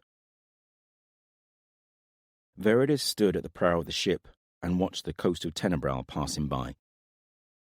I grew up on this coastline. He closed his eyes and thought of sailing with Krellis, dolphins chasing their ship as it cut through the water. Krellis laughing. Krellis is always laughing when I remember him. Of swimming in the Bay of Ripper, sunning on rocks, drinking wine, sparring on the beaches that ringed the bay. Krellis always laughed at that too. How I'd not give up until I was on my back, him a giant and me little more than a bairn. He opened his eyes as the ship shifted. Beneath him, Alazon was yelling commands. Ropes on the sail tightened and loosened, and then the dip and bite of oars. Before them, a bay opened up in the coastline, deep and wide, high cliffs dipping towards sandy beaches. The Bay of Ripper. Home. They passed from the open sea into the bay's sheltered embrace, behind them 14 black sails following their course. There was already a host of black ships in the bay, clustered about the port of Ripper, more spread throughout its waters. Veridis spied other ships amongst them, more like the corpses of ships. They were ruined and fire-blackened, hulls upturned and wallowing. Ripper's ships. He frowned at that. Beyond them, rising high upon gleaming limestone cliffs, Veridis saw the Tower of Ripper, built by giants, conquered and claimed by men, now the home and symbol of the Lord of the Bay. My father, what am I doing here? The weight of his task came crushing down upon him. The sun-tinged halcyon glow that had filled him turning to iron-grey clouds, heavy with impending doom. His mind returned to Calidus, pulling him to one side on the banks of the Afrin in Narvon, just before he had set sail. Bring me Fidele, in chains if needs be. Veridis had not believed it, or that she had wed Lycus, and he had said as much, had questioned Calidus's information, but the silver-haired counsellor, and Ben Elim, had been adamant. I was as shocked as you, Calidus had said, but it is true. By all accounts, Lycus is infatuated with her. But that is not the end of it. She arrested Peritus and Amatus, sentenced them both to death. That seems to have been the touchstone of this rebellion. There was rioting. Lycus and the Vinthalan attacked by an angry mob. And now, moons later, Fidele has reappeared in Ripper, where the rebellion is centered. Now she is denouncing Lycus in the Vinthalan and inciting the whole of Tenebral to rise up against them. Veridis shook his head, eyes fixed on the tower. Fidele, my father and brothers. How can I fix this? I am a warrior, not a diplomat. What do you want me to do? He had asked Calidus. Try to reason with them. Peace is what we need, with Lycus in control. If that is not possible, he shrugged, a decisive victory. Show them the strength of your shield wall. All warbands in Tenebral have been learning the shield wall. It would be a bloodbath and a waste of men. Aye, but your father and Krellis, they are not progressive. I doubt they would fight with it, and even if they did, you have faced giants, dregs, warbands numbering thousands. You are battle-hardened, veterans of a score of battles. You will not lose. How can I fight my kin? Veridis asked the waves now. Whoever leads this rebellion must be put down. Fidele, Peritus, your father or brother, without sentiment. Whoever they are, they must be cowed. That is all. Taught that opposing Nathair is pointless. You can teach that lesson. Fidele you bring to me, the rest deal with at your discretion. Bring them to me. Execute them. Exile them. Do as you will, Calidus had said. Deal with them at your discretion, Veridis murmured. The port of Ripper was empty and silent. Veridus's 15 ships docked and his men disembarked, near 1,000 men in iron helms and coats of mail, black cuirasses polished, silver eagles gleaming upon their chests.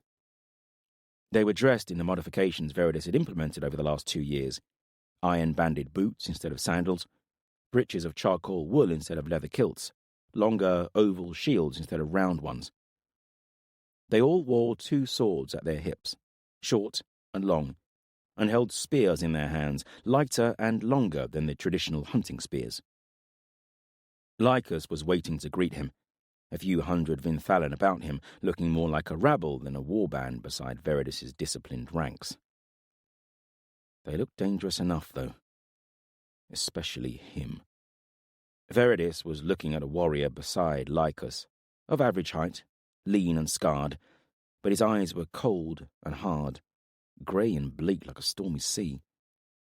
They stared flatly back at him. Dead eyes. "Well met," Lycus said, grinning at Veridus. They greeted one another with the warrior grip. Things had not gone well for Lycus in Tenebral, and not so long ago Veridus might have taken a little pleasure in that, probably because of his own deep-rooted prejudices against the Vinthalan. But since Veridus's failure to catch or kill Corban, he felt mostly empathy for Lycus rather than anything else. "Nathair sends his greetings," Veridus said, "and he sends you this." Veridus reached inside his cloak and pulled out 2 scrolls, checked the seals on them, gave one to Lycus and put the other back in his cloak. Lycus took it and slipped it into his belt. "Not going to open it?" Veridus raised an eyebrow. "Later," Lycus said, linking his arm with Veridus's. "Right now, we need to go and join a battle." "What?" "Your timing is excellent, my old friend," Lycus said, his breath smelling of wine. "But any tarrying here, and we'll miss the fun." Old friend? 3 warbands are arrayed on the fields beyond Ripper, all of them eyeing each other with bad intentions. "With all haste, then," Veridus said, and he led his warband through the streets of Ripper. Veridus stood and surveyed the field. He was standing to the southwest, at the foot of the slope that Ripper was built upon. To his left, filling the meadows right up to the eaves of the forest Sava, were the Vinthalan, numbering well over 3,000 men at a glance.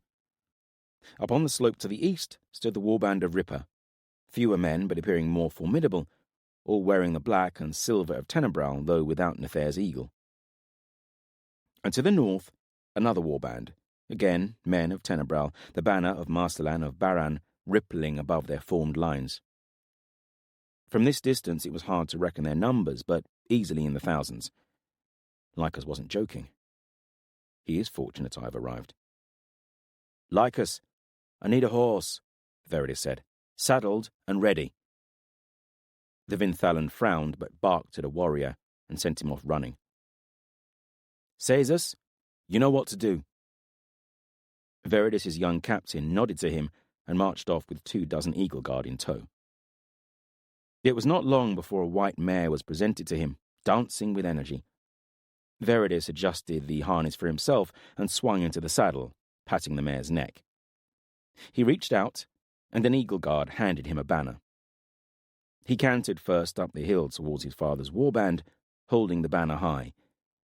It was white linen, the black branch and red berries of a rowan stark upon it, symbol of truce. As he drew closer, he began to see faces he recognized. These were by and large men whom he'd grown up around for the first 18 years of his life.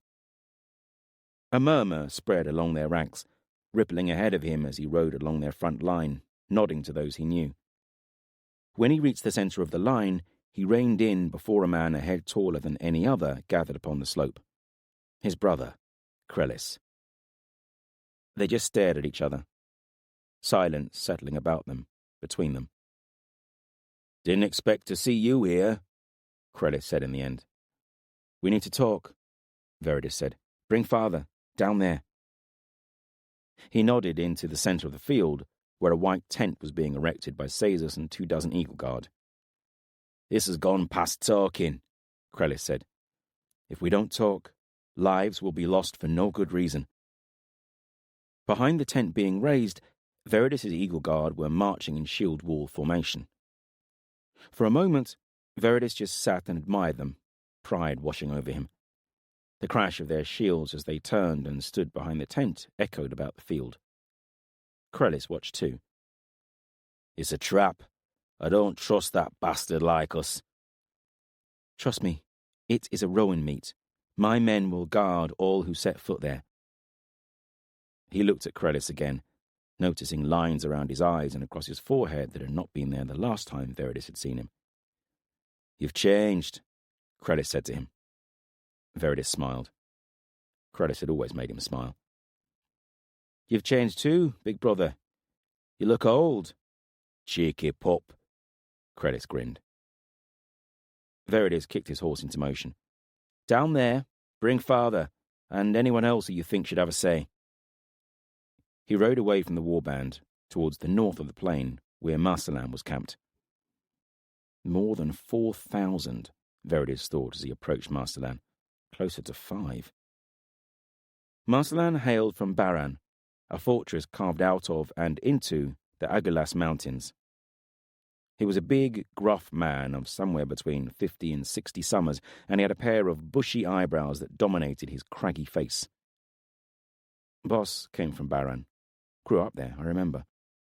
He felt a stab of sadness at the memory of his friend. Good friends were hard to find. "Who are you?"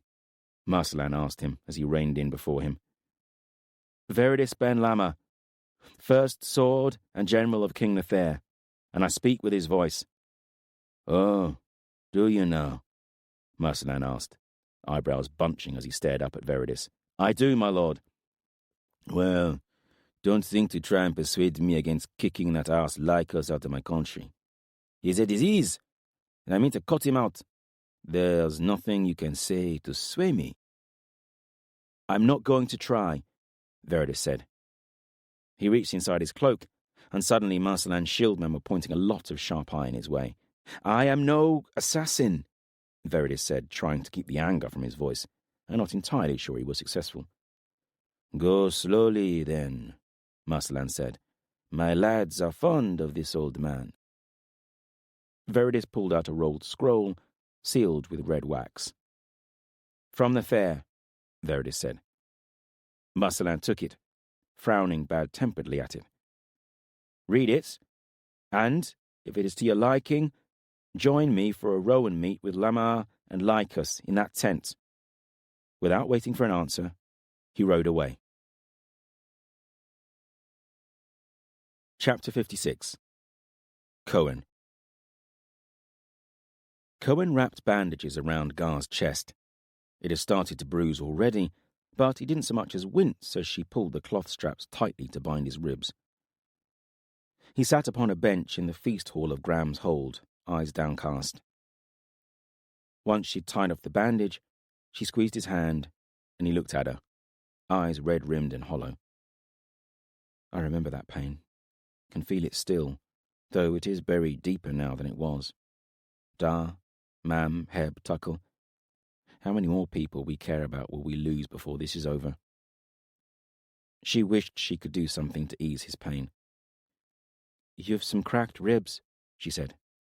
"The bandages will give some support, help them heal. But the fact is, anything you do is going to hurt, and that includes breathing." He nodded, and she helped him back into his coat of dark mail. "Take this with you," she said, offering him a vial. "What is it?" "Poppy milk. It will dull the pain." "I do not want it dulled. I deserve it," he muttered. He picked up his scabbarded sword and walked away. The feast hall had been turned into an impromptu hospice, and bodies were everywhere, filling long tables, the metallic tang of blood thick in the air.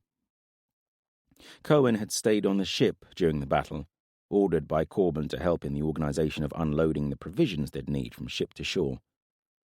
She'd been annoyed at first, but had seen the sense of it. She was not Corban with a blade, or Gar, or even Farrell, for that matter. and the ships needed unloading by someone with more than half a brain, so she'd set to it, with Brynna snapping orders at her and Cohen delegating the heavy lifting to Leith and a dozen other giantlings, who had also been forbidden by Balor and Ethlin to join in the fight.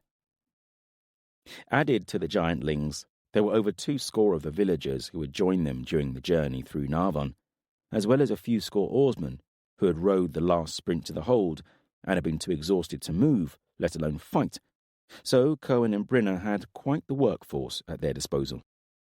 All 8 ships were close to unloaded when Cohen heard a great rumbling and ran to the raised deck at the back of the ship to get a view of what was happening.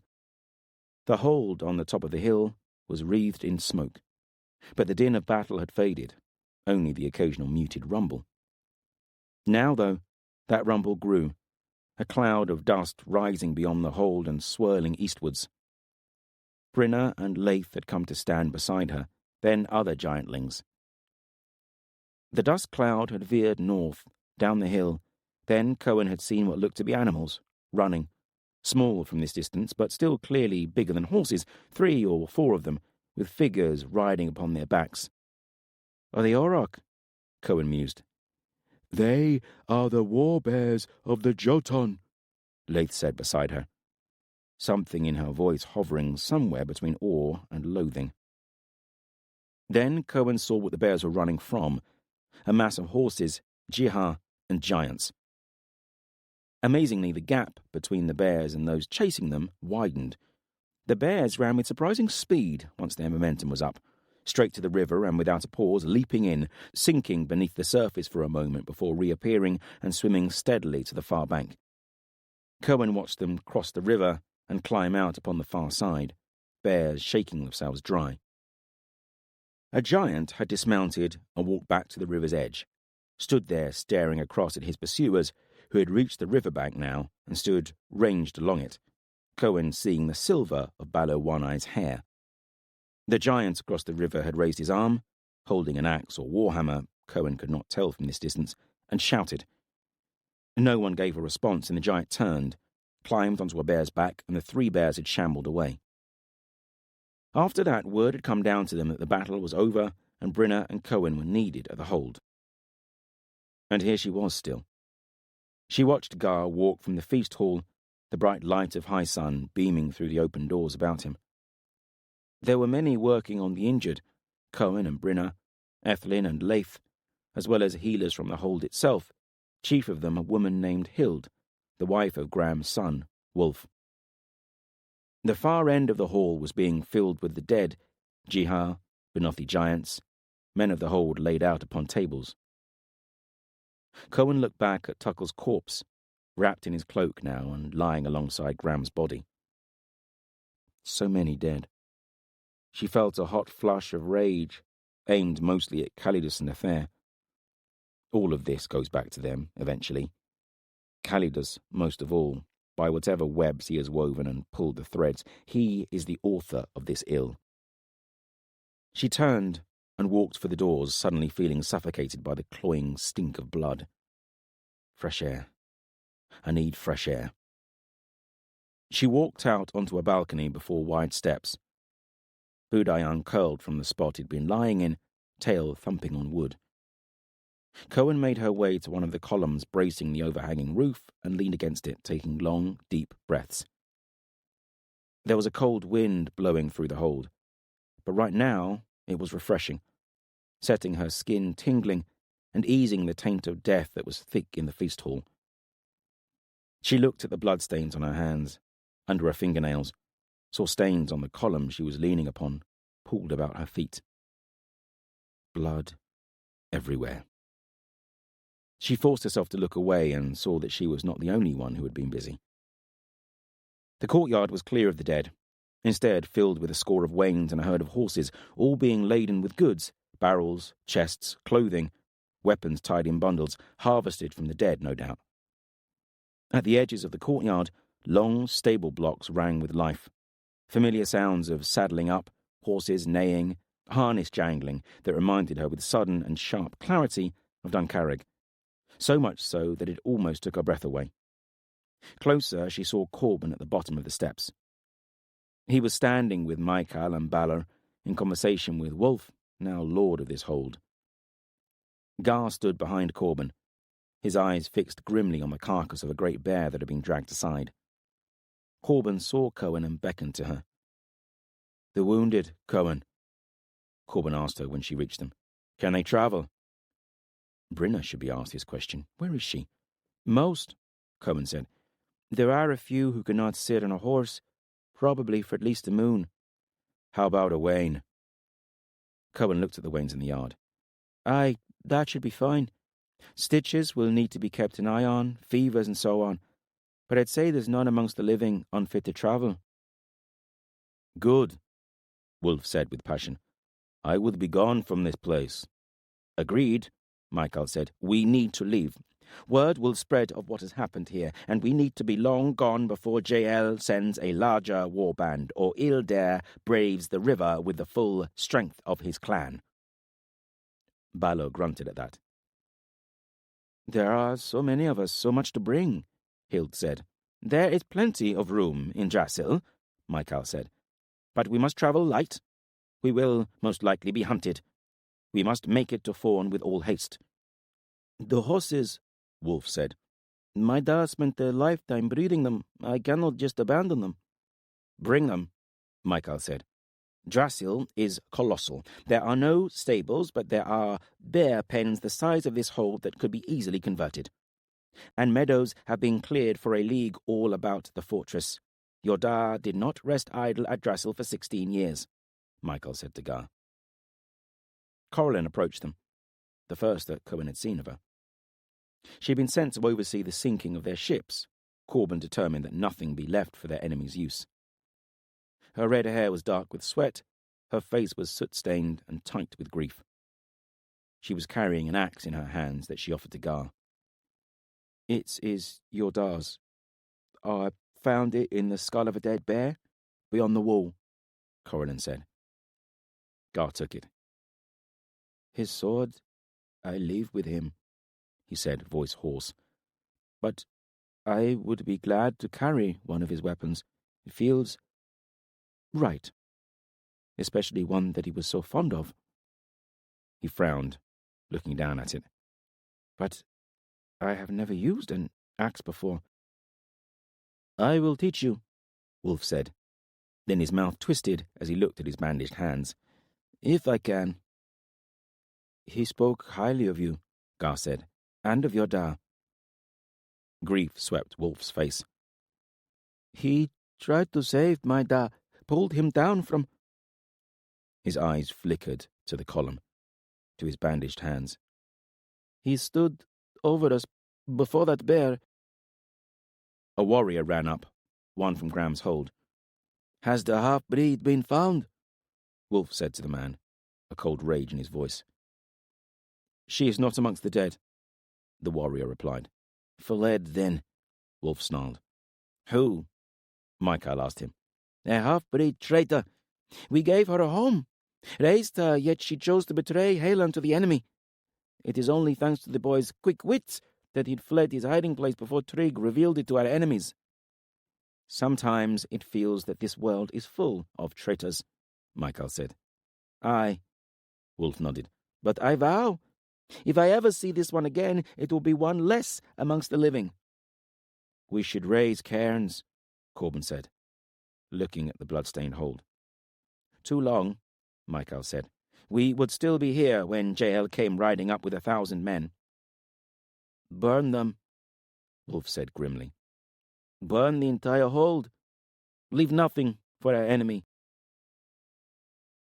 Cohen stood beside her brother, facing the feast hall, a host gathered behind them. Beyond the gates, a long column of wains and horses loaded with provisions was waiting for them. A silence fell over the courtyard, and Brinna sang the first lines of the lament, the melody stark and pure, Gar and Wolf adding their voices first, then more joining until the whole host sang the song for the dead, their voices rising to deafening crescendo, filling Cohen's heart with a tide of emotion. As the last notes died, Wolf and Gar stepped forward and threw burning torches at the feast hall steps. The steps and hall had been doused with oil, and flames roared skywards, hungry and crackling. In short moments the hall was ablaze, heat rolling at them in great waves. Wolf turned and left the courtyard, followed by Corban and then all of the others.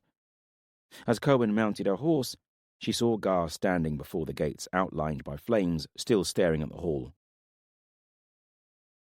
Cohen glanced sidelong at Brynner. Should I talk to her?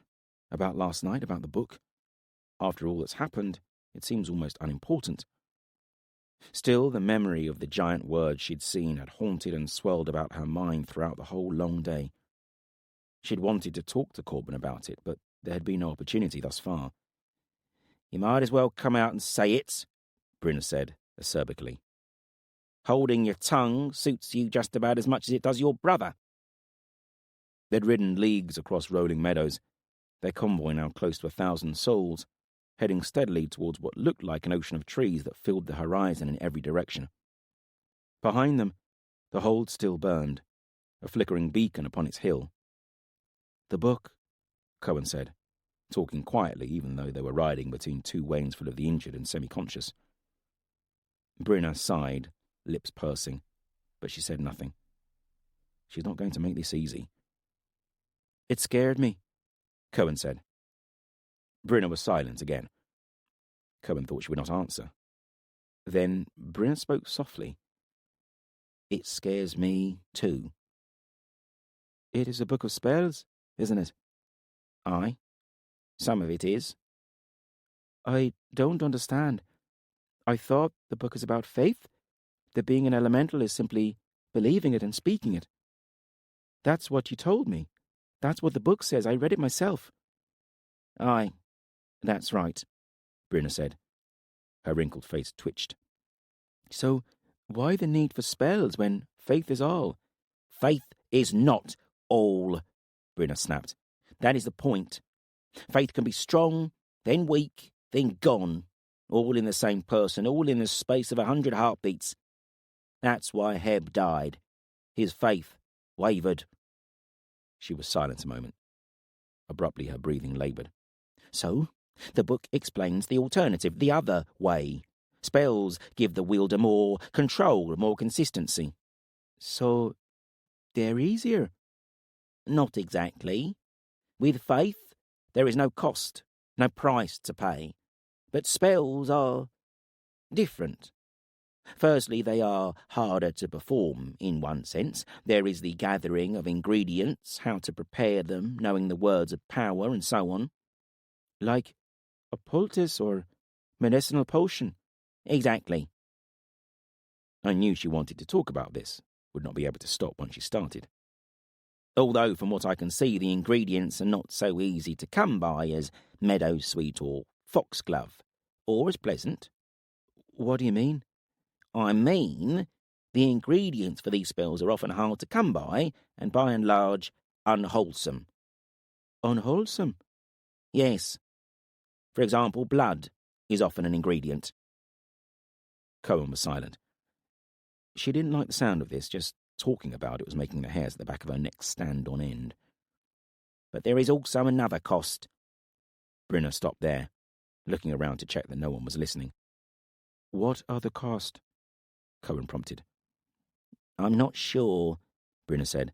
"The book hints and alludes, but," she shrugged, "I need more time to work it out. It is appealing, could be useful in this god war.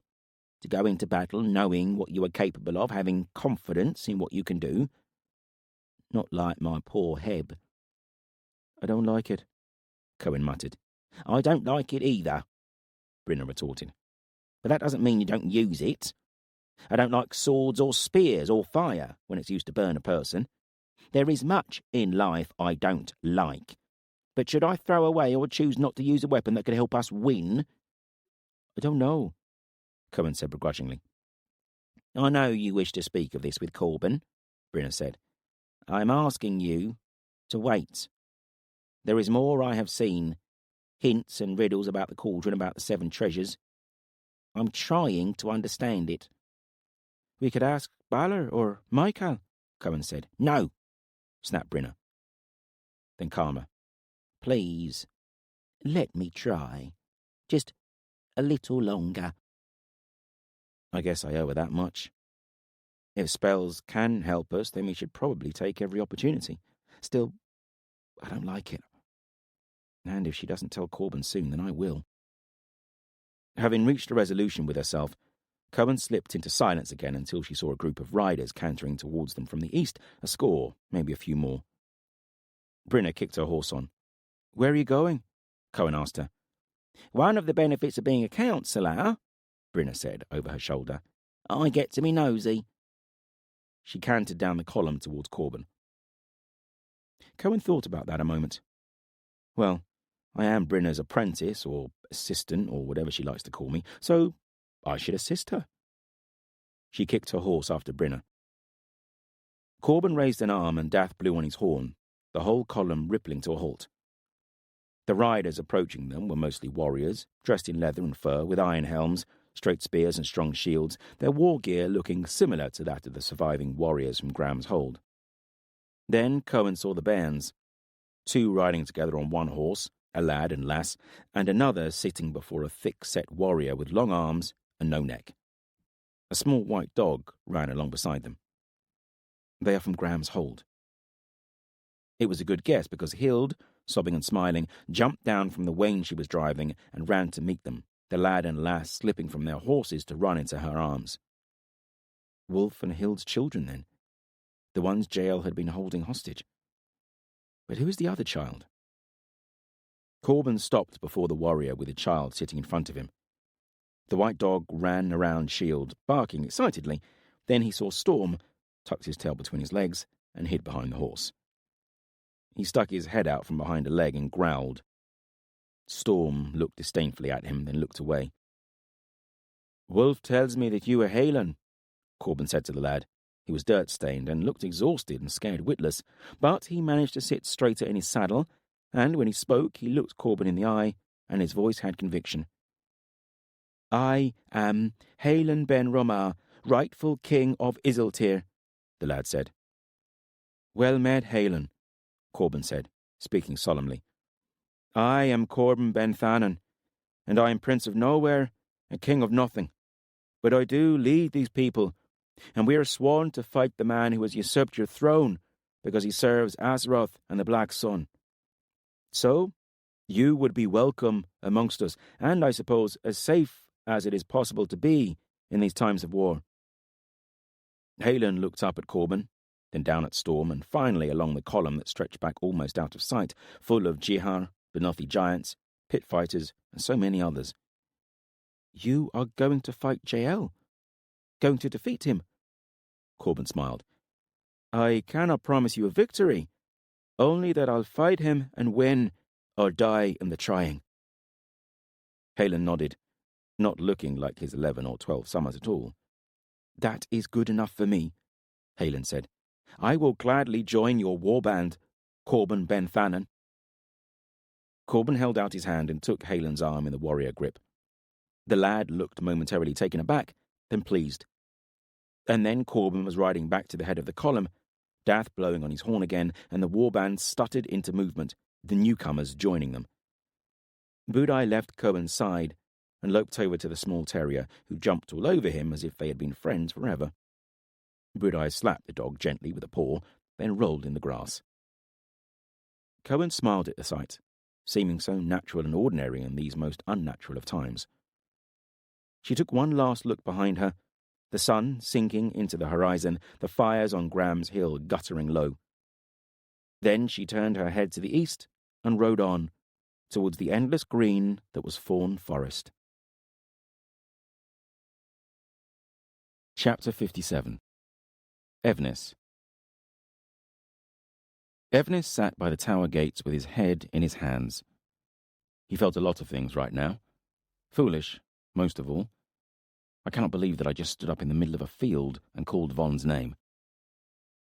The emotion of seeing his son after so long had been overwhelming. Clearly. But it was fading now, a distant blend of joy and fear. In its wake was the realization that he had ruined an exceptional plan. It didn't help that Braith was pointing that out to him repeatedly. And Morkant was furious about his silver. It's not his silver. It was given to him by Rin, and she will expect to see it used wisely or returned to her. Perhaps that is why he is so angry. Or scared. The sun was setting, and Evnis's 100 shieldmen had arrived. Morcant had ridden in with 200 swords, so the tower and hill were suddenly a very busy place, with the horses being put out to pasture, tents going up, and food being cooked. Before him, the marshland shimmered, glittering like a many-faceted jewel in the fading rays of the sun.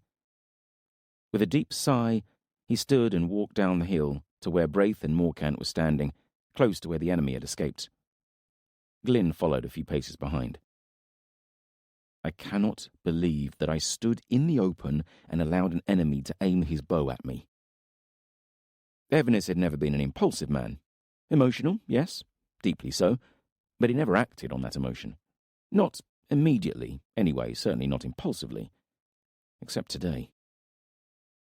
And there had been one high spot, one good moment in the midst of all the irrational behaviour and shame. Von saved me. Evnis had played that moment over and over in his mind. Camlin, with an arrow aimed at his heart, and then Von's hand resting on the archer's arm, stalling him. What does that mean? The one thing for sure is that at that moment, he didn't want me to die. That gives me hope. If only I could have talked to him. He ground his teeth. It will happen, and when it does, he will come back to me. If he does not, I cannot have my son fighting for my enemy. He stopped himself from thinking that. He would not allow it to come to that. He reached Braith and Morcant. Rafe, a little apart, was squatting with the two hounds and looking down the waterway that had been used so effectively as an escape route. Morcant had tried to follow, hell-bent on recovering his chest of silver, but within a few hundred paces the ground became impossible to ride a horse upon, and soon after that was too treacherous to walk upon. Maybe with time, men picking their route, but not fast enough to keep the boats within sight. "We need to talk," Evnis said, at the sight of Morcant's petulant face, both annoying him and focusing him. "We need to do more than talk," Morcant muttered. But Evnis pretended he hadn't heard him and walked on towards the riverbank. "So, let us decide," Evnis said. "How, exactly, are we going to kill Edana?" "Starve them out," Morcant said. "I've been building towers around the marshland. They won't be able to leave without my seeing them. And I'll either buy the local villagers' loyalty or raze them to the ground. Either way, they won't be able to trade for food." Evnis looked at him as if he was mad. "They live in a marsh. It's not farmland where crops only come in the right season. Look in that river and you'll see 100 fish. They are not going to come out because they're starving." Morcant scowled at him, but didn't reply. Intelligence is not a necessary prerequisite for skill with a blade, then. "We either lure them out, which I imagine will be impossible, or we go in there after them," Evnis said. "I'm going to go in there and find them," Braith said. "Then I'll send someone back to get you." "You can do that?" "Aye. That's what I was going to do anyway. Would have been easier if I'd had Hallion to follow." He looked pointedly at Evnis. "And now Camlin knows I'm here, he won't make life any easier for me." His hand drifted up to the scar between his neck and shoulder. "But I can still do it. It will take longer, and I'll need a few more men. Huntsmen, preferably. If that's not possible, then men who are good on their feet, quiet, observant. You shall have them. But once you find Edana and send word to me, how do you suggest I bring a warband in there?" He looked at the marsh, lip curling in disgust. "Buy boats? Build boats? Steal boats? That's how they're getting around in there, and it's the only way you'll move a significant amount of men. There's a forest a few leagues behind me, and every village situated about this stinking mosquito-infested latrine will have fisher boats." "We can do that," he said. "You'll need a lot of boats for that lot," Braith observed, looking back up to the tower. "I don't think even that will be enough," Evnis said. "I'm sending a messenger back to Duncarrig for more warriors. We don't know how many are in there. 50, 100, 300, 5. I don't want to go to all this hard work, get our warband in there, only to find out that we're outnumbered." "Makes sense," Braith said. "And you'll want to leave Maquin's towers manned, in case they decide to bolt and run. Not enough for a fight, but enough to track them if they go running." "Aye. Good," grunted Evnis. For all of his arrogance, he's a good man to have around in a situation like this. And whatever arrogance he has, it is as nothing to that preening peacock over there. Morcant had just stood and listened, glowering every now and then into the marshland. "Long as I get that chest of silver back," he muttered. "You might never see it again," Evnis said, enjoying seeing him squirm a little. "If I don't, I'll be telling Rin you're the reason it's gone," Morcant snapped. "Ah, that silver was gone before I arrived. You wouldn't even know about it for another 10 nights if I hadn't been here." Morcant stalked up to him, his blade in his hands, and Evnis fought the desire to take an involuntary step back. "I will have it back, or I'll have blood," Morcant snarled. "I can promise you one of those," Evnis told him, glaring. "And what if you saw your son again?" Morcant sneered. "Will you betray our position again? Perhaps you should not come." "You do not make the decisions here," Evnis said, cold and hard now. "And I promise you all I shall not act again as I did today. The next time I see him, my son will join me or he will die." Chapter 58. Veridus. "I do not think this is a good idea," Lycus said, as he leaned back in his chair and tipped more wine into his mouth. "Why not?" Veridus asked him. "Because none of the people that you have invited to this party like me." "That is probably true." "Definitely," Lycus interrupted. "You are safe enough for now. This is a rowan meet. It is sacred." Lycus raised an eyebrow. "You would be surprised how far some people will go once they have begun a course. And, as I said, they really don't like me." "What damage have you caused in Tenebrel? Whatever you have done, it ends now." Veridus felt an overwhelming anger at Lycus and the trouble he had caused. If it were up to him, he would have slapped him in chains and given the regency back to Fidele, or to Peritus if the rumours of her unstable mind were true. But it is not up to me. I have been given clear orders where Lycus is concerned, more's the pity. We must try and reach some compromise. Surely, as long as it doesn't involve me being separated from any of my body parts. Nathair values you most highly. That is not an option. You reassure me, Lycus said with a smile, then drank some more wine. Not as much as having Kolai standing at my back, perhaps, but enough to convince me to stay and see what happens. All were allowed one person to accompany them, again out of tradition more than any real fear of danger. The rowan meet was sacred, a deep-rooted tradition brought with the exiles from the Summer Isle. Kolai, the cold-eyed warrior whom Veridus had noticed on the harbour, stood implacably behind the chair Lycus was sitting in. Veridus had brought Caesar with him. The tent flap was pulled back, and in walked Lamar, Lord of Ripper. Da. Veridus felt the breath catch in his chest. His Da had aged, far more than the 2 years that had passed since last they'd seen one another. He was gaunt, a stoop to his frame that had never been there before, and the skin on his bones was loose and waxy. His eyes met Veridus's, and he stopped, just stared at his son. Those eyes still held all the wit and intelligence that Veridus remembered. "Father," Veridus said.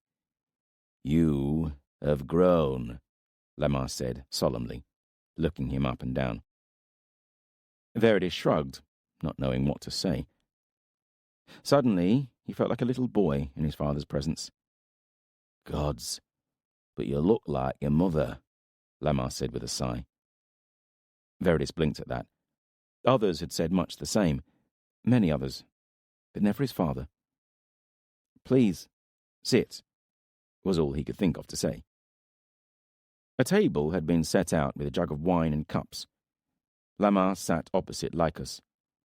He regarded the Vinthalan lord with what most would have considered an emotionless gaze, but Veridis could see the cold hatred behind his father's eyes. Then there were more figures entering the tent. Hector came first, looking completely unchanged, dark hair stuck across his forehead, face pale and sallow. He met Veridis' eye and nodded to him, no words of greeting. They had never been close. Behind him came Peritus and Alban, both men he respected, one whom he loved. Alban had been his weapons master, and more than that, had shown him more kindness than his father ever had.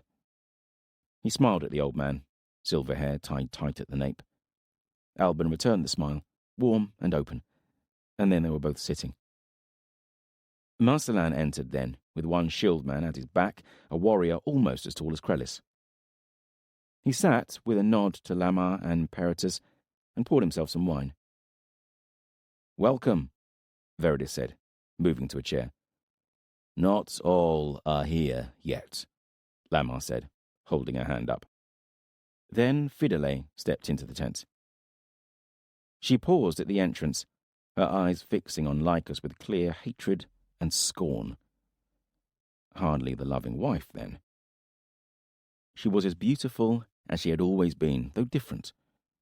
There was something hard about her, the bones of her face harsher, muscles shifting in her forearm as she gripped the tent pole, and stronger. She had seemed frail when Veridis had left Tenebral, brittle with grief. Now that was gone. She tore her eyes away from Lycus, who was not looking happy at her presence, and walked to an empty chair. "She should not be here," Lycus said. "She is unhinged, has brought this realm to the brink of war." "I will not leave," Fidele said. She looked at Veridis as she said it, not Lycus. She does not look unhinged to me. Behind her, a warrior entered, not overly tall or muscular, but his presence filled the room, a melding of grace and menace. He was old for a shieldman, streaks of iron in his hair, heavily scarred, one ear just a lump of flesh, and he was not dressed as a warrior of Tenebral, only in a plain linen shirt and leather vest. And knives. Two at his belt, besides his sword, a hilt poking from a boot, and Veridis suspected more was secreted about his body. Then the warrior looked at Veridis. "Maquin," he whispered. "Well met," Maquin said, his face a cold mask. "The last time I saw him was in Fawn. He was wounded, bloody, had been chased to exhaustion, but I still recognized him.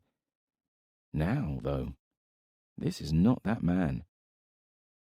Maquin stood behind Fidele. "So, you have tamed the old wolf, then," Lycus said.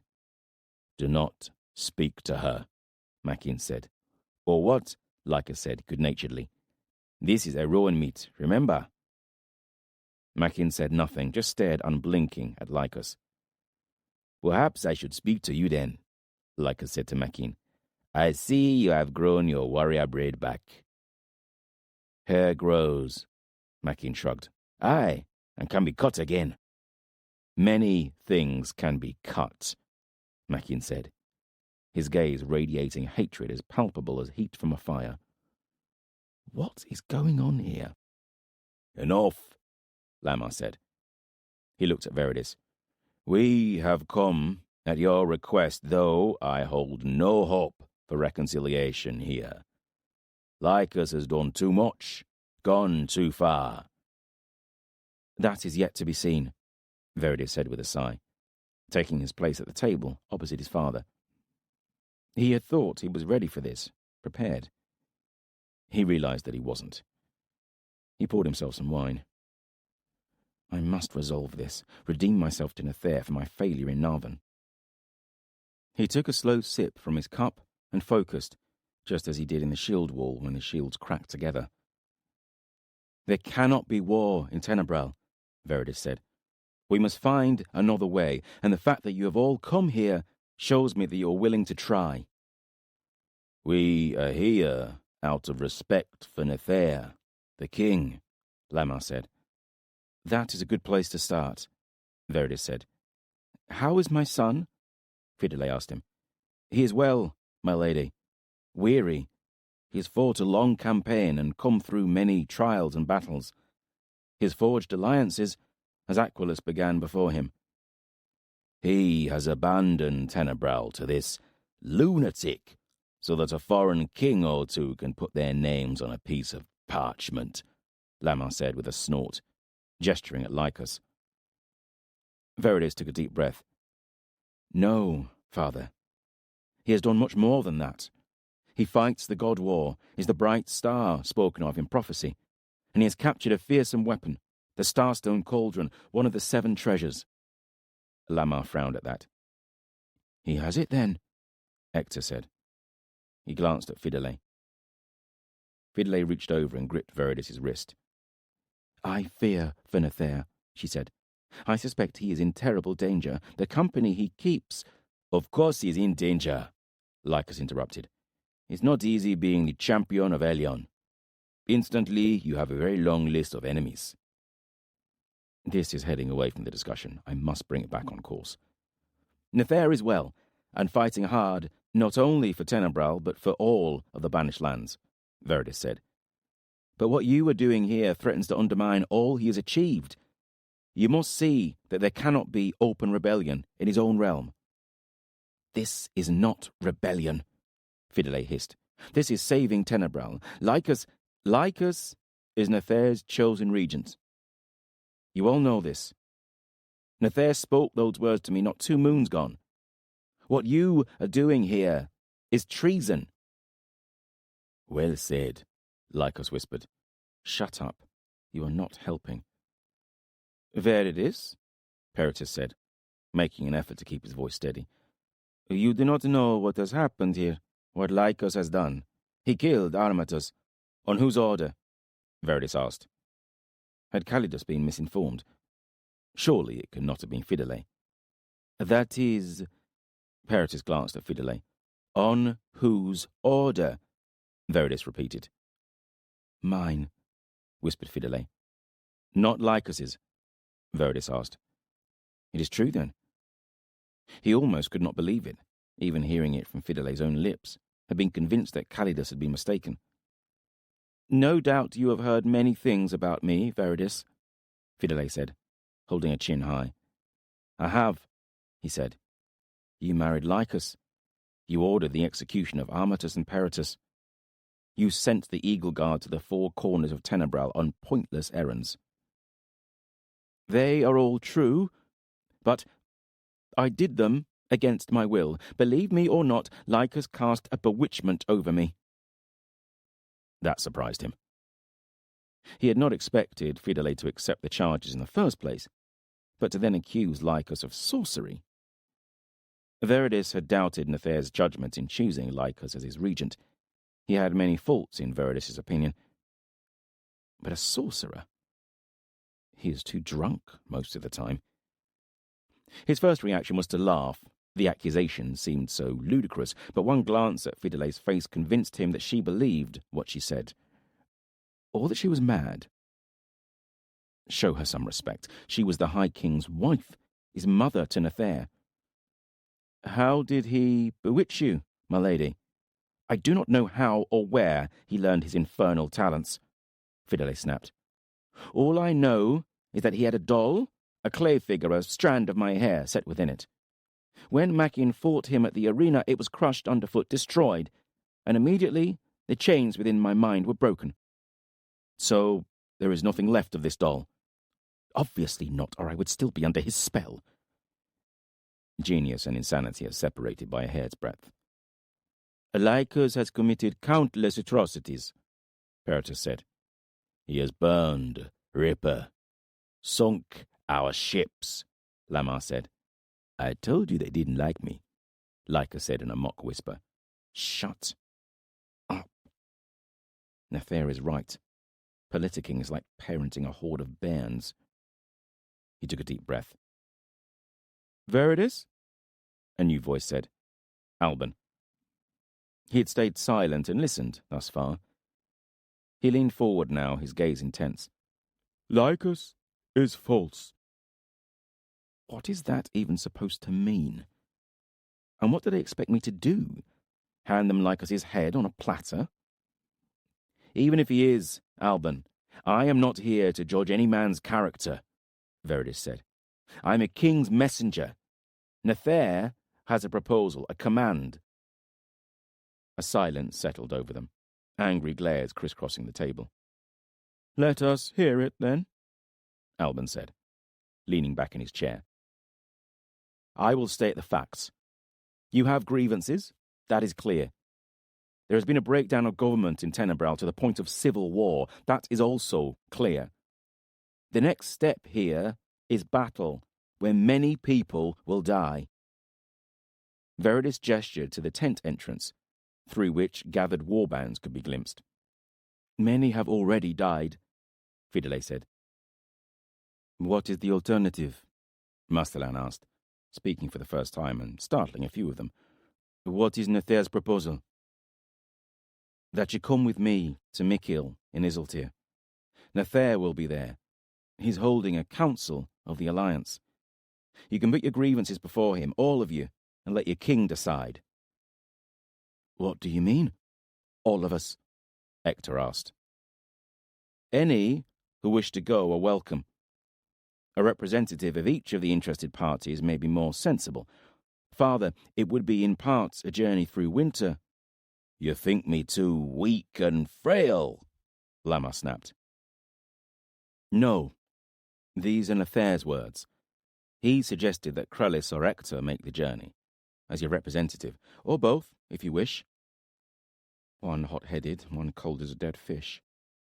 Fidele, of course. Lycus, Peritus. Me, Lycus said, sitting up straight and his smile fading. I? Nathair wants you with him in Mikil. Lycus frowned at that. That does actually sound like wisdom, Ector said. Certainly a means of avoiding such terrible bloodshed. I hate to admit it, and I can't believe that I'm saying such a thing, but Viridis is making sense. Fidele glared at him. I cannot go, Lycus said. I am regent here. No longer, Viridis said. At least until this predicament is resolved to everyone's satisfaction. And Nathair has asked for you, Lycus. You are leaving Tenebral. Lycus scowled at that, but held his tongue. And what's of Tenebral in the meantime? Lamar asked, frowning. Who will govern here? I will, Mastelan said, attracting many shocked stares. Mastelan will remain in Tenebral, Viridis said. He will act as steward of the realm until this situation is resolved, by our king, not the needless slaughter of men of Tenebral. It is not men of Tenebral that I would slaughter, Lamar said, but Vinthalan. They are vastly outnumbered. I will not throw my men into needless battle, Mastelan said. So it would be you that is outnumbered, father, Viridis pointed out. Lamar's eyes narrowed, cold as flint. He is more angry than I realized.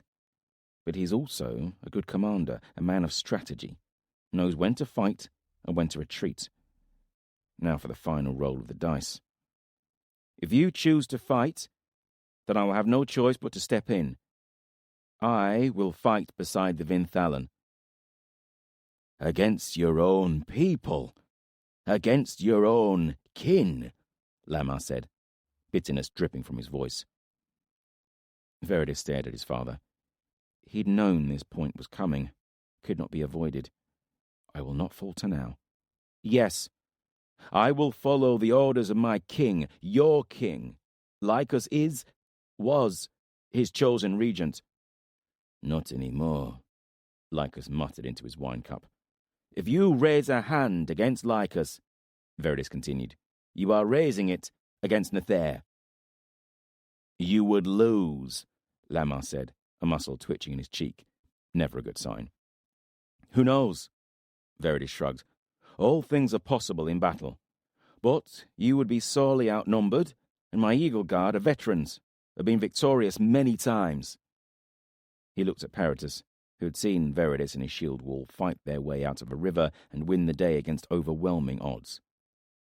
I do not think we would lose. A silence settled over the tent. You have grown since last I saw you, Fidele said, though to Viridis' ears it did not sound like a compliment. I agree, Lamar said. It did not sound like an insult the way his father spoke it. There was even a tinge of respect in his eyes. That is something I've never seen before. Not directed at me, at least. For a moment it broke Viridis' train of thought. Then he gathered himself. This meeting is at an end, Viridis said. The choices are before you. I, for one, have made my choice, Marcelin said. It seems that I've walked a long way to sit with you all in this tent, but for better or worse, I accept Nathair's proposal. I will not fight, and I will steward Tenebral until Nathair has sorted this mess out. He scowled at them all with his bushy brows. As for you, he said, pointing at Lycus, I hope Nathair exercises some sense, and I never see your face in this realm again. Then he stood and left the tent, his shieldman close behind him. Fidele clapped her hands slowly, looking at Viridis.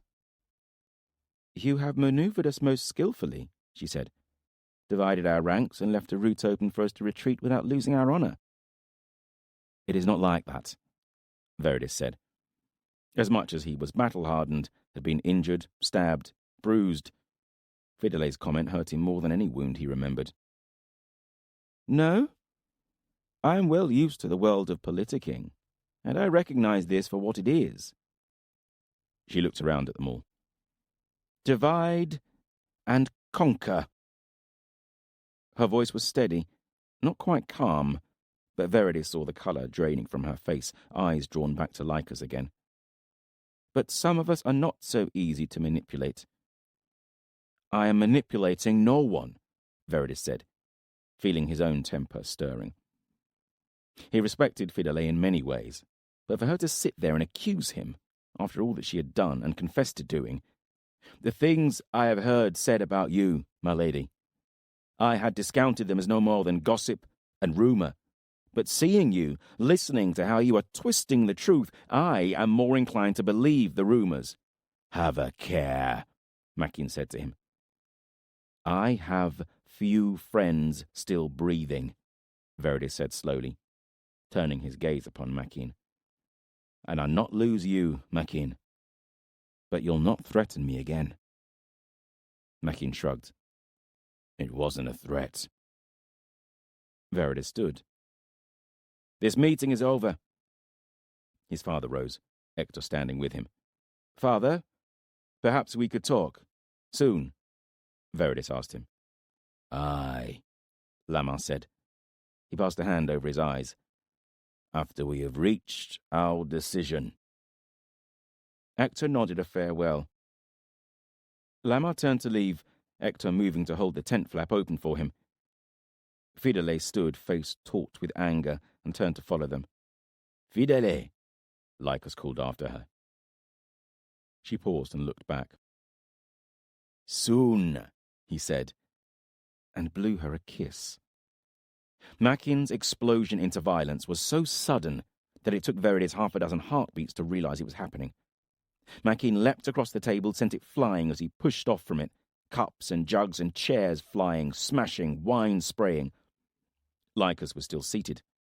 He shoved himself backwards and disappeared as his chair rolled, Maquin a heartbeat behind him, somehow a knife in his fist. He cannot do this. It is a rowan meat. Sacred. Viridis drew his short sword, heard people shouting, willed his feet to move after Maquin, who slashed at the rolling Lycus, blood arcing. Then Lycus's shieldman, Collai, was there, standing over Lycus, who was still tangled in his chair. Collai and Maquin exchanged a flurry of blows, punches, chops, knife thrusts, too hard and fast for Viridis to follow. There was a wet punching sound. Then, for a moment, everything was still, Maquin standing with his knife buried to the hilt up through Collai's lower jaw. The Vinthalan collapsed, one leg juddering, and the chaos began again, more shouting, Veridis feeling as if he was moving through water, trying to reach Maquin. Voices were yelling outside the tent, muffled, Eagle Guard piling in, weapons drawn, bodies everywhere.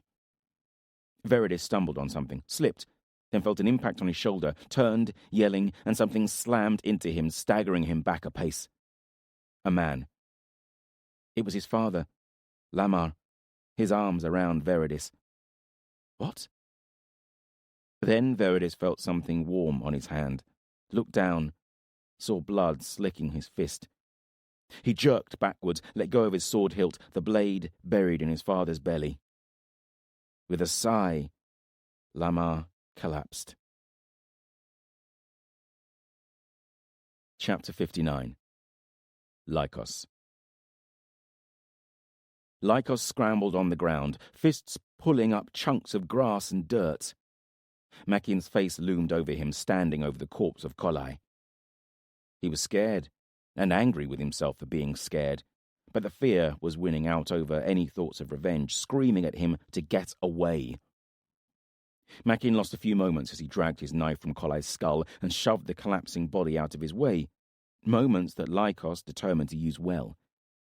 Finally, he managed to roll out from the chair that he had become entangled in, rose to a crouch, and leapt towards the canvas of the tent wall. Fumbling for his knife, he managed to draw it and slash at the fabric, tearing a rent large enough to fit his upper body through.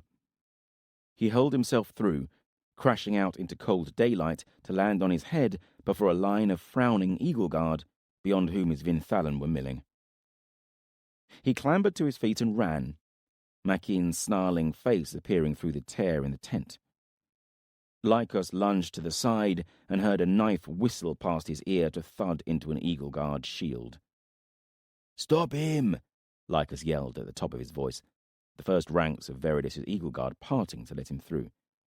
"Protect Veridis! Defend your lord!" he bellowed, voice cracking.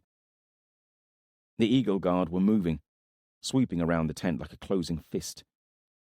Some of his Vinthalan had seen him and were moving his way. Faster. Move faster. Lycos looked back to see that Maquin had cut his way out of the tent. He saw Lycos, seemed blind to the fact that Lycos was surrounded by Eagle Guard, and a horde of Vinthalan were growing closer with every heartbeat, because he just snarled and ran at Lycos. Does the man not know when he is beaten? Nevertheless, that wave of fear that had only just calmed swept up again. He killed Kolai in less than 10 heartbeats. Lycos looked about frantically, heard someone in the Eagle Guard shout, and saw shields thudding together. Maquin threw himself against them, managed to pull one man out of position. Lycos saw the glint of iron as swords were drawn. "Do not kill him!" Lycos yelled. Someone clubbed Maquin with the hilt of a sword. Maquin staggered, grabbed a shield, was clubbed by more men. Lycos sucked in a few breaths, felt relief, then anger swept his fear away. Then a deep joy. The old wolf is mine again. Then he smiled. He heard a scream, looked to see Fidele half in and half out of the tear in the tent. She was looking at Maquin, trying to climb out, but hands were pulling her back. Peritus? Amazing the difference half a day can make. Life is looking far more promising than when I woke this morning. "I will come and find you soon," he promised Fidele. The first of his Vinthalan were about him now, looking at him with confused, questioning glances. He strode towards Maquin, beckoning for his warriors to follow. The old wolf was on his knees in the grass, a ring of Eagle Guard about him. "My thanks," Lycos said to a serious-looking warrior who seemed to be in charge. "I'll take him now." The Eagle Guard looked at him suspiciously. "You'd best get inside that tent. Your Lord Veridis has been attacked." The Eagle Guard yelled some orders, and they hurried away. Lycos looked down at Maquin, Vinthalan all around, pointing iron at the pit fighter. "What a good day this is turning out to be," said Lycos, as he squatted down beside Maquin. Not too close. Maquin was bleeding from his scalp, but you could never be too careful with this man. Maquin breathed deep through his nose, hawked, and spat blood. I can smell your fear, he said. No, you have that wrong, Lycus said, leaning as close as he dared. You're mine now, and this time it will be forever. He stood up. Oh, and you need to stop killing my shield men. He spun and kicked Maquin in the head, stunning him. Take him to my quarters, Lycus ordered. 20 men on each shift. As his warriors bound Maquin and dragged him away, Lycus processed what had just happened, what he'd glimpsed inside the tent as he'd been rolling over in his chair. Lamar, with a sword in his belly. Marcelin, the new steward of Tenebral. He snarled, glaring over at Marcelin and his warband, resenting Nathair and his decision to remove him from power. I will get it back. He looked at the rowan meat tent, could hear the sound of grieving from within, people shouting. He called a dozen men to him and marched up to it, cautiously entering. Eagle Guard were everywhere, hovering, mostly, some attempting to clean up the mess Maquin had made. Collai's corpse had been lifted to one side of the tent, where he lay staring at nothing, a red hole in his jaw, blood drying upon his chest. An exceptional warrior. What a waste. Is there anyone that the old wolf cannot kill? Veridis was kneeling in the centre, his sword discarded and red to the hilt, Lamar lying on the ground, head upon Veridis's lap. Veridis was stroking his father's head. Lamar was breathing, though he was as pale as the dead, and it looked as if an ocean of blood had spilt into the grass about them. How did that happen? The silver-haired man who had been present in the rowan meet was kneeling with them, hands stained red, bent over Lamar's wound. Lycus only gave them a perfunctory glance. There she is. Fidele was standing beside a tent pole, Peritus with her, as well as Hector, the sickly son of Lamar who Lycus had never seen before. He had a stunned expression upon his face, like a man after a battle. It looked as if Fidele and Peritus were arguing. A trio of Eagle Guard hovered close by. My lady, Lycus said behind her. She almost leapt away, fear washing her face. That made Lycus happy. Then she got angry and reached for a knife at her belt. Peritus gripped her wrist. Now, is that a way for a wife to greet her husband? She spat in his face. I'll put a knife through either yours or my own heart before I let you touch me again, she hissed at him. You should be careful. The promises you make, you may have to fulfill that one. I intend to. Where is Maquin? She asked, something other than rage seeping into her voice. In my care, Lycus smiled. He will be well looked after. He is my shield man. I demand that he be returned to me. I don't think so. He is a slave, my escaped property. You will give him back, unharmed, or I will have your head today, and no force in the world of flesh will stop me. She spoke with such utter conviction that for a moment he believed her. Don't worry. I have no desire to kill him. Quickly. He smiled. Living will be a greater punishment for him. I will do as I please, he hissed, feeling his anger begin to wax like the tide. And you will stop telling me what to do unless you want Maquin's head as a gift. The 3 Eagle Guards nearby stepped closer, watching him suspiciously. I must tread carefully. They love her more than they do me, and I no longer have the effigy Calidus gave me, or the regency of Tenebral.